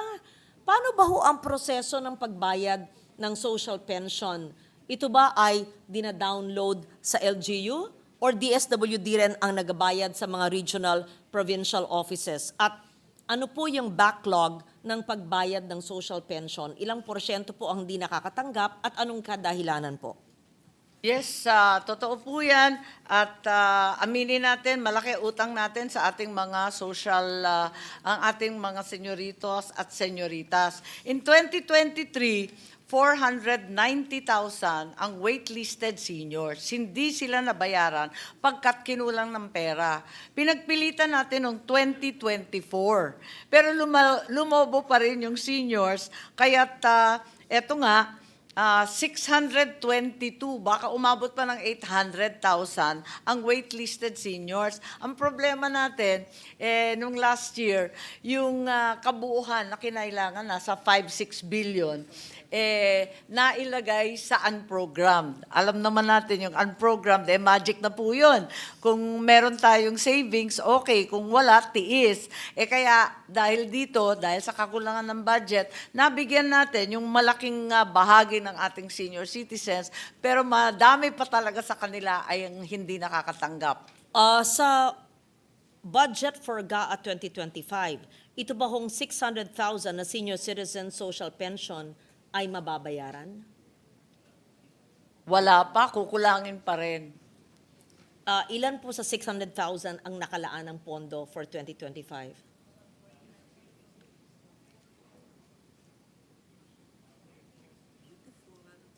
Hi, dear. Yes, wala pa rin pondo dun sa waitlisted, ha? Etong 49.8 na nasa NEP, na dinagdagan natin ng konti, 49.8, 1 billion, parang tawaran talaga sa bilasang isda, kukulangin pa rin sa totoo lang. So out of the 600,000, ilan po mababawas na mga senior citizens at paano nyo pipiliin? Parang wala pa rin. Oh. Wala pa rin na mabibigyan dun sa 600,000 kasi ito pa rin yung carry over from 2023. Ilang buwan and po? 2024. Ilang buwan ang kakulangan sa pagbayad ng social pension? Usually nakakausap ko 6 months. Wala talaga sila sa listahan at all. Never sila nabayaran. Ni kailan.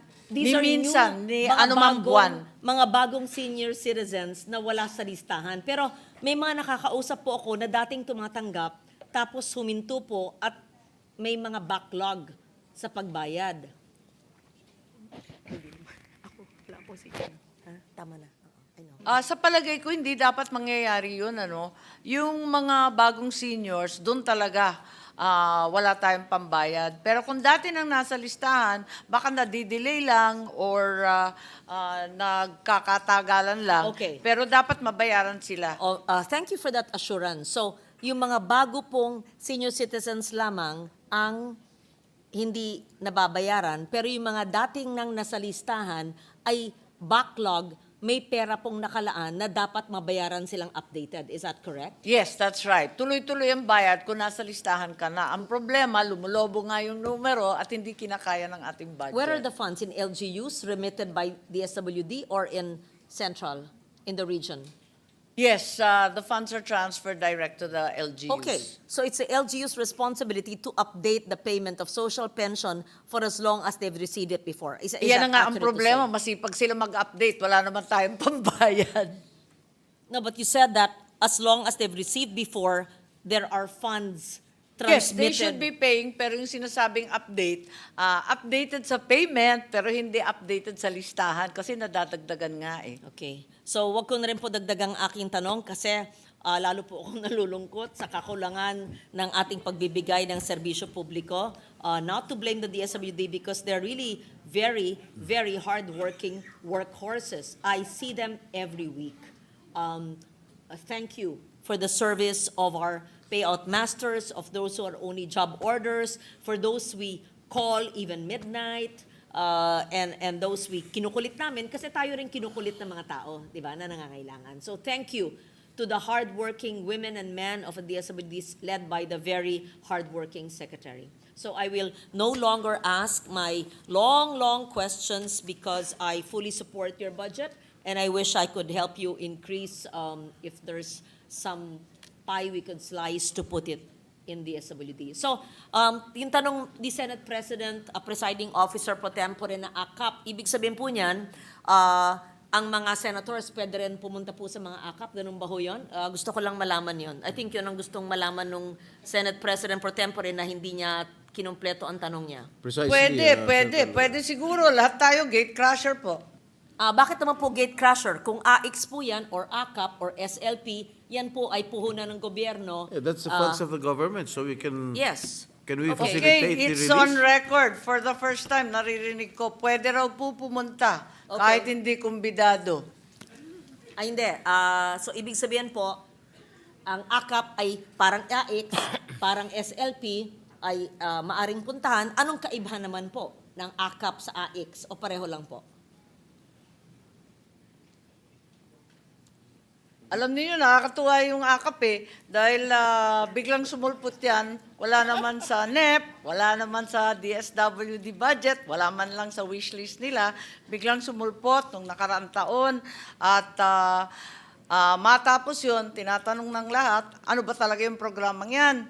Biglang Pebrero, katapusan ng Marso, tsaka lang lumabas yung mga guidelines. Kaya ang sabi nila, minimum wage earners and low income earners. Ang tanong ko, pareho ba yan ng AX? Hindi daw, kasi ito daw minimum wage. At sabi ko, may minimum wage rin na namatayan na tumatanggap ng AX. Hindi ba pareho yan? Kaya't nakakalito po. At sa totoo lang, ang version ng Senado, tinanggal ko na po yan dahil ang pakiwari ko, walang programa ang pamahalaan na pag-aari ng sino man.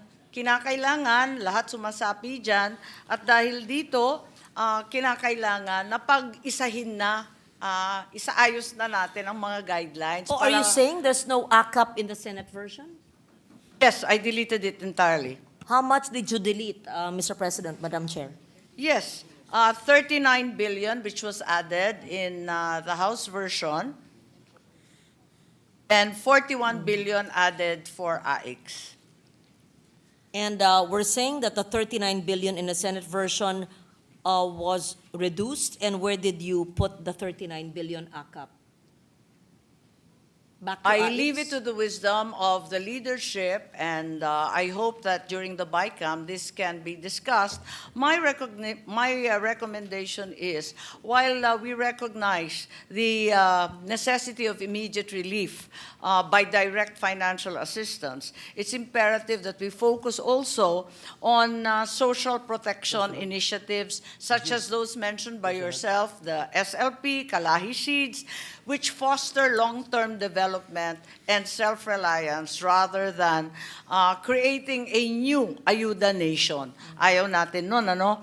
Kaya eto nga, pinopropose ko na sana dagdagan yung iba na developmental at sa kabila nun, ipagkaisa na ang AX at AKAP para hindi na nagkakaroon ng selusan, ng turuan, ng kalabuan. Okay. I will stop at that. But to be fair, my brother's a congressman, and I've heard that he helps or joins in AKAP, and the needs of our constituents, our Kasimanwas, are also served. So thank you to the SWD. Yes, I am not familiar with AKAP.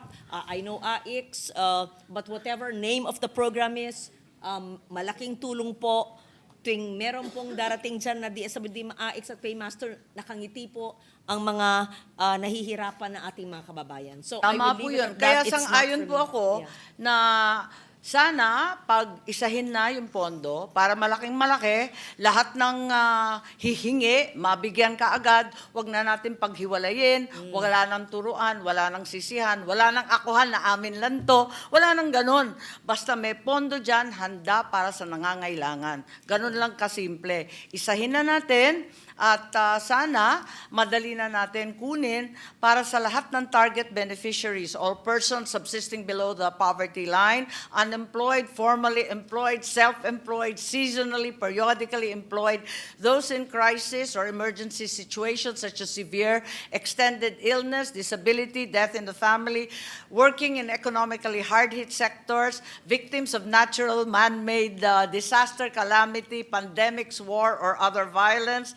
And it shall be used for food, nutritional, medical, funeral services, educational, livelihood, and other financial assistance. Thank you very So, much to the chair for your very comprehensive answer to my question on the programs of DSWD.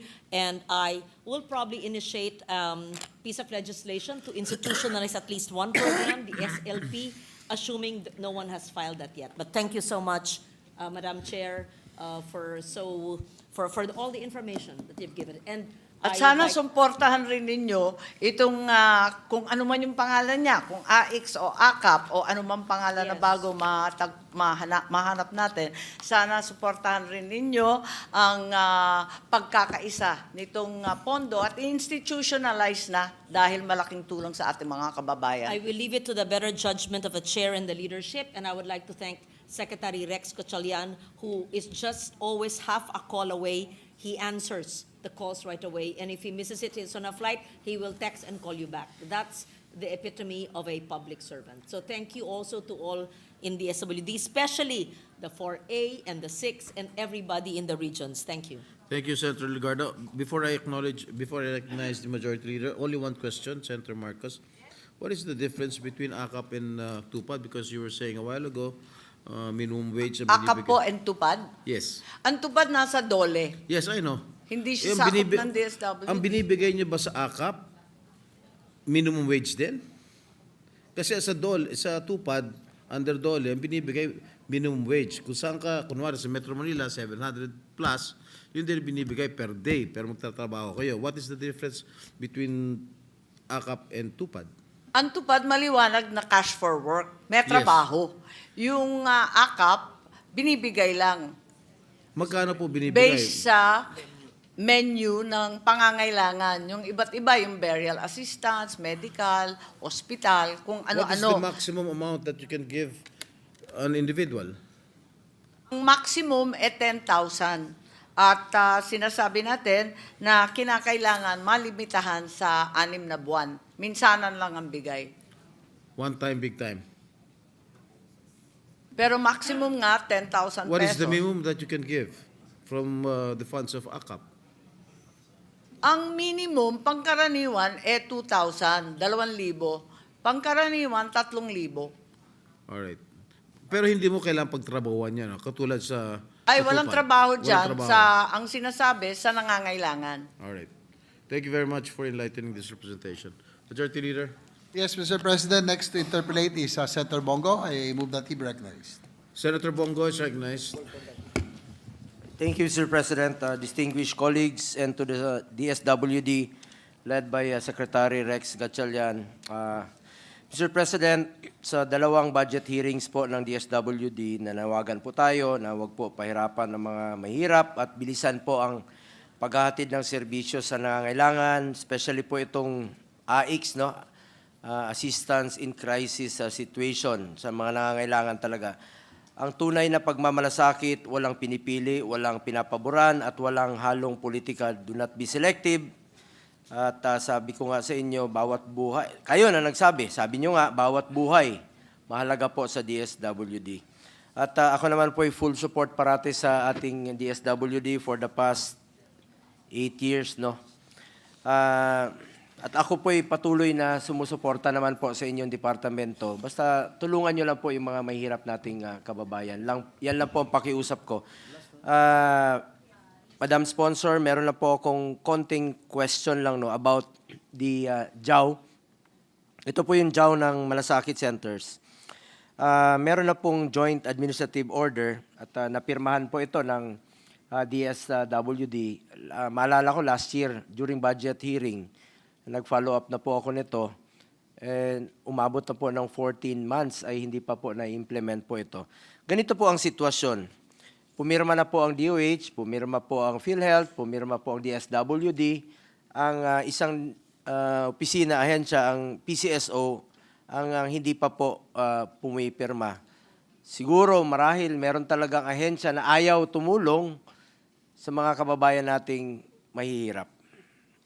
Ang current JAW po, DSWD is limited to financial assistance, transportation, burial, food.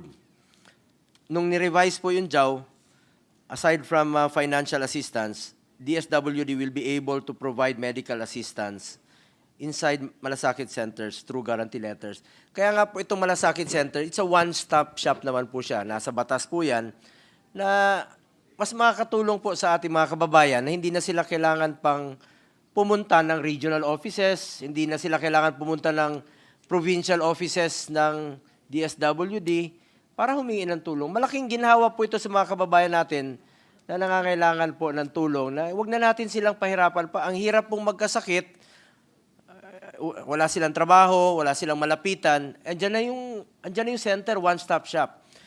May pondo naman po kayo sa AIX. Di ba ang pondo nyo sa AIX, magkano po yun for 2024?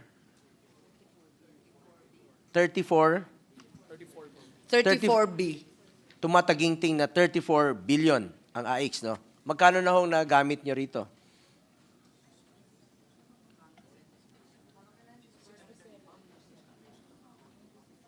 Ang alam ko, naubos na nga yun, nagpadagdag na sa QRF at kung saan-saan pa eh, dahil sa dami ng kalamidad. Di ba yung AIX na avail naman po ng mga biktima ng kalamidad o yung mga binibigyan po ng ayuda sa kahit saan, sa buong parte ng Pilipinas, including sa mga malls, no? Ang pakiusap ko lang sana sa DSWD, kung pwede nyo naman pong gamitin ito for medical assistance. Malaking tulong po ito. Halimbawa, magbibigay lang po ako ng example, Sec Rex. May billing po ang isang pasyente, 87,000. Alam naman natin ang PhilHealth, ang case rate nila, minsan ang binabawas. Ayun, merong isang provincial health officer ng Camarines Norte, 4 million yung kanyang billing, ang binawas ng PhilHealth, 27,000. Kaya nakakainis nga itong PhilHealth na habang naghihingalo yung mga pasyente, eh sila naman sobra-sobra yung reserve fund, 500 billion. Kaya hindi natin ito tinitigilan. O balikan ko po yung halimbawa natin, 87,000 ang hospital billing. Binawasan po ng PhilHealth ng 5,000. Meron pa siyang 82,000. Binawasan ng, kung walang PCSO doon sa Malasakit Center, so hindi makakatulong yung PCSO kasi kulang yung personnel nila. Binawasan ng DOH, ng MAIFIP, 20,000. So meron pa siyang 62,000. Mangungutang pa ito. Isasangla yung karabaw, ibibenta yung refrigerator para makalabas po sa ospital. Eh kung makakatulong naman po ang DSWD through medical assistance ng AIX, malaking ginhawa po yung 62,000. Halimbawa, nagbigay kayo ng 20,000, 42,000 na lang po yung babayaran niya. O kung sinagot nyo, eh lang problema, bawal sa ngayon, no? Bawal. Ginagawa na nila, sa abot nilang nakakaya, ginagamit na nila yung AIX sa pagtulong. Medical assistance. Maski sa medical, hindi kasi kailangan pag binigay yung 3,000, pwede na doon sa Malasakit Center. pwede naman gamitin. Gagawin na pag nag-umpisa itong JAW. Sa kasamaang palad, Ayun. inaamin at walang magawa, ang tatlong grupo, itong DOH, ang DSWD, pati ang PhilHealth, pirmado na sila. Ang problema, yung PCSO, Baka hindi naman pa rin pwede pumipirma. Baka Secretary Rex, pwede nyo pakiusapan. Kasamahan nyo naman yan sa Executive Department na bilisan. Sinabi na nga ng ating sponsor na kasamaang palad. Paano na yung mga pasyente? Antayin na natin, ilan na naman ang mamatay, hindi makalabas ng ospital. 14 months na po itong JAW. Hindi pa po lumalabas. Ilang Tama pasyente po na si po ang Senator mamamatay Go. nito? Oo, tama si Senator Go dahil sa ilalim ng ating batas ng malasakit, yung 4 na ahensya ay obligado na pumirma at mag-report pa nga sa atin at sa opisina ng Pangulo. So while may ahensya tayong ayaw tumulong, halimbawa ng PCSO, ayaw nilang tumulong, ayaw nilang pirmahan yung JAW, kasi ayaw nilang tumulong. May magagawa ba ang DSWD sa ngayon sa tumulong kayo through your AIC sa medical assistance? Alagay ko, wala naman silang kapangyarihan pilitin ng PCSO. Sa pagkaalam ko, nagbibigay kayo ng tulong ng Pero ang medical ginagawa assistance. na lang nila So pupunta sila sa offices ninyo. Sa opisina So na- mamamasahin na naman sila. Tama. Gastos na naman. Papapuntahin sa DSWD office, Ako, hindi pag malayo, sa malasakit.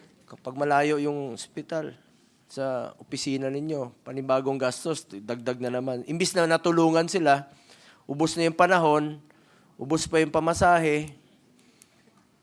Tama po yun. Natsuchubibo na naman yung mga pasyente. Yung iniiwasan ng batas Bakit naman na po sana ganun sa na ilang, meron sa pa- isang lugar ay hindi natutupad. Meron pang ahensyang ayaw tumulong. Mandato po natin na nasa gobyerno na tumulong sa mga mahirap. Sayang naman po ang inyong AICs na makakatulong sa medical assistance kung hindi po ito may papatupad. Ano po yung panibagong option if ever wala pa yung JAW na napirmahan? Pwede nyo bang through department order na makatulong kayo?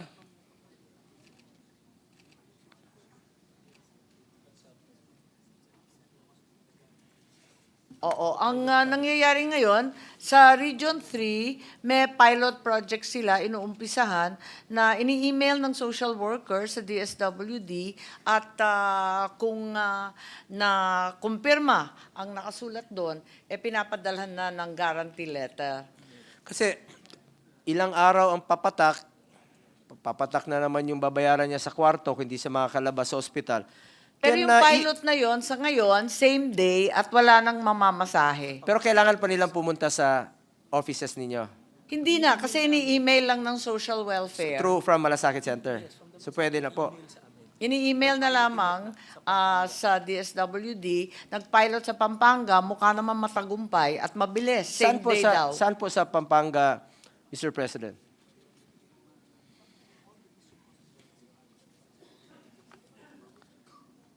Yes, ito yung pilot project ni Vice Gov Nanay Pineda at lahat ng district hospitals ay covered nitong pilot project.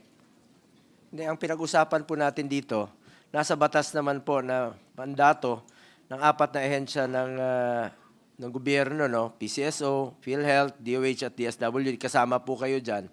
Even without a JAW, can DSWD just revise the AX guidelines so they can provide medical aid in malasakit centers through department order?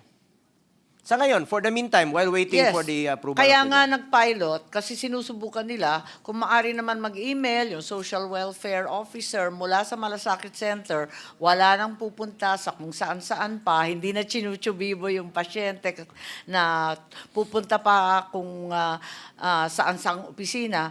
Eto nga, pilot, kung tuloy-tuloy na maganda ang takbo, ito na ang alternatibo dun sa JAW na hindi mabuo. Kasi sa ngayon, Mr. President, ang tulong mula sa AIX is through transportation. Am I correct? No? Financial assistance. Alam mo, kayo po ba'y naniniwala na malaking kaginhawaan po ito sa kanila na pumunta na lang po sila doon sa one-stop shop para humingi po ng tulong, no?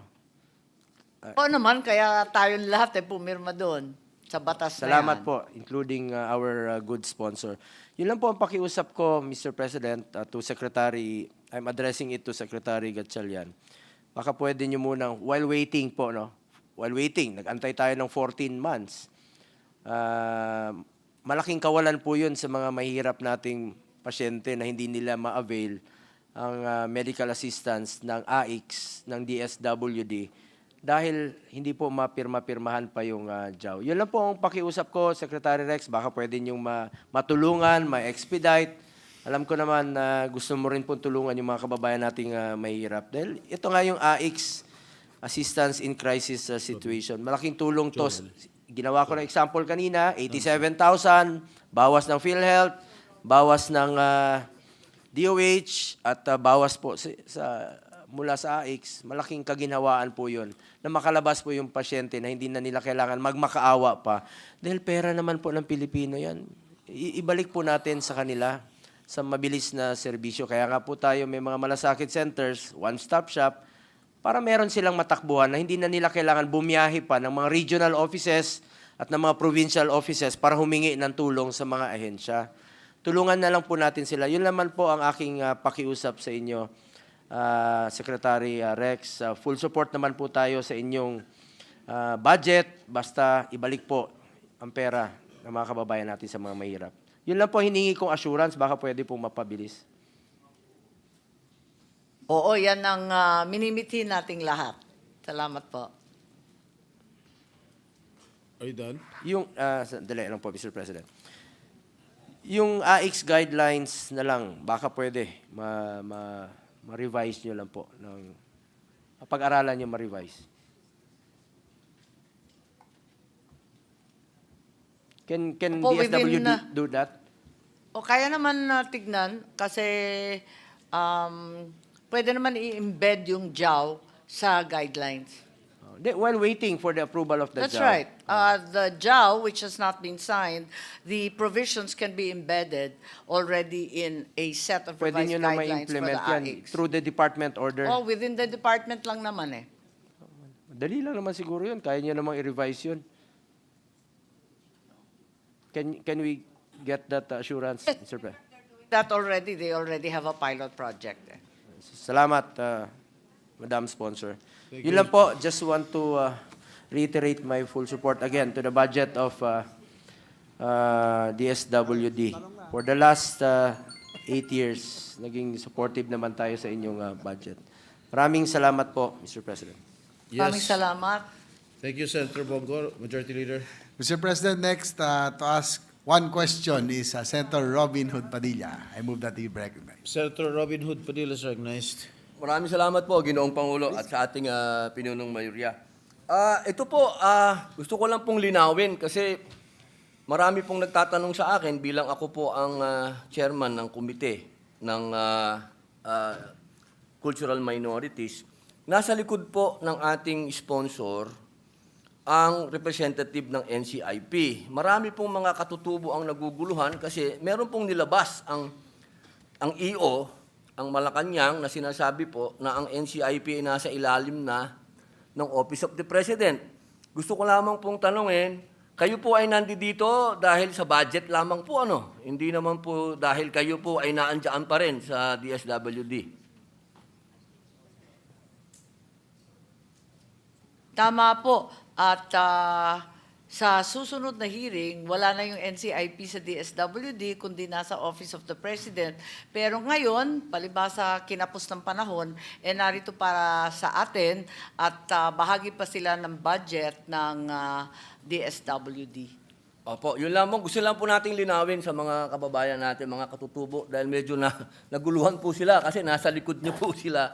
Kaya po, yun lang po, nilinaw lang po natin. So next year, na kayo po ay nasa likod na ng Office of the President. Okay, so maraming salamat po. Yun lamang Tama.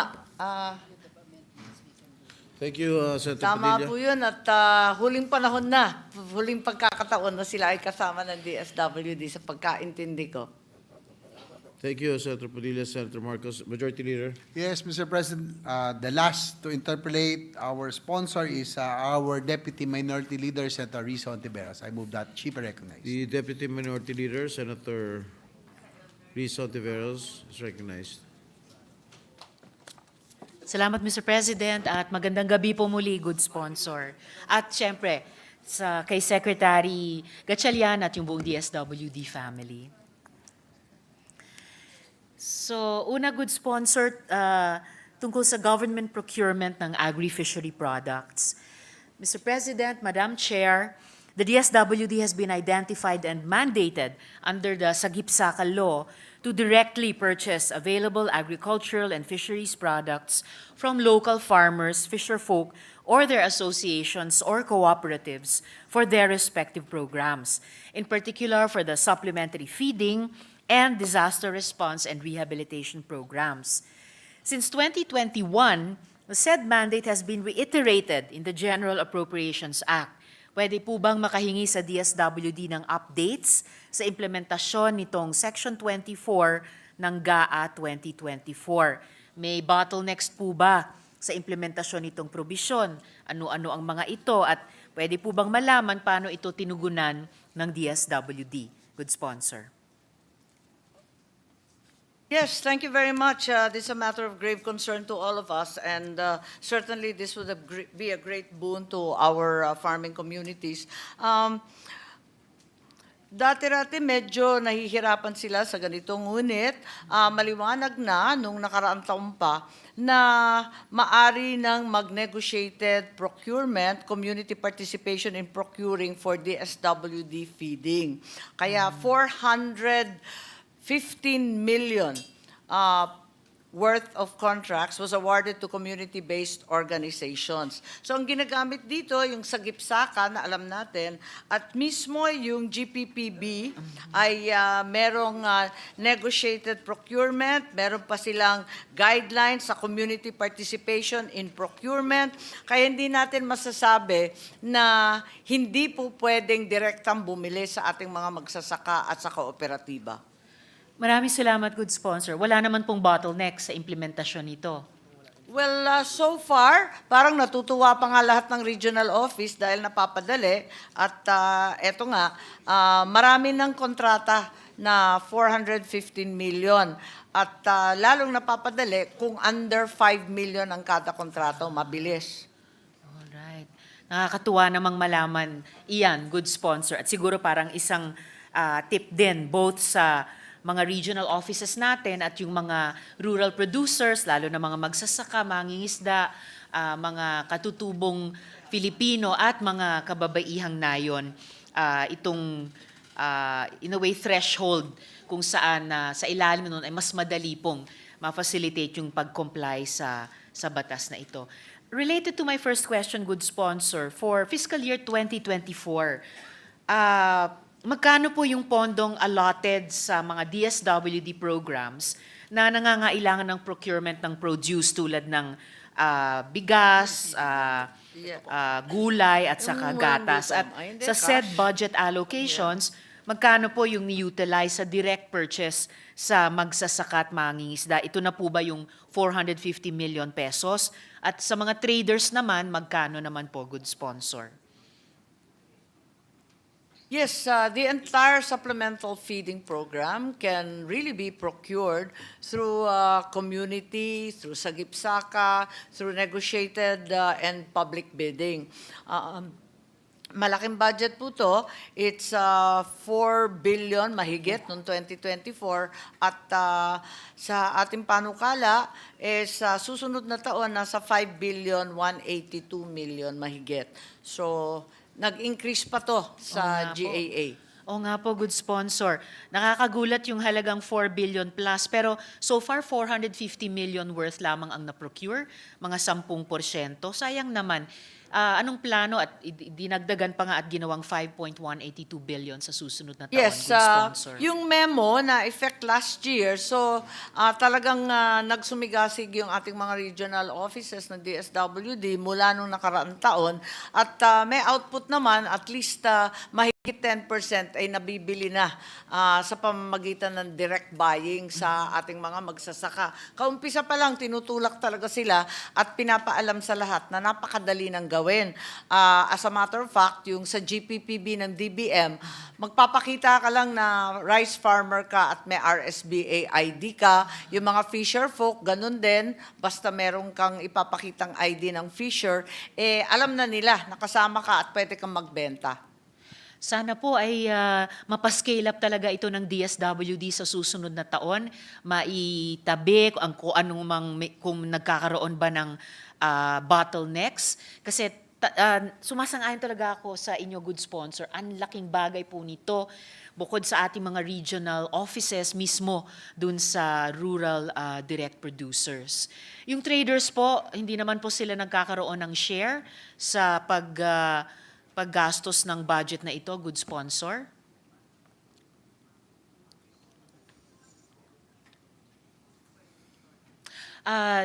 Traders po ba, may share po ba sa pinagkagastosan ng department sa implementasyon nitong batas? Walang data ngayon kung sino, pero merong bagong EPAP, ano ba ito? Partner agencies. Ito naman, ine-encourage rin ang mga community-based organization.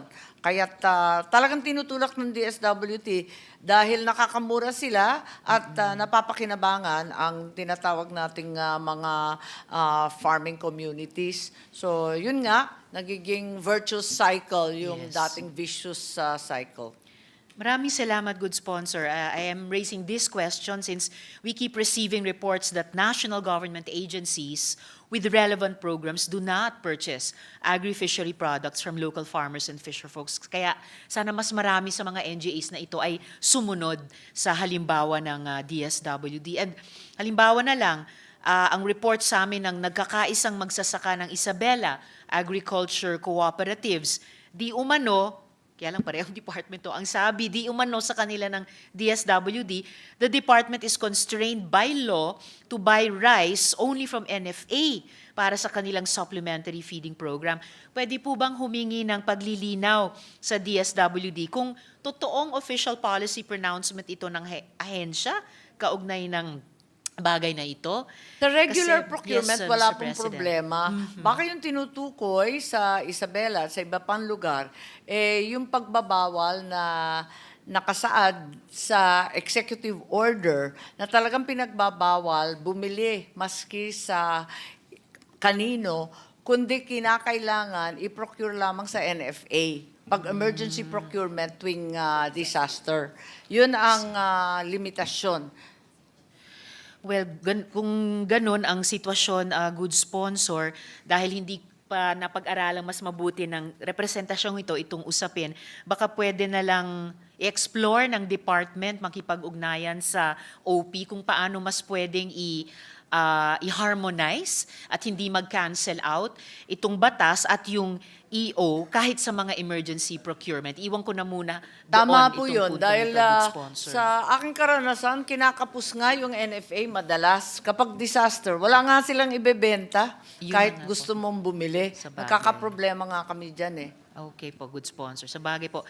Well, just for the record, kasi kung sa kabila ng legal basis na mayroon tayo, yet ang interpretation ng isang regional office ay iba, so ang magiging tanong ko kung ganun paano sinisigurado ng central office na yung regional, field at provincial offices, pati attached agencies, ay magko-comply both sa sagip-saka at sa kasagaa provisions. So in this situation pala, may isa pang stakeholder doon, yung OP, kung saan siguro pwedeng mas magkaroon ng paglilinaw at harmonization, good sponsor. Tama po yun. Dati kasi, takot na takot ang mga regional offices bumili sa community-based organizations. Pagkat ang akala nila, makukowa sila, tapos meron pang mga papeles din yung DBM. Pero ngayon, nagkaliwanagan na at pinakilala na ng DSWD yung iba't ibang dokumento, yung mga memo nila, at yung GPPB, pinaliwanag na rin yung mechanics ng sagip-saka.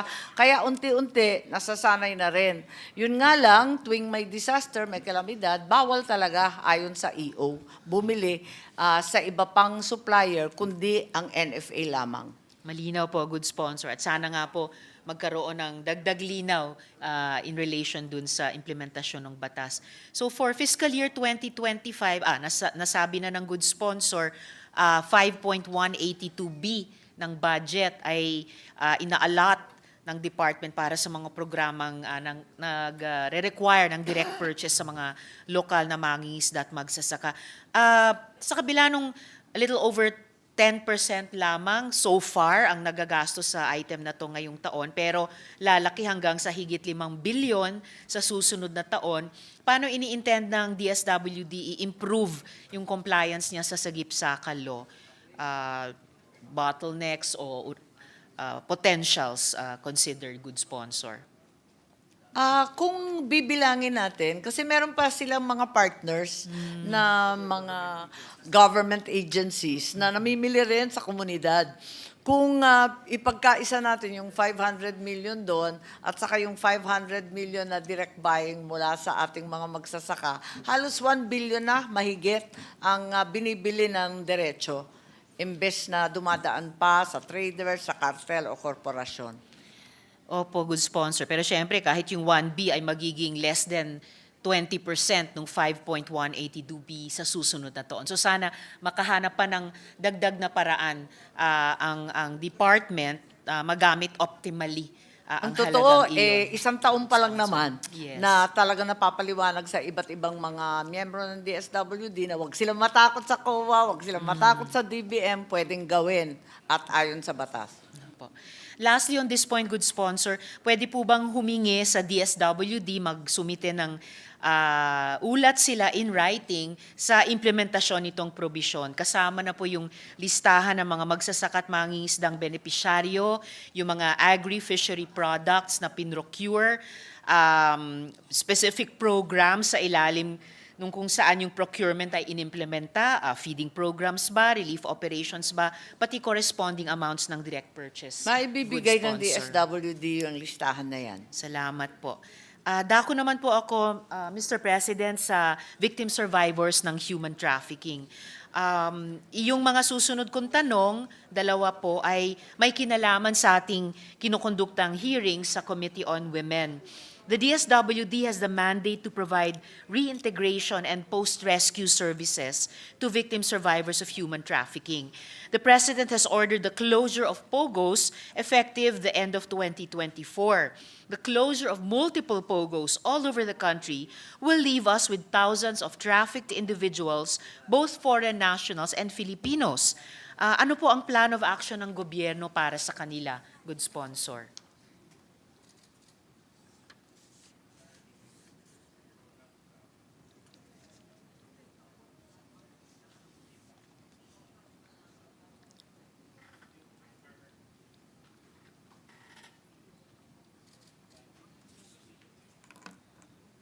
Okay. Merong existing program for trafficked persons ang DSWD, talagang reintegration and recovery ang tawag, RRPTP, para bigyan ng recovery and reintegration services at psychosocial, social, and economic needs. At ito ay tumutulong hindi lamang sa individual na kliyente, kundi sa pamilya at komunidad.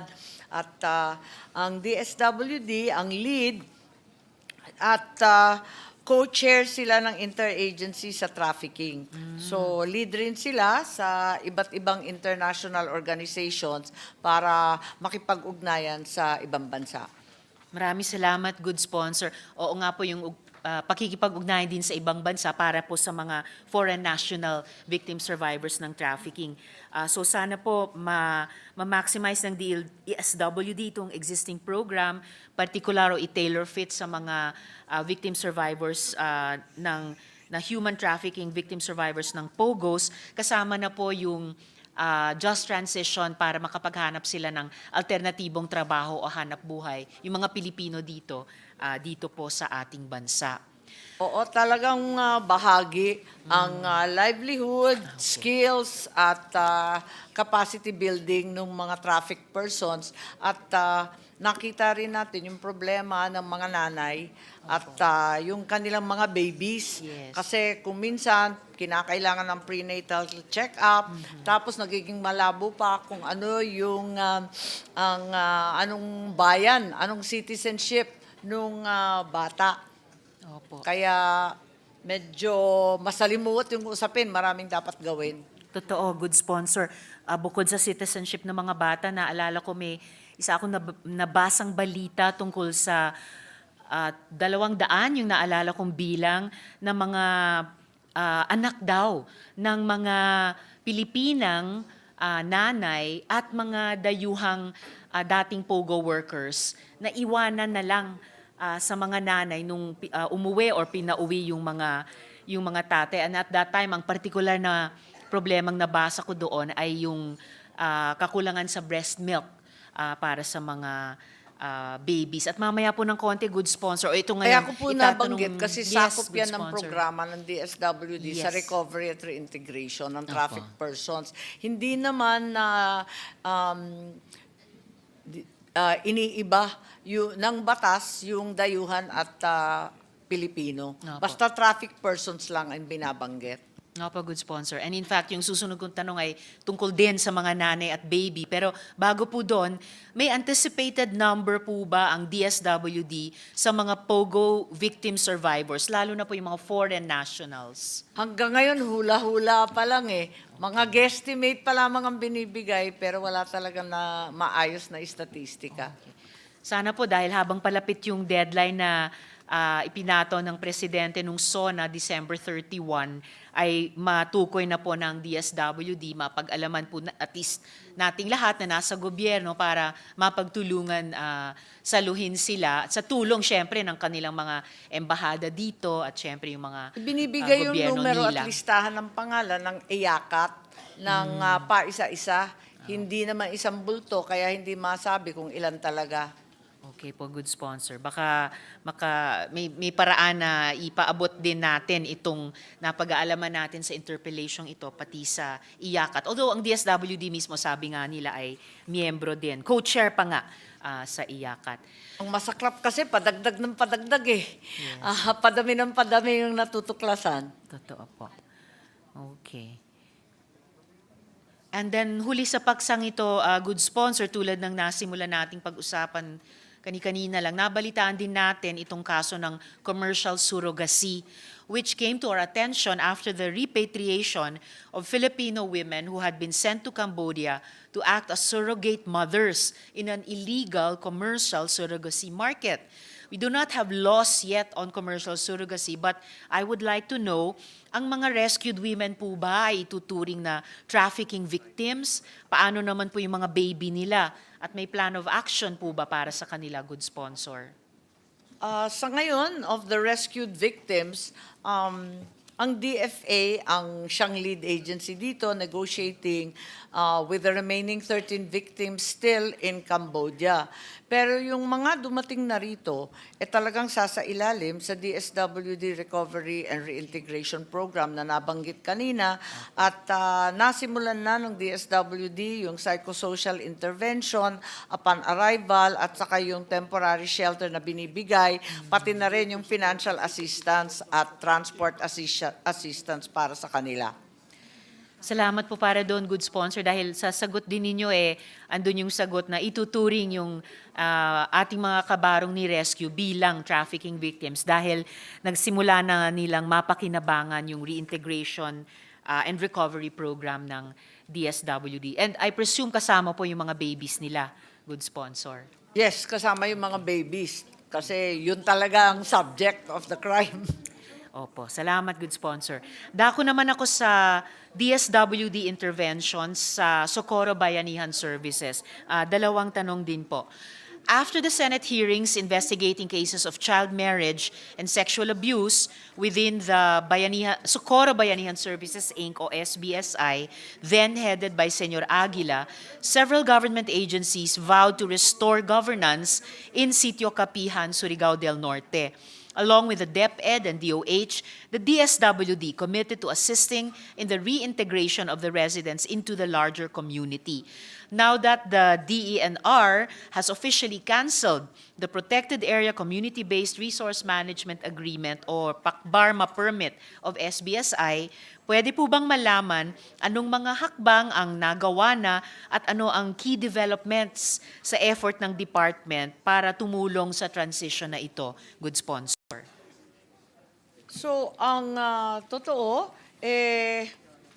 natulungan ang halos 7,000 na kliyente ng DSWD sa Socorro with fund utilization of upwards of 25 million. Ito ay pinaghati-hati sa cash for work na binigyan naman sila ng livelihood assistance. Ikalawa, ang DSWD ay nangonsulta pa at kinuha isang forensic psychologist, Dr. Nori Balderrama, ang kaisa-isa na forensic psychologist sa ating bansa para kausapin at tulungan sila.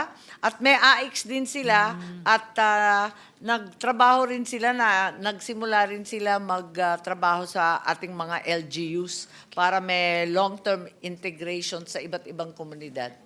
Maraming salamat, good sponsor. At kaugnay at huling tanong sa paksang ito, ang DSWD po ba nag-develop ng mga specific programs para sa mga miyembro ng SBSI, partikular para sa welfare ng mga bata at iba pang vulnerable individuals?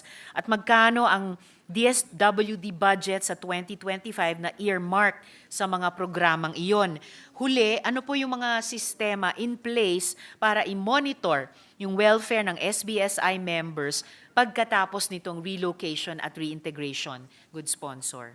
Yes, kahit walang naka-earmark at sakop ito ng 34 billion ng AIX, yung psychosocial interventions talagang pinaplano na at pinoprograma ni Dr. Balderrama para magkaroon ng forma at magkaroon ng sistema kasi hindi naman minsan lamang mangyayari ito at aminin natin na baka may matuklasan pang ibang mga biktimang katulad nila.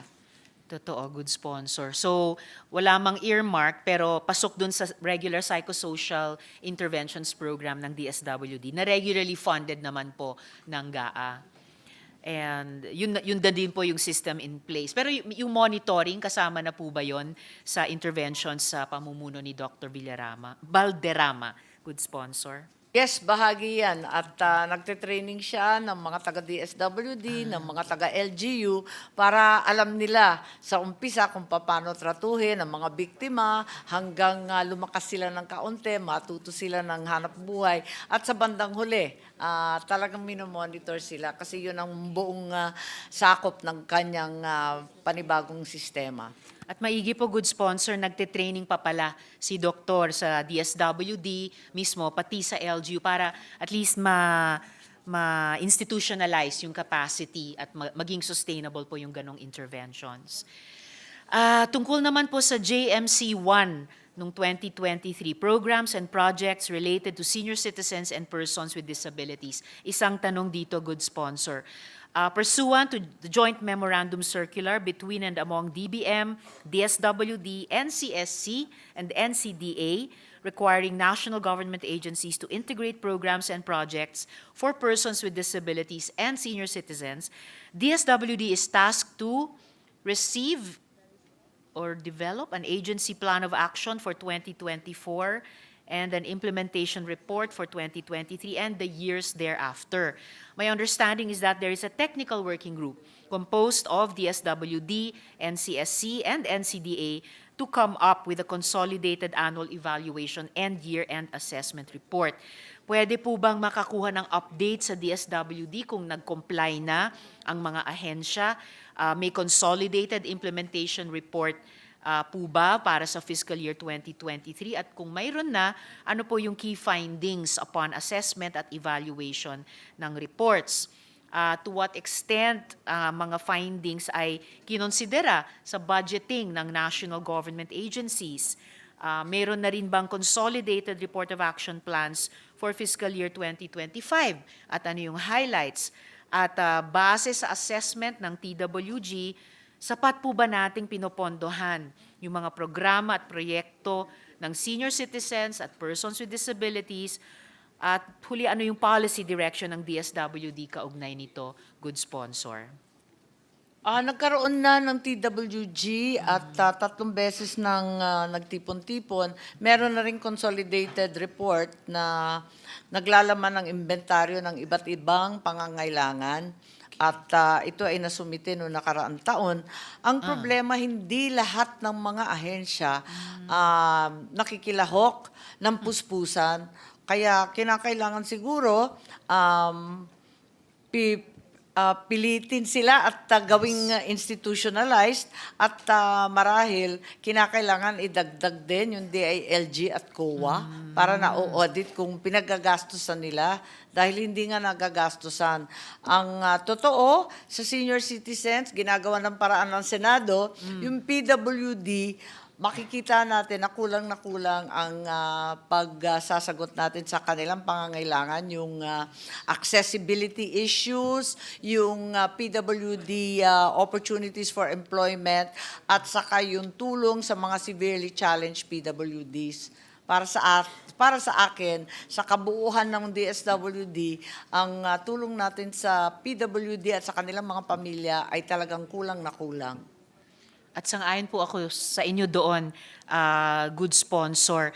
Sana nga po yung mga natukoy na ng DSWD na mga gaps sa implementation, bukod sa mapuno ng pagsumite ng lahat ng mga ahensya na dapat, yun na nga, sa pagsanib pa ng DILG at COA, tama po ba yung narinig ko, ay sana ma-design na ng solusyon at mapatupad ang mga ito, lalong-lalo na para sa persons with disabilities bukod sa senior citizens. Kung pwedeng makahiling na lang, good sponsor, sa DSWD, magsumite ng mga kopya ng plano at implementation report alinsunod sa joint memorandum circular na ito, good sponsor.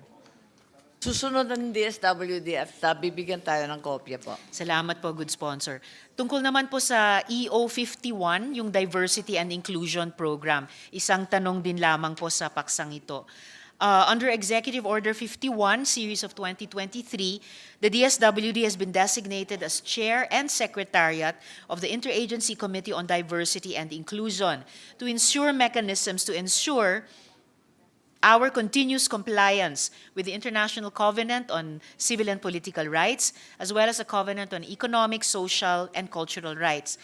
Pwede po bang makahingi ng update sa DSWD sa status at progress ng implementasyon ng EO51 at kung hindi, na-establish na ang Office of the Diversity and Inclusion Committee Secretariat at kung anong accomplishments nito. Huli, ano na ang plano ng DSWD bilang chair nitong body o nitong programa moving forward para makamit ang mga layunin ng EO. At ano ang implikasyon nito sa proposed fiscal year 2025 budget, good sponsor? Ang DSWD ay nagsumite na sa Malacanang ng diversity inclusion guidelines at may draft policy framework na rin matapos ang ilang pagtitipon ng iba't ibang NGA at civil society and NGOs.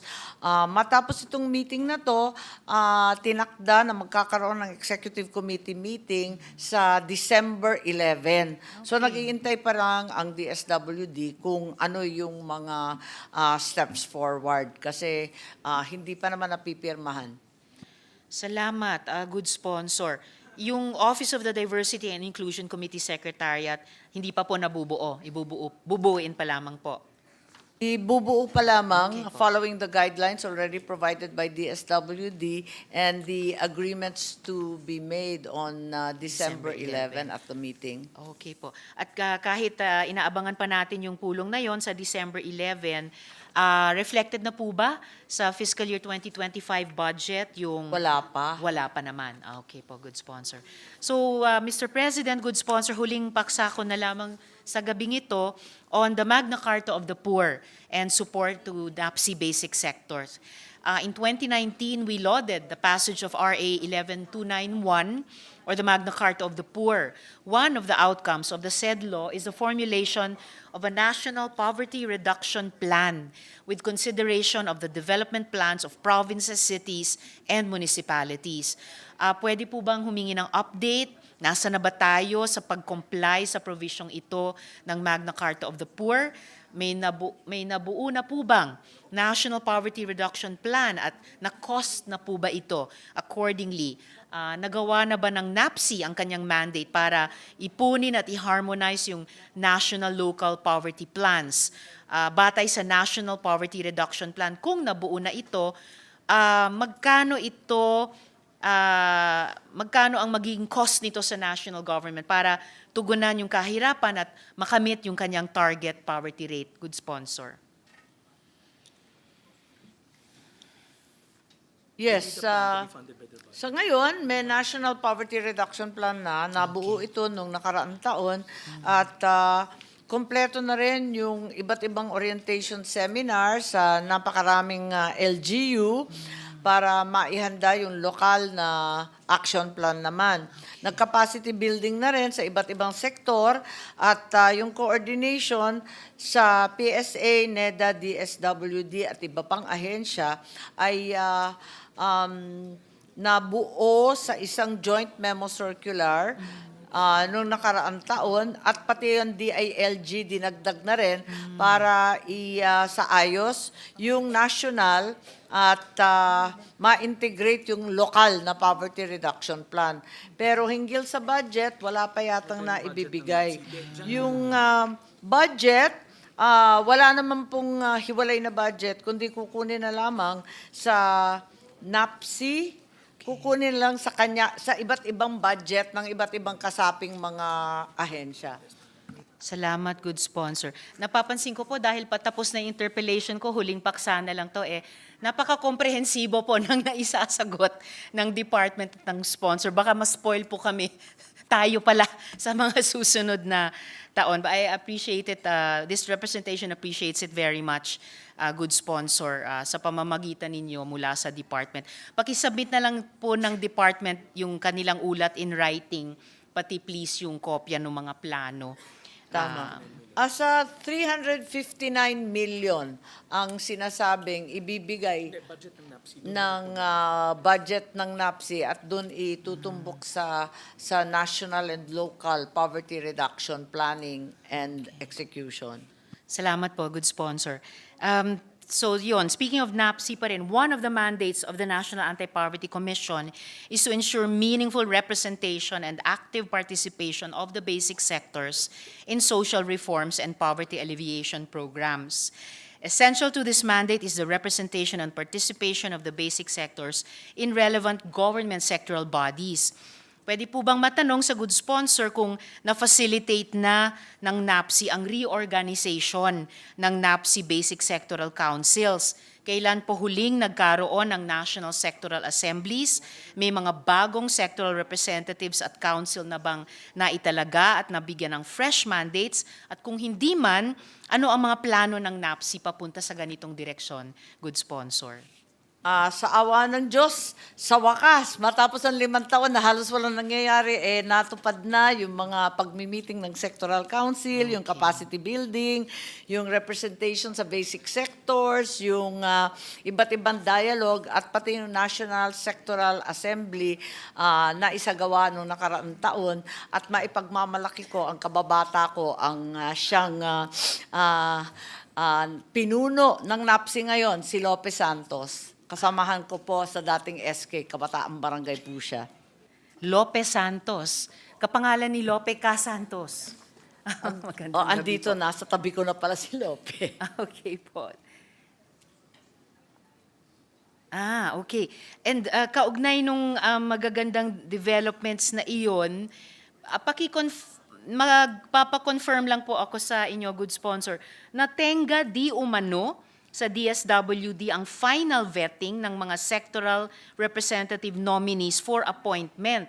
May timeline po ba na ma-finalize, ma-vet na po ito, ma-unlock sa pagkatenga at ma-nominate na or ma-appoint na po, good sponsor? Inaantay na lang at yung mga pangalan na 14 na appointees, inaabangan na lang yung appointment papers. Pero hindi na natenga, wala nang alitan, wala nang gulo. So, bandang kailan nakikita ng DSWD? Nag-iintay lang po sila kay E.S. Bersamin. Okay. So, any day now, pwede po ba nating sabihin? Well, panay ang follow-up, pero samtambak daw ang papeles na naroon. Kaya inaantay na lang. At sana po hindi na madagdagan ng 1 pang taon, yung 5 taon. Iba naman kasi yung problema noon, mukhang may alitan sa mga miyembro. Palagay ko, na-settle na po. Salamat, good sponsor. Related to this concern, for far too long, one of the complaints we've been hearing is the absence of NAPSI unbank meetings as an opportunity to discuss with the President basic sector concerns and agenda. May unbank pa ba, good sponsor? Oo Pwede naman, po bang, dalawang yes. beses na. Okay. Minsan, nung nakaraang taon, tapos nung Hulyo, itong taon, nagtipon-tipon sila ng basic sectoral, government sector, lahat sila nag-meeting kasama ng ating Pangulo. At ang discussion, yun nga, yung sinabi po ninyo, yung National Anti-Poverty Action Agenda, tapos yung People's Development Trust Fund, yung representation sa mga RDC natin, kasi hanggang ngayon kulang pa rin, at iba't iba pa. Okay, maigi po, good sponsor. Na-anticipate nyo na yung ibang follow-up questions ko tungkol dito. Isa na lamang, paano po ini-intend ng NAPSI i-regularize yung kanyang unbank? Good sponsor.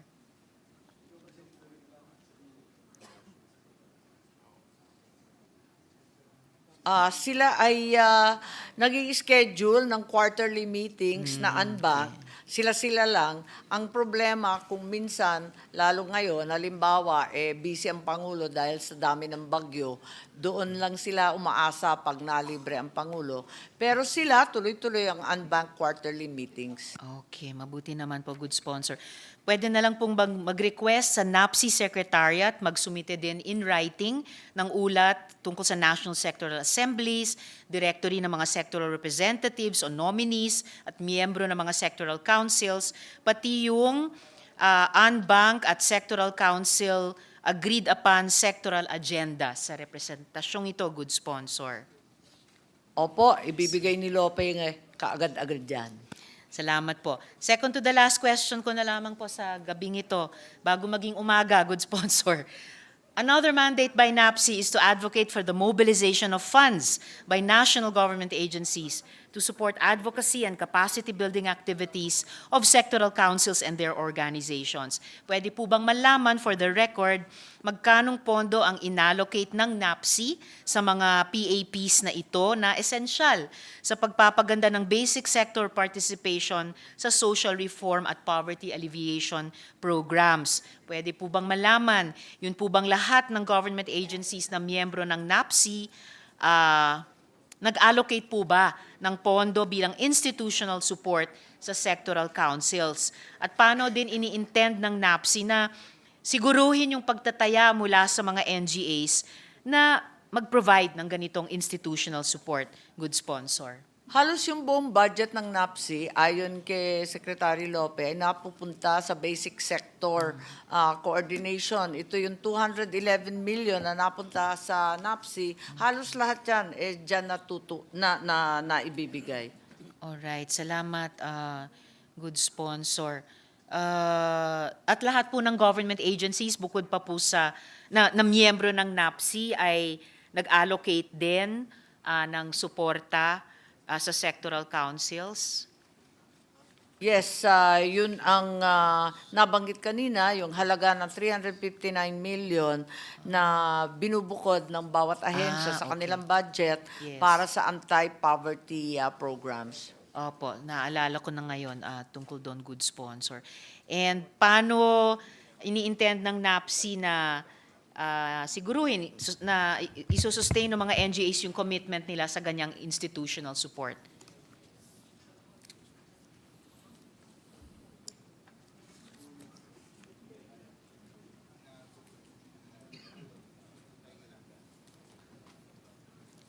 Nagkasundo na lahat ng basic sectors at pati yung mga LGUs, pati yung ating NGAs at iba't iba pang grupo ng basic sectors sa poverty reduction programs, food, work, education, housing, health, at social protection. Bale, 6 yan, tapos nakatakda rito yung mga halaga kung magkano ang ibubukod para sa mga action plan na to. So nagkasundo na sila dyan. Maganda po, good sponsor. So, pagkakasundo sa mga programa at sa mga halagang taya nila para mapatupad talaga yung programa. Yun na pala yung huling tanong ko, good sponsor. Huling hiling na lang na sa NAPSI Secretariat makapagsumite sa atin in writing Kung aling NGAs ang nagpo-provide ng institutional support sa aling sektor at mga programa at magkanong pondo ang pinoprovide or ipoprovide nila, good sponsor. Yun lamang po, good sponsor. Yung huling yung request, mapagbibigyan na rin po ng ibibigay naman ni Secretary NAPSO Lopez Santos kaagad-agad. Okay, maraming salamat. Dadalian daw niya. Maraming salamat po, Sinasagot ko na. good sponsor. At magandang gabi pa rin. Hindi ko kailangang magsabi ng magandang umaga. Salamat Thank po, you. Mr. President. Our Deputy Minority Leader, Senator Risa Ontiveros. Majority Leader, Yes, Mr. President, we recognize our last but not the interpolator, least. our Thank minority you. Our leader. Last na talaga. Minority Leader, Senator Coco Thank Pimentel is you. recognized. Thank you, Mr. President. With the Our permission of hardworking minority permission leader. of our sponsor, and we welcome the DSWD family. Ako po ang ang babati sa inyo ng isang magandang umaga. Mamaya. Ako yun. Sige. Bilisan lang po natin ito.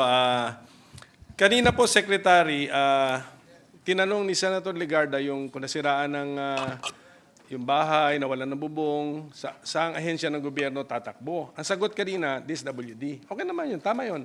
Mabuti alam ng taong bayan yun. Ang tanong ko, hindi ako dun sa nasiraan ng bahay, yung mga street children, mga street families dyan, sino ba talaga ang dapat mag-aruga, mag-asikaso, mag-alaga sa kanila? Kasi pinag-usapan namin ito nung MMDA budget, if you still, if my colleagues still recall. Tama po ang Minority Leader, yung pag-abot program ang inilunsad ng DSWD para lamang tugunan ang problema ng street children at street families. Street Kasi families, mga yes. pamilya na ang nakatira sa kalsada na walang bahay. At hindi naman kaya ng iba't ibang LGU na sagutin ang kanilang pangangailangan at kanilang pabahay. Kaya nagkaroon ng pag-abot program at 807 million ang binubukod natin para rito at may financial assistance, may transport. Ito ba'y bago? Bago na programa? Pag-abot Ang alam program? ko, nag-umpisa lang to noong 2023 eh. Parang Kaya yun ang nga, naaalala ko. Nung sumali si Secretary Gatchalian, tsaka lang nagkaroon ng programang ganyan kasi nakakalat nga yung mga street Correct. children at walang tumutulong. Yung mga LGU naman nahihirapan, kaya kusa na lang ginawa ni Secretary itong pag-abot. At tuloy-tuloy, noong 2024, 741 individuals, 1,308 families ang tinulungan.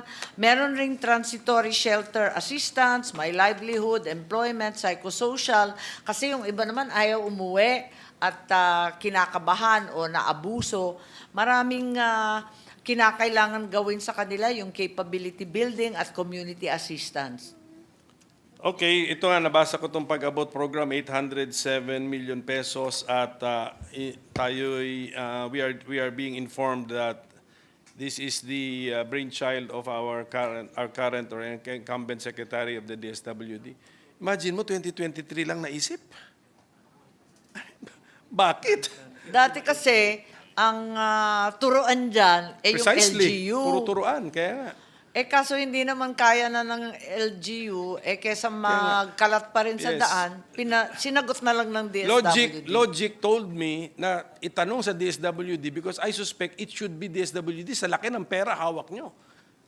Tama. So, ang sagot nga, meron, but I hope it's really effective. And then the test of the program should be the fact that we will no longer see these street kids or street families at meron nang nag-aalaga sa kanila.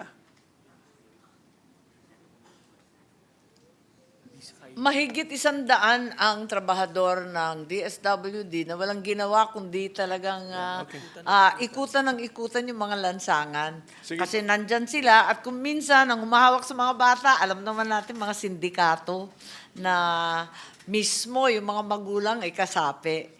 Nakakahiyang sabihin, pero yun talaga nangyayari, kaya pabalik-balik. At yung DSWD, wala rin tigil pagmamonitor. Kasi meron kasama sa programa natin, meron yata kayong supplementary feeding program sa mga bata. Isa pa yun, opo. Nakikita ko yung mga bata. Yung supplementary Yung feed- nasa mga street kids, yung ginagamit na prop sa panglimos, para na silang mga stuffed toys. Ang weight nila, ang itsura nila. This is too much. As a matter of fact, ginawa ng transitory shelter para sa mga batang ginagamit, ina-exploit, nabibiktima. So we have Yung this- Pogo Hub dyan We have sa this, Pasay. we are operating already. There's really a operating. physical place. Yes, it was the former Pogo Hub in Pasay. It's been taken over by the DSWD and converted into No, a child shelter. We wish the success of Pag-abot program kung yan po yung detalye ng programang ito. And it's 2 years running na, so dapat maramdaman na ito natin dahan-dahan ang epekto po nitong Pag-abot program. Ang isa pang innovation po ng ating secretary, na sa kanya ko rin naman ito narinig, is yung food stamp pa yun. Yun, no? Yun yung sa nutrition yan, right? Nabibigyan ng parang voucher or what ang family, and then they can only use it for items with Nutritional value. Nutritional value. Opo. So this is also 2 years running, this program. Nag-pilot lang. Katatapos lang ng pilot ng 50,000, pero tinatarget nila na dumami ang food stamp beneficiaries. Sa taong ito, inaasahan na umabot ng 300,000 na beneficiaries. You're budgeting 1.8 billion. Yes, Tama. Okay. So we wish you the best here kasi when you launch this is this, cash magkano? to, hindi na food to. Hindi, wag cash. Sorry, kasi- these are food credits. Yes. Oh, Yeah. yan ang pag-alam ko.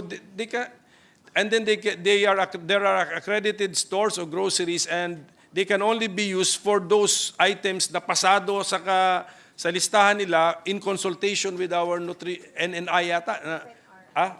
FNRI. Oo, para walang junk Meron pa isa food yung po. National Nutrition At saka Council. kasapi pa niyan, kasama sa mga small grocery, sari-sari, meron rin mga co-op and farming co-ops When you na launch pwedeng this, bilhan. magkano pong budget linagay natin? No, 1.89 is for 2025. But I think you piloted it. Very conservative nga yung ano nila eh. Alam ko, naalala ko ito, na-announce ito. Nung nag-umpisa, $3 million binigay ng ADB. Hindi sa budget natin ang galing. So I'm very interested in on the results of the pilot test. If we can just be given a written report or an update. Yes, sa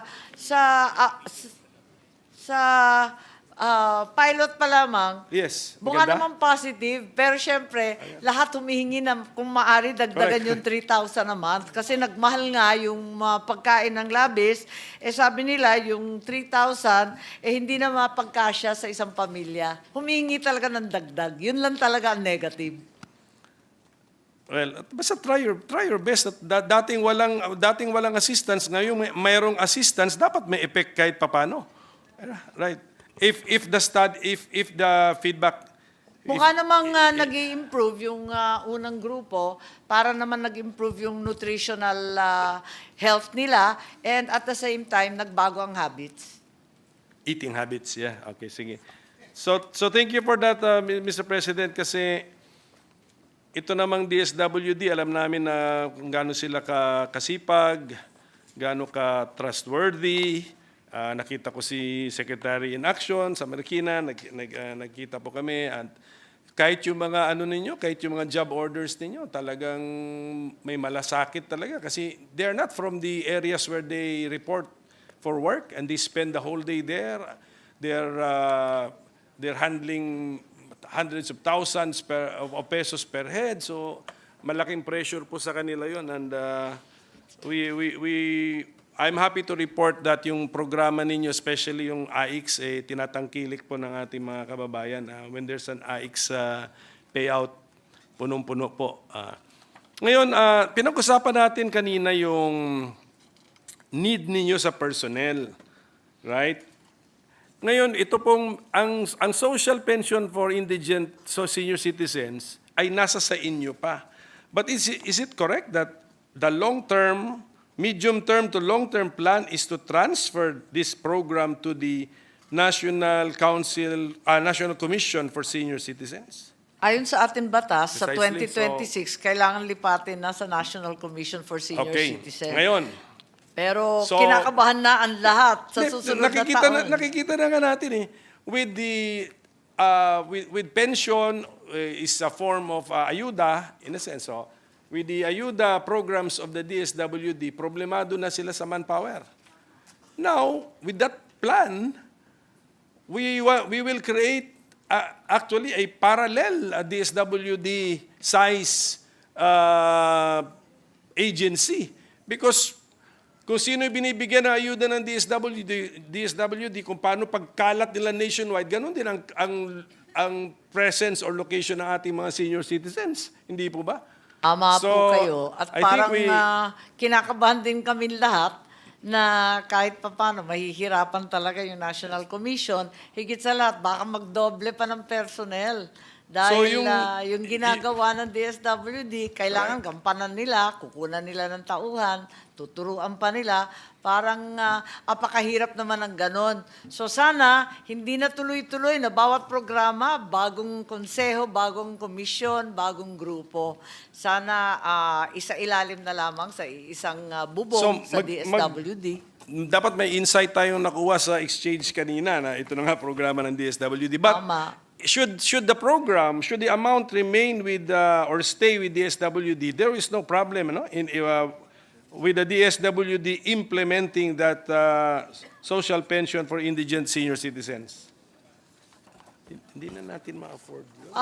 Right now, ang ginagawa ng DSWD, unti-unti tini-turn over yung mga senior citizen program sa National Commission. Nag-umpisa doon sa data management ng elderly. Tapos doon sa ATOP. Nandun na sa kanila. Sa susunod na taon, yung centenarians na enhanced. Tapos, ayon sa batas, talagang iti-turn over pati yung social pension. Yun ang mabigat. Yun na nga. Kaya nga, alam natin yun ang mandato ng batas, pero sa exchange nga ngayong gabi, I think we should revisit our plan. Because hindi naman pabigat sa DSWD yung programa, right? Sige, kayang-kaya. Sige. Hiyang na po sila sa hirap. Yes. Nasanay na.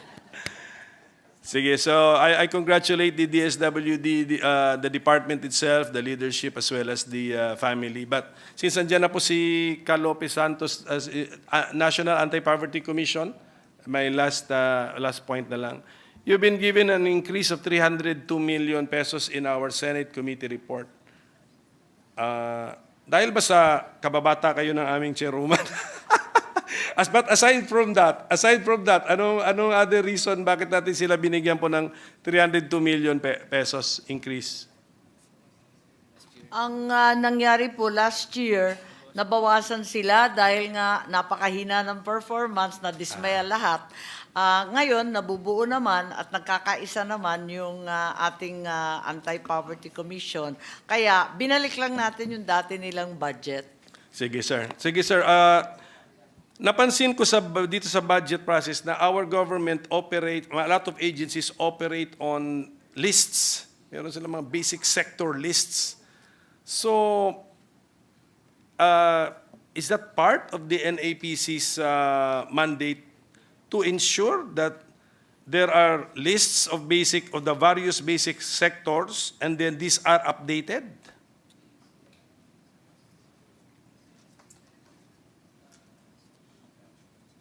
Ang nangyayari, yung basic sectors mismo, sila nag-a-accredit sa isa't isa at gumagawa ng listahan nila. Tapos binavalidate na lamang ng NAPSI.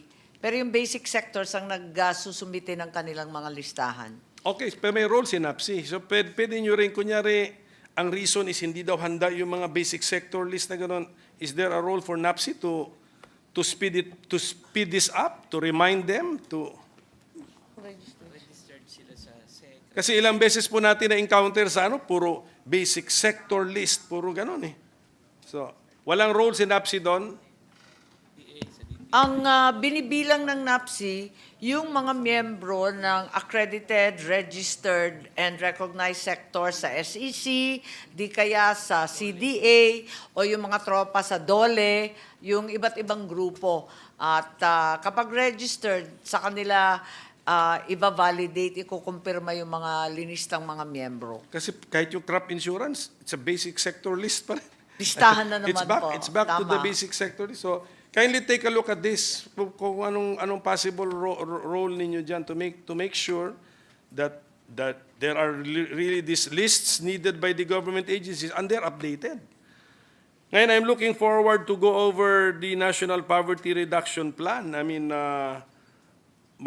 it's a great title, and if the plan should work, that is it.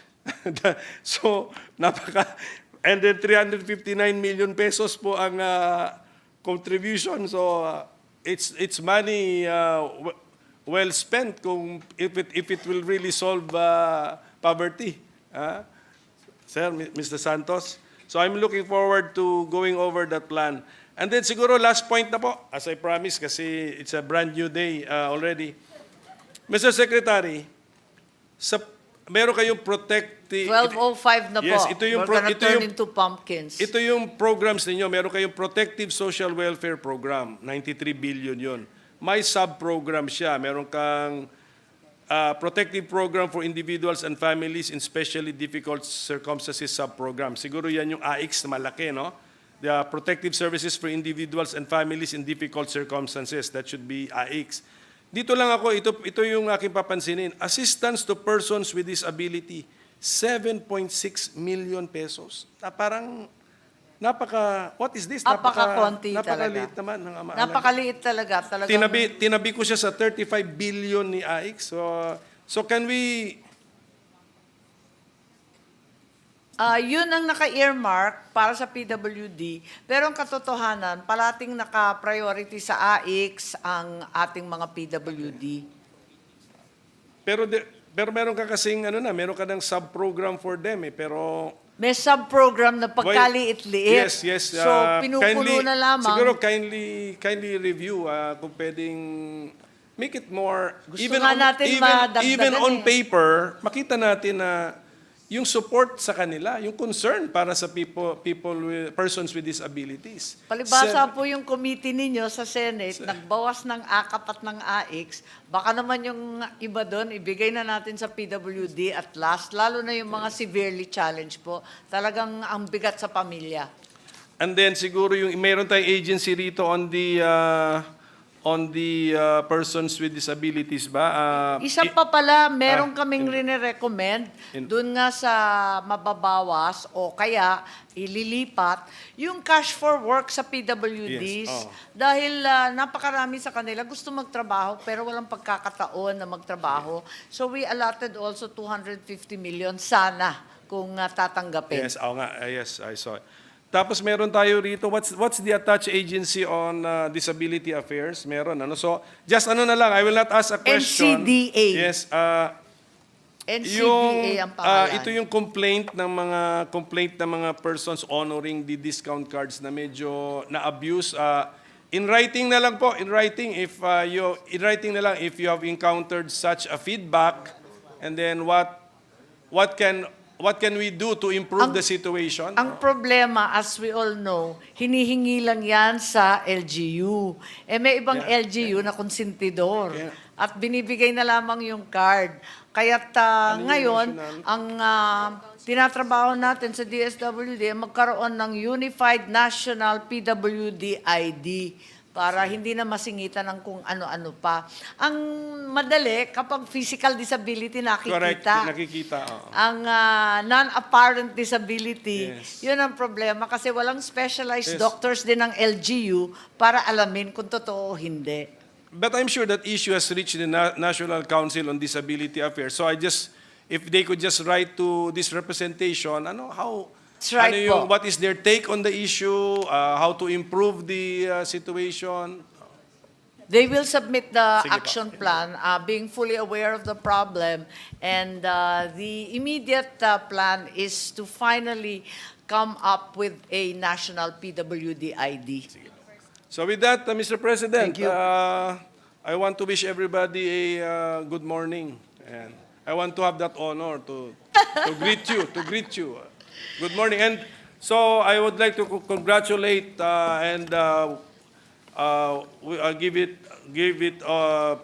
wish it well, one of the most relevant agencies in government today, the DSWD. So we wish you all the best and congratulations, and also thank you to our chairperson. And thank you for the adjustments that you made to the budget.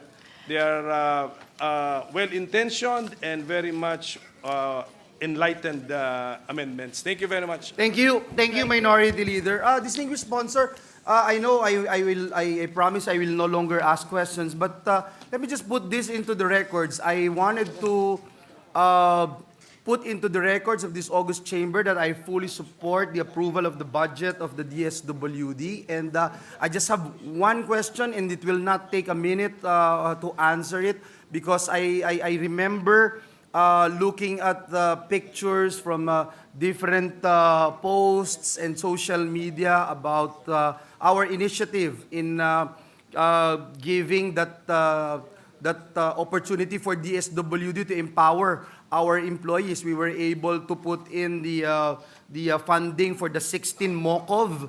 I remember in all the typhoon-stricken areas, I saw a lot of the trucks and the satellite offices. I'm just so happy to see them.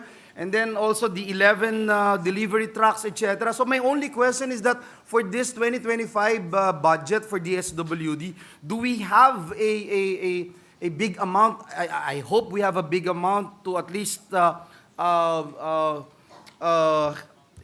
the DSWD capacitate its human resources, Madam Sponsor, because I feel Yes, that every now and then we talk about the budget of DSWD. We all wanted to put more AIX, more etc., tulong, or for the PWDs, which I would support, Your Honor. But I think it's important that we capacitate and empower our employees in DSWD. Yes, Mr. President, Senator Villanueva. Unfortunately, in the 2025 budget, there is no such amount, but I leave it to the wisdom of the leadership and the bicameral to add, exactly as you said, the vehicles necessary so that we also have a capacitating and developmental aspect to the DSWD. Malaki naman ang rine-recommend natin na bawasan sa AIX at AKAP. Hindi ba pwedeng ilagay na sa iba't ibang uri ng tulong na maayos at nakita natin na papakinabangan ng lahat? Thank you.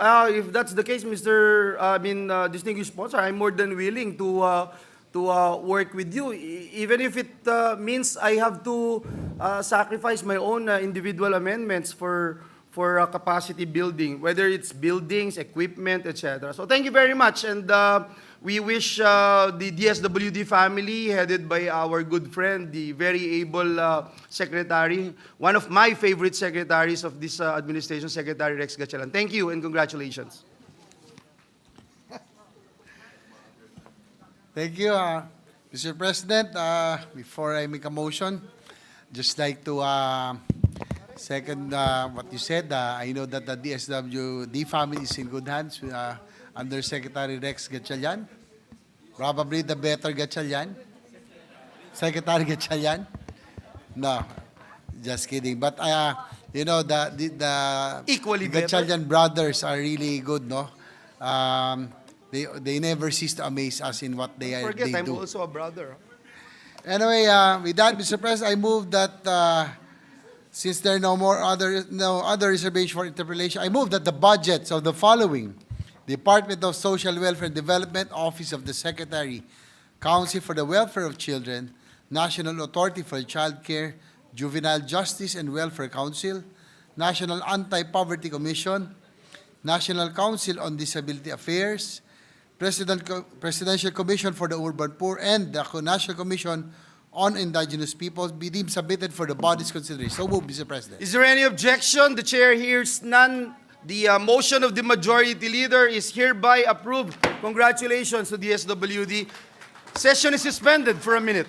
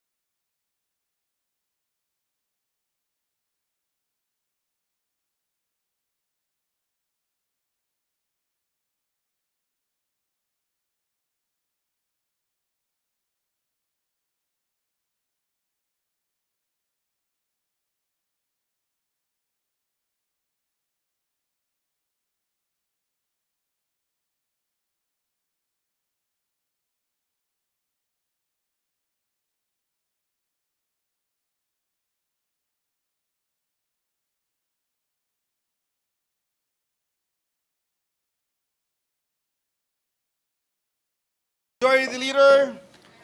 Mr. President, yes.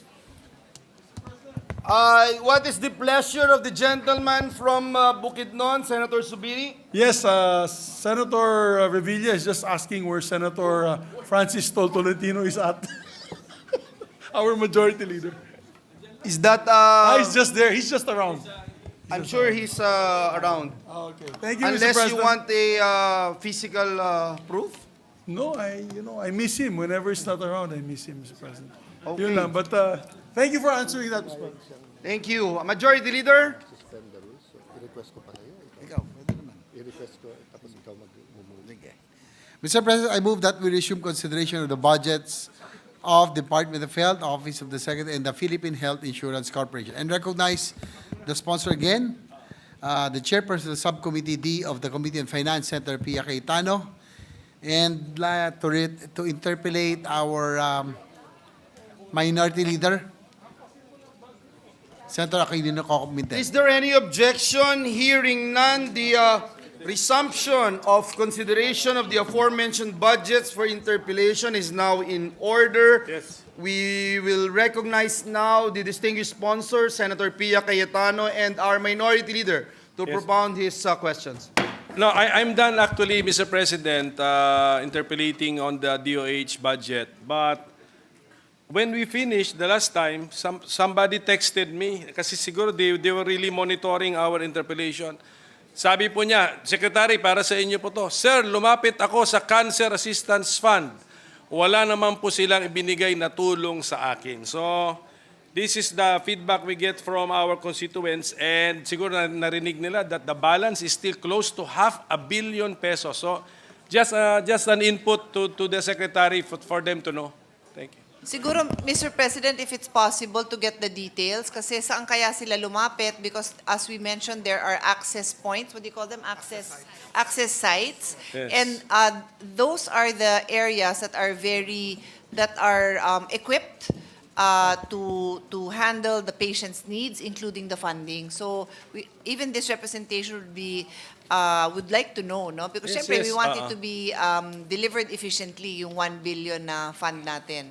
So you make the access easier kung pwede, and then I'll get also the details from this person who texted me. Yeah. She works here with us, Okay. Mr. President. Thank you, Mr. President. Thank you, minority leader. Thank you, good sponsor. Majority leader? Yes, Mr. President, next to interpellate is Senator Alan Peter Cayetano. I move that he be recognized. The gentleman from the city of Taguig and Patero, Senator Alan Peter Cayetano, is recognized. Thank you, Mr. President. Magandang gabi sa ating dear sponsor, sa DOH family, Mr. Secretary, PhilHealth. Sir President, tatlong hopefully short topics. One is just on what I believe, but I'd like to know what the Secretary believes is maybe the or top 3 biggest threats to human development and in the area of health. I'll ask specific questions. Secondly, just a little bit of follow-up sa PhilHealth. And thirdly, just a little bit on some local issues. I asked the sponsor, she agreed that if the majority leader would move, that I may ask the questions directly to the Secretary. So may I request, if no one objects, that the majority leader would make the motion and allow me to ask the Secretary, just so that mapabilis din tayo. Yes, the majority leader is recognized. Yes, if there's no objection, the good Senator Alan Cayetano is requesting that the rules be suspended. If there's no objection. Is there any objection to the request of the gentleman from Taguig that our rules be suspended for a particular topic? Is there any objection? The chair hears none. The motion of the majority leader is carried. We will ask the gentleman from Taguig if he wishes to directly ask questions to the Secretary or to anyone from the DOH family. Well, particularly the Secretary. Okay. Maybe later on, maybe there are 1 or 2 factual that he might need the assistance of any of his USEC and ASECs. But in general, it's more policy, so it's more to the Secretary Mr. President. Okay, we recognize Secretary Herbosa, and you may proceed, Senator Cayetano. Okay, you want to show this? Prepare mo na yung slide. Yeah. Again, good evening, Mr. Secretary. Good morning.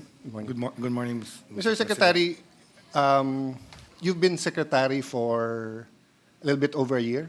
Yes, a little bit over Yes. since June of 2023. So what for you, sir, is the biggest or top three biggest threats to public health and to basic human development?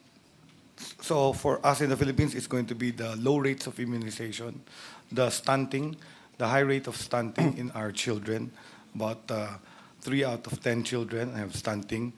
And also maternal mortality, which has gone up again. Okay. I would put that as the So top three. this is a good start because I totally agree with you. I asked top three kasi baka hindi man tayo mag-agree sa first. But can we put the slides while I'm talking lang, no?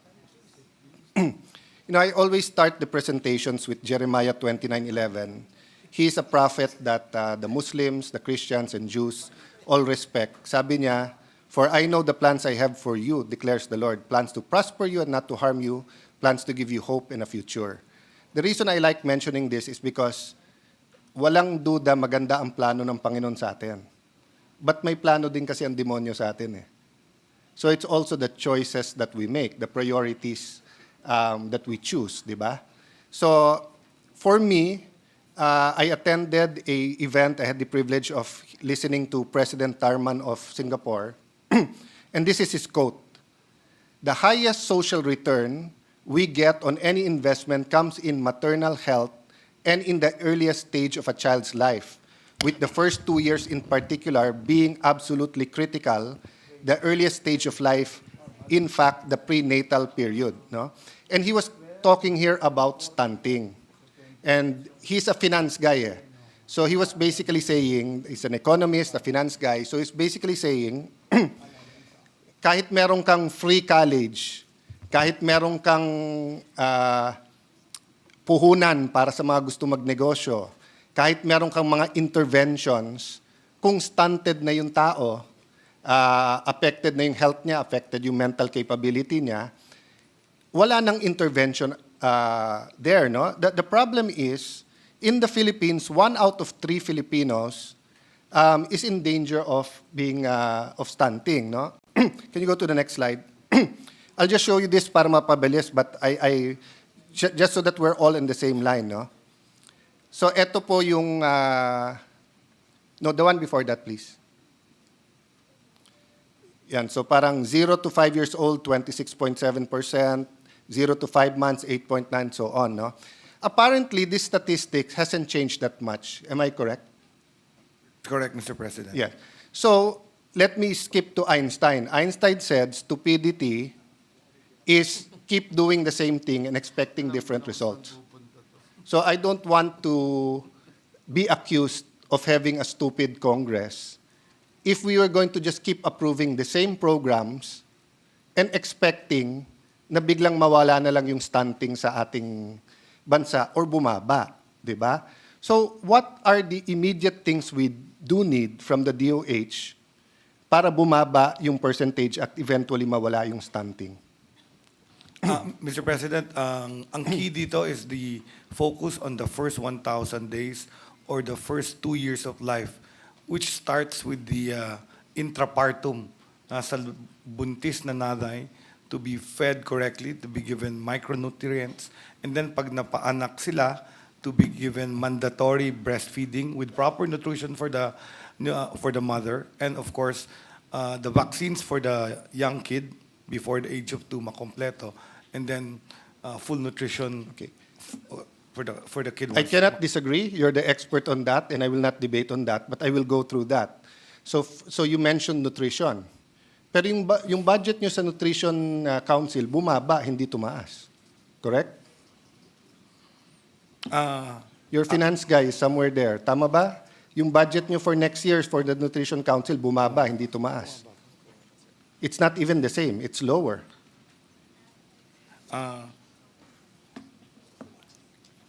So there's also another project, another attached agency, which is the National Nutrition Council, Yes. which is starting to do Hapagkainan, which is a program. Yes, but the And then budget for the so may Nutrition bud- Council went down, right? Asan ang NNC? 313 sa NEP, pero tinasan ko eh. Yeah. Sa NEP, bumaba siya. Yes, Mr. President. Oh. So, was this the DBM or was this your Chair 1 and Chair 2? This was the, I think, Chair 1, Chair 2. No, so, which is it? Kasi pag Chair 1, hindi dapat binaba ng DBM yan. Pag Chair 2, kayo may kasalanan yan kasi nilagay nyo ng Chair 2. Did you submit it as Chair 1 or Chair 2? Asan ang nutrition? How much did you submit as Chair 1 for the Nutrition Council? So we can get back to that, but Yes. can you go to the next slide? Next slide. Next slide, please. Next slide. Next slide. The one that shows yung NNC, DOH at DSWD. So you talked about the first 1,000 days. You have a program, right? Yes, Mr. President. And then, Mr. President, the budget is 977 million. Yes, Mr. President. So the total budget of the DOH is I think there's 300 in NNC. 300 something billion. 300 something in NNC and 900. And in- MAIP alone is more than 50 billion, right? That is correct, Mr. President. So given that the biggest threat is malnutrition, is maternal issues with the mother, and also the first 1,000 days, does it make sense that you submit a budget for 1 billion for the first 1,000 days, then 50 billion for MAIP? Parang it doesn't make sense. It doesn't add up. I think maybe the explanation is that the feeding programs are with the Department of Social Welfare and Development. So that gets the higher budget. The food given to the indigent and the zero hunger I-8. Yes, Mr. Secretary, interagency. that's the feeding. The But DOH, the provisions for vitamin A, Correct. micronutrient, etc., is all with the DOH. Correct. So that's what I'm trying to explain, Mr. President, that the DOH takes care of the micronutrient supplement, the advice for health promotion on what to eat, but the food itself for nutrition comes from the DSWD. So my point is, Mr. Secretary, you have more than 300 billion, you have 50 billion for MAIP, you only have 1 billion for the first 1,000 days, and we're saying 1/3 are stunted. And we're saying hindi bumababa. So does it make sense for us to pass the budget that you're suggesting, given that 1/3 pa rin masastunted kung tayo masusunod? And MAIP will continue to go up, di ba? Because if you become permanently stunted after 2 years old, you will be more prone to chronic diseases from malnutrition. So that means yung gastos nyo ng PhilHealth will also go up in the future. Mr. President, what's unique about the hunger budget or the nutrition budget? It is divided to several agencies. Even DepEd, well, hindi ho nakalagay dito. DepEd also Yes, but had the a lead school agency is DOH, Mr. Secretary. Our role in the interagency is really for the Philippine Action Plan for Nutrition, which is the plan to really lower the maternal rate, which is done by the Nutrition Council. And in the Nutrition Council, ang nakaupo din po doon, these agencies I mentioned. So, kumbaga nagtutulungan po, Mr. President, Mr. yung mga Secretary. agencies The to help problem, a Mr. Secretary, is- whole-of-government approach. Yes, sorry to interrupt, Mr. Secretary, but the problem is, I was also once, albeit just for a short time, a cabinet member. There has to be someone to take the lead. And ang lead ng DSWD is yung mga sector na vulnerable. Ang lead ng DepEd is education. So yes, may role sila. In fact, I narrated kanina, dapat yan DOH, LGU, DILG, DSWD. Pero ang lead dyan ay DOH. Kayo na nagsabi yan, yung top 3 eh. Pero yung budget nyo does not address this as a top 3. So, for example, no, kanya-kanya tayong idol. All of you sitting there, if you take out your present secretary and I ask you who is the best secretary of health, we'd probably give different answers. But for example, in terms of getting the public to know the issue siguro 2 out of 3 of us will answer na Senator Flavier was really a cut above the rest. So when he wanted people to get vaccinated, gumawa siya ng commercial. He went out saying na dapat may turok. When he wanted to go anti-smoking, he didn't care about the tobacco lobby. He did the Yossi Kadiri. Kung hindi pa ako nag-attend ng isang, and I'm admitting my own failure. I've been in government in 1992. I should have known this issue. I should have done it earlier. But kung hindi dahil kay Professor Alvin Ang ng Ateneo School of Economics, when he presented this data in one of the conferences of Transform Nation, and if I didn't attend the speech of President Tarman, it wouldn't have hit directly in my heart, no? But my pain is simple. We're going to just repeat it next year, and 1/3 na naman is going to be endangered of stunting. Okay, let me relate this now to PhilHealth. Mr. Secretary, you are the chairperson of PhilHealth, correct? Of the board? Yes, Mr. President. Okay. When was the last time that PhilHealth did a survey of prices? Prices sa hospitals, sa diagnostic tests, sa treatments, etc. They do prices. They do surveys of pricing all the time. Every time there is a benefit package When's the last time that they did it? It's done regularly for No. each benefit That's not package. the answer. Apparently, you don't know. When's the last time they did it? Alam niyo. No, you're the chairman of the board. So this isn't one, please don't answer sa PhilHealth and USEC. He's the chairman of the board. Yeah. Malaki ang skandalo ngayon ng PhilHealth dahil nga pinababalik yung perang 80 billion, di ba? More or less. 89.9. 89 billion. So I will link this to the no balance billing. The reason I'm not asking the CEO is because I've asked him this twice already. One in my committee when I used to lead the GOCC committee, and once in the health committee. No? So we are in an understanding na. But you as chairperson and as Secretary of Health should know this issue. When was the last time na nagkaroon ng comprehensive na survey sa price ang PhilHealth para gamitin ito doon sa pricing nung ibabayad ng PhilHealth sa case? If it's a case rate, it was in 2012, 2013. Yeah, I so was undersecretary then. Okay, and it's we knew we did that. 2013, 2014. Correct. Okay? Correct, Mr. President. So that means na pag-iwanan na tayo ng price, correct? That's correct, Mr. President. Okay. So nung nagka-problema 89 billion at the start of this year, instead of doing that comprehensive survey for the case rate, what PhilHealth did is just increase across the board 30%. That's correct, Mr. President. And 30% is not accurate.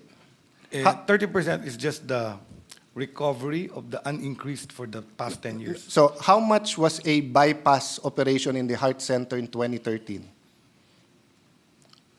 I think about 500, 600,000. I think much less. Kasi ang sa package nyo is 60,000, di ba? For, how much is sa package nyo for, the PhilHealth can answer this. Magkano yung package nyo for bypass? Before the 30% increase? More or less.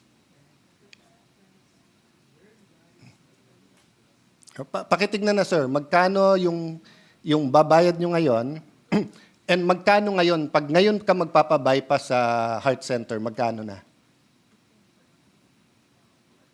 550, Mr. President. 550 ang covered niya. Ang covered before. Now. Oh. How much is a bypass ngayon sa heart center? About 1 million? 1 million, 750 to 1 million, depending on your category. Yeah. So, malayo dun sa 30% nyo. This is my point. I used to call it zero billing, but the right term is no balance billing.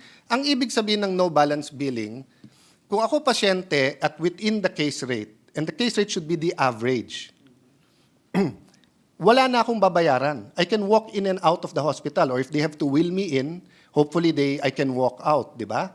So if may appendicitis and ang covered is 80,000, and if the average is 80,000, then I can go in, just show my PhilHealth card, or they can access it, then I can go out na 80,000, di ba? Ngayon, kung ang hospital ay 120 ang singil niya, I have to pay 40. But the average should be 80. Pero dahil napag-iwanan kayo sa estimate nyo ng presyo, halos walang no balance billing tayo ngayon. Mr. President, the no balance billing applies to indigent patients. So if they're assessed by the Medical Social Service as indigent, whatever PhilHealth pays is deficient, if it's kulang, it is covered by what we call quantified free service. That's the income of the hospital. So from whatever revenue the hospital earns from whatever, that's what's paid for the indigents. Well, so ang let, may let out me, of pocket let me po ask you ay this, yung, Mr. Secretary. Mr. Secretary, ilan sa Pilipino ang indigent? Ilan percent? 17, 19% is considered below the poverty line. Kasi tanungin mo sa kahit kaninong congressman, tanong mo sa kahit kaninong senador dito, lumalapit sa amin dahil kulang ang pambayad nila, pero indigent sila. Tapos, magkano po yung MAIP nyo? Mr. President, Mr. Secretary. Last year, This year. 50, this year is 58. O, 58, di ba? billion. O, so, napopoliticize tayo. Not politicized in terms of being partisan, but politicians would rather humingi ang pasyente, may mabibigay sila. Samantala, kung ang gagawin ng PhilHealth, aayusin yung presyo, tapos aayusin yung no balance billing, at aayusin nyo kung anong definition ng indigent, hindi na natin kailangan ng ganyang kalaking MAIP. I agree, Mr. President. So why are we submitting I think from the House, naging 70 billion ata yung MAIP And then when are we going to do the new survey sa case rate? Actually, Mr. President, what we proposed was 26 billion MAIP, but it has been increased, I heard, to 70. That's what I'm saying, Mr. The GAB. Secretary. During the pandemic, we kept saying, let's listen to the doctors, let's listen to the scientists, not to the politicians. But your budget reflects the opinion of politicians who want to hand out, including me. No one's innocent here. Kasi kung ang pasyente kailangan ng pera, gusto natin tulungan, whether it's from our heart or whether it's partly politics. But the technocrats, the doctors, the people running PhilHealth shouldn't see it that way, di ba? You should fix it. And Yes, Mr. nakikita, I'm not excusing the CEO. He's had some run-ins with some congressmen and senators. But what I'm saying, you're the Secretary of Health and you're the chairman of the board. So if you moved to ask the board to do the new survey for the case rate, kung inayos nyo yon at inayos natin po at aayusin natin sa taon na to, sa dadating na taon, yung mga packages, yung binibigay natin sa MAIP, pwede natin either ibigay sa PhilHealth or baka hindi na kailangan, less hassle pa for everyone. If you saw the interpellation of Senator Bongo to Senator Amy kanina, telling the DSWD, this patient has 85,000, nabigyan ng PCSO ng ganito, nabigyan ni ganito ng ganito, nabigyan ng MAIP ng 10. So they still have to pay 60,000. So sabi naman ng DSW, they can come to our office. So sabi nga ni Bongo, di pupunta pa sa opisina mo, di mag-absent pa ng half day or 1/3 day. Tapos pipila pa yan, tapos bagong papeles na naman, di ba? So, I envy 2013 and 2014. Where the case rate was close to the real price and people actually started believing in the no balance billing. But now, it's a joke. Di ba, Mr. Secretary? So may I request, Mr. Secretary, that PhilHealth and yourself as the chairman of the board deeply look into this. And this may be, I hope this is the last year that we don't relate the MAIP sa stunting, sa nutrition, sa PhilHealth. Di ba? I agree, Mr. President. Well, thank you for that. So, just on my last topic, Mr. Secretary, nabanggit nyo rin, again, in relation to stunting, but to talk a little bit about the local issue, nagka-problema kayo sa pag-purchase ng vaccines? Nagka-problema ba ang DOH sa pag-purchase ng vaccines?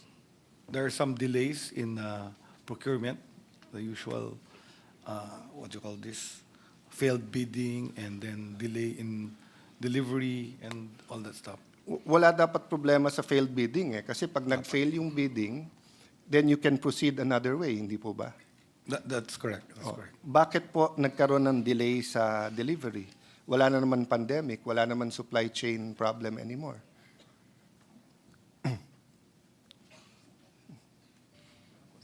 So, you know, we can discuss why later on, but has this been resolved or is it a continuing issue? Yeah, yes, it's being resolved. Actually, I know for a fact that some of the vaccines that should have been delivered months ago Sorry, Mr. have Secretary. started to become Have been delivered. resolved or is resolved? Has been resolved. So, hindi na mangyayari to. So, next year, hindi. Hopefully. Yeah. hopefully, So, Mr. I don't know President. if this was brought to your attention. I'll give you an example. No? Sa Taguig, need to treat 466 DSTB for 4 months. Total number of TB patients to be treated is 6,677. The Regimen 1 TB meds for drugs susceptible to tuberculosis, Regimen 1 comprises of maintenance phase and intensive phase. Maintenance phase, isoniazid plus rifampicillin stock out already. Intensive phase, isoniazid plus rifampicin plus pyrazinamide plus etampudol, good for 360 patients only. Is this only in Taguig or is this in the whole country? It's in the whole country, Mr. President. So, don't we see a big problem here? Kasi pinagtatawanan na tayo ng mga bansang na-eradicate nila yung TB. Sa atin, grabe pa. And ang chance natin is through, you know, the very good program of DOH in dealing with this and giving free medicines. Pero pag delayed ito, di ba, ano epekto itong delay dun sa mga may TB ngayon? Yes, Mr. President, the delay in delivery was that the winning bidder was unable to deliver and wrote the Department of Health that they cannot deliver. And it seems that Have you sued them, Mr. Secretary? No, we just canceled their contract, So- and then we asked for a rebid because when we searched what the problem was, it was a global shortage supply. It's not only the Philippines suffering a decrease Well, from. Mr. Secretary, the carrot and the stick works. In all other agencies, pagka hindi makadeliver, may damages yon. Di ba? So, ang problema, kung panay cancel lang natin, it's not only to you. I told DPWH the same thing. No one will say na all of our contractors are saints. Pero the DPWH doesn't punish errant contractors. Kaya lumalaki ang ulo. So, if you don't sue them, so for example, may shortage sila. If US will sue them if they don't deliver. If Switzerland will sue them if they don't deliver. If Japan will sue them if they don't deliver. Tayo, we just cancel their contract. Who do you expect them to deliver to later on? It wasn't just a contract, it was just an award. So there was still no contract. Before they refused to sign the contract because they couldn't deliver. Well, anyway, Mr. Secretary, ang point ko lang po, vaccines ay masyadong maselan. Hindi po pwedeng ganito ang abutin natin. And it's not only for TB. So for example, target eligible population in Tagiga for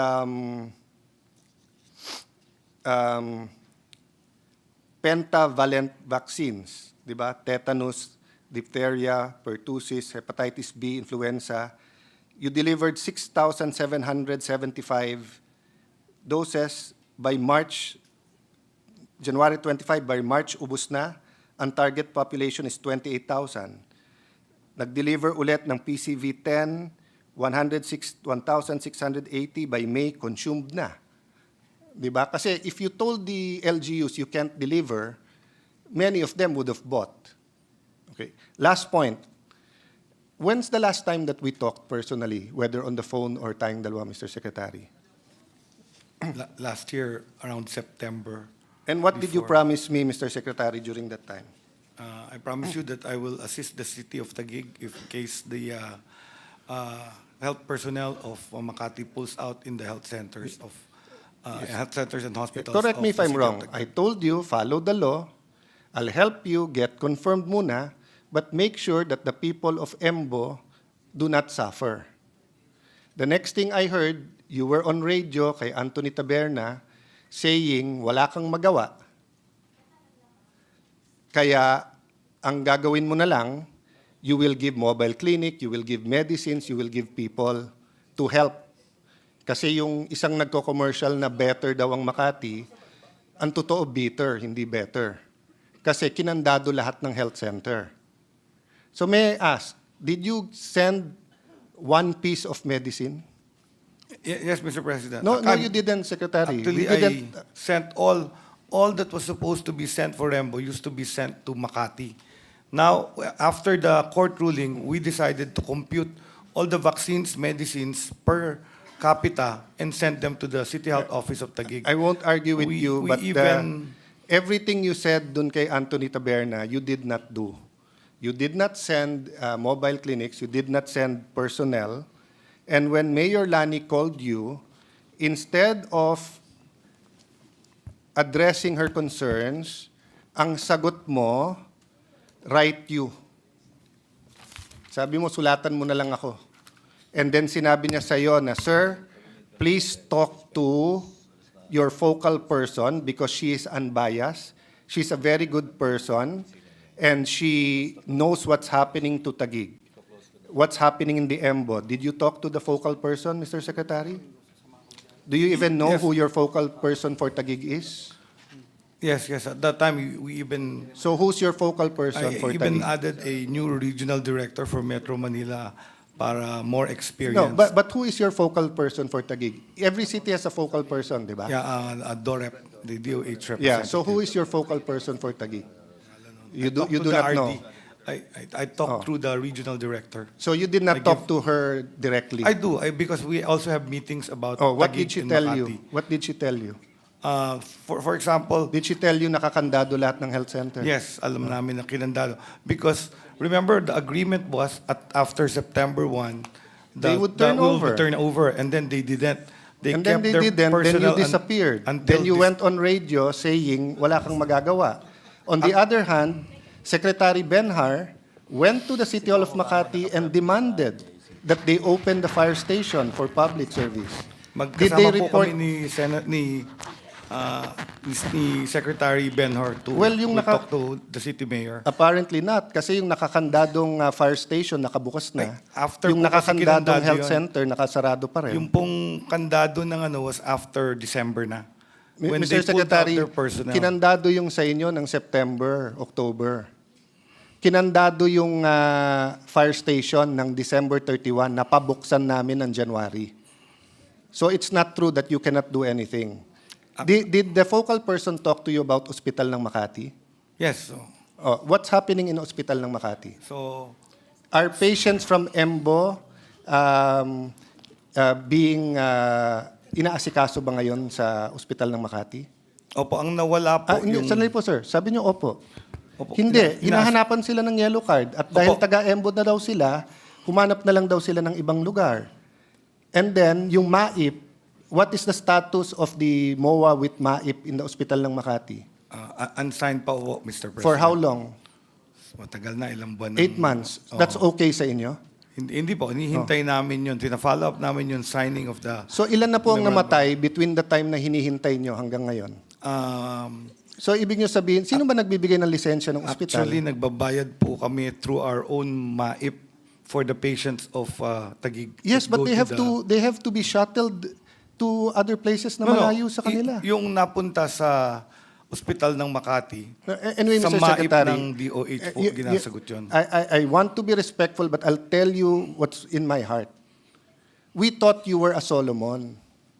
Now, when two mayors with conflicting claims come to you, and they say, hatiin na lang yung bata, yung isa sabihin, wag hatiin, yung isa sabihin, sige hatiin, you be a Solomon at kampihan mo yung nagsabing, wag hatiin. Kasi yun ang tunay na nanay eh. So you have one mayor who says, hindi na kayo Makati, bawal na kayong pagamot dito, hindi namin babayaran, hindi namin tatanggapin MAIP. You have one mayor who says, ikandado na lahat. And what did you become? Not a Solomon. You became a Pontius Pilate. Naghugas kayo ng kamay. Hindi nyo pwedeng i-threaten yung Makati Hospital na hindi nyo bibigyan ng lisensya unless tanggapin nila yung MAIP. Saan nga nakakita, binibigyan ng MAIP, ayaw tanggapin. You're telling me that the DOH is helpless? Mahiya naman tayo. You have a 300 billion budget, kayo nagre-regulate ng hospitals all over the country. An ordinary hospital director can say you, wait hanggang mamatay kayong lahat. Anyway, Mr. President, I'll stop there and I just wanted to put on record that we're doing our best. Lahat ng hindi nyo gagawin namin, but we expected more from you. Maawa kayo sa mga taong nandun. 300,000 people. Nakakandado yung health center. So kung kayo naniniwala sa better, ako na nagsasabi sa inyo, bitter, hindi better. Thank you, Mr. President. Majority Floor Leader. Thank you, Mr. President. Mr. President, this juncture, I move that we lift the suspension of our rules. So moved, Mr. President. Any objection? Hearing none, same is approved. Mr. President, there being no other reservation for interpellation, I move that the budgets of the Department of Health, Office of the Secretary, and the Philippine Health Insurance Corporation be deemed submitted for the body's consideration. So move, Mr. President. Any objection? Hearing none, same is approved. Mr. President, may I ask for a minute suspension? Session is suspended for a minute. Session is suspended for a minute.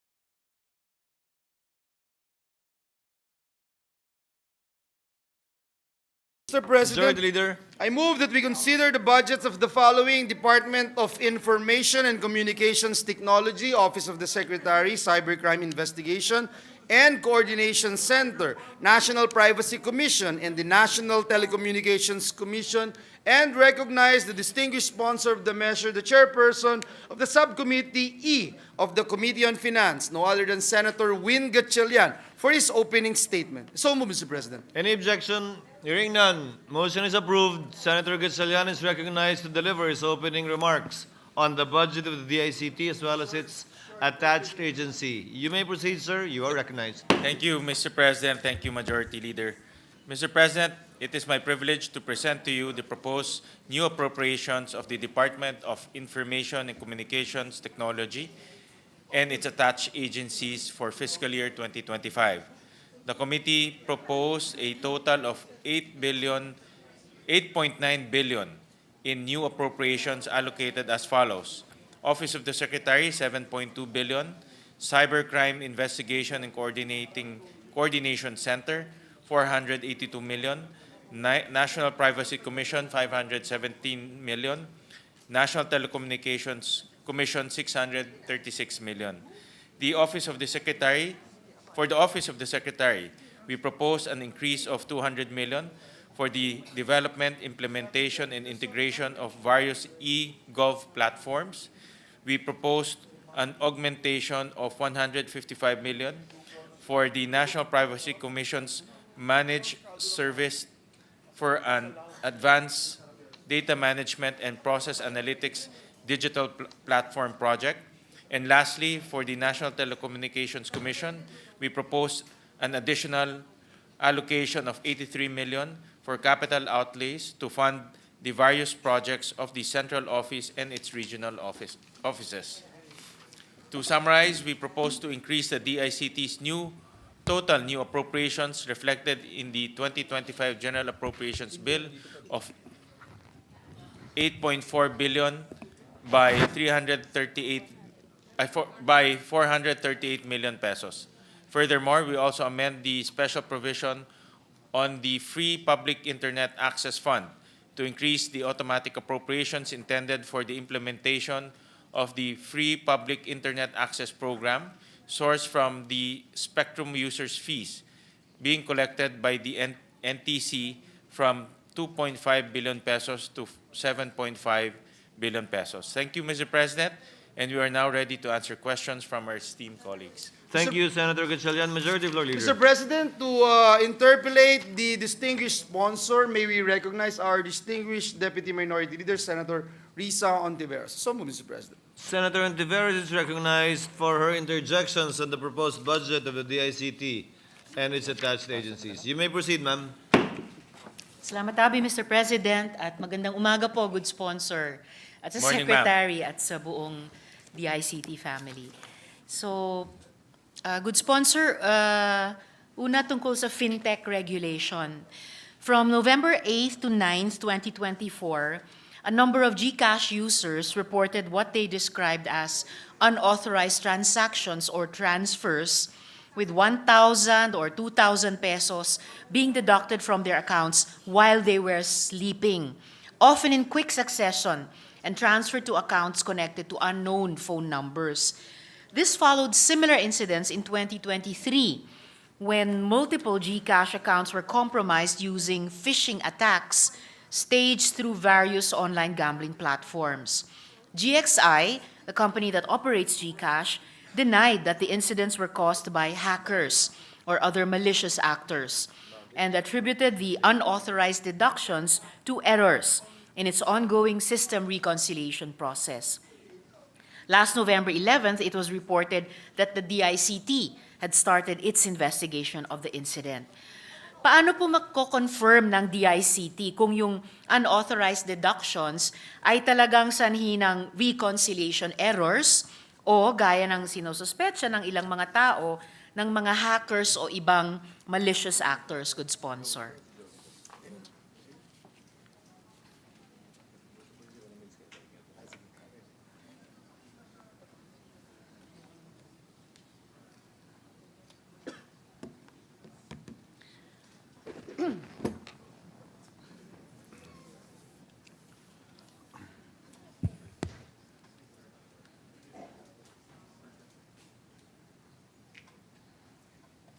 Thank you, Mr. President. But, Mr. President, the DICT investigated the matter in coordination with the BSP. Fintechs, including GCash, is regulated by the BSP.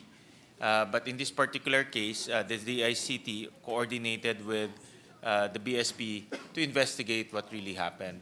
And based on the briefing that I got regarding this matter, the incident with GCash is not caused by external actors, but it is caused by an internal glitch on the software, and that has been the result of the investigation. And so, from what I understand, GCash is already rectifying the issue, Mr. President. Salamat, good sponsor. So tapos na po yung investigation ng DICT at final na yung kanilang findings at satisfied na po sila sa findings nila, good sponsor?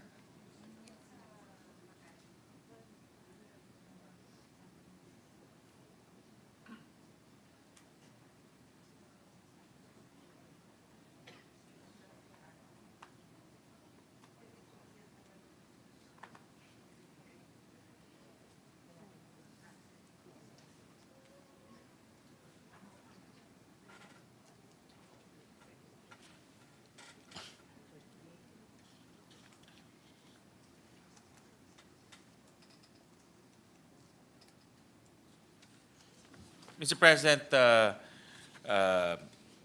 from the briefing that I got, the investigation is final unless the BSP decides to call on the DICT for additional technical investigation. But as far as the investigation goes, it's an internal glitch or internal error that created the issue with GCash. And the good thing here is the ICT did not detect any external hacking that transpired. So, it's now incumbent upon GCash to rectify their system. Salamat, good sponsor. Ano po yung methodology na ginamit para i-determine yung sanhi ng event? At ano yung nature ng glitch na na-discover, good sponsor?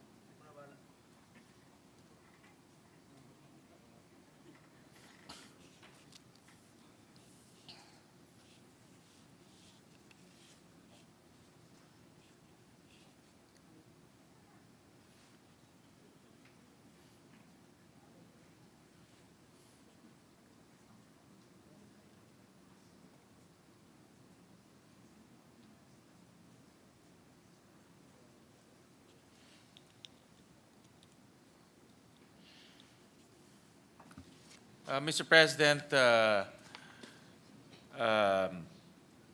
Senator Risa, they used what they call the penetration test as part of their methodology. They also analyzed the logs in that particular system. They also analyzed or did a lot of analysis on the records submitted to the DICT. They also looked at particularly what they call the Ang Pao system. In fact, I read this. Ang Pao system? Ang Pao. I think this is from what I read over the internet. This is a system that gives out small gifts. I think when you use the GCash on a regular basis, you also get small gifts as a reward for using GCash. So parang ampaw nga po, good sponsor, yung mga binibigay nating regalo sa mga inaanak. Tuwing Pasko, naka-red envelope. During Chinese New Year, diba, nagbibigay tayo ng ganun. Opo. So the system is called the Ang Pao system as well. So they looked at this system particularly and they did not find any traces of external hacking, Mr. President. Salamat, good sponsor. At the nature of the glitch was, good sponsor. It's a software bug, Mr. President. Software bug. Bug, Mr. President. So it's an internal error that was that was due to a bug, and the software created all of these issues in regards to the subscription of the users. Salamat, good sponsor. At huling tanong sa paksang ito, anong mga pondo ang inallocate ng department para siguruhin na yung GCash at iba pang fintech services, Maya at iba pa ay stable, transparent at trustworthy? Good sponsor. I mean, the budget allocated Opo, to, ng department. in this case, DICT did not spend for the investigation, since BSP is the regulator of all fintech companies and fintech products. It was BSP who tapped into the technical knowledge of DICT to investigate this matter. Mr. Sorry, good President. sponsor. I didn't express myself clearly. What funds in the fiscal year 2025, GAA, would the department be allocating for this? It will fall under the cybersecurity funds of the DICT, Mr. President. How much is that? All right, salamat, good sponsor. So, It's, yes, Mr. The President. amounts, let me just get the exact amounts. It's under. How much is that?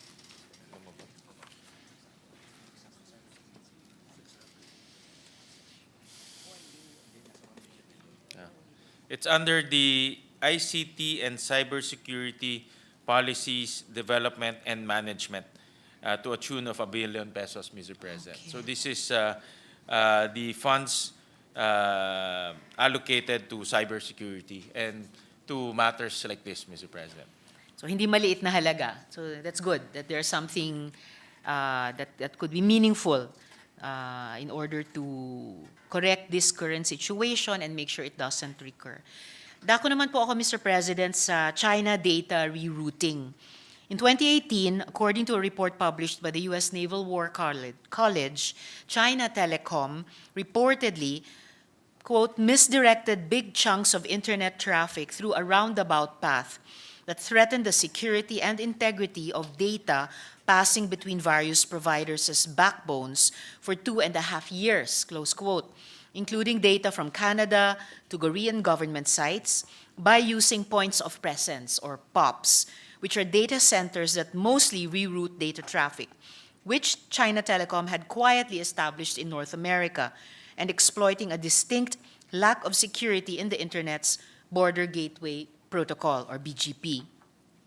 After being misrouted, this data can be analyzed or mined for various purposes, some malicious. Now, I don't need to remind the DICT that China Telecom has a massive point of presence in this country.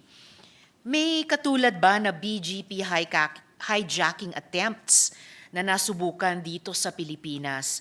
At paano sinisiguro ng DICT na yung data traffic natin, lalo na yung sensitive data traffic na vital sa national security, ay hindi rin nire-reroute sa ganoong paraan, good sponsor?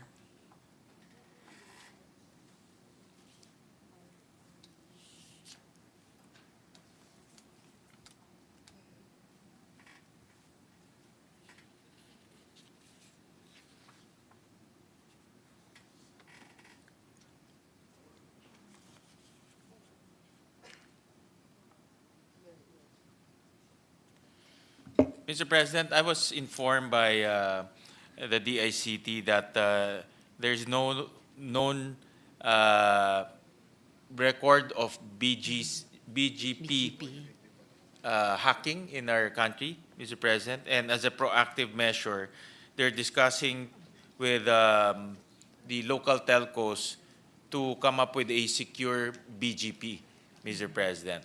So, so that's the initiative that DICT is undertaking proactively in order to prevent hacking from happening. Salamat, good sponsor. At satisfied naman po yung department na kapag nakabuo sila nitong BGP sa mga local telcos, may ensure na hindi ma-reroute yung data traffic natin, good sponsor. Yes, Mr. President. They're very confident in that, Mr. President. Alright, salamat, good sponsor. Tungkol naman po sa National Government Data Center, Recently, members of my staff visited the South Korean government's national data center, what can be described as a national cloud server. It was probably one of the most highly secured facilities in South Korea with very strict access protocols. I know we're pursuing a similar initiative here. Ano po yung relative merits at disadvantages ng pag-centralize ng ating data center requirements kumpara sa yung bawat individual agency, bawat LGU, magme-maintain ng sarili niyang facilities, good sponsor?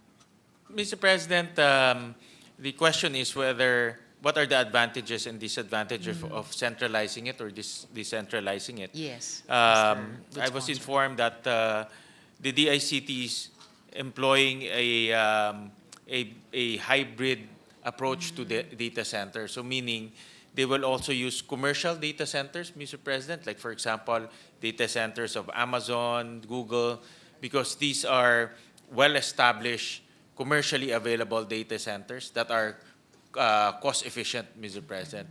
But at the same time, the government is also putting up its own data center to service various government agencies, Mr. President.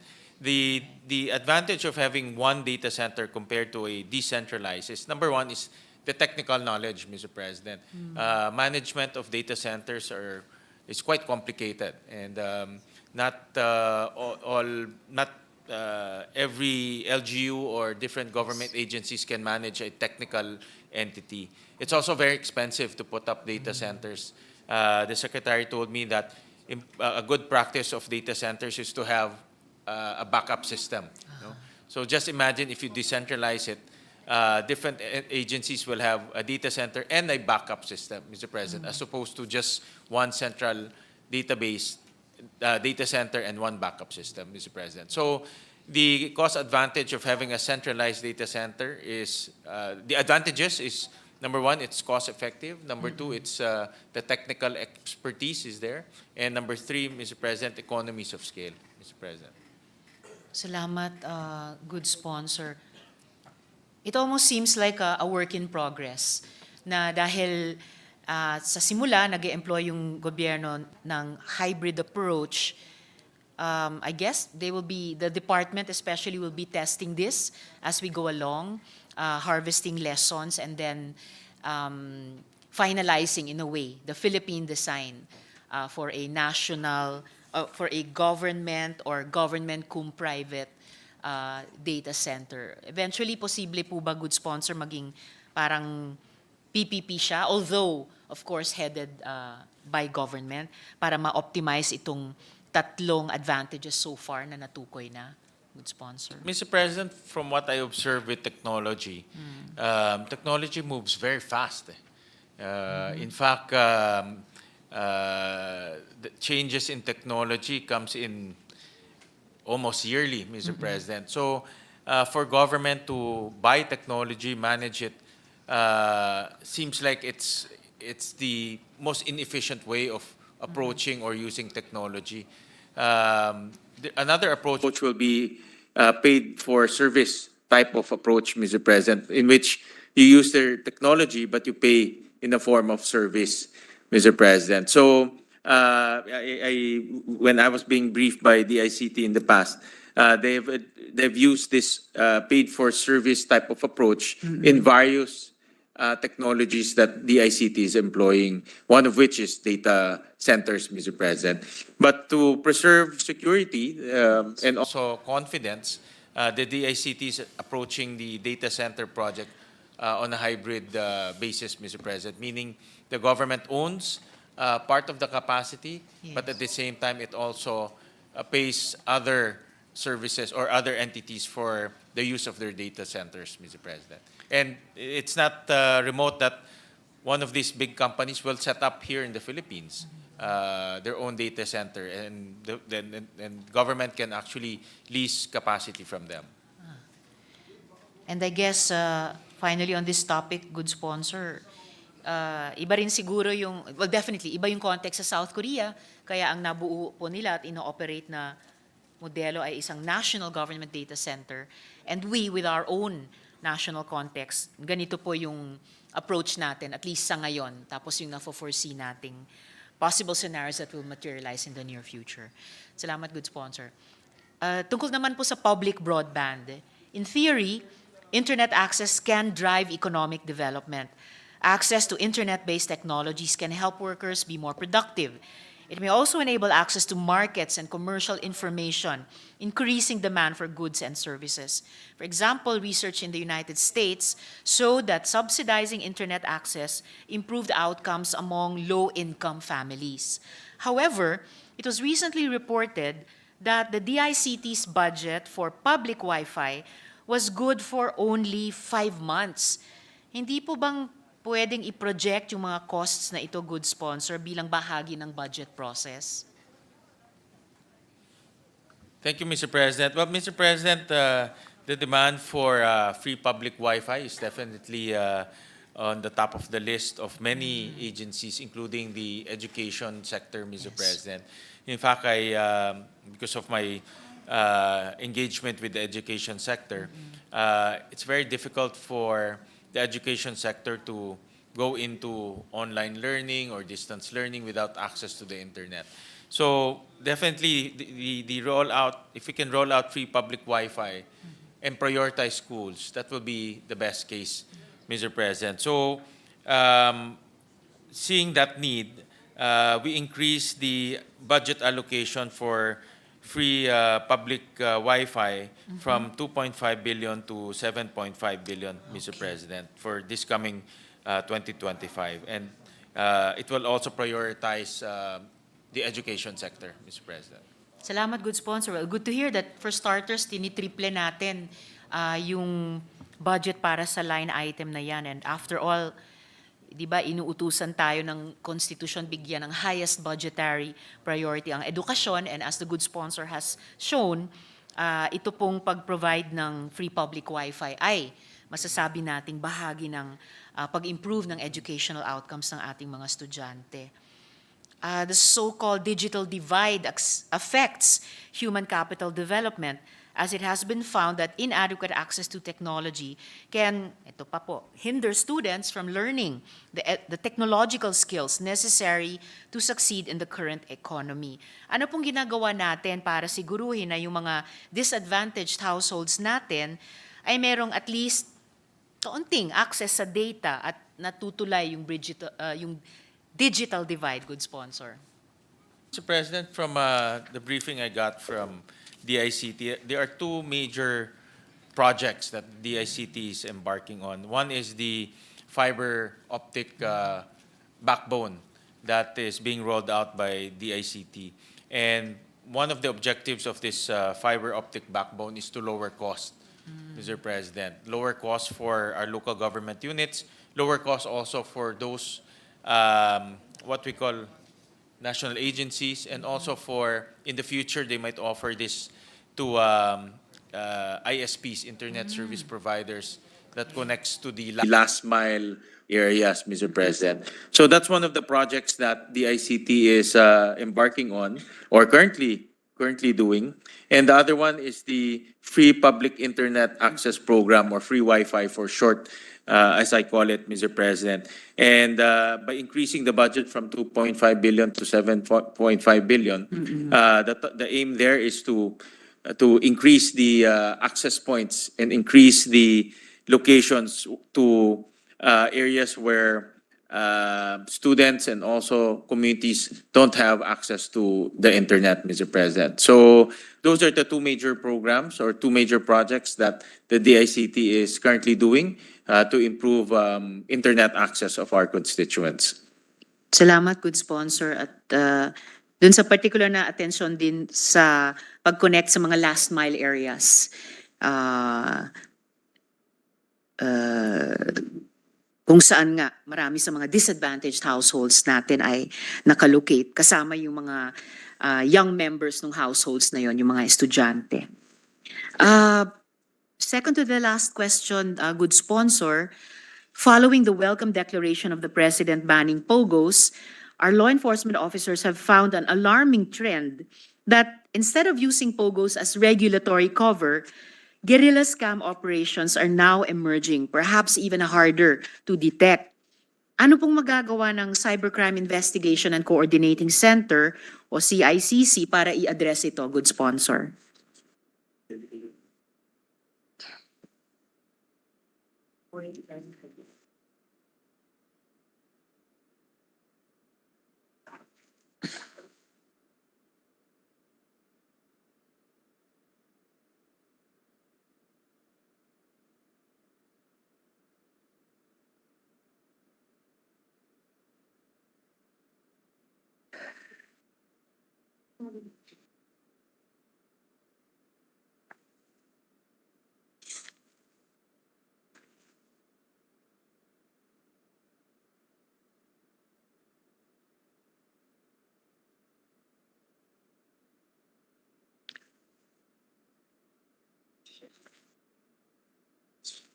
Thank you, Mr. President. Well, Mr. President, I'm happy to report that CICC has managed to apprehend 11 scam hubs, both illegal and both legal. And this is in cooperation with various law enforcement agencies such as PNP and NBI, Mr. President. And they have the technology to also detect scam hubs in the country, and they also have a hotline, Mr. President, that people can call and report this type of scamming operation, Mr. President. As to the methodology, Mr. President, the department is requesting for an executive session on what type of technology that they are using in particular, but they have that technology to detect, Mr. President. Salamat ng marami, good sponsor, at sa department. Certainly, kung magtatawag ang good sponsor ng executive session, isa na po ako na dadalo with great interest. And it's good to know na meron na pong ganitong ongoing at mabubungang pagkilos ang CICC. Akala natin noon, PAOK lang. Meron din palang CICC. That's good to know, a good sponsor. At huling tanong ko na lang po sa umagang ito, the Cybercrime Prevention Act punishes computer-related forgery, fraud, and identity theft. Tinatag nito ang CICC nga para mamuno sa operasyon ng pamahalaan laban sa cybercrimes. Pero ngayon, laganap ang text scams ng mga nagpapanggap na bangko o e-wallet. Ang mahirap pa dito, talagang mapapaniwala ka dahil ang pinanggalingan ng text, pangalan mismo ng bangko o e-wallet. Paano po nila naaabuso sa ganitong paraan ang ating ICT systems? At ano po ang ginagawa ng CICC laban sa mga manlulokong ito, good sponsor?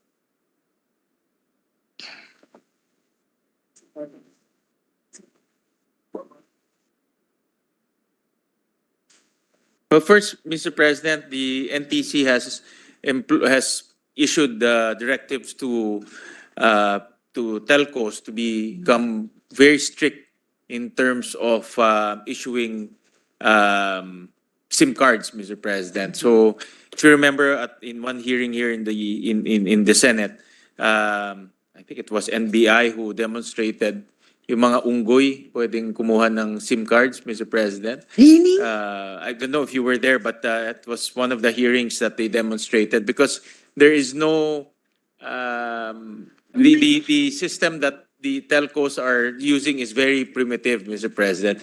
So NTC released several memos to the telecom companies to use the most latest technology to detect fraud and fake identities, Mr. President. So they have already issued that, and to date they have blocked almost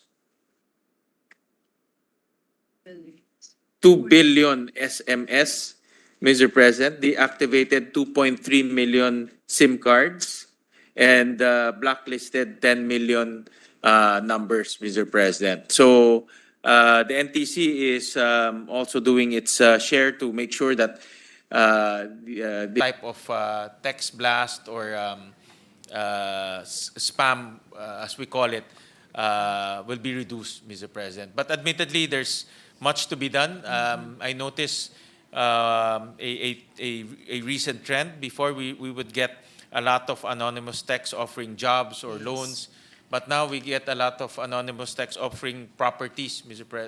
President, for sale.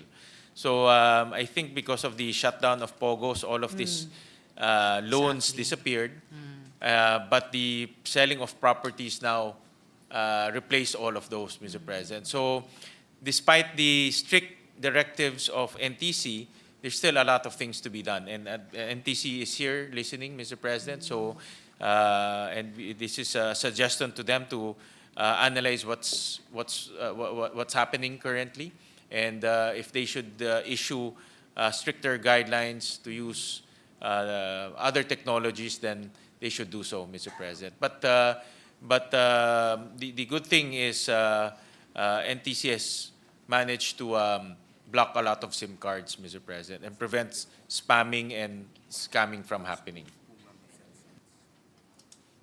Salamat, good sponsor. I thought it was bad enough na kung bulag tayo, makakakuha tayo ng driver's license. So worse, ang unggoy pala, mai-issuehan ng SIM card. Yes, Mr. President, because before you just, when you register a SIM card, you just put any picture, any name, and they will give you a SIM card, Mr. President.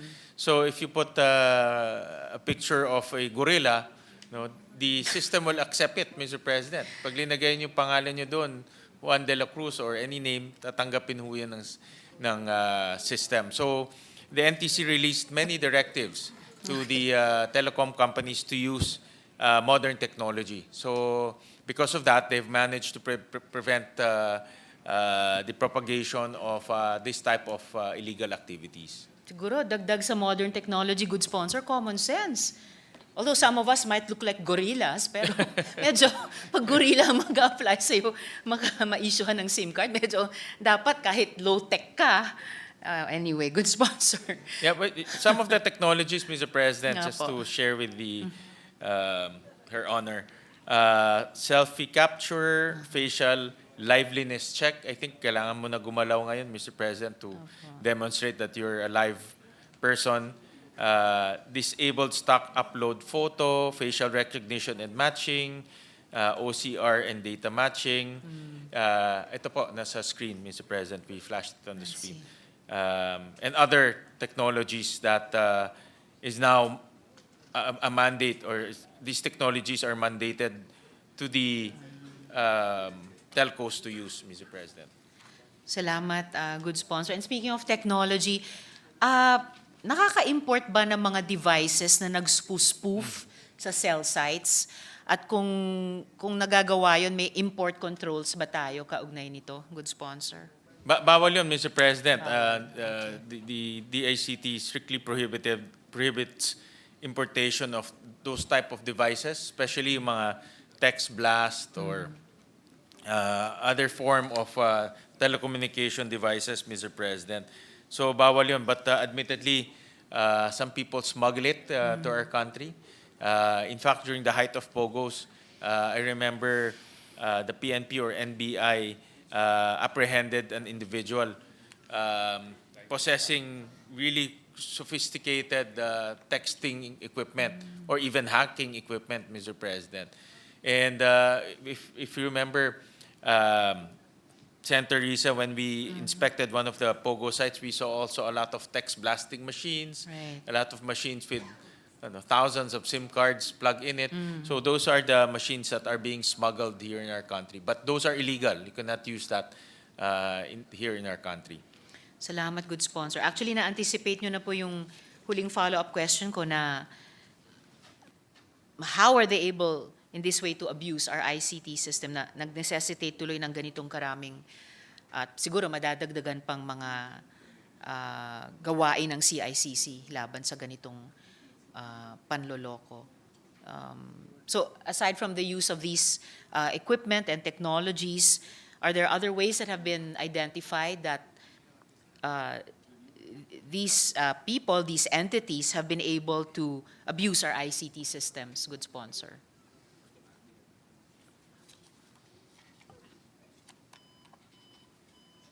Well, Mr. President, I think we are all aware of the power of artificial intelligence. With that also comes with deep fakes, Mr. President, and we've seen that all over the internet lately. And that's also a cause of concern, especially with our elections coming up just around the corner, Mr. President. So the DICT is monitoring this very carefully, and they are also proactively coming up with some information campaign and also mechanisms to help detect this type of technology being abused. Maraming salamat, good sponsor. Naalala ko tuloy nung medyo bago pa ang usaping AI, at least dito sa bansa natin, we would hear news from AI practitioners and enthusiasts themselves in other countries na sila mismo nananawagan sa mga big industry players na na-excite sa prospects ng commercialization ng AI na mag-suspend muna ng mga big experiments nila until the safeguards and the protocols could be put in place.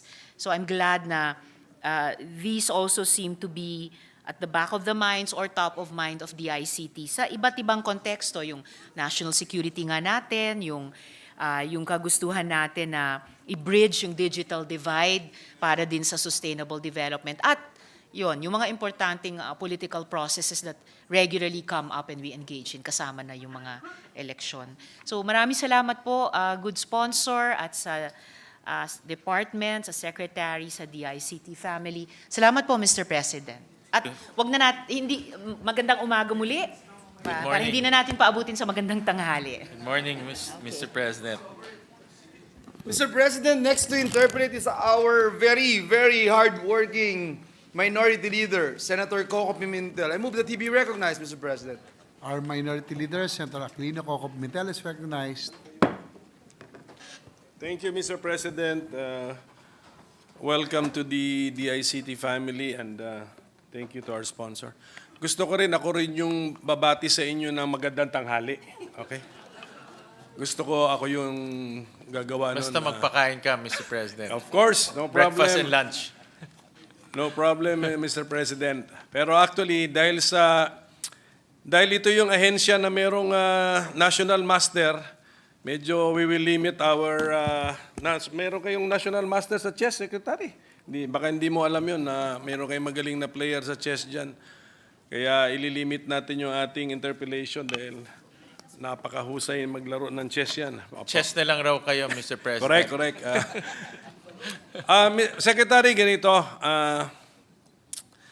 We are just worried that some of your flagship programs and projects might turn into money pits. Kasi some of them are confusing to this representation. It might be clear to you, but confusing to me. But siguro, maybe you can give us a short input this morning, and then ano na lang siguro more detailed inputs in writing So for example, meron kang sa DICT infrastructure flagship programs ninyo, meron kayong Philippine Digital Infrastructure Project na ang kanyang short objective is construction of the national broadband network. And it will cost us 16.1 billion pesos. But this is foreign assisted. And then you have a national broadband plan.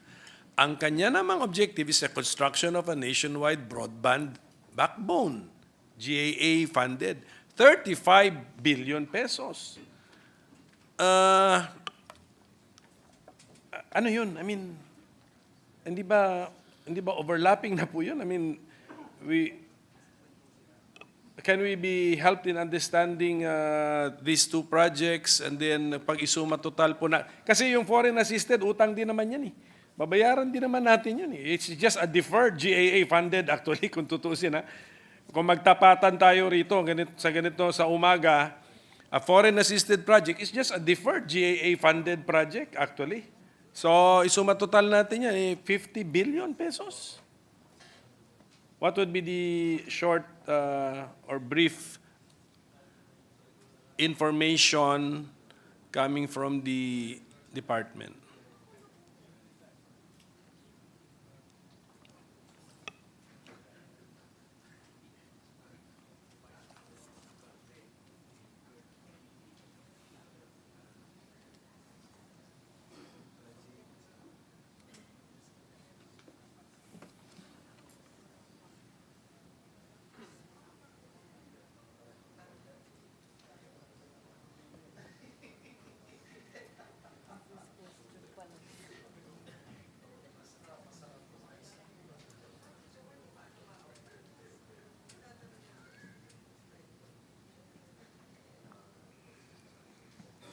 Well, Mr. President, I'll explain first the project, Mr. President. The vision here is to come up with a national fiber optic backbone, Mr. President.